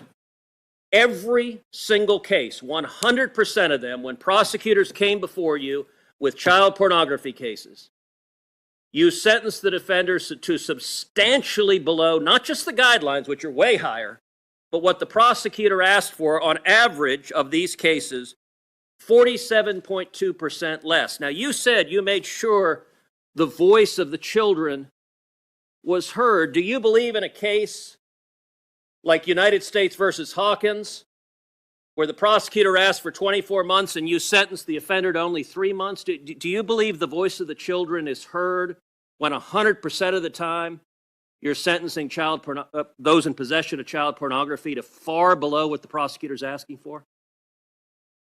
Yes, Senator, I do. Could you explain how? I will.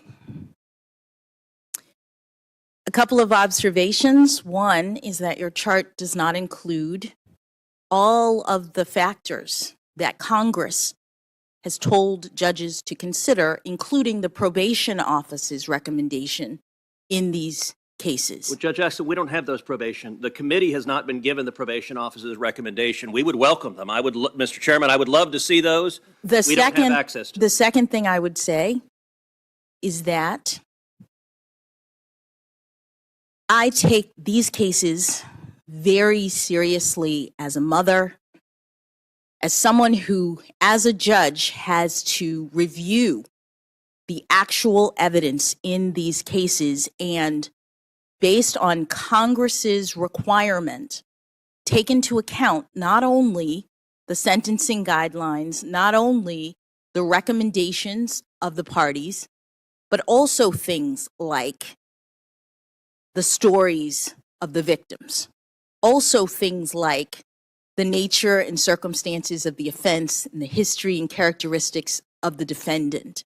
Congress is the body that tells sentencing judges what they're supposed to look at.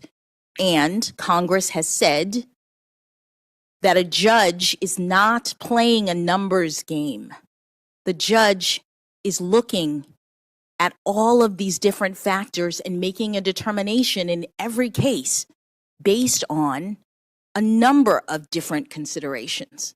And in every case, I did my duty to hold the defendants accountable in light of the evidence and the information that was presented to me. In 100% of the cases, was the evidence less than the prosecutors asked for?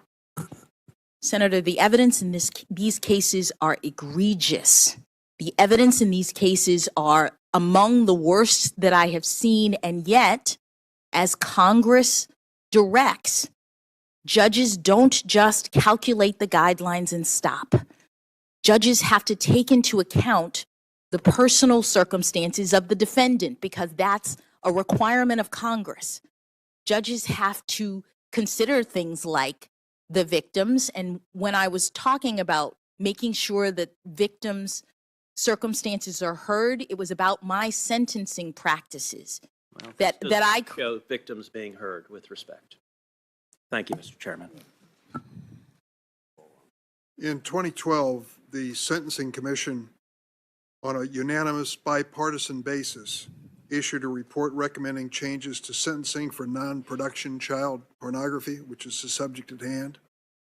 Offenses because of widespread concern among judges and other stakeholders. For example, 70% of surveyed judges said the guideline ranges for possession and receipt offenses were too high. 71% said the mandatory minimums were too high. Notably, the report was supported by every member of the commission. I believe the question which Senator from Texas was referring to was part of the proceedings that led to that commission report, unanimous convention, bipartisan basis commission report. Mr. Chairman, very briefly, I would ask unanimous consent that the books I referenced be entered into the record. Without objection. Senator Coons. Thank you, Chairman Durbin, Ranking Member Grassley. Judge Jackson. Good to be with you. Good to be with you, Senator. I'd like to take a few minutes, if I could, and just give you a chance to address some of the issues just raised. My colleague suggested that you've never sentenced a defendant in a child pornography case consistent with what the government requested, what the prosecution requested. But according to my staff's research, that's just not true. So let me briefly ask you about three specific sentencing cases. Do you remember U.S. v. Nickerson? You sentenced Charles Nickerson Jr. to 10 years in prison, exactly what the government requested. I do, Senator. Do you remember U.S. v. Fife? You sentenced him to 20 years in prison, exactly what the government requested. I do, Senator. And do you recall U.S. v. Nguyen? You sentenced him to 37 months in prison, exactly what the prosecution requested. I do, Senator. So in these three cases, it's also true that the government, the prosecution, requested below guidelines sentences. Would that seem surprising to you at all? It would not. And is that because overwhelmingly, nationwide, in 70% of cases, and in your district, 80% of cases, downward departures from the guidelines are the norm? That is correct, Senator. So to the extent there seems to be some concerted effort to try and characterize you as being soft on crime or somehow unconcerned about child safety, I just wanted to take another moment and give you a chance to respond to that. As a parent, as the member of a family that's had several members who've served your brother, your uncles in law enforcement, could you share a bit about how having loved ones who serve as law enforcement officers, in one case a detective on a sex crimes unit, has had an impact on your sense of the balance of justice and mercy in the case of ensuring that we hold to account those who commit crimes against children? Thank you, Senator. As a mother, these cases involving crimes against children are harrowing. What I think is important to understand is that trial judges who have to deal with these cases are presented with the evidence or descriptions, graphic descriptions. These are the cases that wake you up at night because you're seeing the worst of humanity. When there are victim statements that are presented, when people talk about how their lives have been destroyed as children, how the people who they trusted to take care of them were abusing them in this way, and then putting the pictures on the internet for everyone to see. I sometimes still have nightmares about the main witness, the woman I mentioned earlier, who cannot leave her house because of this kind of fear, the vulnerability, the isolation. These crimes are horrible. And so I take them very seriously, just as I did all of the crimes, but especially crimes against children. So, Your Honor, if I could, the characterization that was just presented in a recent column in the National Review, a conservative publication, has characterized that view of you as a smear that appears meritless to the point of demagoguery and characterizes your approach in sentencing in these cases as mainstream and correct. And I'll just remind my colleagues and those watching that two of the largest, most substantial law enforcement advocacy organizations in our country, the National Fraternal Order of Police and the International Association of Chiefs of Police, have spoken up in support of your qualifications and your capabilities. The FOP letter says there's little doubt you have the temperament, intellect, legal experience, and family background to have earned this appointment. That sentiment was echoed by the IACP. In their letter, they said, you believe you have a deep understanding of and appreciation for the challenges and complexities confronting the policing profession, and you have, during your time as a judge, displayed your dedication to ensuring our communities are safe and that the interests of justice are served. I find it hard to believe that these organizations, having looked closely at your judicial decisional record, your sentencing decisions, your lifetime conduct, would have taken those unusual steps to be that forceful in supporting you if, in fact, you had somehow a disturbing record of coddling child pornographers or being soft on crime. In fact, Judge, your record, in my view, demonstrates you're an even-handed and impartial judge. And I can see that when I look at cases you've ruled on that involve very politically charged or partisan. All right, guys, we're listening in live here to the confirmation hearing for our Supreme Court nominee, Katanji Brown Jackson. We are going to be sending some viewers off to a 2-minute break as we continue to listen in live here on Capitol Hill. Of the parties, the facts in the record, the applicable law and precedent, and the well-reasoned and thorough opinions you've written show to me a judge striving to make even-handed decisions based on facts and law, not on some caricature of a leftist agenda. But don't just take my word for it. We've received an outpouring of support for your nomination. As we'll hear on Thursday, a very wide range of groups and individuals have sent letters or testimony to this committee in support of your nomination. It's no surprise to me that your legal mind, your experience, your temperament inspire strong support from some of the best and brightest of our legal community. And I think it's worth highlighting that among those many who have written to us are included well-respected conservative and Republican lawyers and Republican-appointed judges who agree with my characterization that you're an even-handed and impartial judge. We've received a letter from 24 conservative lawyers who held positions in Republican administrations or are well known for their conservative political or legal views, who wrote this committee to urge your speedy confirmation. They praised your character and intellect and called you, and I quote, a truly excellent person. I'd like to focus, though, on the way that these conservative lawyers characterized your judicial decision-making, which is, after all, the core issue before us, is whether you are the sort of judge at the district court and circuit court that should be elevated to the Supreme Court. And they note in this letter that in nearly 10 years on the bench, as a district judge and then in the Court of Appeals, Judge Jackson has been involved in thousands of cases, running the full range of federal law. You're approximately 500, I think it's more than 570 now, opinions written during this time have, and I'm quoting, demonstrated complete command of the legal subject matter, a judicious and even-handed approach, a fine ability to express yourself with force and great clarity. They've also demonstrated, and I'm quoting, another attribute essential for a judge, a sense of empathy for the situations of others. Judicious and even-handed. These prominent conservative lawyers want this committee to know you're judicious and even-handed and recommend you for the Supreme Court without reservation, despite having noted they differ with you concerning some political or partisan issues. And they're not alone. Judge Griffith, in a letter to this committee, and then followed up with personal testimony in your introduction yesterday, a judge appointed by former President George W. Bush enthusiastically supports your nomination.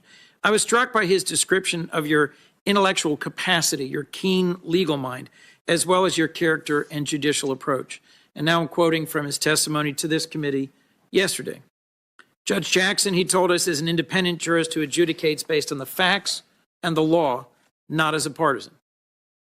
He went on, as Justice Scalia taught us, an indispensable feature of the republic the Constitution created is an independent judiciary of judges who've taken an oath not to a president or a party, but to the American people and to God, that they will be impartial. And he concluded that you, Judge Jackson, have demonstrated an unwavering commitment to that oath. That's a conservative judge appointed by a Republican president who told this committee he's confident you'll decide cases based on the facts and the law, not as a partisan. Now, I value the working relationships I have with my colleagues on both sides of the aisle. We can and do at times have fierce policy disagreements, but we also work together to try and find ways as lawmakers and individuals to respect each other. And I take it as a personal sort of badge or a source of pride when someone with whom I really disagree on one issue is able to legislate with me on another.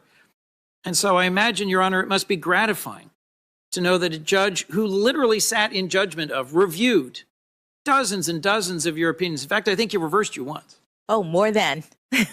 More than. Here is someone who closely read and reviewed your decisions, and as a circuit judge sat in review of your work over years as a district, hundreds of opinions as a district court judge, and has such unequivocal praise for the even-handed, impartial, thorough, and nonpartisan way you've approached judicial decision-making. Could you just briefly share with me what it means to you to hear that someone like Judge Griffith has such confidence you would make an excellent member of our highest court? Thank you, Senator. It means the world to me to have the support of Judge Griffith. His coming here yesterday and testifying on my behalf was so gratifying.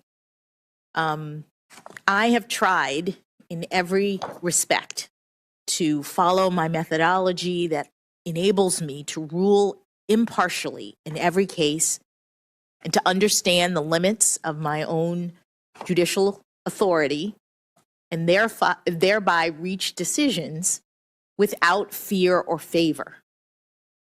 My record demonstrates that I am not proceeding from any sort of preconceived notion about how a case comes out. I'm not ruling consistent with any sort of ideology. I'm doing what impartial and fair judges do, which is to decide in every case based only on the facts and the law of that case. And I'm very, very pleased that Judge Griffith has seen that in the years that he supervised me effectively as a Court of Appeals judge when I was a district judge. And I think it's wonderful that he was able to come here and testify to that. Well, Judge, for those watching and for those following this, that they might be puzzled because my colleague, the junior senator from the state of Texas, has tried to ascribe all sorts of views to you in his recent questioning that try to paint you as some kind of an activist with a radical agenda. And in my review of your experience and your record, these letters from judges and scholars, I don't see anything that remotely substantiates that claim. We are here to evaluate your qualifications, your judicial decision-making. But so let me get at a few of these points specifically, if I could. I've heard references to the 1619 Project and critical race theory, but I didn't hear that cited in any reference to your opinions as a judge. In your 9 years on the bench as a district court judge, more than 570 decisions, have you ever cited the 1619 Project? No, Senator. In your 9 years on the bench and more than 570 opinions, have you ever cited the journalist or principal author of that 1619 Project, Ms. Hannah Jones? I have not. And in your 9 years on the bench and more than 570 decisions, have you ever used, employed, relied upon?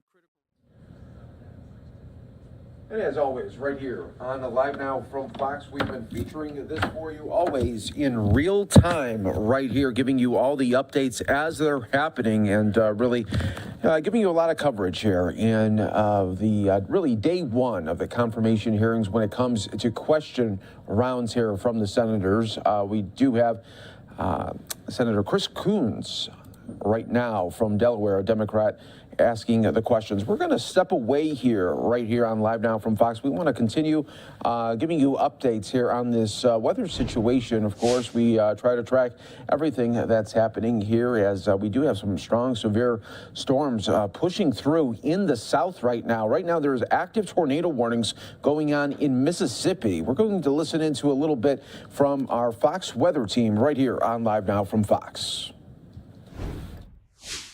Just because you're not in a tornado warning doesn't mean you're out of the woods. A severe thunderstorm always has the capability of producing a tornado. So again, you know, have that safe place, that safe place that you know what to do when this type of weather comes your way. Whatever warning you get from our Fox Weather app or from your local authorities, take it seriously. I know a lot of times you get a warning on your phone, you're like, oh, here we go again. Folks, that's not the way to be. But, you know, our own Robert Ray is right there in Jackson, and you can see that the heaviest of the rain has moved east of you, Robert. Right now, you're dealing with a lighter amount of rain. I checked the observation. You had about an inch, 1.8 inches of rainfall in the last 2 hours, and I bet by the looks of things, you can verify that. Absolutely, John. And, you know, I know it's a little lighter, but it's just starting to come down heavier. It's thick raindrops. I got to tell you, but we still are really not seeing that wind that we saw about an hour and a half ago, which is a good thing for Jackson, Mississippi, the capital, about 150,000 plus in this area. Hey, I want to clarify something that I said the last time I spoke with you guys. We had information from a train spotter that 25 miles southeast of here in Braxton that there was a potential tornado touchdown.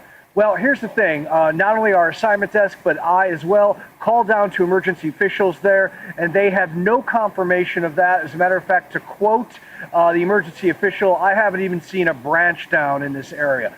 So great news. But that just solidifies and shows you how fluid these situations are. You hear things there when they have this many warnings, watches, and severe thunderstorms. It's almost impossible to confirm unless you get on the horn and do it yourself. We were gonna head there, and I'm glad we made the phone call. That thankfully that area is good, but that doesn't mean that all these pockets are out of the woods by any means. As the National Weather Service continues to update the situation here across the state of Mississippi, that really has been hammered today from the systems that have come across from Texas last night in Louisiana, and there's more on the way as you guys have been forecasting and reporting. The next few hours certainly going to be a bit of a rock and roll show here as we'll watch it.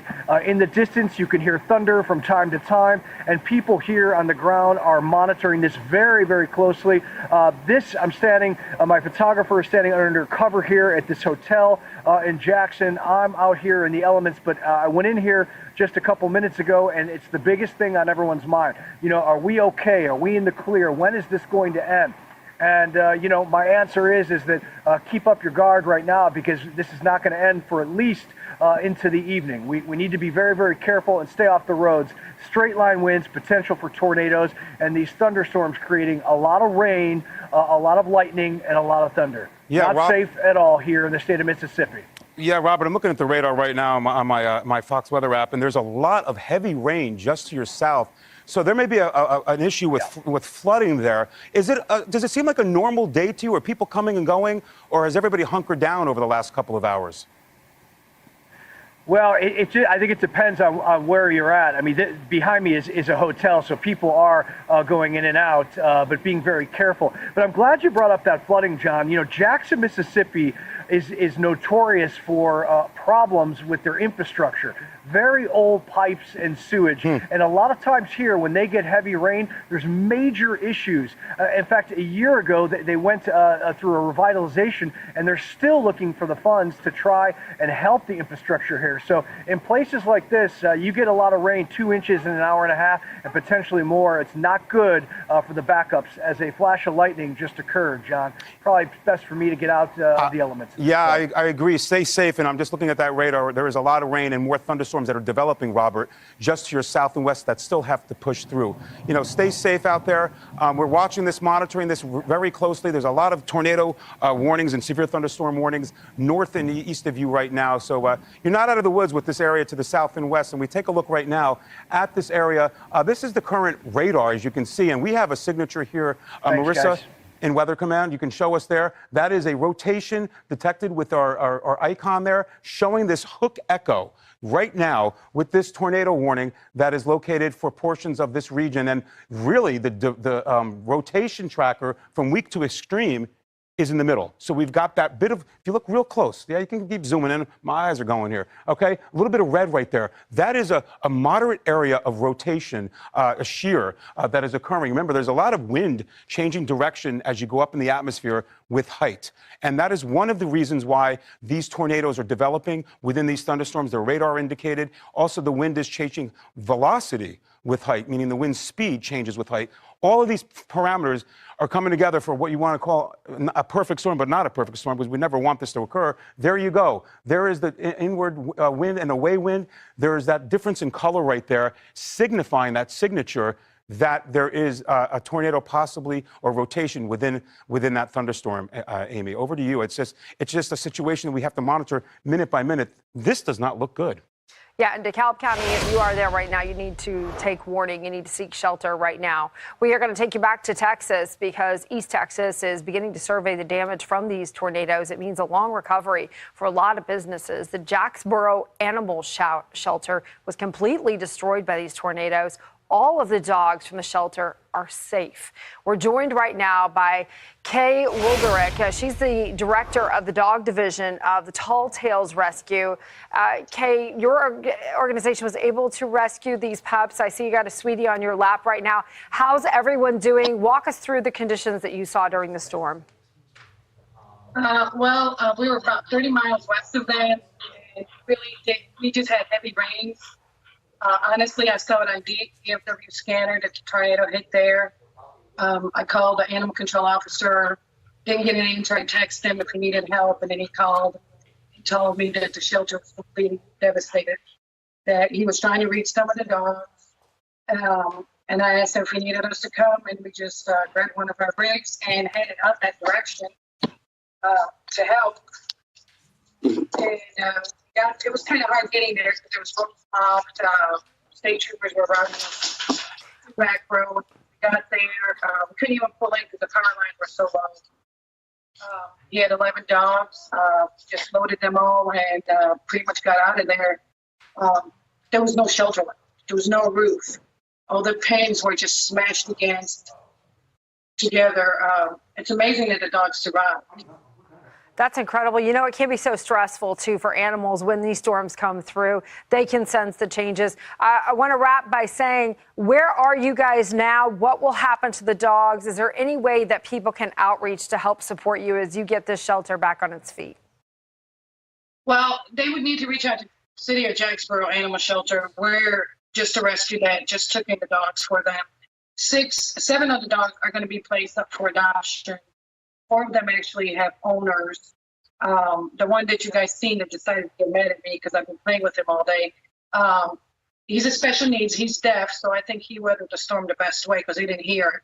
I'm sure you felt the vibrations. If people want to assist Tall Tales Animal Rescue and Transport, we have a PayPal link. We have a Facebook page.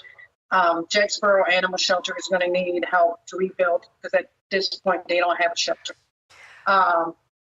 We want to thank you. We want to thank you for taking the time to check in. We're going to get back to the storm line, but I want to thank you for taking the time to check in. We'll pass along your information. Thank you so much, Kate Waldrick and the Jacksboro Animal Shelter. And we've been listening in there to Fox Weather, always doing a great job to give updates when there is breaking weather news, and they are in one right now as they continue to track active tornado warnings issued in Mississippi. Always be on the lookout for breaking weather alerts right there on Fox Weather. You can download the app today. Go look for it in the App Store. Fox Weather, always a great resource. We're going to take a quick 2-minute break. Stay right here with us on Live Now from Fox. We'll have more weather updates a little bit later, and when we come back on the other side of the break, we'll take you back out to the confirmation hearing as senators continue to question the Scotus nominee, Judge Jackson.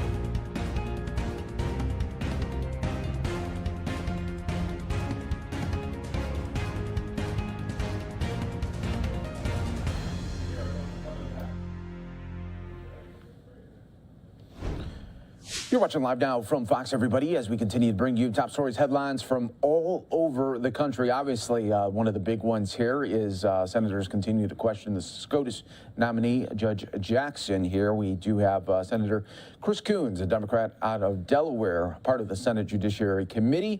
And, well, it looks like he might have just wrapped up here. So let's listen in for the next senator. Domestic violence. Representing survivors of domestic violence, urging the Senate to swiftly confirm you to the Supreme Court. Committee also received a letter about your nomination from 9 separate organizations representing both survivors of domestic violence and sexual assault. The letter said, and I quote, Judge Jackson is highly qualified for the position As her career and record demonstrate, her historic confirmation as Supreme Court's first black woman and the sixth woman overall will represent monumental progress toward a nation it is charged to serve, and that values all of its citizens equally. The organizations also noted, quote, Judge Jackson's rulings reflect the judicial consensus. I move to enter these letters into the record. Without objection, they will be. Senator Sass, you're next up, but we're on the cusp of a vote. So I want to be fair to you. We're going to take a break at this point. I'm going to hope. I thought we were taking a break and going to go vote, but if you want me to go first, I'm good. No, I think we ought to go over there and Okay. pray that it comes along and we can return quickly. So why don't we declare this break time for 20 minutes, 4:05, back in the room.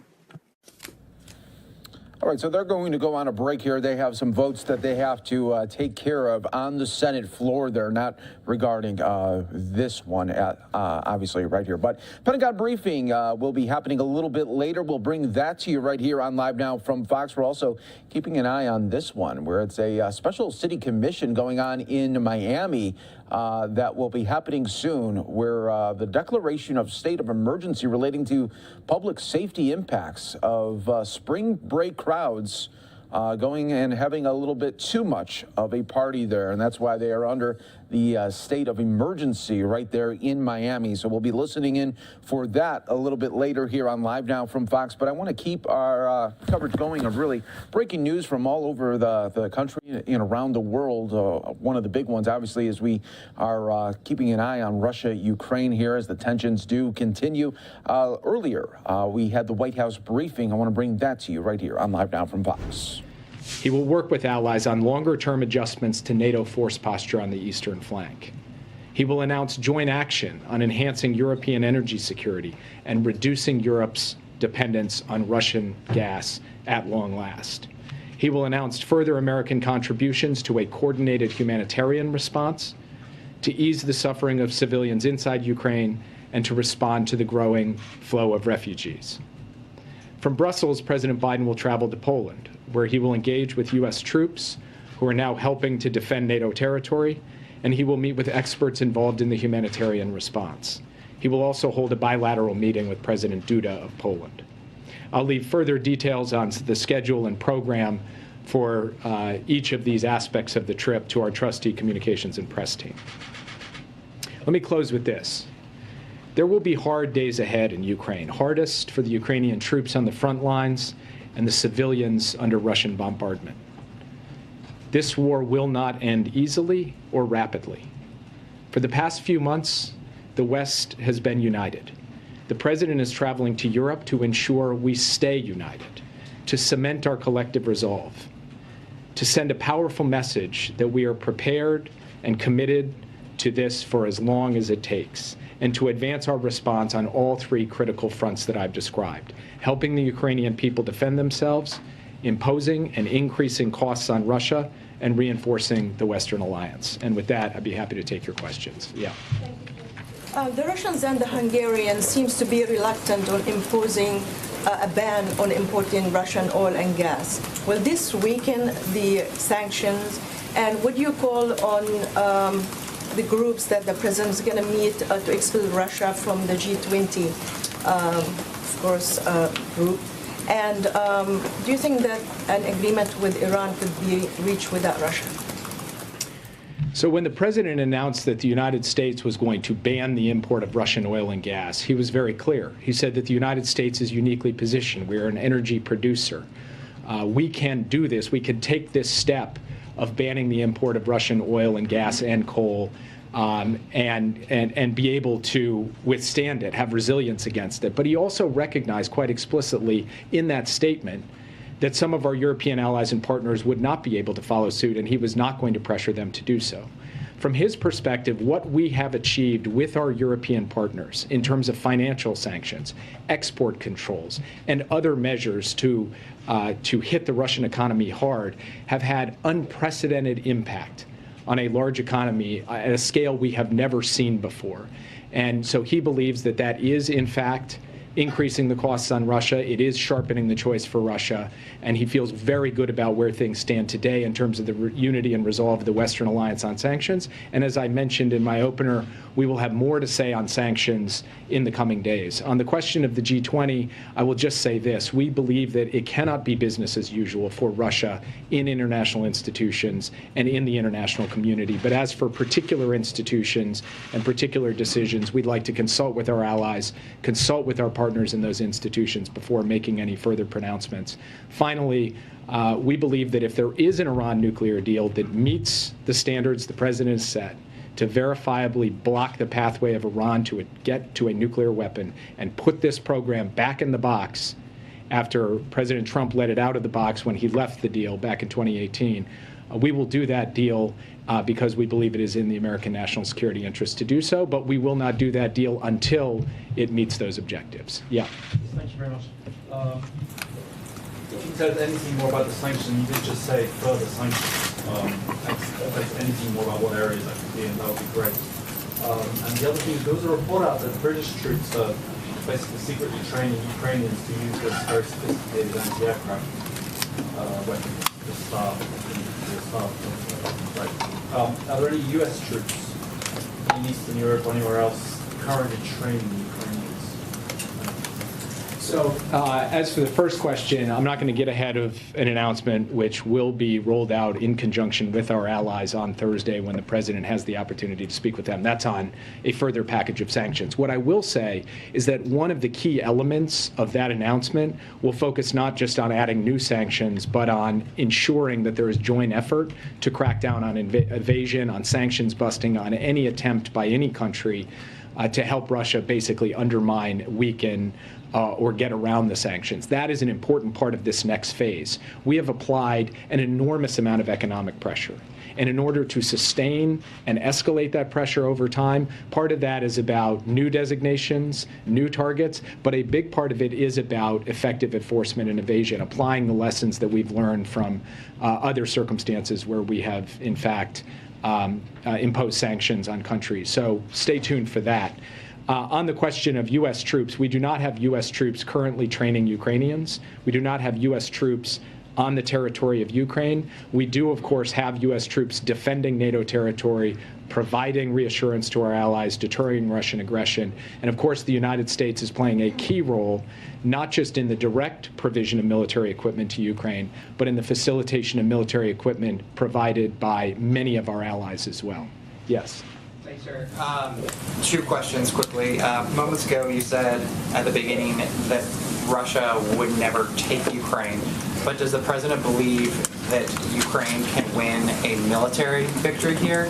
And if so, why haven't we heard that from him thus far? And then my second question is, with regards to Russia and partnership with the United States and certain institutions, what does the president hope that Russia can bring to the Iran nuclear deal? What do they have to bring to the table after they've rightfully been made a pariah on the world stage?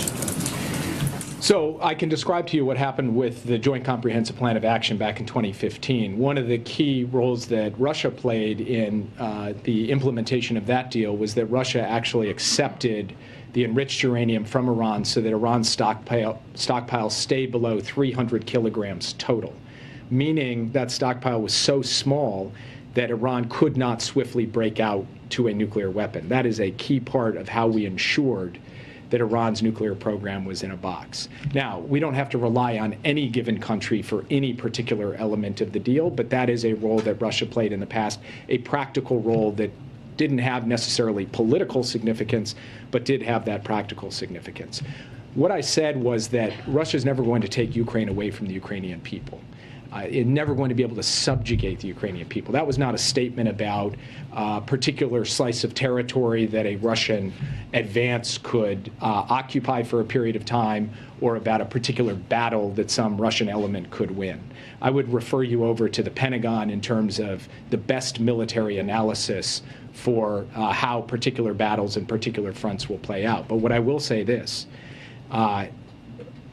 whether Russia takes a city or takes a town or takes more territory, they are never going to be able to achieve the purpose that they set out, which was to subjugate this country, to bring this country to heel, because the Ukrainian people have made very clear that they will not be subjugated, no matter what it takes. Yes. Jay, thank you for being here. But to follow up on that question, is it the policy of this government that Ukraine should win this? It should eject Russia and regain its sovereignty and its freedom? We've said from the outset that we are unwavering in our commitment to Ukraine's sovereignty and territorial integrity.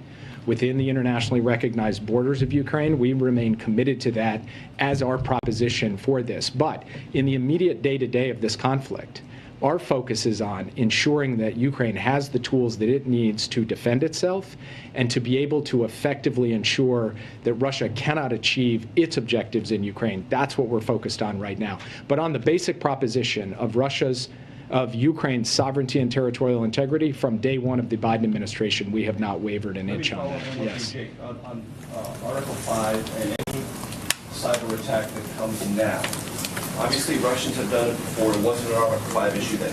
Does something in Ukraine now change the contour of a cyber attack against any member nation of NATO become an Article 5 issue?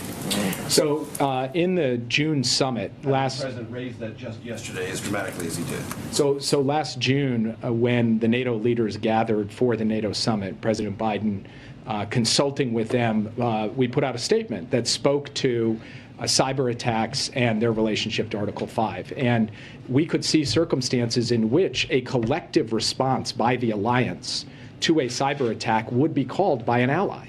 That is absolutely something where we and other countries could bring capabilities to bear to help a country both defend itself and respond to a particular cyber attack. Now, that's not necessarily the same thing as a military response. That response could take many different forms.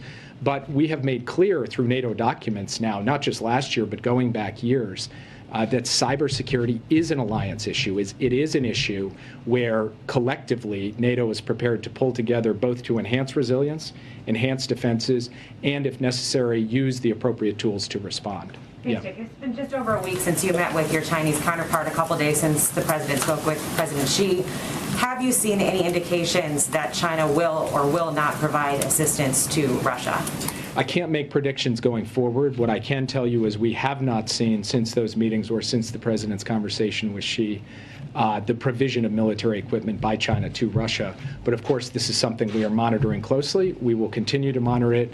And the president made clear to President Xi the implications and consequences of any such provision of equipment. And they very well understand one another. And where is this on the agenda at the NATO summit? Will there be an effort to try to put specific concrete steps in place if China does provide that assistance? The president will certainly consult on the question of China's potential participation in the conflict of Ukraine while he's in Brussels. He'll do so at NATO. He'll also do so when he addresses the 27 leaders of the European Union, because on April 1st, the European Union is having a summit with China. And so this will be an opportunity Thursday for the United States and our European partners to coordinate closely on what our message is. We believe we're very much on the same page with our European partners, and we will be speaking with one voice on this issue. Yeah. I just wanted to follow up on your comment about shoring up the eastern flank of NATO. Do you anticipate additional U.S. troop deployments to Europe? Well, I think there are two issues that are important to lay out. One is what's required in the immediate term. And right now, the Secretary of Defense, Supreme Allied Commander Europe, believe that they have effective posture today for what's necessary today. But of course, that could evolve in the coming days and weeks depending on Russia's actions and depending on the overall threat picture. The second is, what is the longer term force posture, not just for this contingency, this emergency, this invasion, but over the course of time. That is something the president will discuss with his allies at the NATO summit on Thursday. And if I might ask a quick follow-up on Russian troop casualties. Russian media reports that the outlet blamed on hackers in the EU suggested that almost 10,000 Russian servicemen have been killed and 16,000 have been wounded in Ukraine. Is your assessment that that number is realistic, or how bad do you think the casualty situation is for Russia? I'd refer you to the Pentagon for precise casualty figures. We do believe it numbers in the thousands, but it is a necessarily imprecise analysis from our part to be able to get, that number down to the precise figure. So I would refer you over to the Pentagon for that. Yeah. The president said yesterday, Jake, that cyber warfare is a capability Putin has, but has decided to not use yet in this iteration of this war. But administration sources have told us the Russians have this multi-phase plan to target critical infrastructure that is already underway. I'll give you a couple of specifics. 2 weeks prior to the invasion, 21 U.S. energy companies targeted by hackers. They're involved with LNG production. March 9th, CISA and the FBI began working with an unnamed American pharmaceutical company whose top execs were targeted with malicious phishing attacks. Internally, the administration has attributed that to Russian intelligence. I have a list of stuff that goes on and on here. Suffice it to say, how did these acts not constitute cyber warfare so far already? So first, the president put out a statement yesterday, a very strong, clearly worded statement, in which he said, based on evolving intelligence, we believe that attacks could occur. Now, the Russians have spent years preparing the ground for attacks, trying to get inside systems. That they are not already underway? Just want to clarify.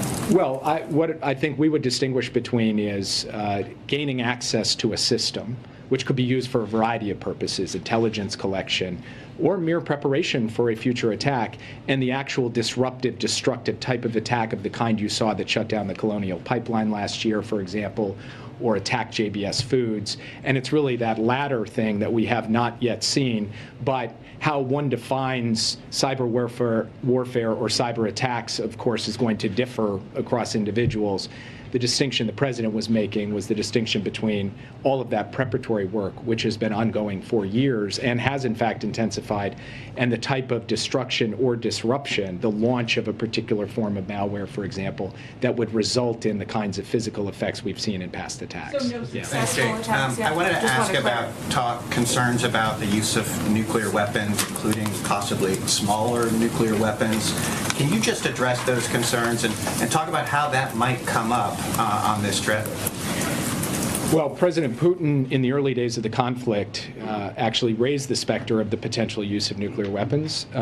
It is something that we do have to be concerned about. Based on our current analysis, we have not changed our nuclear posture to date, but we are constantly monitoring for that potential contingency. And of course, we take it as seriously as one could possibly take it. We will be consulting with allies and partners on that potential contingency, among a range of others, and discussing what our potential responses are. But I'm not going to speak to that from this podium today. I'm going to let the president have the opportunity to speak with his fellow colleagues on what is a very weighty matter. Yeah. Are Vladimir Putin's days numbered, Jake? Are Vladimir Putin's days in power numbered? From our perspective, what happens with respect to the Russian political system is something that will be worked out inside Russia. What we can do is put forward our basic 3 lines of effort. That's what we're doing, helping the Ukrainians defend themselves, fortifying the NATO alliance, and imposing costs and consequences. We got time for one more. I have 2 questions on Russia and North Korea and China. There is a report that the North Korea's cyber hacking organization is related to Russian's cyber criminal organizations. Do you have any information on that? And I follow up next. I'm sorry, can you just repeat the question? Yes. North Korea's cyber hacking organization is related to Russian's cyber criminal organization. Do you have any information on this? All I can say generally is that North Korea's cyber capabilities have been manifest in the world, and they work with all kinds of cyber criminals around the world, including Russian cyber criminals. I've got nothing further for you on that today. Yeah, I'll take one more. Do you have any comments or expectations on the meeting between President Xi and President Zelensky that's scheduled to happen soon? Sorry, I told her that I would call on her, so I've got to let her ask the question. What does the president hope to accomplish when he's in Poland, and why did he feel that it would be helpful for him to go to Warsaw at this time, particularly when the vice president was there less than 2 weeks ago? So first, Poland has taken the brunt of the humanitarian impact outside of Ukraine. In terms of the refugee flows. Poland is where the United States has surged a significant number of forces to be able to help defend and shore up the eastern flank. Poland has to contend not just with the war in Ukraine, but with Russia's military deployments to Belarus, which have fundamentally changed the security equation there. And so for all of those reasons, we feel that it is the right place for him to go, to be able to see troops, to be able to see humanitarian experts, and to be able to meet with the frontline and very vulnerable ally. So I'll leave it at that.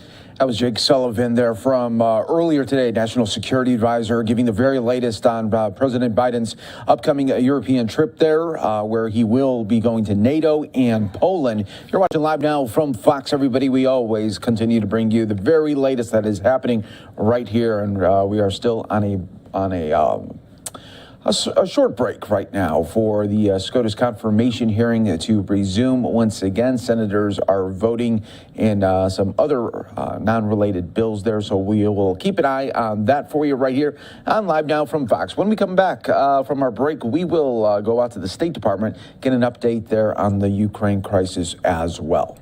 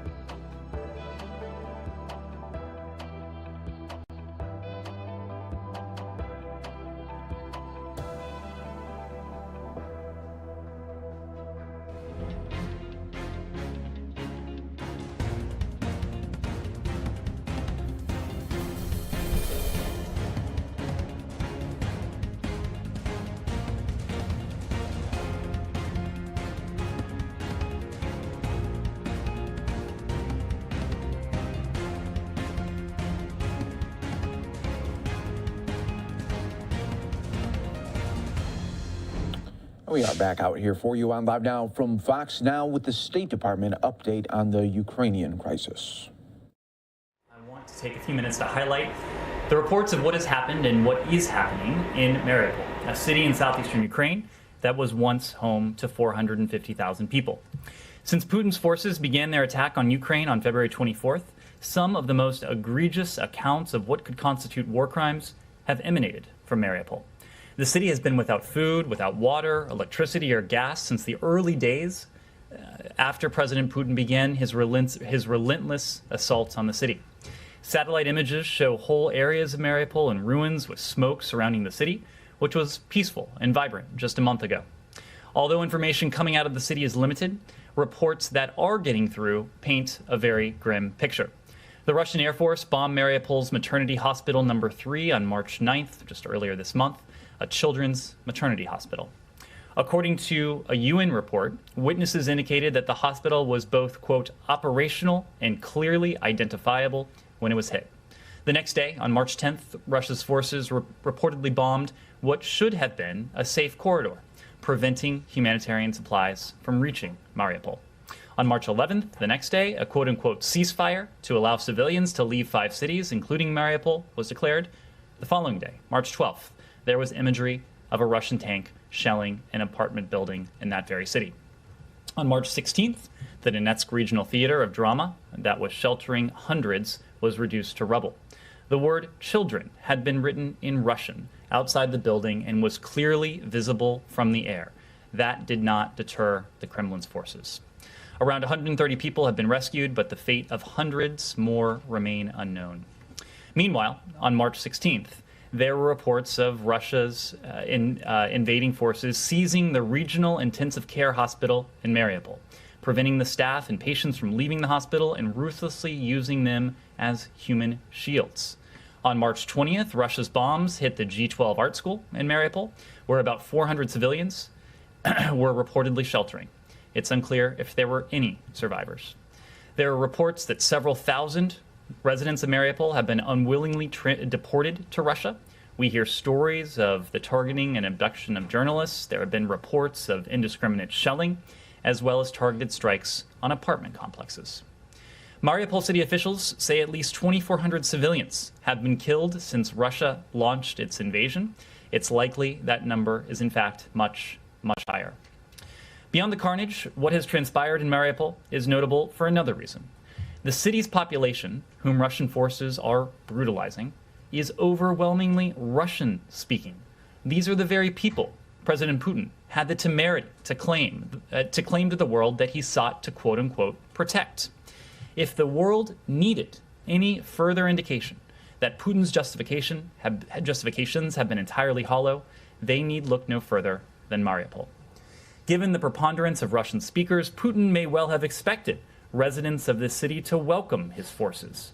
Instead, they have mounted stiff resistance, disabusing the Kremlin and the world of any sense that the people of Ukraine would greet invading Russian forces as anything other than an aggressor, an occupier.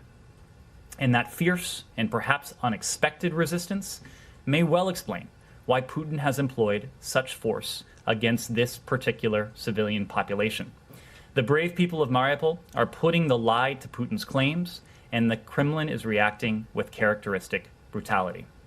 Beyond the borders of Mariupol, the UN says 10 million people, about a quarter of Ukraine's pre-war population, have been displaced by this war. I want to echo a statement the United Nations issued just yesterday, which included the following. The devastation and suffering in Mariupol and Kharkiv raise grave fears about the fate of millions of residents of Kyiv and other cities facing intensifying attacks. The United States fully supports today's statement by the UN Secretary General. Continuing the war, as we heard, in Ukraine is morally unacceptable, politically indefensible, and militarily nonsensical. By any measure, but even by the shrewdest calculation, it is time to stop the fighting now, give the opportunity for peace to take root. It is time to end this absurd conflict of Putin's choosing. Second, the United States strongly condemns the abhorrent terrorist attack today in Beersheba, Israel, which killed 4 people and injured others. We offer our deepest condolences to the victims and their families, and our prayers for the full recovery are with the wounded. We stand ready to provide support to the Israeli government's efforts to investigate this heinous crime. With that, happy to take your questions. Thanks, Ed. Just on your opening about Mariupol, is there anything that you guys are doing specifically in response to this, as opposed to what's going on in the rest of Ukraine? Or is there? Well, Matt, our response to the brutality in Mariupol is reflected in our response to the brutality that President Putin is waging against the entire country. So there isn't any action that you're taking or that you envision taking specifically related to this? Well, there are a series of actions. There is a series of actions that we are taking in response to this brutality that President Putin is waging. I'm sorry, we're doing. Maybe I'm not making myself clear. I mean, is there like aid that is being directed specifically to the city, or are there military reinforcements or supplies that you're directing for the defense of this city, or is it the whole package? So as you know, we are working very closely with our Ukrainian partners to hear from them precisely what they need to defend themselves. It is then up to them to use that equipment to good effect against these invading Russian forces. There has been quite a lot of work when it comes to humanitarian corridors. These are diplomatic efforts that we also have been supporting, but as you know, the viability of these these humanitarian corridors has been sporadic at best. And each time we have seen a window of opportunity open for a humanitarian corridor, for civilians to go out, for much needed humanitarian supplies to go in, we have seen that window quite promptly shut by additional Russian aggression. My last thing is I took note and interest of the statement that you put out earlier about the transfer of these 4 pediatric cancer patients to St. Jude Hospital in Memphis. And I'm just wondering if you have, but if you don't have, if you could get, are there similar instances where the U.S. is taking in people in? All right, that was the briefing from earlier. We'll play it out for you in full a little bit later this evening right here on Live Now from Fox. But I want to go out live right now. I think I'm number 12. Live Now from Fox, giving you live events as they're happening in real time. Back out right here to the Scotus confirmation hearing as senators continue to question Judge Jackson. That also can be helpful to rebuilding public trust. So thank you for the ways you've engaged thus far. Judge, you are likely to go on to serve a lifetime appointment on the Supreme Court, which means that this is very likely the last job interview you ever have. And the most public, Senator. Yeah, these processes are a lot like a proctology exam. That means that it's an opportunity for you to explain to the American people how you view a Supreme Court justice's job and the limits and bounds on that job. So I want to go back to a topic that you and I have discussed a few times, which is how you approach cases. You've told this committee and you've told me in private that you don't have a judicial philosophy yet, but that you think of yourself as having more of a judicial methodology. I'd like to understand that a little bit more. And I think it would be helpful for the American people to understand that argument and that distinction a bit more as well. Earlier today, you said that you, quote, do not believe there is a living constitution. And you also said that you're constrained to interpret the text and that, I think you said, sometimes that's enough to resolve the issue. So I think I've heard you pay partial tribute to the judicial philosophy of originalism, but you've not adopted it or embraced it as a philosophy or label that applies to you. So maybe one of the places we could tease that out a little bit more is trying to dig into whose jurisprudence you most admire. We've heard many nominees before, like Senator Grassley, former chairman of this committee. I'm not an attorney, so the farming and ranching people where I come from know that John Kennedy is super smart Rhodes lawyer who kind of pretends to be a, aw shucks kind of guy as he picks your pocket. Grassley and Do I get equal time, Mr. Chairman? He always gets unequal time. He always gets bonus time. But I think it might be helpful for us to understand who you most identify with, and past nominees before this committee have talked about the mold of particular justices they thought they followed in. And so if you had to tell the American people who you're closest to, who is that justice, or who are those justices? Well, thank you for the question, Senator. And I must admit that I don't really have a justice that I've molded myself after or that I would. What I have is a record. I have 570 plus cases in which I have employed the methodology that I described and that shows people how I analyze cases. I, in every case, am proceeding neutrally from a neutral posture. In every case, I describe thoroughly all of the arguments that are made in the case to me as a judge, because I want, in my lengthy opinions, for people to understand the inputs. This, I say, is what I'm considering because I lay out in very, detailed way everything that people have argued in all of the cases. And then when I'm doing my interpretation, I am focused on the text of any statute or constitutional provision. I am looking as appropriate to the intentions of the people who wrote the words, because I view statutory interpretation, constitutional interpretation, those exercises consistent with my limited authority. I am conscious of not interpreting those texts consistent with what I believe the policy should be or what I think the outcome should be. I am trying in every case that involves that kind of interpretation to assess what it is that the parties who wrote the text intended. And as a result, because my methodology involves these various pieces and because of the way in which I do things, I'm reluctant to establish or to adopt a particular label, because the idea of how you interpret is just one part of the entirety of a judge's responsibility. As I mentioned, I'm looking at the facts in a case, and my experience as a trial judge helps me to assess the facts from all of the different perspectives of the parties, because I'm able to do that, I think, having heard from parties in all sorts of cases directly as they present their arguments.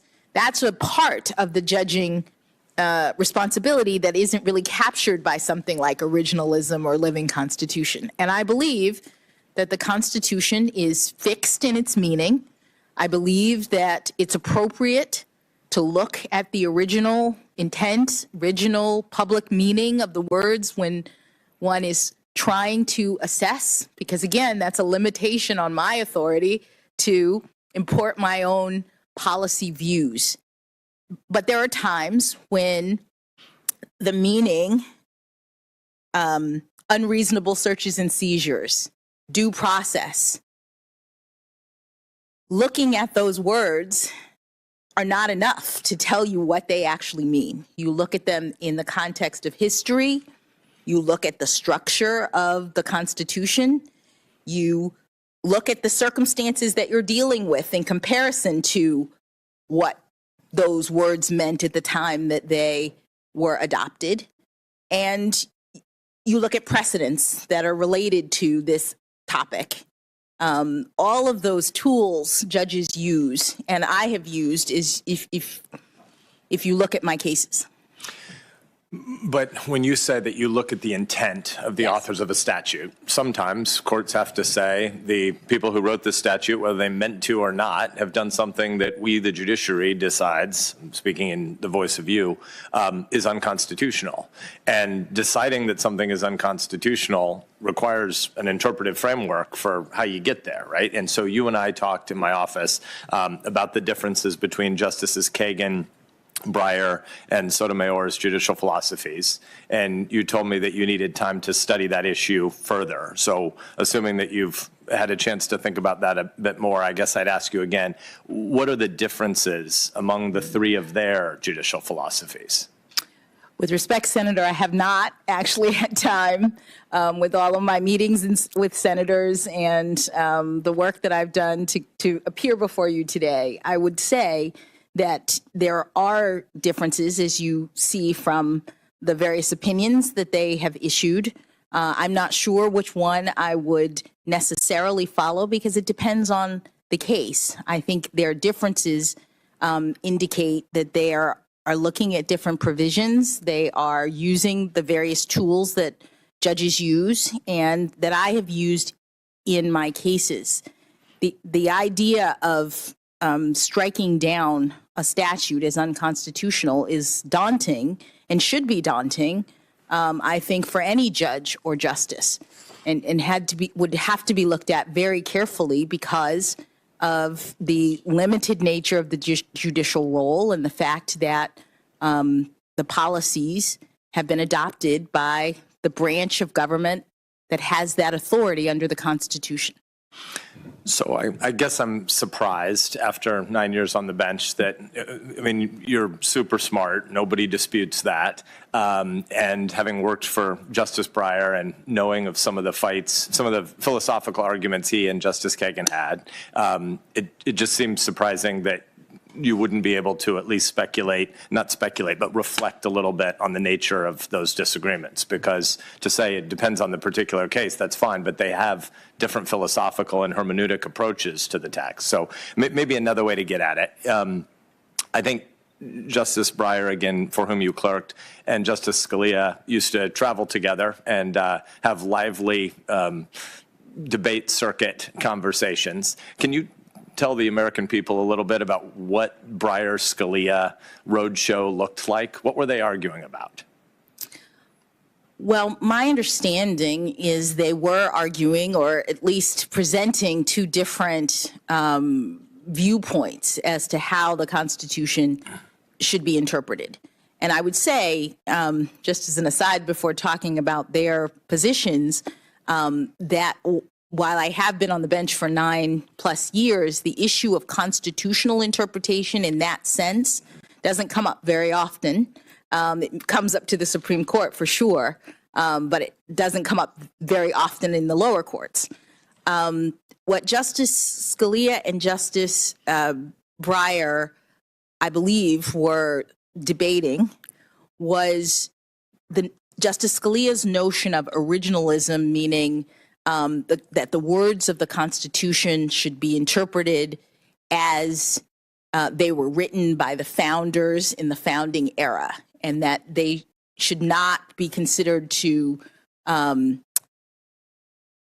essentially to establish principles that modern justices could now apply based on their own view of the needs of society. And that Justice Breyer's position was more toward that latter view, that the idea of the Constitution needing to be interpreted in a way that is consistent with modern sensibilities about the principles that the document reflects.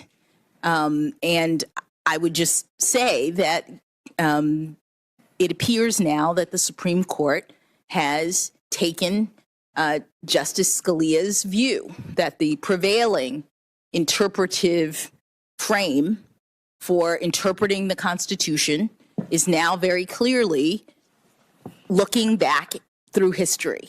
So we see that even in the Heller case, where the justices, even the justices in dissent, were all analyzing the issues in the Second Amendment through a historical lens, what was meant at the time of the founding. So that is now the way in which constitutional interpretation is done. But do you identify with that position? I identify with the position insofar as that's how the text is interpreted of the Constitution. That I am a strong believer, as I said, in precedent, in stare decisis, in predictability, in the rule of law, and the way that the law now interprets the Constitution is through this historical frame. I'm grateful for your last couple of minutes, because I think that it's in the American civic interest for us to understand these different schools. Again, non-lawyer here, but my simple way of summarizing some of what I think I heard you just say is that Scalia argues hard that the Constitution has a fixed meaning and justices aren't really free to depart from it without a constitutional amendment passed by the political branches, so that the voters get to hire and fire the people, or have a role at the state level in the ratification of a constitutional amendment. And Breyer's position seems to me, and I won't get it precise enough in technical legal terms, jurisprudential terms probably to satisfy him, but that the Constitution is speaking to more abstract principles, and therefore there's a lot more play in the joints of what a justice's job is. And I think the way you summarized their debate was pretty fair. And I also think it's fair for us to want to understand what your position is about it, because you're obviously, as I've said, incredibly smart and incredibly likable and winsome, and on the stage for a lot of Americans to look up to. I'm at the rah-rah, hear side of that debate, at the level of what is a Supreme Court justice's job. I think that's why a lot of us are still trying to tease out the philosophical distinction, which I think is more than just a methodology, but want to thank you for that answer. You've also brought up the Fourth Amendment a number of times in our conversation, and I would like to talk a little bit more about the Constitution and whether its meaning changes. And so I'd like to go back to the Fourth Amendment topic you brought up in my office. You said, I think, that and correct me if I'm missummarizing your position, you said that originalism wouldn't have much to say about the Fourth Amendment because the Founding Fathers never conceived of a tool, a piece of telecommunications equipment like this. And so I think during our conversation, you said that the original meaning of the Fourth Amendment won't tell you much about what to do with a new technology. My guess is that originalists, and Scalia in particular, would disagree. So what do you do if the text of the Fourth Amendment doesn't answer a question? Where do you go next? Well, Senator, just to clarify what I intended to say, and I may well have misspoken, there is an originalist take, I think, on the question of what happens with a cell phone. As the Supreme Court held in the Riley case, there was a way in which you assess principles of the Constitution, the text of the Constitution, and apply it to modern technology. And you have to, because there's no question that cell phones didn't exist at the time of the founding. So if the originalist principle is we look only at the Constitution as it relates to things that existed at the time of the founding, there would be no answer to what to do about a cell phone. And so what the Supreme Court has said and done is to determine that the principle of the Fourth Amendment with respect to searches is to determine whether there is a reasonable expectation of privacy. They also have looked at property interests with respect to whether or not there's an invasion of privacy, and then determined from history what that reasonable expectation of privacy related to back at the time of the founding, and analogized to current circumstances related to things like cell phones. It's a method of interpretation that allows you to, instead of the alternative, which would be don't worry about the history, just look at the words in the Constitution and say, what do I think is reasonable or unreasonable with respect to police officers searching cell phones? That's not the way the Supreme Court handles it. They try to determine what was unreasonable historically, and then given those principles, historically it would be unreasonable for police officers to enter someone's home, to rifle through their papers and documents. They then analogize to current circumstances and the fact that a cell phone is like your personal file cabinet. And they say, okay, given what we understood the framers to have intended about the need for a warrant or the need for protection against unreasonable searches, we're going to apply that to modern circumstances. It's still an originalist way of analyzing the current dispute. So are there non-originalist ways to wrestle through that same question? And what would they be? One could imagine that rather than referencing history at all, that the court would look at the Constitution. It says no unreasonable searches and seizures, and would just ask in light of modern sensibilities, in light of what we would think would be reasonable today, or what the court itself would think would be reasonable today, we'd apply that modern understanding to the cell phone situation. And the danger, I think Justice Scalia would say, is that that's a kind of framing that permits judges to make a determination based on their own views rather than hewing themselves, as Senator Lee said before, that Justice Barrett pointed out, hewing themselves to the text of the Constitution. And does Breyer have a different view?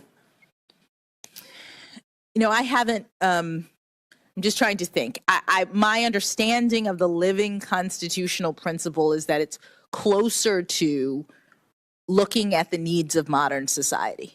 But I'm not well versed in it, in part because the Supreme Court has now so clearly taken the historical perspective, the originalist perspective in its interpretations. You brought up the cell phone example with me, but I know you have others. What are some other areas of life where the original meaning seems to be 2.5 centuries removed? What are places that the Constitution seems to not speak to?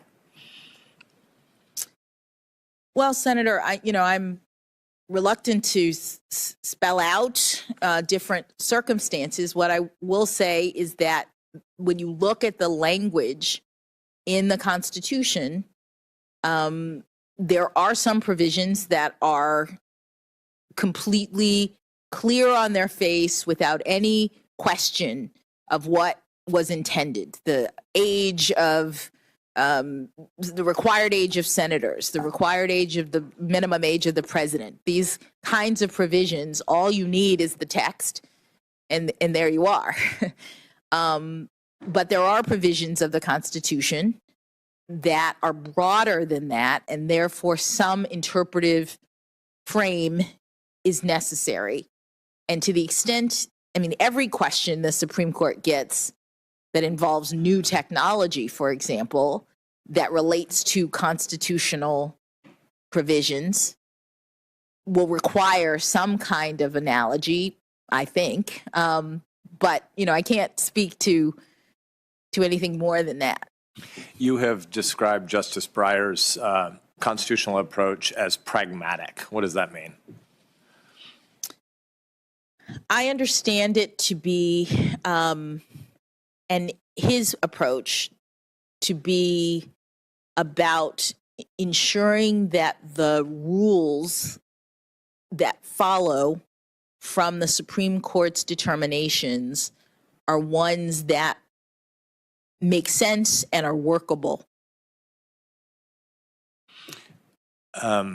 He said recently, explaining his approach to interpreting a statute, you're not going to go outside the words, but it often doesn't give you the answer. And you look at the history and you look at its purposes and you'll look at the consequences too, and you'll try to evaluate them from that, the point of view of what a reasonable legislature writing this statute have thought that these words were there to achieve. Do you align yourself with that position? In the broad sense that what it is that the court is tasked with when statutory interpretation is being undertaken is to achieve the purposes of the legislature. The text is the primary and in most cases sole indication of what the legislature intended, as opposed to the court saying, I see this statute, but I'm, uncomfortable with how it's going to turn out or what it's going to mean, and so I'm going to import my own policy perspective. Instead, the court is constrained to say, regardless of what I think the right policy objective should be in this, with respect to this law, my purpose, my requirement is to determine what Congress intended. But with respect to legislative intent, when a Congress of 535 often distracted people, 100 in this body and 435 in the other, pass something, by a 2-to-1-ish vote, and it's a part of a large piece of legislation, how do you determine what the intent is when it's 535 people doing something that has many, many different purposes for why somebody might vote yes? Well, you look at the text. I mean, the way in which statutes are interpreted is based on what the legislature says. There are times in which there are statutes in which Congress includes a purpose statement, for example, in the actual text of the statute. You look at the text of the provision. If that isn't clear, you look at the structure of the statute. There are canons of interpretation that courts use to evaluate and interpret statutes. Things like a word that appears in the section that you are interpreting should be defined the same way it is in another section. The same word being used, Congress probably intended for it to have the same meaning. So there are tools in the law that exist to help courts to interpret the text. But again, the goal is to interpret the text as a means of understanding and reflecting what Congress intended. And of course, in statutory interpretation, if Congress decides that the court has gotten it wrong, then, as has happened many times, Congress comes back and clarifies and tells the court, no, this is what the statute means. I want to go back to an exchange you had with Senator Cornyn. Substantive due process is a doctrine that often allows courts to create new fundamental rights. What's the test for determining a new fundamental right? The Supreme Court has said in the Glucksberg case that the fundamental rights that are recognized or that are included in substantive due process are those that are deeply rooted in the nation's history and tradition. In a case prior to that, the court had defined it as the rights that are implicit in the ordered concept of liberty or the concept of ordered liberty. So there are standards for the courts to use to identify these types of rights. So did the Supreme Court use this test in Roe or Casey? In Roe and Casey, I don't know that the court used that formulation. I know that after Casey, the court has determined not so much that the right to terminate a woman's pregnancy is fundamental. The right exists, and it's subject to the framework in Casey that allows for regulation so long as there's not an undue burden on the exercise of the right pre-viability.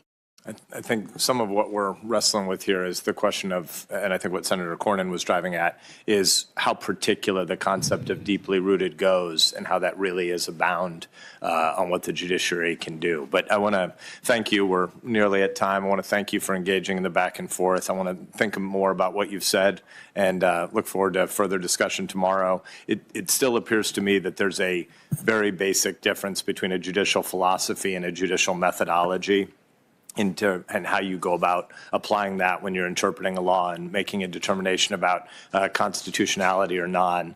And I know that you haven't claimed a judicial philosophy at all, but a judicial philosophy of originalism here. But I do think the fact that you've at least nodded to it in the committee hearing today is in and of itself a pretty great testimony to how much of Scalia and Bork's work has moved the legal field. So I'm grateful for the time you're taking with us. I'll look forward to listening tonight and talking with you again tomorrow.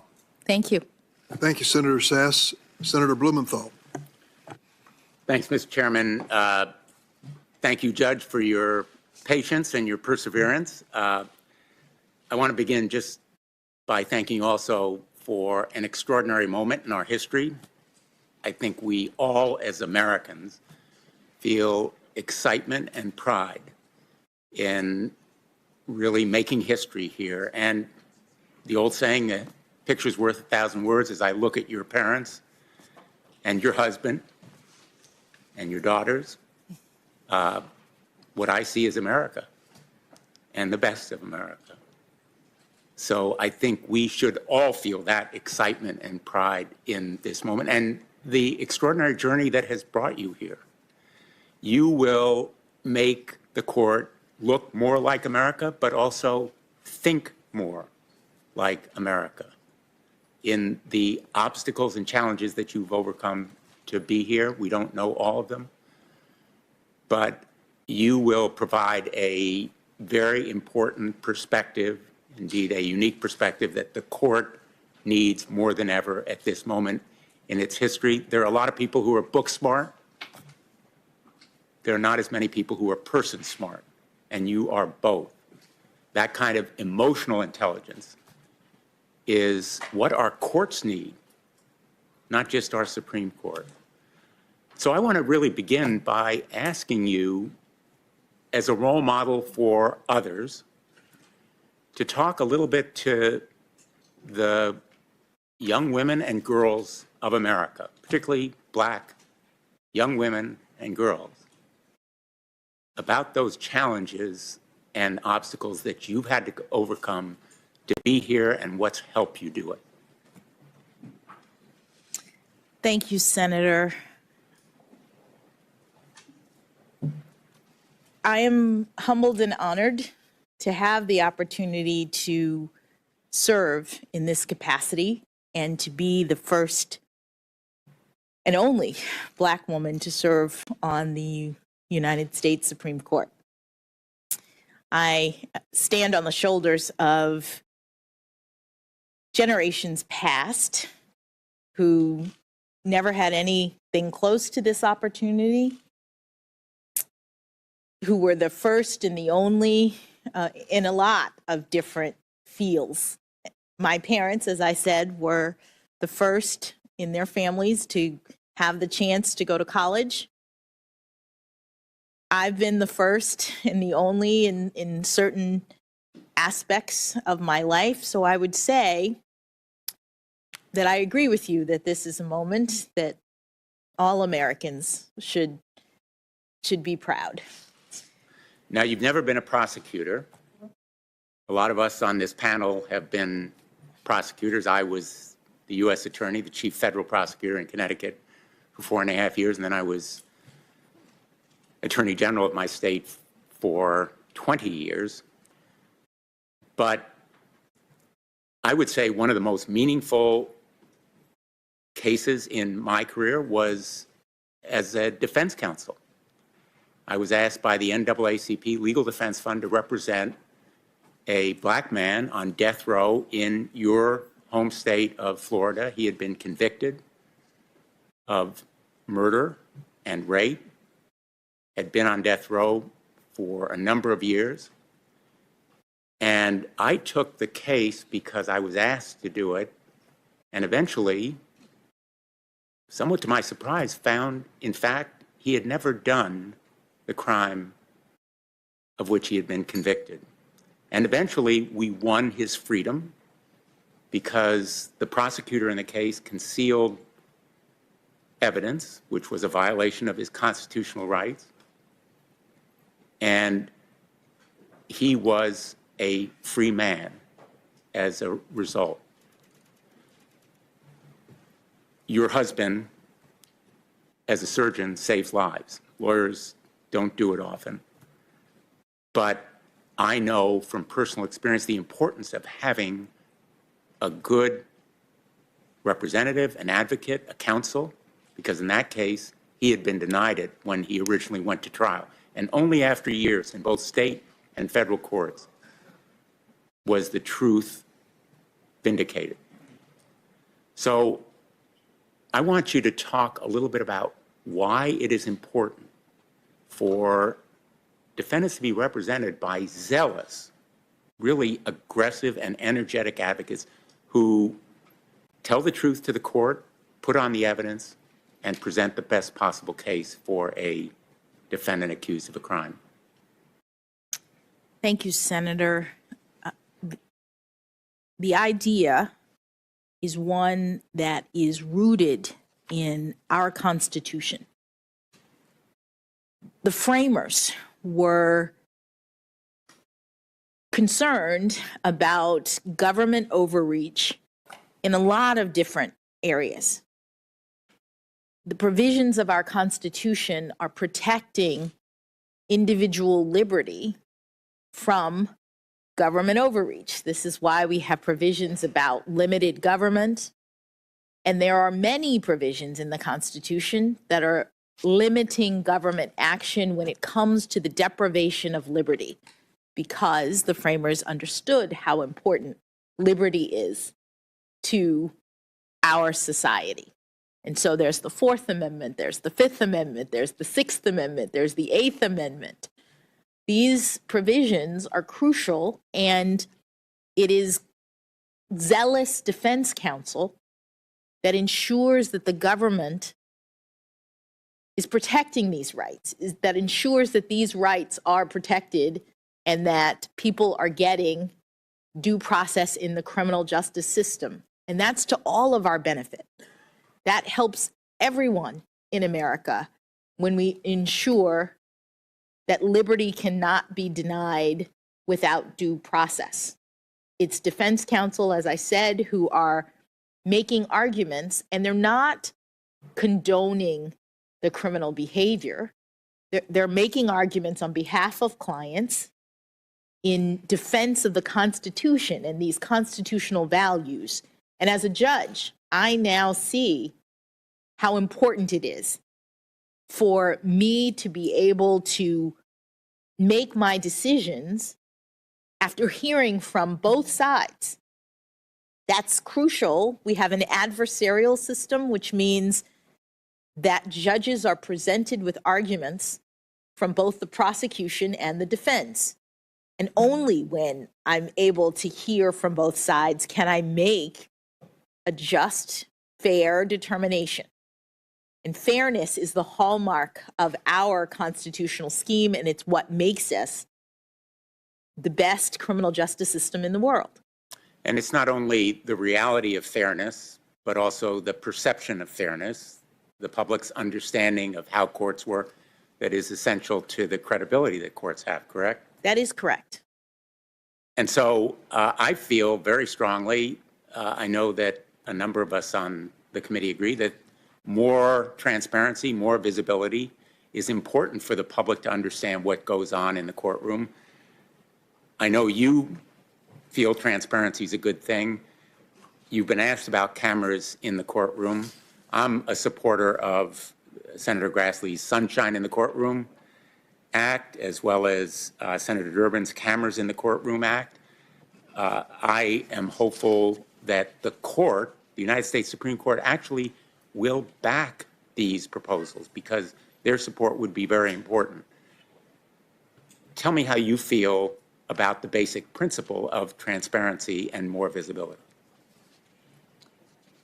Well, Senator, one of the reasons, as I said, that I write such long opinions is because I want everybody to know exactly the arguments I've considered, the facts that I've reviewed, and in pretty fine detail, the course of my reasoning. And I've done this in 570 opinions. I think it's important for public confidence, as you say, for people who are bound by the law and who are affected by the courts to know what the court's views are.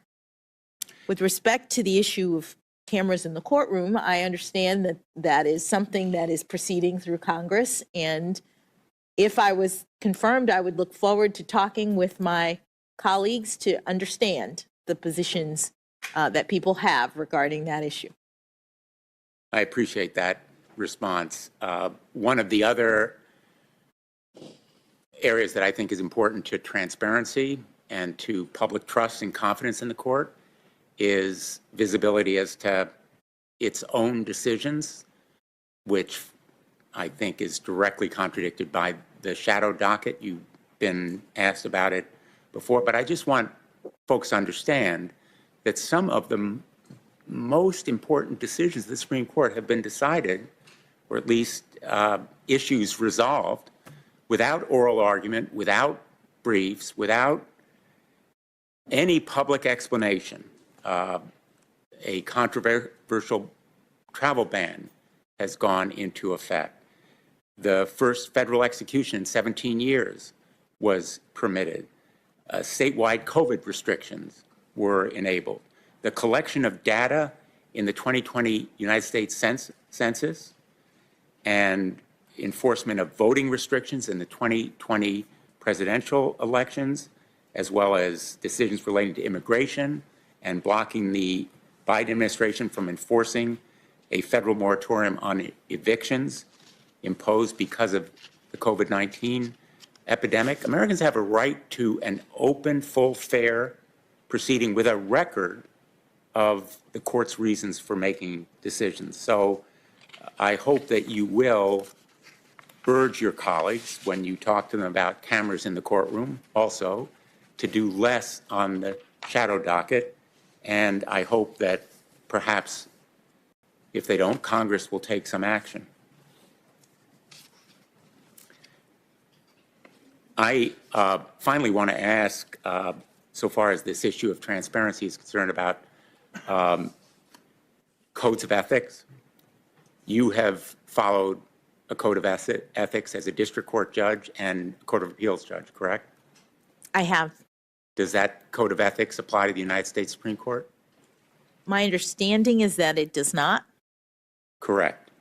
And my hope is that you will perhaps urge your colleagues as well to support a code of ethics. They haven't done so as yet, but I think we have an obligation in the Congress to set forth a code of ethics, and I hope they'll support it. Senator Durbin and others of us have supported that kind of measure as well. And I would just ask you whether you'll raise it with your colleagues if you're confirmed. Senator, certainly if Congress is taking anything up that requires our review, I would absolutely consider it, and even if not, I would consider it. Talking to them about it. Thank you.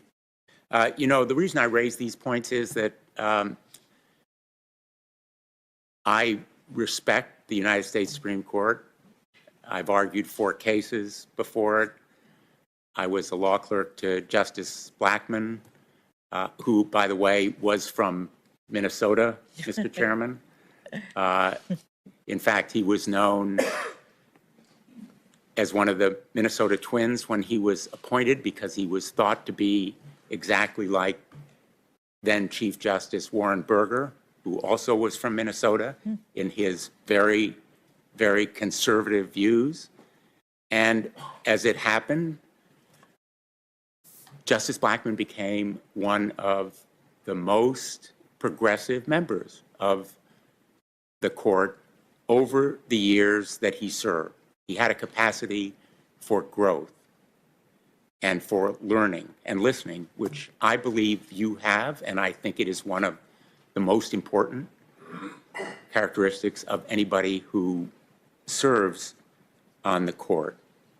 But I do think the court's crisis of legitimacy is the result of divisions within the court, the polarization and politicization that has drawn lines, the process that has happened in recent years in confirmation proceedings.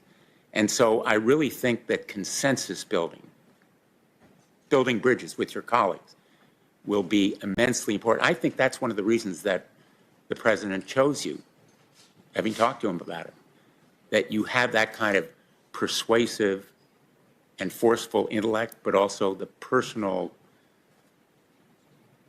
charm and warmth and depth that will enable you to do it. Maybe you can tell this committee about how you worked on the Sentencing Commission, for example, or in your previous experiences on that kind of consensus building. Thank you, Senator. Consensus building was one of the things that Justice Breyer was particularly good at in terms of his personality. In the time that I clerked for him, I witnessed the way in which he continually reaches out to colleagues, continually seeks common ground. And it's something that I would hope to be able to emulate if I were to be confirmed. When I worked on the Sentencing Commission, the commission is a 7-member body working on sentencing policy, which is at times a pretty contentious effort because we're talking about criminal justice. As commissioners, we are working on policy issues related to appropriate sentencings, and by statute, the commission is a bipartisan group. And during my 4 years as a commissioner, I was able to work well with other members of the commission to find common ground, to work on issues, to come together, and the vast majority, I heard a statistic that something like 95 or 97% of the votes that the commission took were unanimous. And that happened because of a lot of effort and intention on the parties, on the part of all involved, to see if we could work together. And that would be the kind of thing that that I would hope to do if I was confirmed to the Supreme Court. You've mentioned in your previous testimony the challenges of applying the law to evolving and new technology. Obviously, the internet raises exactly those questions. Congress passed the Electronic Communications Privacy Act in 1986, when the internet was barely recognizable. It was nascent, just starting. And now, our nation faces a mental health crisis. It is partly aggravated by the pandemic, the isolation and anxiety that's resulted from it, but also by the internet and by the tech platforms that drive toxic content at children as a result of these black box algorithms that nobody really understands. Literally, no one understands, because the tech platforms want to keep them secret. And we are trying to upgrade the law and update it to give parents tools to have greater visibility as to what their children are doing, and to give parents and children tools to protect them against some of the bullying and eating disorder content and even suicidal and substance abuse stuff that they are driven to see. And Senator Blackburn and I have introduced a bipartisan measure, the Kids Online Safety Act, that will provide a more modern solution to a modern problem, to update the law to account for the role of social media in our ongoing and aggravating mental health crisis in this country. Do you agree that it helps the Supreme Court and judges in general to do their job when Congress updates our statutes to account for technological change? Thank you, Senator.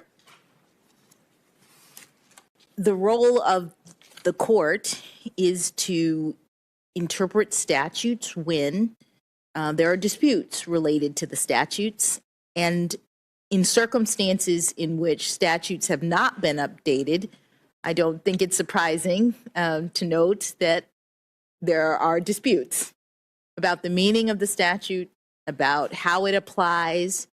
And so to the extent that Congress undertakes to make amendments and make the changes, I think it helps courts. Maybe there'll be fewer disputes or easier disputes to resolve.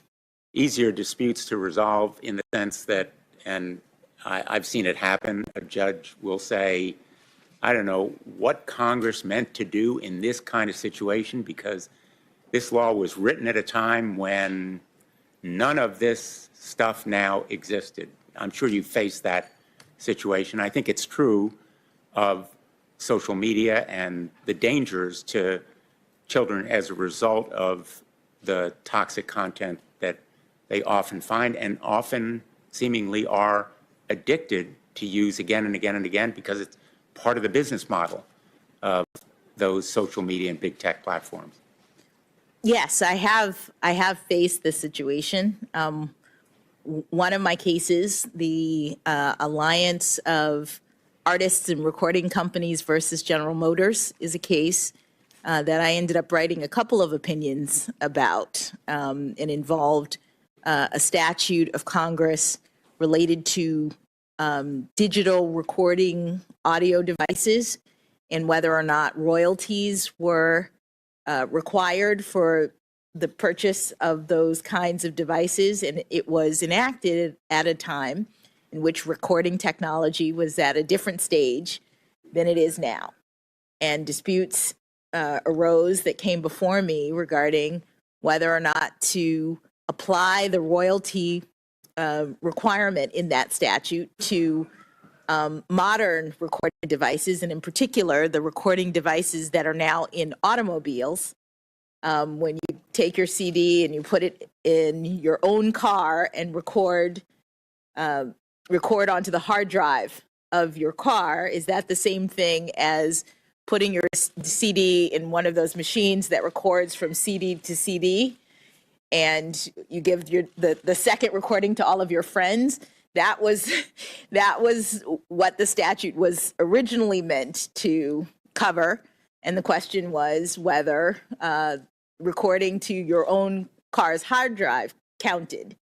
And it was a very interesting interpretive exercise, but again, it was the kind of thing in which I was focused on trying to ascertain what, based on the text of the statute and the definitions in the statute, what Congress intended this statute to cover. And cars, other devices, appliances at home, collect huge amounts of data, don't they? And as consumers, we feel we own that data. It's ours. But it can be bought and sold, exchanged, and mined in a way that right now consumers have no consent over. And it enhances the dominance of just a few of those tech companies, just a few of the corporations. Corporate power is emboldened and enabled in many respects by the amount of data they collect. It's also enabled by forced arbitration. We've had a reference to it already today with respect to complaints about sexual harassment, which fortunately we have addressed. I've been proud to work on the Ending Forced Arbitration of Sexual Assault and Sexual Harassment Act, which President Biden signed after we passed it just a few weeks ago. I've heard harrowing stories from survivors of sexual assault and victims of workplace harassment who were silenced and denied justice by forced arbitration. But forced arbitration applies as well to everybody who has a cell phone. You have a forced arbitration agreement. Many workers have forced arbitration agreements. Nursing homes have forced arbitration agreements. The point is that you have dedicated your life to access to the courts, the right of a trial, the right to a jury, the right to a judge. None of it is possible where there is a forced arbitration agreement. That's why I've worked on a measure called the FAIR Act that would make any forced pre-dispute arbitration agreement invalid and unenforceable. If both sides want arbitration, that's fine, but access to the courts should be available to everyone. I know that you're limited as to what you can say about measures that are before us and policy issues, but I hope that you will consider the trend that the court has adopted in support of forced arbitration and denial of rights like class action, and review whether they are appropriate. Let me just finish with a couple of quick points. First of all, on the Harvard Law School, Harvard Law Review article on registration of sex offenders, convicted sex offenders. I must say, I read this article several times. In my view, it is analysis, not advocacy. Would you agree? Absolutely, Senator. As a law school student, I was trying to do what law school students do, which is analyze a new set of legal provisions. These laws were new, and I was trying to assess what criteria courts could use to look at them. I was not making an argument about them at all. Exactly. And by the way, one of those statutes was in Connecticut. It was challenged on constitutional grounds, double jeopardy. It went to the United States, defended it there. It was upheld 9-0. I don't know whether your article was cited, but I would put this law review article very much in the category of analysis, the distinction between prevention and punishment. I would call it protection, not punishment or prevention. That's the argument that I made to the Supreme Court. I ask that this article be put in the record, Mr. Chairman. Without objection. By the way, it took me 2 or 3 times to get through it, so no disrespect to you or the Harvard Law Review. The issue of child pornography,